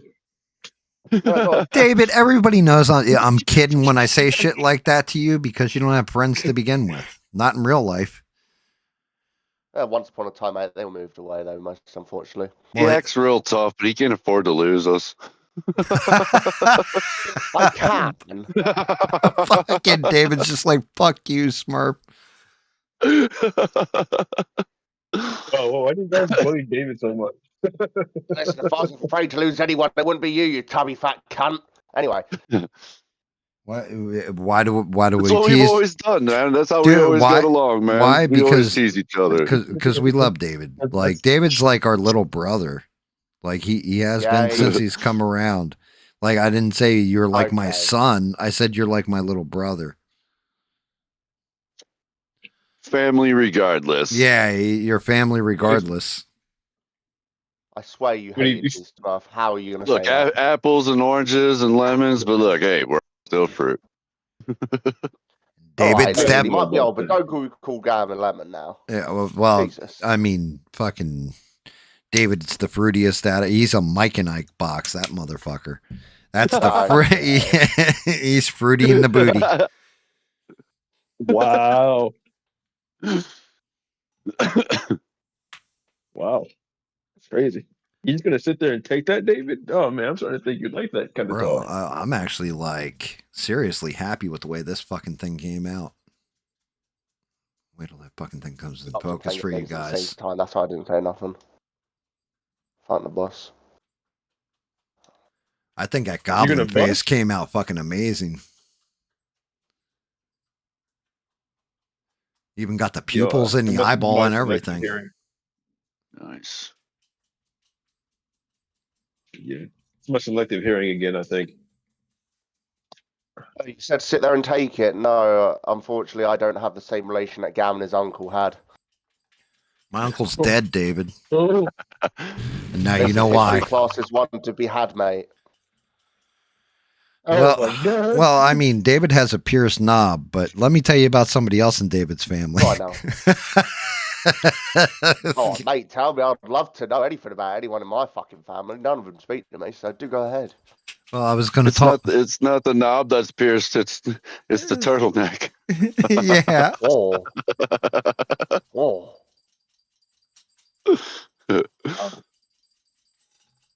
Talking about knob piercings. Oh. That just sounds painful, bro. Anything down there sounds fucking painful, dude. You know, I asked you guys if you were around or if you guys used Kick before it was fixed, because on that app you would see the wildest shit. Well, you kind of wish you never saw. I've seen all kinds of shit on Kick. You know, Kick, K-I-K, that app. Man, Nope. it really messed my head up. It really did. Like I'm actually scarred from some of the things that I saw. It actually sometimes I just zone out and I just get flashbacks from some of the things I saw in that app. To be honest with you. Really? That's fucking Yeah. crazy. Well, I ain't going there. Yeah. I ain't even gonna look Yeah. at it. I mean, it's cool. It's cool now. It's cool now. Like they were trying to ban it from the U.S. because of the kind of things that people would have on there. But they decided to uh, take care of it. You know, up the security and all that. Yeah, I mean, I think they should have banned it, but you know, well, that's that. Just recently, you guys, well, I'm sure you guys have all heard the story about the Rampage Jackson's son beating up the pro wrestler. Yep, I I don't know did hear about that. Yeah, he Never do. he got kicked off of Kick. He was streaming on there when that happened. Yeah, you didn't. So yeah, there was a guy, and I can't remember, it was something Stu, right? But behind the scenes, he walked up on him, and he thought Rampage Jackson's son was part of the show, like, like was a fellow wrestler, and the cameras were always on because it's an indie promotion. So he thought they were filming like some kind of thing, and he was trying to do his own angle with them, so to speak. So it spilled over into the ring, and he smashed like a beer can on his head, but it was a gimmick beer can, like it crushes as soon as you push on it. So he smashed it off his head, and Rampage Jackson's son kind of got in his face. And then he apologizes to him when he finds out, like, oh, he's not part of the show. And he's just like, oh, shit, brother, I'm sorry. All this other stuff. I didn't mean nothing by it. Rampage Jackson's son's like, cool, cool, cool. Well, they arranged it where he could go in there and basically, like, the point was he was going to fire off one shot on him and then, like, go into a wrestling angle with it. This motherfucker got into the ring, slammed this wrestler down so fucking hard his head bounces off and knocked him cold, and then unloaded, I think it was like 20 shots into his face. It knocked out half his teeth, shattered his entire face, basically. Just fucking beat his ass, and like it was all on Kick. Like it was all filmed on Kick, the whole stream. KIK or KICK? Not sure. Probably KIK because it's it's a streaming app. And it's like, I mean, you can stream on both. I have no idea then, but it's one of the Kicks. Yeah, like Rampage Jackson's son. He fucked that wrestler up, and it was like he did it live on his stream. And then that's been talked about for a little while, as he got kicked off the platform, the whole 9 yards. Yeah. I mean, the Kick I'm talking about now is really just full of thirst traps. Oh shit! Okay. So it's hose, huh? It's full of thirst traps. Nothing but hose, huh? Yeah. There's hose all over. Yeah. It's hose all over it.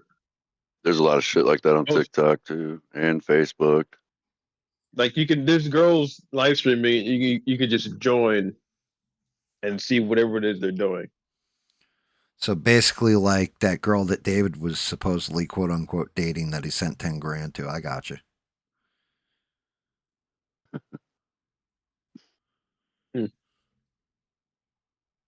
I honestly hope mentioning certain apps won't get your channel in any kind of trouble. Why would it?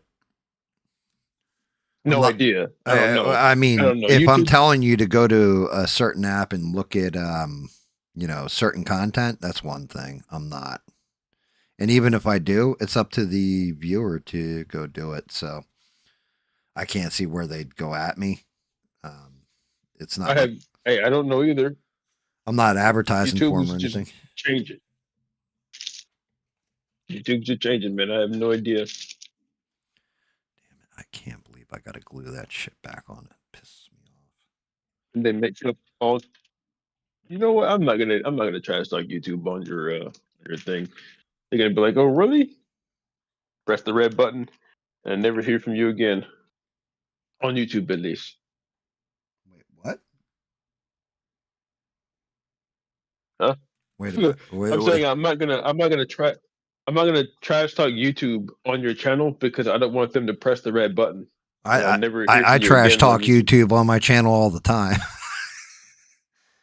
Because Yeah, I just want to you be know, extra careful because like one of the bullshit policies is say you have a channel, I have a channel. I'm watching your content, I subscribe to you. You say, oh yeah, man, oh I watch some of your content, I like it too. You subscribe to me, we both lose a subscriber at that point. They cancel it. They cancel the sub out. That's one of those things that they don't like people talking about. That they do shit like that, and it's like, really? Yeah, so one of you can sub, Right. and then So the other one's just gotta wait. Just wait. you got to wait like a week Sub or a two. little Yeah, so later. Sub some days or something like that. Something like that. no, yeah. So the groups in Kick, I don't want to go into details, but it was lawless back then. It was complete chaos. You could show all kinds of illegal footage. I would say illegal Yeah, footage. I Okay. seen an app called Scoops, and I looked at it for a minute, and it was like uncensored fights and shit. Like, Oh man, I was no, like, no, what this is the the? worst. No, Like no, no. street fights. He's talking And I was about like, what naughty the? stuff. I'm not more than that. Okay, my illegal footage. I mean, and let's just say illegal footage. Like, Okay. I was gonna say illegal. Yeah, like Stuff that'll get you I don't arrested. want to say the. Yes, yeah, stuff that'll get you arrested, and maybe put on a watch list by the FBI, that kind of stuff. And so basically, Wow. if someone has your name and you're in a group, you can actually bring them to the group and you see whatever it is they see, and you got to leave the group immediately before you see too much of whatever it is that they're showing. Sometimes it's too late. Like right when you join, there's already pictures and videos and stuff. So, Yeah, David's still got a picture saved off in his messages like that. what? Well, Yeah, so this is a true story. Our buddy's wife, we're all in a chat, and David, being the smart ass that he is, the girls are for talking fuck's about. sake, I know this story. So the girls are all talking about fucking dick pics. And David's joking the fuck around. And he goes, how come nobody sends me any dick pics? This So was not the story. so the one This was not the girl's story. so the one girl's she's married to one of our buddies. She goes, hey, That what's was your phone not number? how that went down, Gam. She goes, what's your phone number? And fucking David gives her his phone number. Okay. And next thing you know, he opens his messages, and there is a picture of a giant penis, and it belonged to our buddy. And David had to look at it the whole time. And the first words out of David's mouth were, my God, you poor woman. Literally how it went down. She's like, oh, yeah. Hey, not 10 plus inches. I'm like, no, fucking ain't. And she's like, hey, David, check your messages on Discord. And I'm like, oh. Dude. Like David's Poor reaction. bitch. Oh, you poor woman. Yeah, they had borderline snuff films on there too. I People believe doing it. all kinds of. You know what? Just you wait, Gam. One time, probably 5 years in the future, you're going to get a weird photo on one of your birthdays. Yeah, happy birthday, arsehole. Better And it not. won't be Yeah. mine. It'll be that same picture from that exact same day. Yeah, And you'll be like, oh. David, this isn't as big as you said it was, and it's got 2 knobs. What's up with this? Wait. No. It'll be just a really short video, and it'll be the hood covering, and then peekaboo. And then that's it. Surprise! Just because that, I'm gonna stick a pair of googly eyes on the underpart then.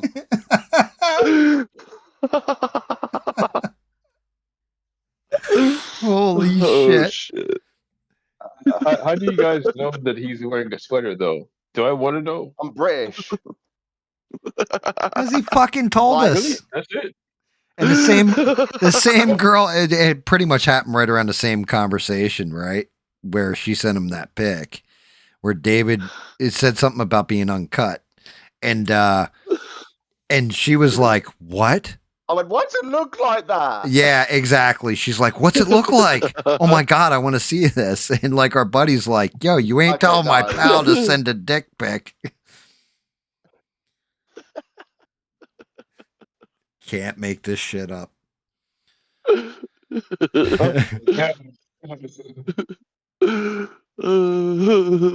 with one-eyed Willie. Surprise, motherfucker, it ain't the Goonies.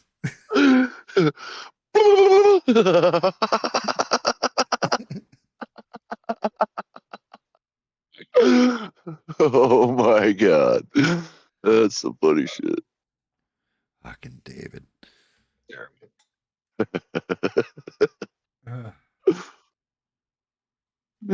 What you doing there, dude? Bob's like, your hands are a lot steadier than mine to do that face. My hands are so unsteady, Bob. And sometimes it looks like he's trying to color with a crayon on a coloring book. yeah, you're not wrong. But the face He's came steadier. See? I bet surgeons would do really well. Oh yeah, dude. Absolutely. Yeah, I saw a surgeon make I'm actually curious how this came out. Origami. Yeah, I saw a surgeon. Look at Bob. Look at Bob's chat. They made an origami with surgery things. Like they made an origami with like Oh Jesus, Bob. tweezers. Hey Bob, that's okay. We'll tell him you're a good man and we never saw nothing illegal out of you, because that's the truth. Although you got to be careful around Perry. Oh.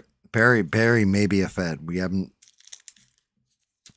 Oh, yeah, look at that. Oh, you know I am. Look at that transition. I'm not someone you should worry about though. This is my recreational time. Yo, Smurf, check out the transition on that armor.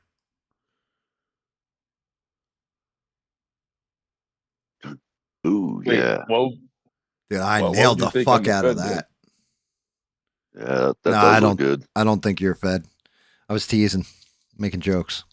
Yeah, I know, but if I was, what would made you think I was? Like, what would give it away?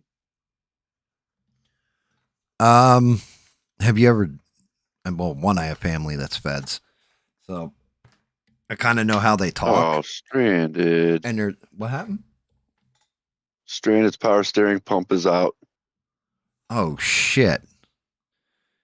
If the knob broke, we know somebody who has a spare.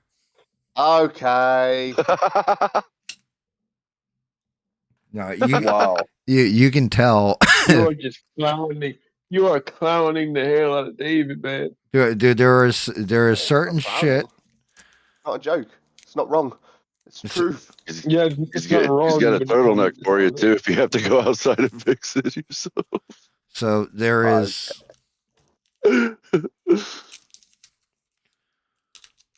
There is certain things Feds say because they're entrapment words that if I hear somebody say it, I'll know right away, like, oh, you're a Fed and trying to entrap people in here. And I will call them out for it. Like what? What words would they use? Could you teach me the secrets? Well, say we're talking about doing a violent act. They will encourage you to say exactly what act you want to commit. That's an easy one.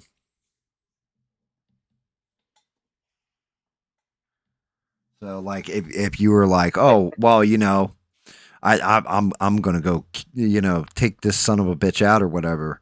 They'll be like, oh really? How you gonna do it? Well, I'm gonna go do it with, and I have, you know, this. Like, say it's like a 357, right? Magnum. They'd be like, oh well, how do you plan on doing it? Well, I'll use my gun. What type of gun do you have? Like they start asking specific questions when you get into realms that are like out there, like, oh, how would you kill pedophiles? Well, wood chipper feet first. You know what I mean? But I'm still talking in generalization. But if you got specific with it, like you were planning on doing something, there's things they say to you to elicit a certain response from you. To find out. Oh, okay. I got you. Yeah, sorry, you can continue though. I was just, Oh no, you're good. just, you I'm know. I'm digging here for trying to find it. That's light green. I picked up a color the other day. I wanted to try out. Here it is. Hear that? That sucks, stranded. Why is it always when the weather's bad too? Hey Smurf, can you try out this butt plug? No problem, guy. No.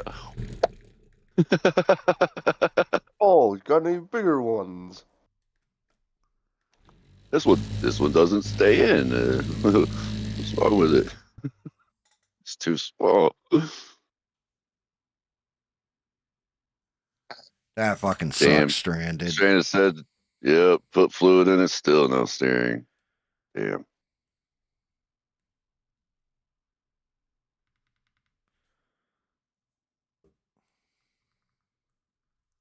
Oh, you fucking piece of shit. I mean, you know, Not you. not that I want you guys to. Dude, that was like half the fucking bottle just popped out of that thing. Yep.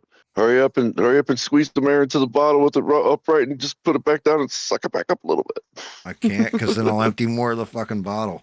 Although I'll tell you what, it is a pretty sexy silver. Shit. I can't believe that Oh, just she is at work. Ew. Well, that's half good.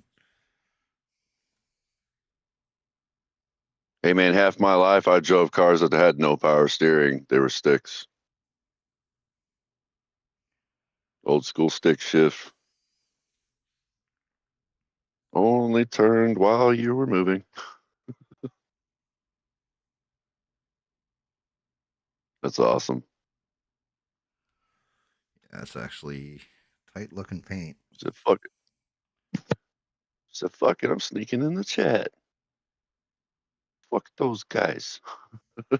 Yeah, well, Bob was going to go back to bed and he was like, fuck it, I'm having a beer. You guys are talking all kinds of crazy stuff about getting fucked up. I want to hear about this.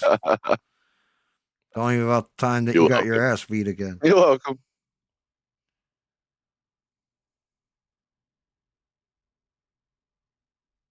We always talk about some fucked up shit. Sometimes. Sometimes we have nice, normal conversations.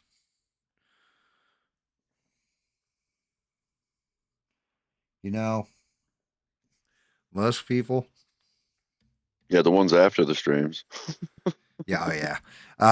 The fucked up conversations for most people are about like politics and religion and all that. No, those are all the tame ones on here.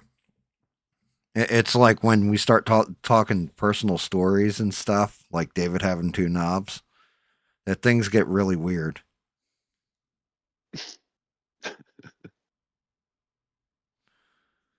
You know?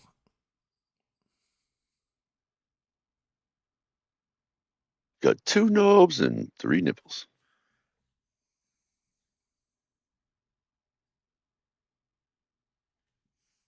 You know,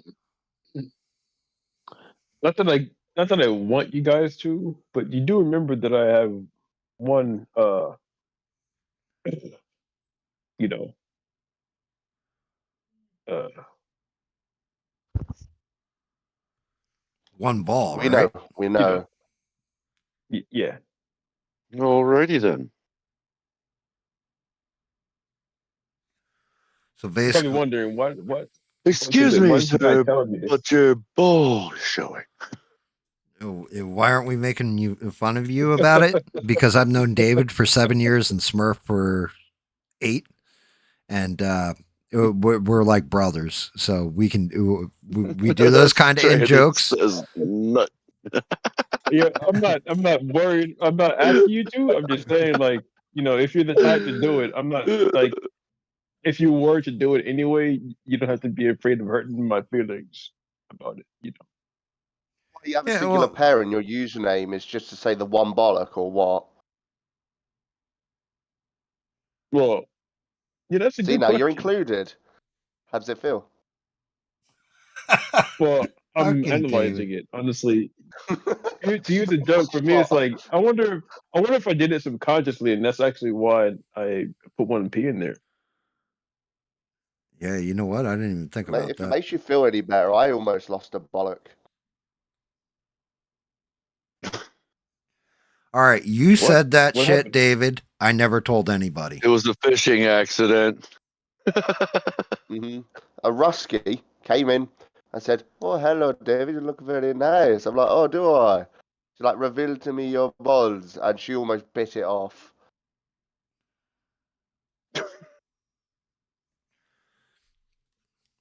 Whole thing I is, have 2 P's in my David's government always name, and I put one. That was his first sexual experience. actually his first sexual experience still has yet to happen. He's saving himself for marriage. Oh, we all know that's a fucking lie, but all right. Wow, I thought you would say something. Oh man, oh wow. Yeah, I thought we were gonna go back to a fucking like some stupid bullshit. Like actually no, I already made that joke. If he made it again, it just would have been nah. Why did you even Been say very that? Though?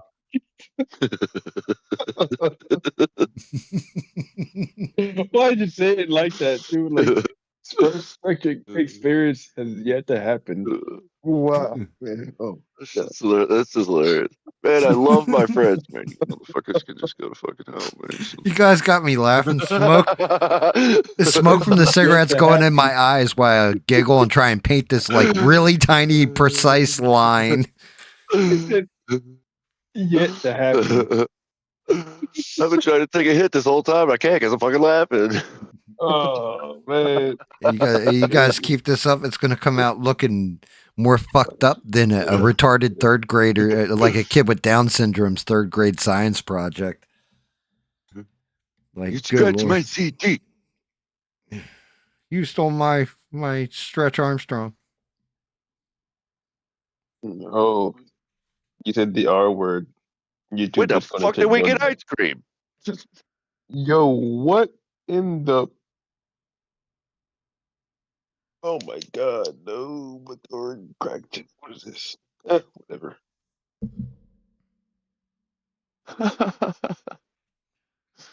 Pop says, okay, David's talking about balls and biting. I think I'll go back to sleep. Why you do it, like going back for sweet dreams, Bob? What's up with that? He had to step away for a moment. I believe. No, you've never heard of these things, but they're called fleshlights, and you can get them cheap, Bob. Smurfs will sell you one. Oh.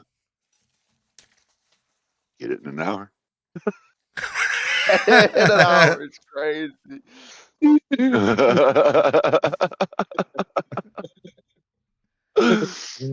Product may come slightly dirty. It's pretty quick for a fix. Wow, man. Pre-lubed. It's the free lube with your order.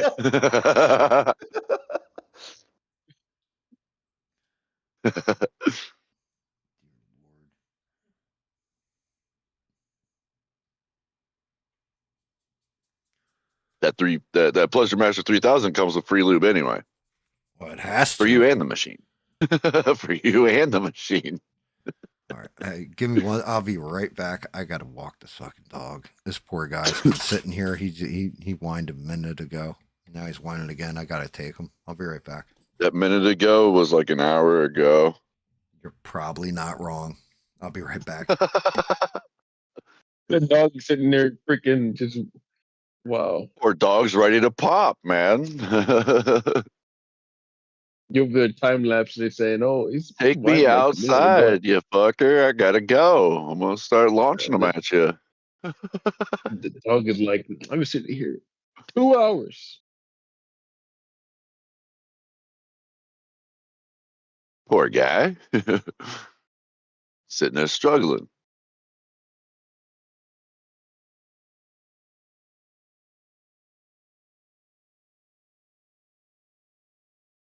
What you play, David? I'm playing some Black Desert Online. Nice. Then later on, when the brethren get on, I'll probably hop on some Warframe. I Is never your could get into that. Warframe? Is your Warframe character hot? I don't know. I haven't gotten that far yet. I only just started. Oh, you don't know if your Yeah, but Warframe character is hot yet. no, I can't say so. I always let my dogs out when they want to, as long as I'm awake. They come Wait, sit are you right talking down in about? front of me and like sit there. I'm talking to Bob. My bad. Oh, I thought you were talking about your feet for a second. If I'm When sleeping, you said dogs. they ain't going outside. But I do let them out every time they let me know. Mm. They don't scratch at the door or bark or anything. They just come and sit right in front of me and look at me. Just look up at me. And I know. Just get up and they start dancing to the door.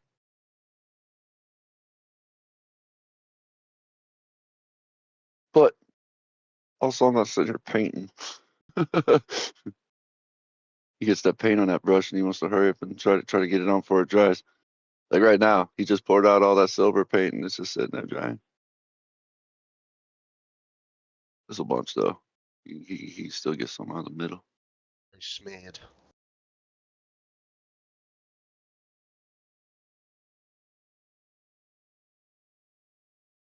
That would be annoying to me, Bob. He's got a little bell that he hangs on the doorknobs. So yeah, I was kidding. I Dog didn't gets tell you that bell guys and about goes. this, but yeah. So I told Smurf, I messaged him on the sly. I was like, "Yo, Smurf, can you really get me a butt plug that fast?" Right. So I just walked out on my front porch, and sure enough, thanks, Smurf. Good job. Boom. Yeah, he wasn't lying. Hold on, I got to put this in. I'll be right back. Watch.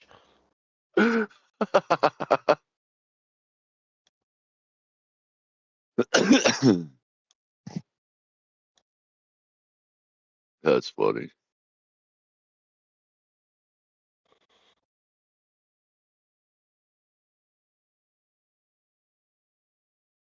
Yeah, I What love the way flavor that did you my get? dogs tell me they got to go outside, Bob, because they just sit there and look at me all quiet. They don't even bark. But they bark at every other fucking noise that happens in this house. Son of a bitch. They even Oh, bark I at the guess I'll people just that live ask here. later. Like which flavor you got? So It's just being a fucker, Bob. so the joke is he works at God the damn it. so Fucking Bob GAM. so he works at the Amazon warehouse, right? And one of the biggest things that he sends off, people for Christmas have been ordering Legos and adult toys. So the big joke is that Smurf, his whole job when he's at Amazon is to test butt plugs. He tests them before he sends them out because he doesn't want to send you one that's not working because Smurf's quality control.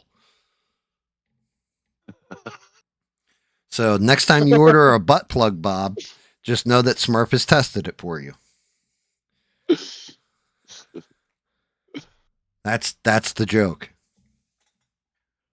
Yeah, that's the joke. I didn't know Amazon did quality control. It Shit, didn't I till worked there. I Smurf didn't know got they there. did either until GAM told me. Shit. I've been doing what for years?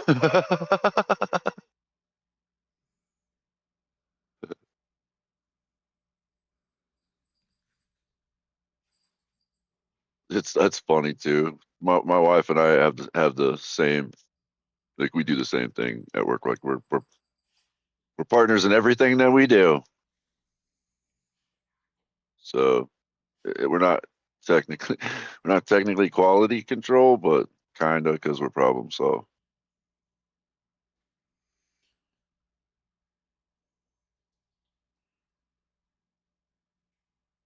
We're the ones that make sure all the packages gets out. That's fucked up.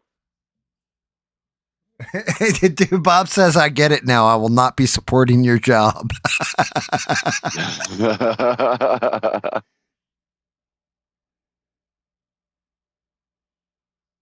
You know what the fucked up thing is? There probably is a butt plug tester out there for real. No, definitely there Oh, has no, to be. there has to be. There has to be, man. Oh my god. There are sex toy testers, man. Who was Sex it the toy other day? testers. Was it Eugene? I think it was Eugene. It was like, hey, why does my sex doll say it was tested by Smurf? Yeah, dude. Oh shit.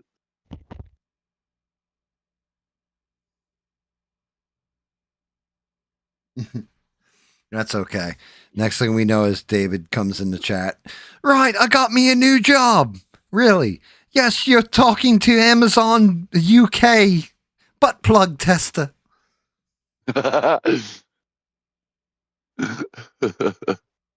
Why can't you just hit something else, man? How about flashlights or something? Why flashlights and butt plugs? Listen, he's just thinking about that butt plug. He's just had it in his mouth, and now we can just hear all the shit coming out of it, mate. Yeah, he was like, you didn't hear it when he was like, hey, hold on, let me put this in. Didn't you hear? Yeah, you didn't hear that? You didn't hear that?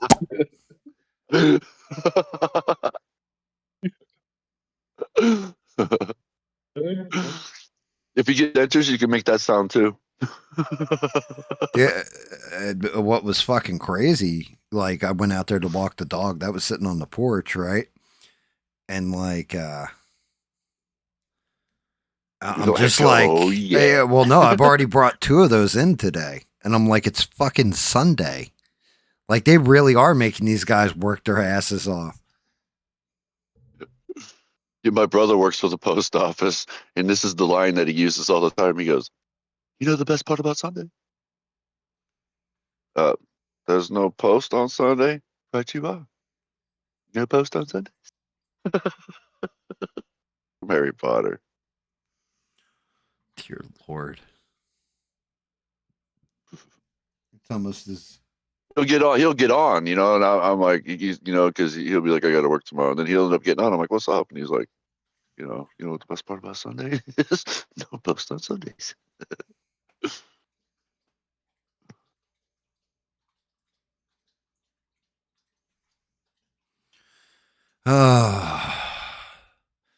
Right, Gam, I ordered something direct from Amazon. You can no longer call me Double Knob Dave.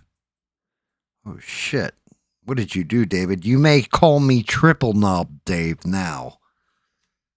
Okay, so what do you mean double nub though? What is that? No, he's got jokes again. No, I understand one nub. I can imagine that, but what is 2 nubs? Is that some kind of genetic mutation? No, yes, dude. mate. They call me the Hydra of penises. Man, have you ever seen double- a two-headed snake? Thinking of it, but I didn't Yeah. know what the name of that fucker was. The Hydra of penises. Yes. He's Chop one head off, it grows another. Yeah. Honestly, they talked about removing certain people from the gene pool. Are you such a person? No, dude, he's You know, got I think everybody's that's born. Well, very diet. he's evolved. Everybody has two. Well, is born with two knobs. Okay. They usually get one taken away. So he didn't. So he's still double knob Dave. Okay. So it's a plus. It's a good thing. Genetically, he's evolved. Okay. He's got an extra hat. Yeah. You know how somebody says, "Hey, that's putting a hat on the hat." Yeah, that's Dave, just in the lower area. Makes sense to me.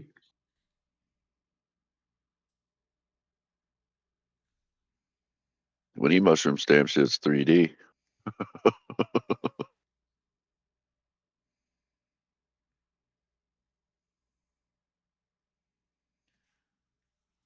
Dear Lord, I don't even know if I'm going to see this part of the model yet. I'm painting it just in case. Certain angles. Just barely though. All right, let's see. That all looks good. The only part I got left to do, I think, are the pumpkin bombs, and I'm done.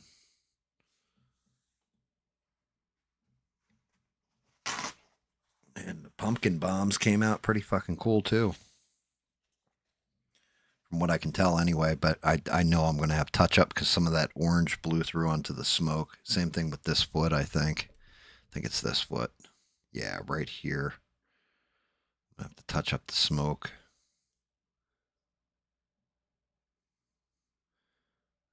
Put a little bit more gray in there. A little gray wash. Clean that right up. Then I'll be ready to assemble him. He's almost done. Surprising. I still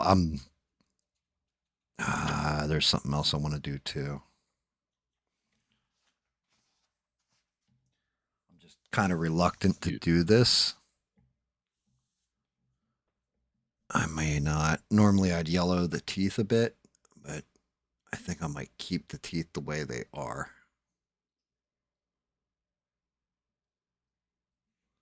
I can actually get the damn camera to focus.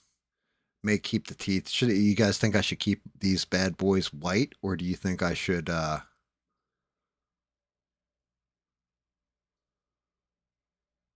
yellow them out a little bit? I think he actually looks creepier with them white.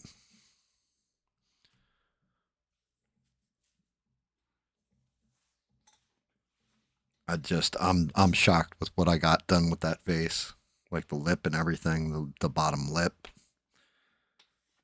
Let me see. That's the other thing I forgot to check. Fucking transition. Maybe you can add a little bit of yellow to the top of his teeth to simulate black. Right, exactly. That's no. what I usually do. So it's like that aged look. Yeah, I nailed the Yeah. transition here. All right, I'm good on that. Yeah, there we go. That transition, damn near seamless. I'm gonna have to putty up the bottom too. Let's see what the arms look like. These should look fucking tight as fuck on here now.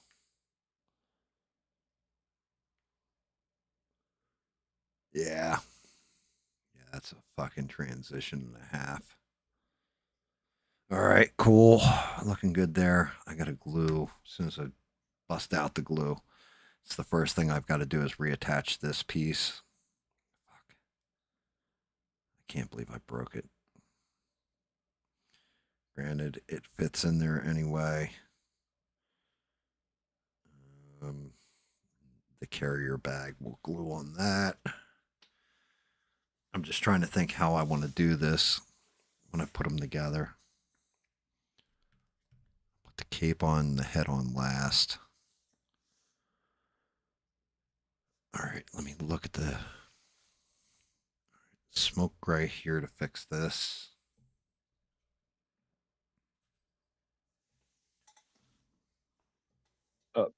How did you break it?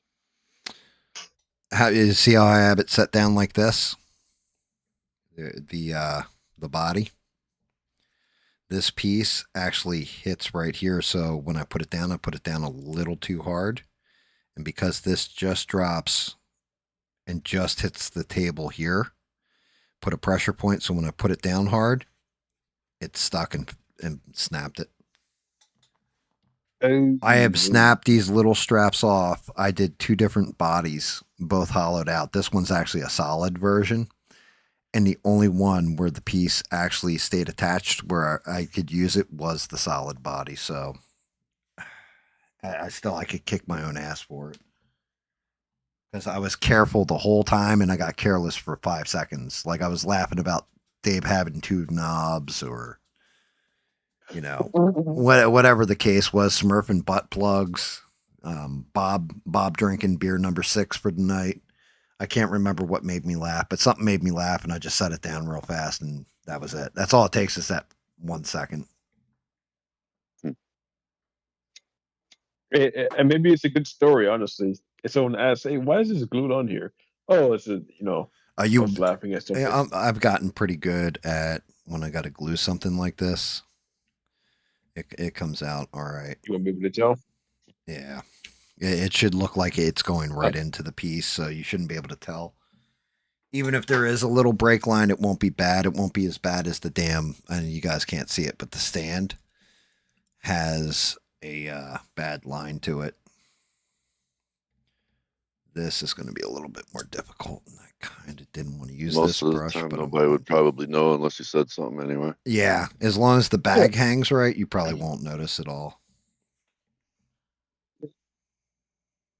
You can paint over it too, so right? Yeah, for the most part.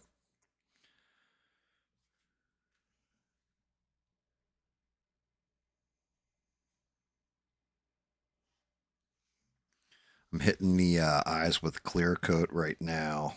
Make them pop.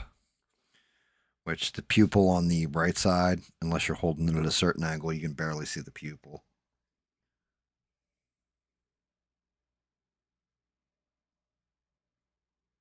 Oh, look at that. It's almost 3. And what time is it for you guys, by the way? I know, or later, right? Want to know? Well, for I me, mean, it's a quarter to 5. That means So it's a quarter to 6 for GAM. that's correct.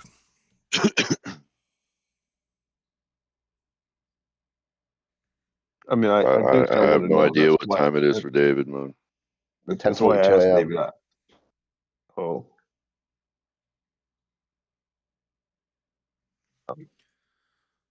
You're right. I don't want to know or didn't. Should have told me.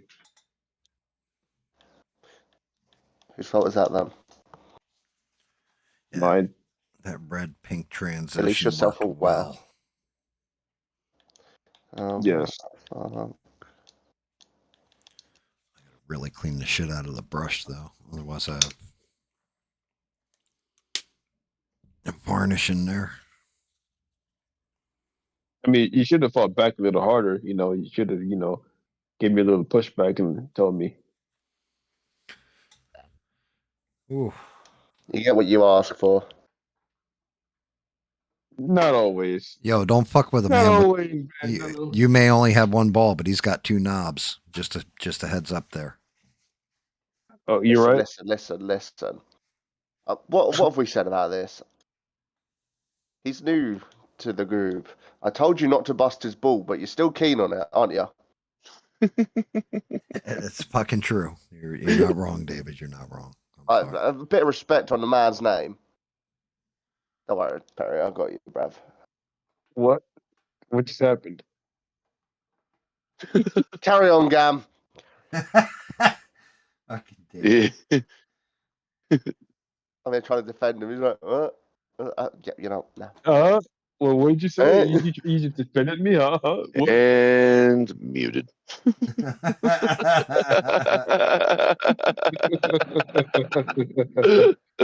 Not cool.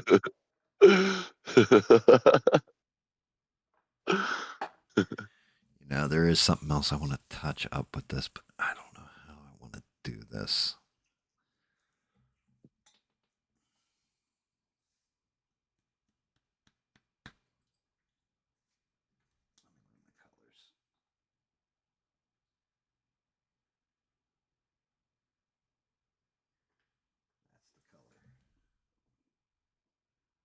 Toxic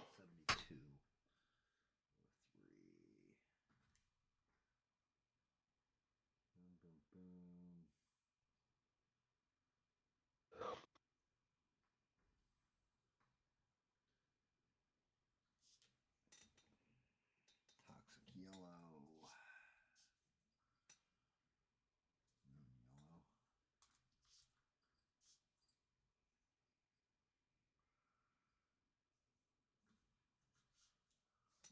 Son of a bitch, looking for that one color. He's Like- done gone googly eyed. Yeah. Can't tell them apart now.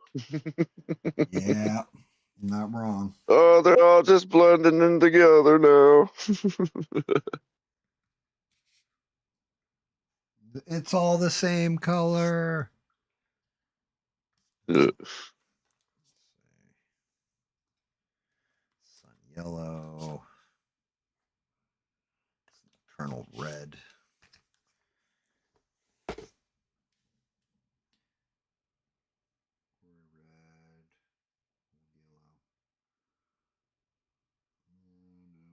Hey, what's the first thing you painted? The first thing I painted at all was actually a garden gnome. Yeah. I did it as I've shown it off too. I did Captain America was the Yeah, you second did. one. He did the Yeah. superhero gnomes. Yeah. Aquaman. I took a regular whatchamacallit and made Aquaman.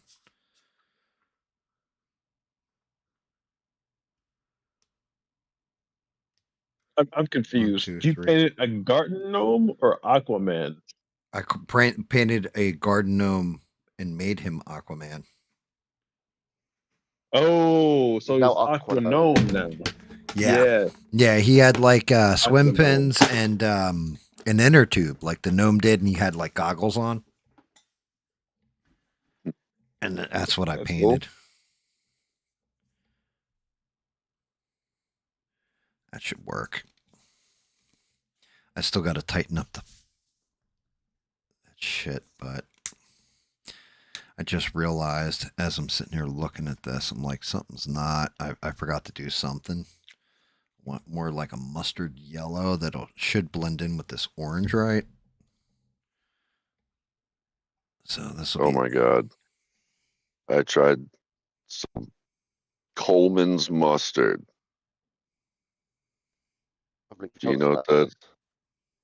That dude, it was disgusting. It's disgusting.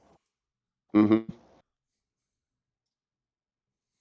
Like it's the mustardiest mustard I've ever tried. It is so strong. Oh shit, bro. Not to mention it's spicy as fuck too.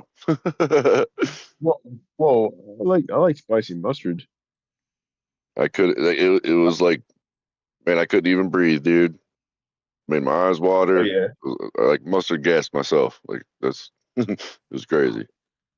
Well, I eat wasabi, so hot mustard it's okay for me at least. Yeah, that's I Oh, was going to say I do horseradish mustard. this stuff is extremely strong. It's like I think it says on the bottle like traditional English mustard on it. Like, whoa. Really? Is it like Yeah, it is fingernail super fucking polish? strong. It is super strong, dude. I like mustard because I like soft pretzels, and I like to either dip them in some kind of spicy cheese, you know, like some kind of jalapeno nacho cheese or mustard. And I was like, man, I'll try this, and I gave it a good dunk, man. Yeah, that was a mistake. Like it was a huge dunk, all right. And then I should have just like put like maybe a pin drop, like that drop of paint that he just put down that he's painting out of right now. I was not ready for that. Dear Lord, these You've had stitches. wasabi before though, right? I ordered it from fucking Amazon too. So you've had wasabi before, or I've not had wasabi Dude, I before. power wasabi. They always look at me like I got 6 heads. I'm like, no, I want a whole side thing of wasabi. Oh no, we do it for you. And they always bring me I like don't know this how little spicy squad of. that is. I don't know how spicy that Well, is compared to like it's jalapeno, but I love fried jalapeno chips. well, it's a kind of a different kind of spicy. It's kind of I'm like talking It's about deep fried, horseradish. breaded, deep fried.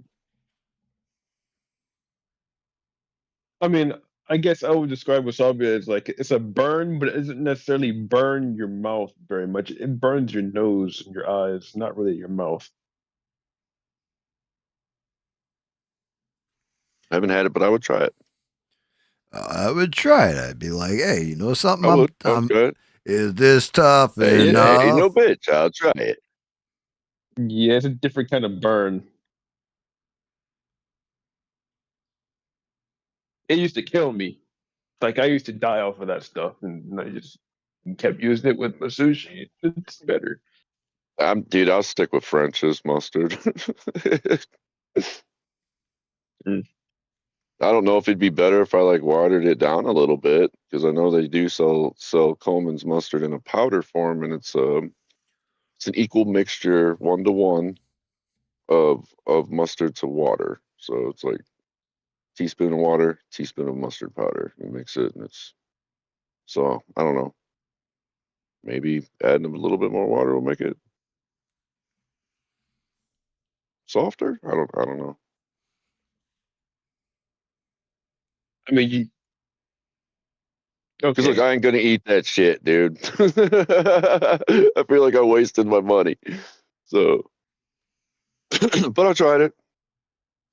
You can Hey, always maybe you send can it. use it as an ingredient for a sauce. It was kind of expensive too. I think it was like $17 for 2 Oh yeah, small yeah. You size got to kind use of it for bottles something too. else. So Send it to David. that's what I was Give it saying. to me. I You want don't no like your that shit? Coleman mustard fucking shit. Yeah, fuck that shit. Right, I could have warned you of this one, Smurf. Over here, we call that ass cheek mustard, mate. Right. I do like that Grey Poupon though.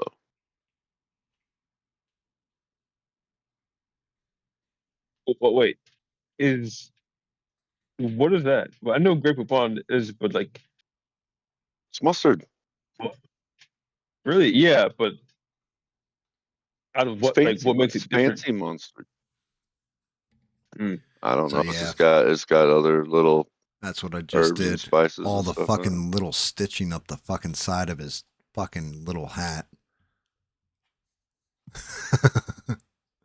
What a pain in the ass. Does he have any on the rest of his clothing, or am I good? Nice. I think he actually has some in the seam of his pants for some reason.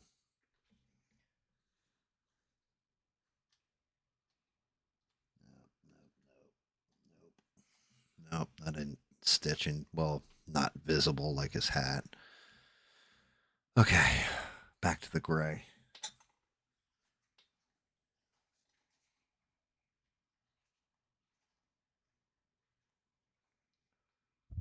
Now I got to figure out which color gray I used.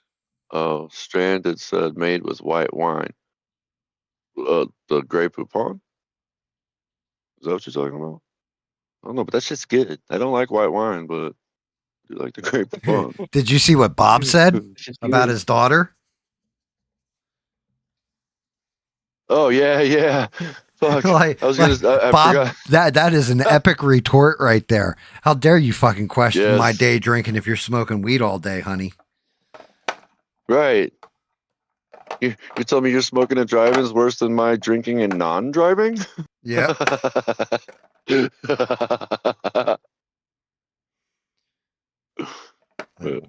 One of us is fucked, and it ain't your old man. Yo, I gotta go pretty soon. It's about to be 3 a.m. and I'm pretty sure I have something to do tomorrow. Hey, I you're mean, fine. today. Well, yes, today, Okay. technically today. I work overnight. It's not tomorrow till I wake up. Yep. I don't care if She's it's gonna today. miss. It's not. It's not tomorrow till I wake up. And Right. we got poor David, Mom. We've kept him up way past his bedtime. Oh yeah. I'm staying awake, mate. I don't know what you're on about. I've got shit to Right. do later. Right. I got stuff to do with. Yep. As soon as you're done streaming, he's gonna go play some Warcraft or War, whatever. Yeah, big up. Warframe. My i3 PC, yeah? Ooh, wait, Yeah. did Poor I dude. say I gotta go soon or now? Because I actually got to go now. I don't know. so you Make up just your said that mind. now. What are you talking? Crazy. Did I say soon or did I say now? Fuck, which one was it? I forgot. You said Yeah, soon. I'm dead serious. Oh yeah, You that did. means You did. You said soon. It's almost 3. I yeah, gotta leave soon. yeah. I said yeah. You're right. You're right. You're good. All right. You're good, See Perry. you guys. Talk to you guys later. Hell yeah, Perry. Have Yes, you will, sir. Yes, have you a will. good one, bro. Yeah, have a great Yep. night. Peace. Later, platypus. Platypus? What the Hey, the fuck? platypus, bruv. Yeah, because the Discord. Yeah, Okay. he's Perry the platypus. Perry the platypus. Because the You never picture watched he's Phineas got, and Ferb, the actually, picture maybe he's are got old. is a platypus. Perry the platypus. All right, let's see. Looking on the smoke transition. Not bad on this one. It's because GAM's awesome, and he's a magnet to people like us. He just draws us in. How? Because we're unserious people, Bob. That's how. Not one of us has told you how smart we are. Not one of us has told you how virtuous we are or how you should be more like us. Instead, we laugh. We have fun. We enjoy life, and we usually do it together. It's even This is better. what happens. All right, we game all night. All right, when GAM wasn't streaming, that's what we did. It's all we did. We game all night, and this is Like, pretty Mum talks much to the us. Oh, hello, same thing mate. that we do when we're just sitting there playing games. We're like, man, we should be streaming this shit. Yeah, the only difference was back then when we used to do it all night, I didn't have good internet. As a matter of fact, I had the worst internet you could pretty much get. So we couldn't stream all night. And yeah. Yep, I but we got talked good- about it, and the idea was there. Yeah, I always said, man, if I could stream this shit, like you missed out on some. If you think this shit's funny, you should have heard like when we had those guys like Twisted and Johnny in here and stuff, and some of the stuff that would come out of our mouths. Yeah, because we'd be sitting in an Xbox party like all night with all kinds of people in And those parties. And Smurf and I have always just like had conversations on the side. David and I have always had conversations. We've always been cool like that. Even when we weren't playing, they would talk to me about, Don't you fucking dare. you know, I know you're about to come out with something extremely outrageous here, and I'm waiting for it. they would just talk to me about everything going on in the UK and life. And Smurf and That I, wasn't as outrageous as I thought it would be. and Smurf and I have chewed so much of the same type of dirt that it's like, Smurf's like, we might as well have almost lived the same fucking life. Right down to, you know, finding the right fucking person and marrying them. And like I wasn't joking earlier when I was talking about having my teeth removed, and the person that talked to me right before it happened was Smurf, who told me this is what you better be prepared for when this happens, because nobody told me this. I didn't shit. sugarcoat it at all. I told him, dude, you're not in for a treat. You're in for some because I was pain actually and horror for a little while. yeah, going into it, I was excited. I was like, finally, I'm getting rid of these fucked was up, too. rotted teeth. And he's like, bro, I don't want to burst your bubble, but you need the reality check. Here's what that shit's going to be Dude, like. I felt the same way. I was so excited when I got my teeth. I thought everything was going to be Better. good and better. And no, it's the opposite. No. It's so much worse. But it's also, you're not in any fucking pain anymore, except for when you have phantom pain. That sucks. Yeah, or, I take a chunk out of my inside of my cheek. From what I've gathered, Smurf goes through it first, then GAM does. So I must ask the real question here. When are you becoming a butt plug tester, GAM? I won't be. I'm retired. I got to leave that to the working man Smurf.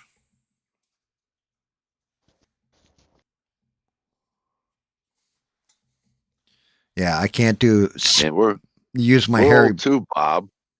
Yeah, I mean, my kids are all gaming. grown, and that's just it. Smurf and I met in a game, and Smurf and I met in a game where nobody can trust each other at all, including your own teammates in a lot of cases. And the two of us trusted each other and made it through all of it. Yeah, we weren't even like in the same tribe. Yeah, we were actually whatever. Technically, we were opposite ends and should have been in battle with one another. And instead, we became friends. And yeah, I trust Smurf so much. I can't even tell you some of the stuff.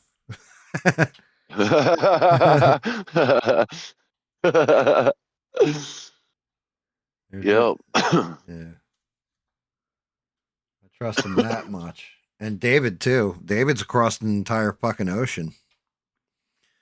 Like I'm not just, talking some bullshit. David's like my little brother. Out of every model I've ever done, everything I've ever put together or painted and all that, the only people that have ever gotten a model from me in the mail, well, Smurf will soon here, because I got to send off that fucking Conan. And, but right on myself over here next to all my Star Wars stuff. Yeah, just hope it goes better for you than me, Smurf. Hopefully he's not missing an arm and half a fucking head. Dude, his Conan's like a minifigure compared to the one I sent you. David. Yeah, but it still might come crumpled, bro. And honestly, that thing was long. Oh, that sucks, dude. It came all broken and shit. Yeah, dude. Customs took it out of the packaging and checked it and didn't put it back into the protective bubble wrap. So when David got it, pieces were broken off. But David's out of everything I painted. David is one of the only people to actually have something from me outside of my immediate family. And soon again, like Smurf, because I got to send Smurf compensation too in that package. That's a whole nother story. That isn't built for YouTube either. But that's just it. Yeah, like I legit painted David a model and sent it to him, and it was specific what he wanted and everything else, right down to the heart on the panties. No, okay. You're gonna act like that was not your idea. Yeah. So when's my next model coming, GAM? Shit. Yeah, unfortunate. It's like, no, not that poster, no. Yeah, the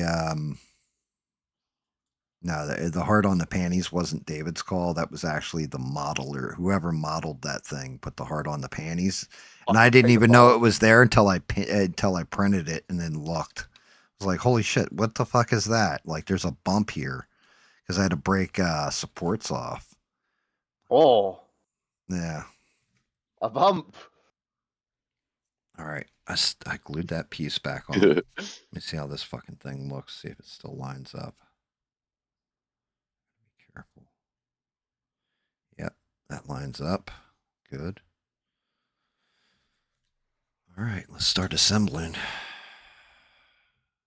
I really wish I didn't have this front split in the fucking model. That's got me pissed. But I can't get it back apart either. It's like this thing's fucking that base ain't coming apart. Like when I slid it in there, it like self-sealed. But I have this cut around the fucking middle of it. I'm gonna have to use some glue to get it in there. Actually, you know what? That was one other part I gotta touch up. Didn't even think about it till just now.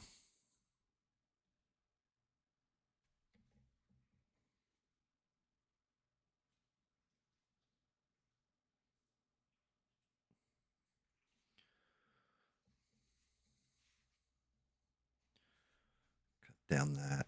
I had blowout when I did the hand paint on that shit.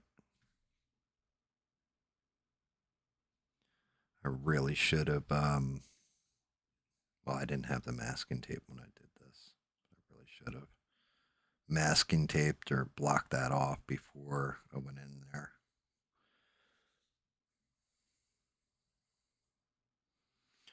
All right, that should be good. All right, let's see what she looks like together.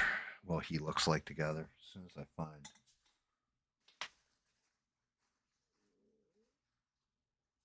You don't have to game, Bob. The whole thing is you're hanging out with people that are having fun.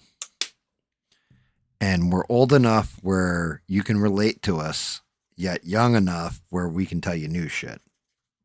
Right? Like the hardest person to relate to is probably David. The biggest connection that I had with David through his entire life wasn't through his double knob. Oh god. Yep, there it is. Yeah, it was because David likes classic fucking music because he wanted to learn how to play it on guitar. So he would ask me different songs and I would tell him songs and David would be like, oh, really? I've never heard that one. Oh, really? I've never heard that one. And look it up and then learn to play them.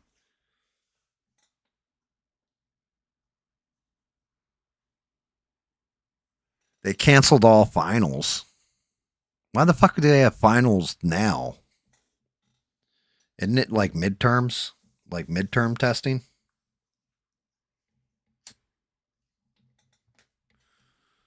Rightio, mate. Rightio.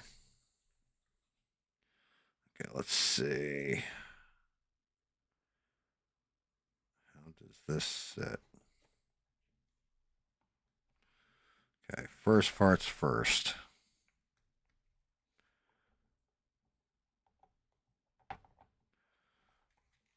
Foot in there. Yep. Okay.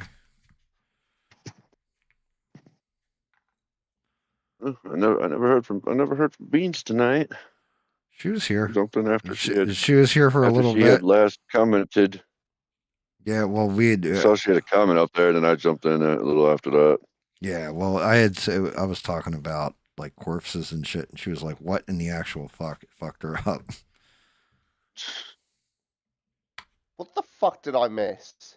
Nothing. Wait, no, Smurf. Well, who was in here for that? Oh, Danny Boss was in here for that. Couldn't remember who the third person was. There's been 4 people on the stream tonight. Isn't that right? Yeah. Yep. Danny Boss was in it before I left for work. Yeah. I jumped in for just a minute. But I was talking about like when you see like a deer out here would have gotten hit by a car and you see it on the side of the road because Perry made a joke about something being dead and you definitely want to clean it up because you don't want a corpse sitting around rotting in front of you. And then I followed it up and I was joking too. And then Beans was just out of nowhere like, what in the actual fuck? And that was the last I heard from her. I don't know if we gored her out or she was doing something else in the background. Just busy. Which I also had to shout Beans out because she tossed another coin to her Witcher. It was nice of her. That's cool. Toss a coin to your Witcher.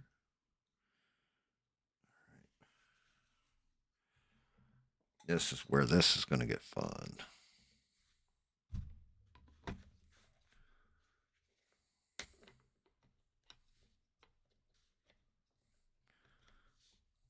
Because that's got to get linked in there.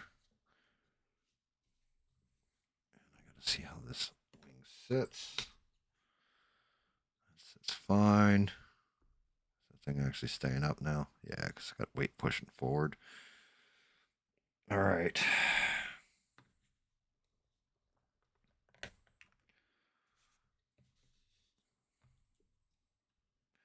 Got to hit both ends at the same time.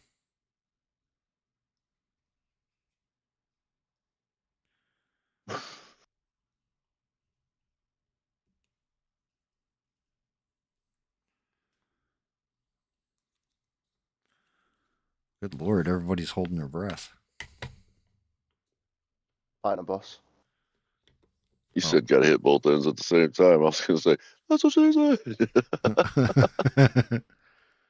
That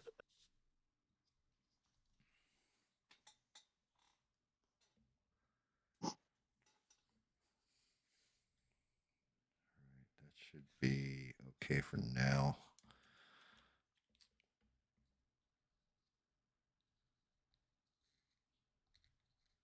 So Brown University has canceled all finals. So did they just pass everyone? What's the point?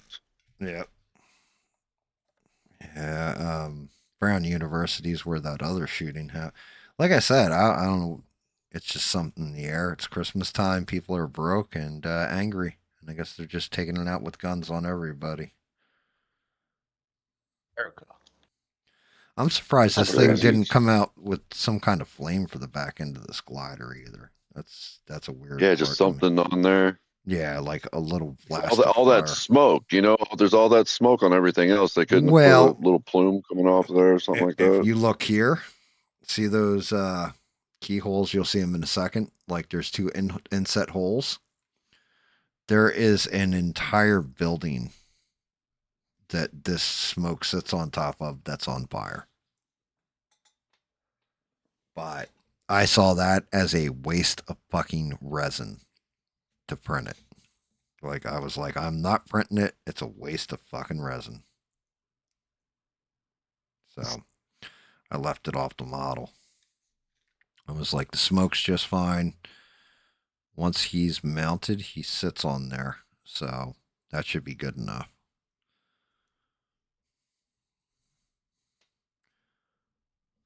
I need that fucking foot to glue in though. That's the wrong side.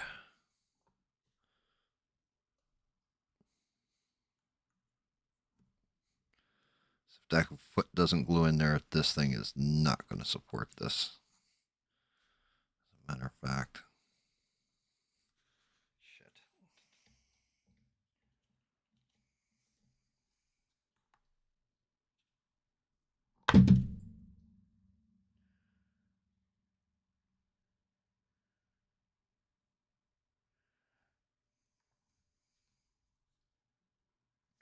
This one should be pretty fucking badass though.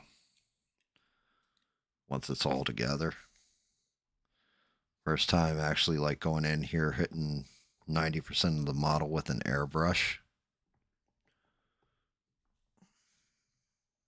Fuck. I got the wrong leg. No, I got the right leg.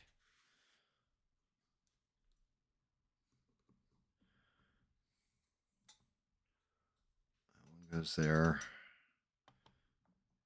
This one goes here.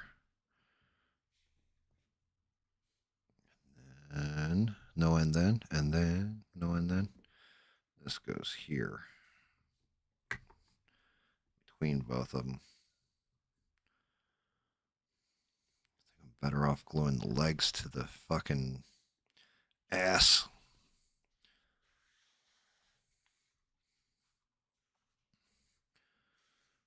Which this is gonna suck.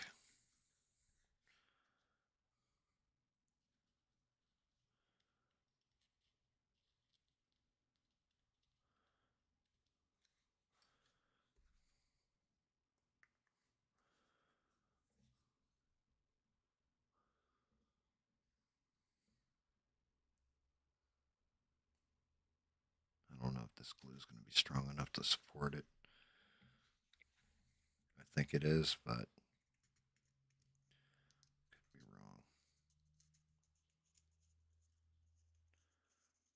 Might have wanted to get the JV weld. Damn, everybody went quiet. We're all watching and concentrating on you, Gam, making sure it goes smooth, okay? We know this is the vital part. Yeah, we don't want to fuck you up and, push too hard. Pop it off. Fuck it up. Something. Fuck me up right now. It's the model itself. Like that piece. And just, it's got to sit in there a certain angle. And it's fucking fighting me. They gave him like a little nut bubble, but nothing for the for the junk. See that, David? He's got a tiny knob. I can't say I do see it, but I'll acknowledge it. There you go. I'm not watching your stream, my friend. He puts it right in front of the camera and points directly at it. It's right here, David. Yeah, well, Well, I'm not even Bob, watching. Bob, that's the I'm same playing thing games. with it's the same thing with that Venmo shit. You got to put in your phone number and your email and all that because it's basically like a pay service. I don't know. The only way you can send Venmo is from Venmo, right, David? Use PayPal. Or yeah, PayPal. If you've got a PayPal account, you can send a Venmo too. And how are we looking on the key? Come on. Okay, there we go. That's better. A minute there, I thought I was out of the key. I'm not. I'm good. Let's get that Oh, glue shit. going. There it is.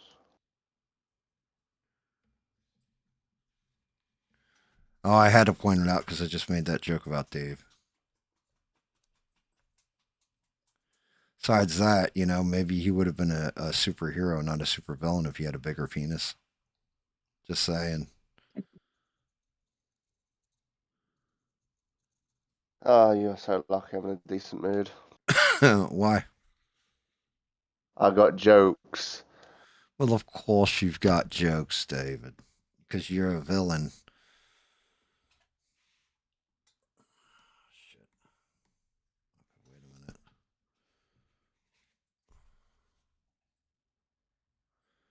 I think that's got it. Do I have the key spot set? I do. Actually, kinda. He needs to sit back more. Fuck. There we are. Now he's sitting back.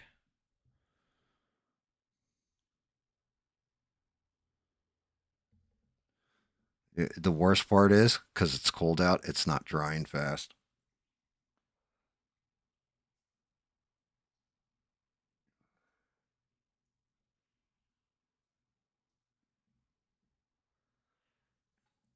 I think this one's going to come out pretty fucking badass. I'm seriously loving the transition I got with the blues. I can't believe I got it. The orange, I got a decent transition. Happy with the face on this one too. Okay, now here's...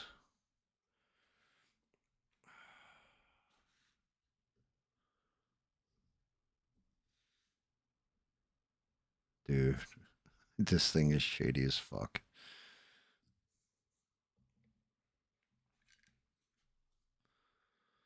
Oh my god. 1 week glue joint and this whole fucking thing's done. I want to be pissed.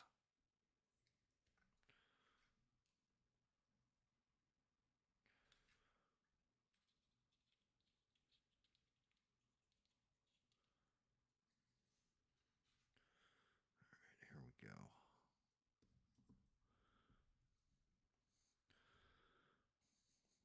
God damn. That is an ugly fucking glue joint. Because of the way he's leaning.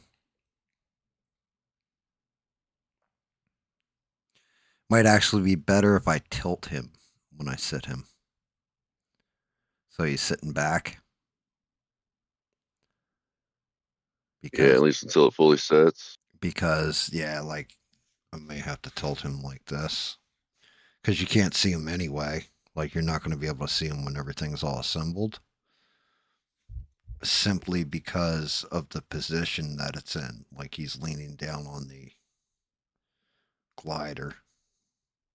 Last fucking thing to go on is the damn cape, though. I'm gonna try putting on the head first, not gluing it, just holding it there, seeing if the cape will go on. Have a good one there, Bob.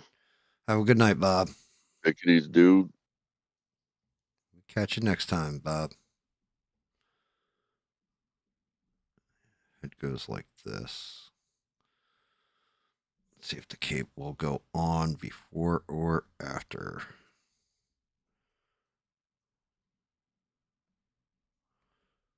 Okay. Yeah, so I can get the fucking cape on. Damn, I hit that amazing transition back there. It's never going to be seen. Son of a bitch. Okay, so that's going to go so I can get the cape on. All right, good shit.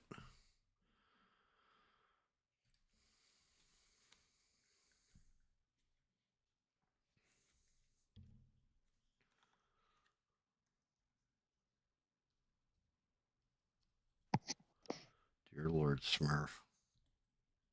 I think I'm getting better at this.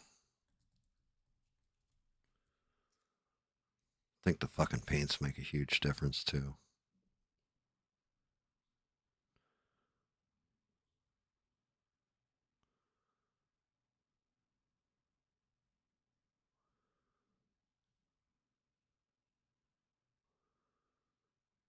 All right, next thing's next.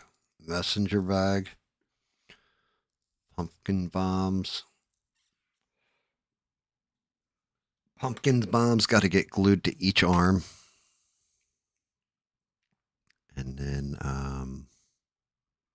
put the arms on, and the cape will be the finale. Come on, dry. Here's where we're at so far.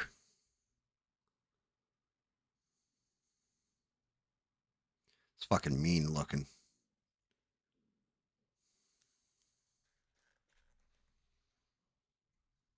Nope. That head. Oof. Right, as David would say, bit of a rough one, mate.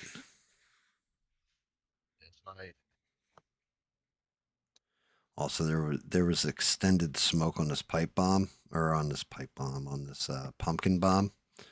I didn't even bother with. It was like, fuck it.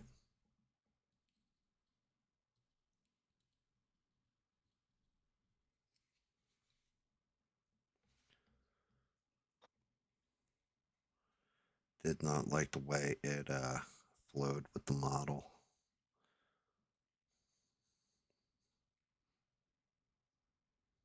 It didn't even connect to the fucking base.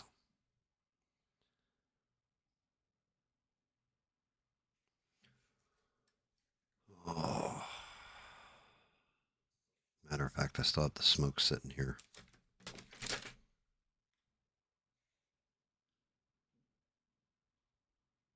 Yeah, see, I don't know. Look how fucking far back that fucking smoke goes. So, fuck that. Oh, shit. Damn. Yeah, like, actually, wait, does it attach to the base? Oh, shit, I guess it kind of does. Well, maybe. I don't know. It looks like it does. It looks like it does, but yeah, if you look back here, right where I had just put that smoke, there's no connection point for the key. You'll see it in a second. So it looks like it attaches back here, but there's no connection point for it. So I'm not going to force something that doesn't have a connection point.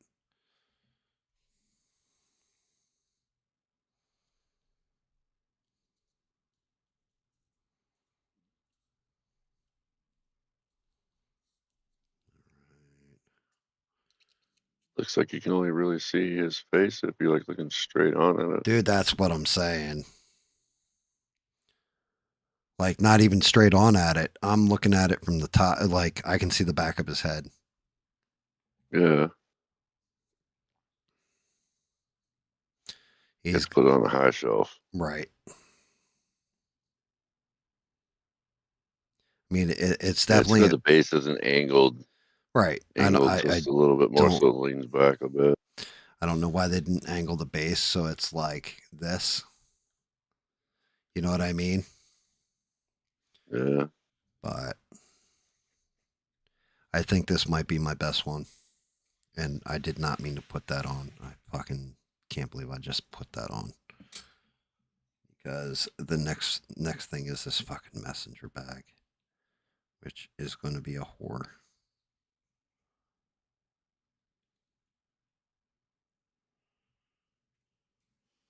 Because I've got to get this square up precise.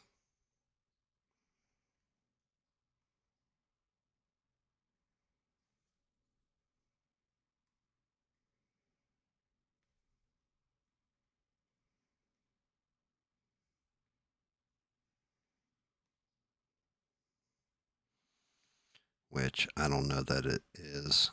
I can't even see because of my fucking fat ass fingers.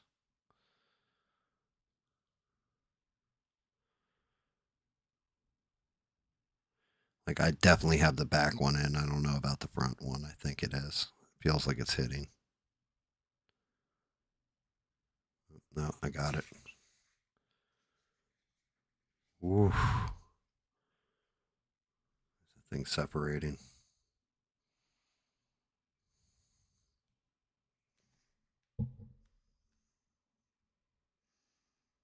No, it's holding. Good. Other arm. This bullshit smoke out of here.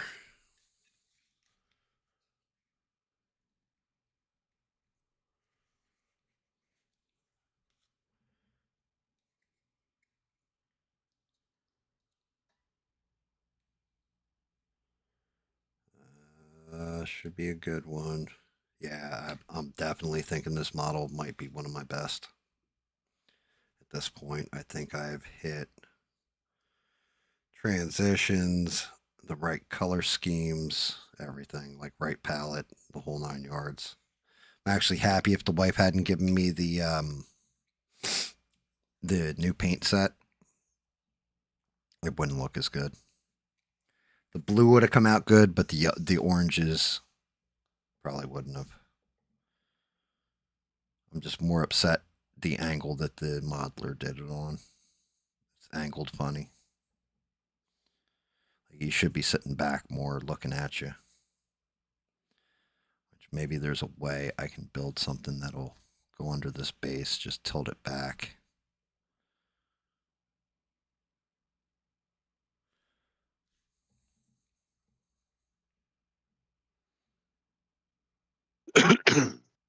Well, if you had it on like a top of a building, I guess it was. It would just raise it up higher. You looked at. I mean, I can always print out the other. Like he made it like he meant for it to be like, so you had to look up at it. I guess. I don't know. It's just weird. Yeah. Put it on the edge of the top shelf. It'll be cool. Exactly. It's got to go up high.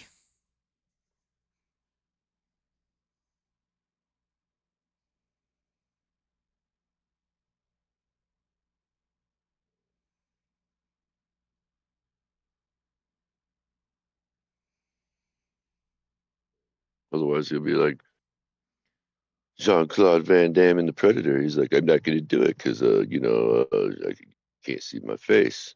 Yeah, exactly. Yeah, this is definitely going to be a top shelf model where it's got to look down. Because here's what you're looking at so far, and you'll see it in a second. What he looks like.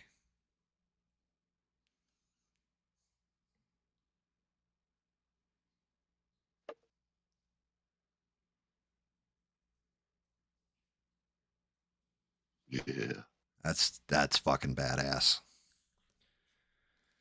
He came out fucking phenomenal.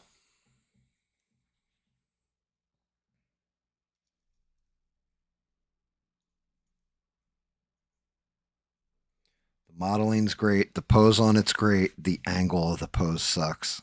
Such a shame. Like I said, I can rock him back with something under there for the picture and stuff, but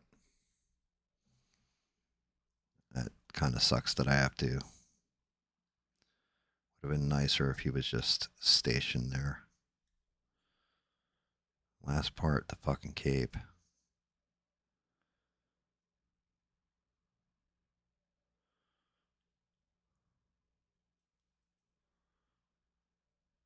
Dear Lord. I can actually put the glue away.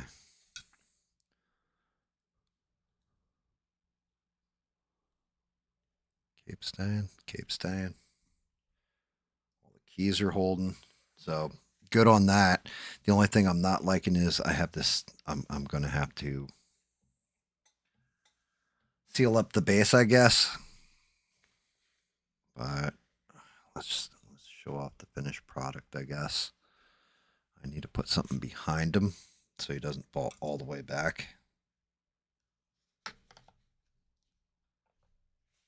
That'll work.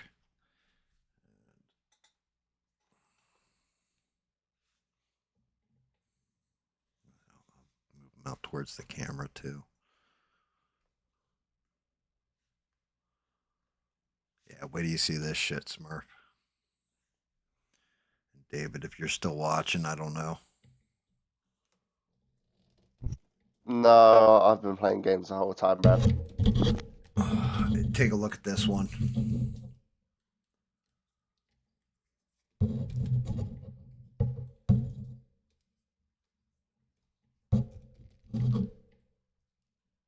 Yeah, dude. That was pretty cool.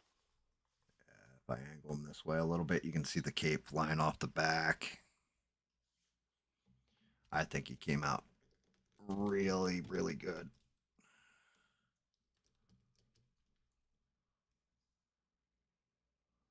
Come on. Oh, yeah. Yeah, that one's awesome, dude. Get the tracking for his face so it zooms You did a in. good job on that one. Dude, that one, yeah, it pops. Let's see. That blue, I like it. Dude, the blue is my favorite part of it. Like I hit the transition perfect.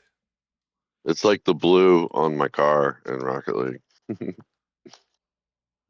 Power that up. It's glowing.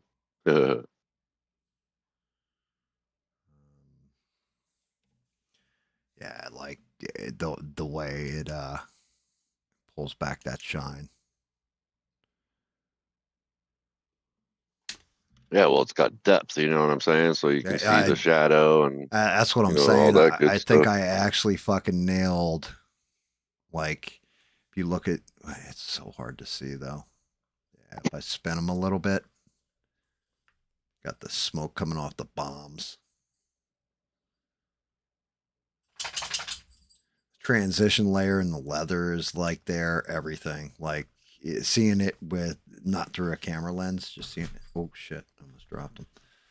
Just seeing it up close and personal. It like there's so many transition layers in there, it's unreal. Like the eyes are even popping. Like I think I nailed them. The mouth, everything.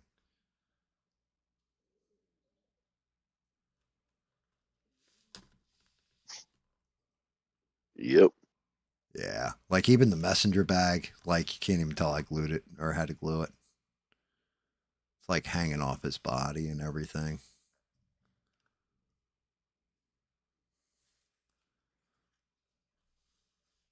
Yeah, I think this is my best one so far. By far the best one so far. Yeah, I don't know if I'd ship that one in at all. If you'd what? I feel like I'd ship it. Oh no, to I would have anyone, shipped because if that this would look. I feel like would be in pieces if yeah if you sent if it. I was going to ship it, I would have not glued it because there's just no fucking way. Like it would be in pieces. It would be everywhere. Like it's already just even trying to set it up so I can get a picture, a snapshot of it is a bitch. Because like I said, like the tilt on it is kind of redonkulous. I'm just trying to figure out which angle to shoot it from.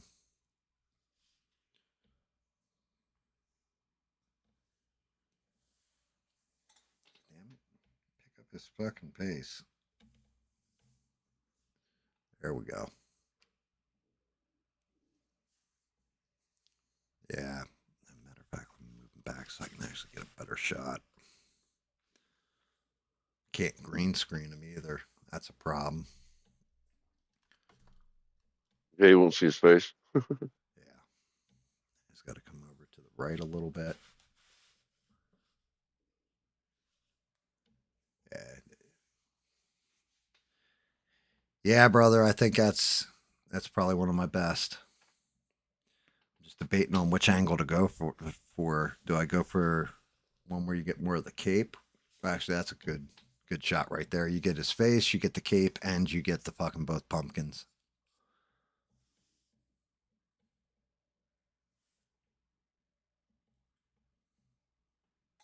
Yeah, I think that might be one of my best ones. Like I said, this cut in the base, I'm not real happy with either, but I can fix that in post. Like, I'm going to have to do some work on it, that's all. Oh, yeah, the gap. There's a bit of a gap. Yeah. Yeah. You probably fill it in with something. Paint it. Put some more white on it. When did Bob send that message? Bob said, you know, if you guys need anything, let me know. Appreciate you, Bob. Always appreciate you. Just a little bit ago. Maybe 10 minutes. Let me try that shit again because I didn't get a good screen.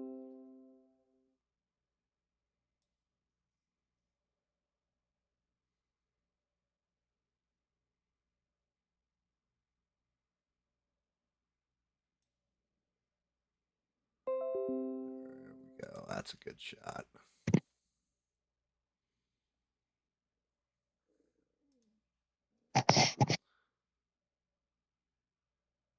Ooh.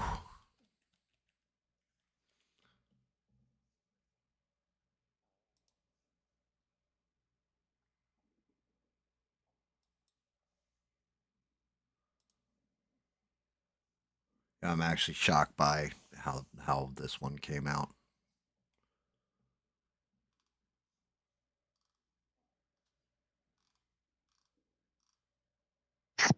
Just because you're getting better. And now you're just going to keep shocking yourself. Let's hope. That's the best I can hope for too, is to just keep shocking myself. There it is, stream settings. Such a pain in the ass, You'll dude. keep I getting better hate. with everyone you do. Well, I'm also on the off time, which is why it's going to kill me this next time. On the off time, I'm going to have to do what I've been doing, and I've been watching different guys who paint. Not watching them paint the whole fucking model or anything else, but just watching how they're pulling little tricks for transitions, getting layers on there, things with the eyes, things with the lips, things with the gums, the teeth. The eyes have been the one that I keep studying the fucking most.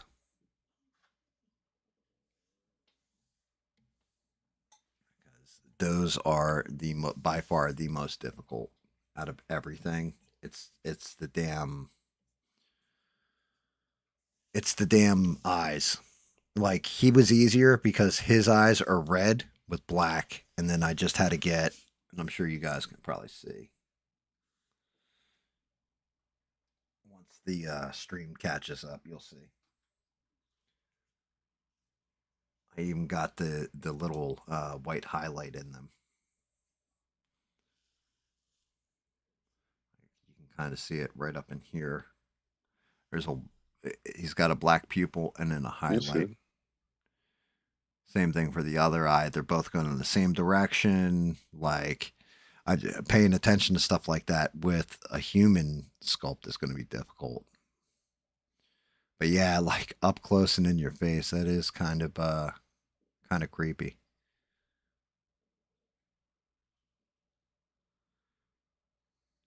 Like I even got like I wasn't sure how I was going to pull off the yellow, and then I used the green under a yellow, make it pop.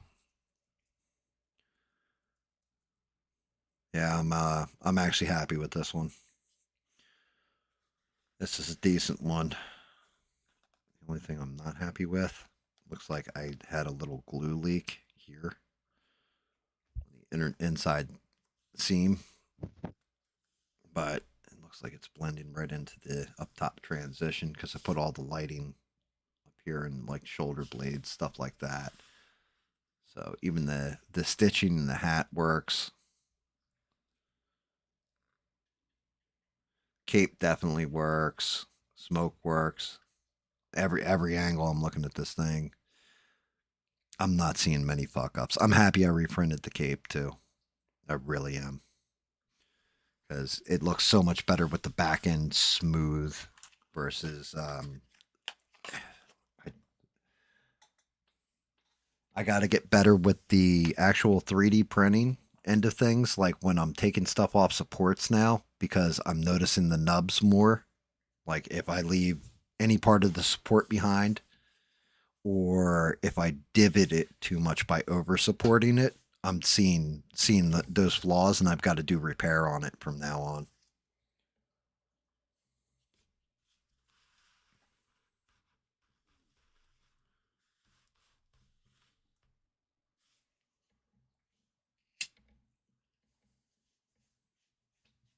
But yeah, I'm happy with this one. I know you're not, Smurf. I know you're upset.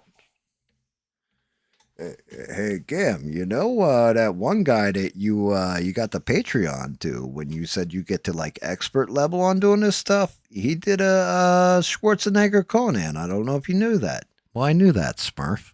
Okay.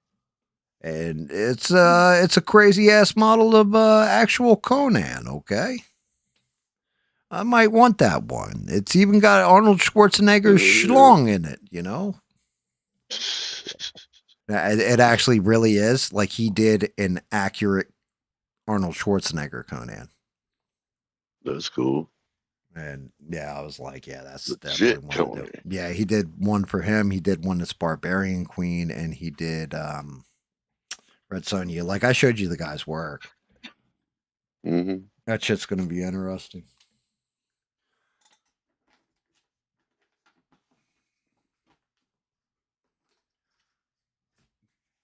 Saddest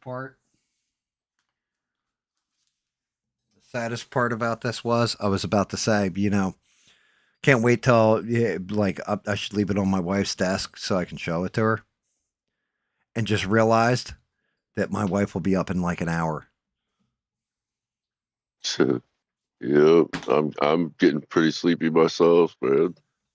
Bro. I'm so glad this week's over. Yeah, well, mine just started. Well, technically, I got tomorrow and Tuesday off, and then Wednesday, you and I game. Thursday is painting, and I don't know which one I'm going to do next. I was going to do Sinestro next, but I'm debating it. I might do something different. I might switch it up. I've got, over the next 2 days, I've got 3 more, because I forgot about fucking Mario. 3 to base paint. And then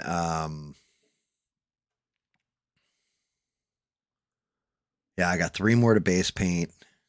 And then maybe I'll do Dark Side next.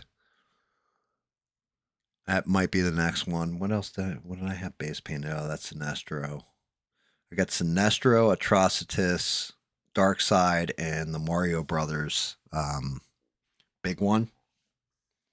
That Mario Brothers one's gonna be a fucking bitch. Do that next. Save that one. Fuck.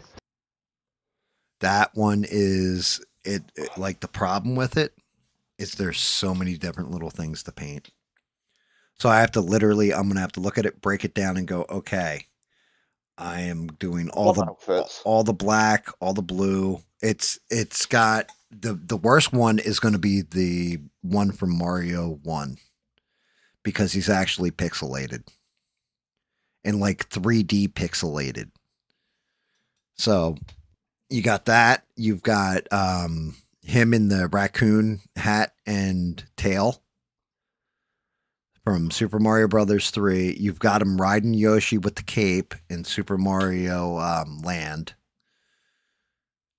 or World rather. Then you have, I think it was Super Mario 64, and he's got the wings on the hat. And the last one, he's like bouncing off the head of a Koopa and hitting a block, or no, he's hitting a star. And that's from Super Mario Anything of Odyssey. Sonic and the Black Knight. That had some cool characters in. What was it? Sonic and the Black Knight. Sonic and the Black Knight. I haven't seen. Yeah, it's based in Arthur shit. If you haven't seen it or played it, fuck. That shit was good. I haven't seen one for that yet that they put out.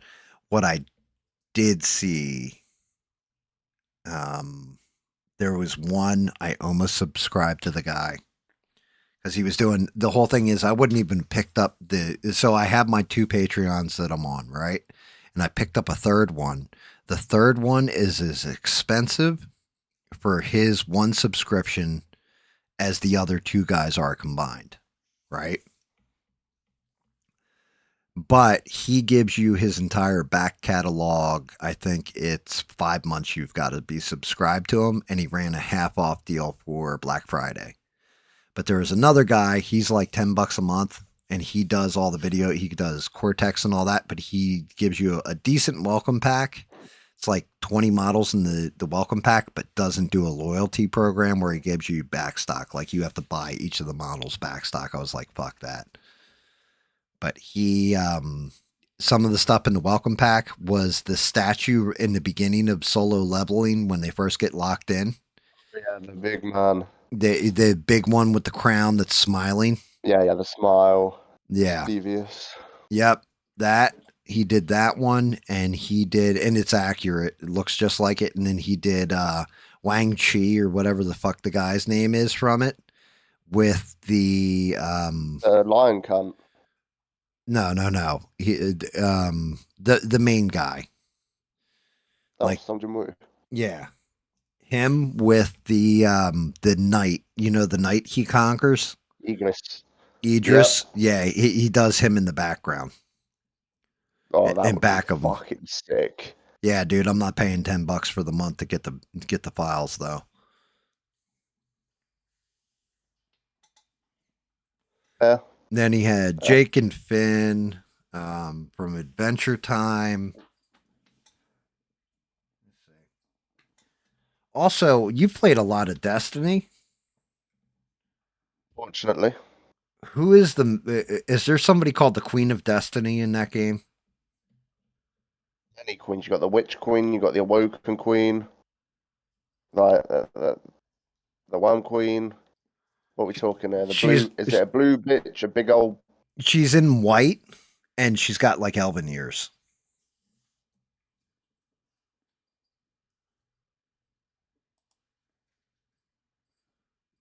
For some reason, I'm not seeing elven ears off the top of my head.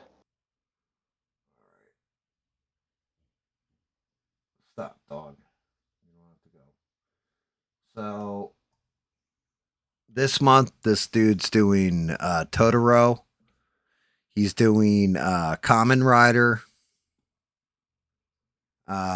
What's the prince's name? Valko from The Last Airbender. The Fire Prince with the burn on his eye. Dexter from Dexter's Lab. And a chibi version of Ryu.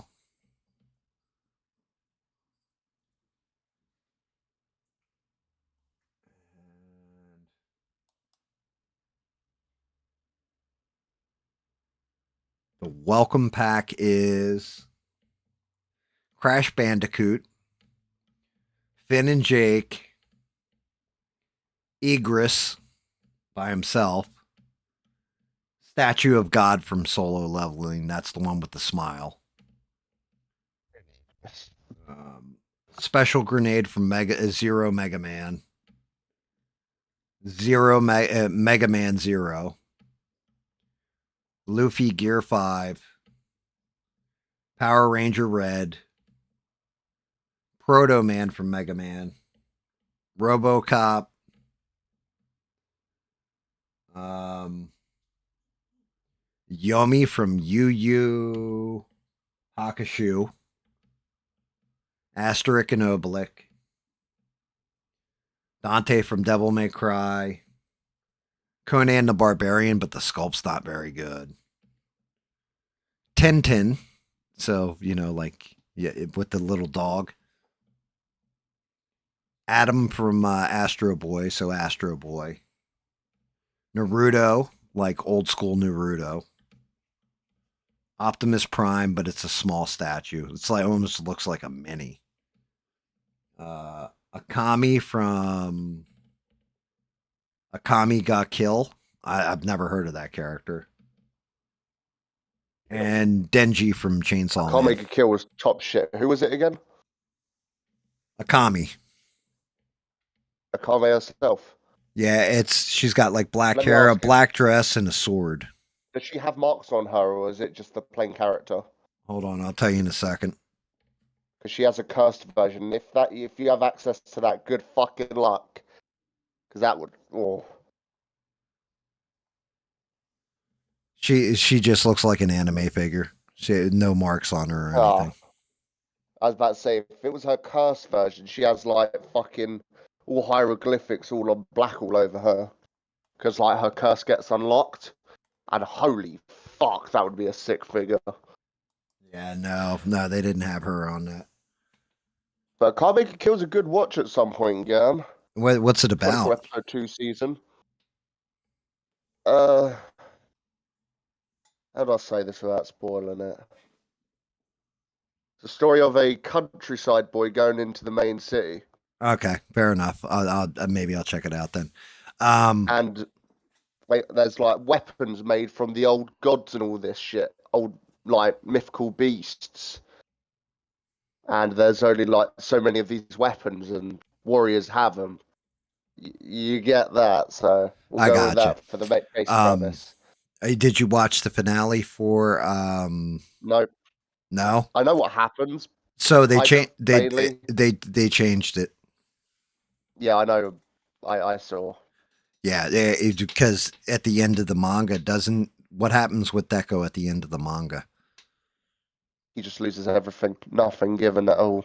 Yeah, And that okay. when he had the armor. So he's completely yeah. So now what they did, they retconned it. So the dude who sewed up Bakugo's heart actually lives. He never died. Yeah, I saw that. I didn't like that. Yeah, I didn't like They that kind of either. got to the whole point of sacrifice. And then, from what I understand in the comic, Shit. they basically have Uravity and Deku together. Like, they basically became a couple, but he's completely depowered. And in the show, he actually is teaching at the school. And then All Might I believe. Yeah, All Might shows up, and he's like, I've got something for you. And Deku's like, what? And he's like, well, I had all the analysis done from my final battle and your final battle with All for One. And they built this and then I took it over to America, and their top tier guys built this for me. And it's yours. It belongs to you. And fucking Deku, like, it's a briefcase. As soon as he hands it to him, the briefcase, like, kind of opens. And a gauntlet goes over his hand and becomes like his outfit from when he's a hero, and he gets all his powers back. Like That's good. He's got simulated powers. Like he doesn't have actually, like one for all. But All Might did. Right, and but it was still exactly. It's Mecha All Might's suit, but Deku's version, and it was like That's good. I was like, that's cool and all that, but at the same point in time, it was kind of better that he was depowered, and like the whole story was who's the greatest hero of all time, you know, that Not kind the of thing. greatest hero of today. And then like they all meet up because there's really no supervillains to fight anymore. And there's like a landslide, and he shows up in the suit, and all of them are like the whole class 1A is standing there together. And Bakugo's like reaches out his hand. He's like, "Come on, Deco, we're waiting for you." And they all like fly yeah, off all that together. shit. Yeah, like that part was cool. I was like, all Fair right, enough, but fuck. you know. I don't mind that part. All right, fair enough. You got the suit of armor. But the reason Well played. But the well, old fucking headshot shit, nah. yeah, yeah, I mean, it took away a little bit of the impact when the hero sews up Bakugo's heart and doesn't die. You know what I mean? It's like, it was like, that was the whole thing, is that hero sacrificed himself for Bakugo, but Bakugo comes in and saves fucking Deku. So it's like, you know, it was the hero's making the ultimate sacrifice. It was good, but what was funny is because I know where the manga cuts, the show like pretty much gets to that point, and I'm like, okay, that's the end of it. And I was like, wait, no, there's time left. And they're like it comes up, or I can't remember if you hear somebody say it or if it was just written on the screen, but it was like, our story continues. Ended yet? Yeah. But you know, our story is ended, but we're still not out of episode. Or why are we going to continue it? Because we're not out of episode. There's no BA on the 24th or 20th, I believe, by the way. Yeah, I mean, it's unnecessary, like, really. The final episode kind of wrapped everything up. And like, because it even told you like 8 years after this, because it takes place, the rest of the episode takes place 15 years in the future. And then at the very end, when the credits are rolling, it lists each one of the characters, and it's like 8 years later, here's where everybody is. And it explains what happened to each character. It's funny that half the fandom all sending death threats to the writer. That shit's crazy. But I'll tell you what, I think it was warranted though. Not for what happened. I mean, the fans getting pissed off. I'm glad that he pissed off the fans. Oh yeah, in that case, many years. I told my wife about that, and my wife was like, "Why?" I was like, it was heavily implied, but wasn't actually like presented. And she's like, "Yeah, that's some bullshit." And she's like, "Good on that fucking writer for not caving and doing that," because she's like, would it have ruined the character? Because she hasn't watched a stitch of it. I was like, it would have destroyed the character if he came out and did the opposite and was like, "Oh yeah, the two of these guys, they were more than mates; they were shag mates." But everyone got pissed. I give him credit. That last season, that last season was fantastic. Like they really did not fuck around and put out a good ending season. You know what I mean? Yeah. Like some of the other ones are like, oh, and now the big one I'm waiting on is fucking One Piece. I'm like, oh, do not fuck One Piece up at the end. Nothing still is as good as Impel Down, in my opinion, though. Like that. That's good as well.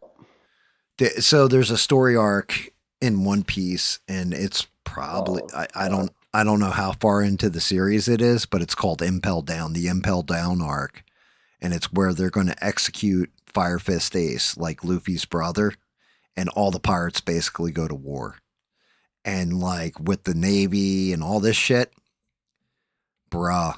That is like probably still the best I've ever seen in any anime for all the shit that it's like every time you think, all right, yeah, it's not going to get any crazier than this, it gets fucking crazier. And it just keeps one up in the ante, right up until even just the end of the arc. It's still one up in the ante. You're like, holy shit.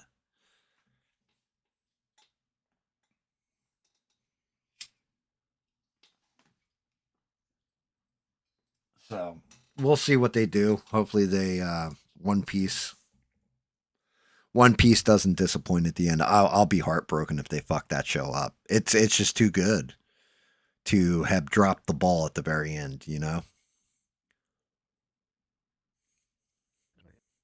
But alrighty. I think I've run my gums enough on the internet for one night.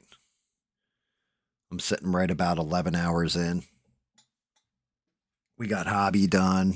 Thank you for hanging out, David. Smurf, you're still out there and didn't fall asleep or, you know, brought your work home with you. Ha ha ha. Thanks for hanging in. Perry, thank you for fucking adding your voice. Same thing with Danny Boss. Yeah, I had so many guys on here tonight. All four of you guys were on here at different points. The only one who didn't jump in was, I think, Rogue. But thank you guys. Everybody have a great night. And I'll be back Wednesday with Smurf Gaming, 8 p.m. Eastern Standard. Hang tough, stay loose, have a great week, and don't forget, never forget, don't take shit from anyone.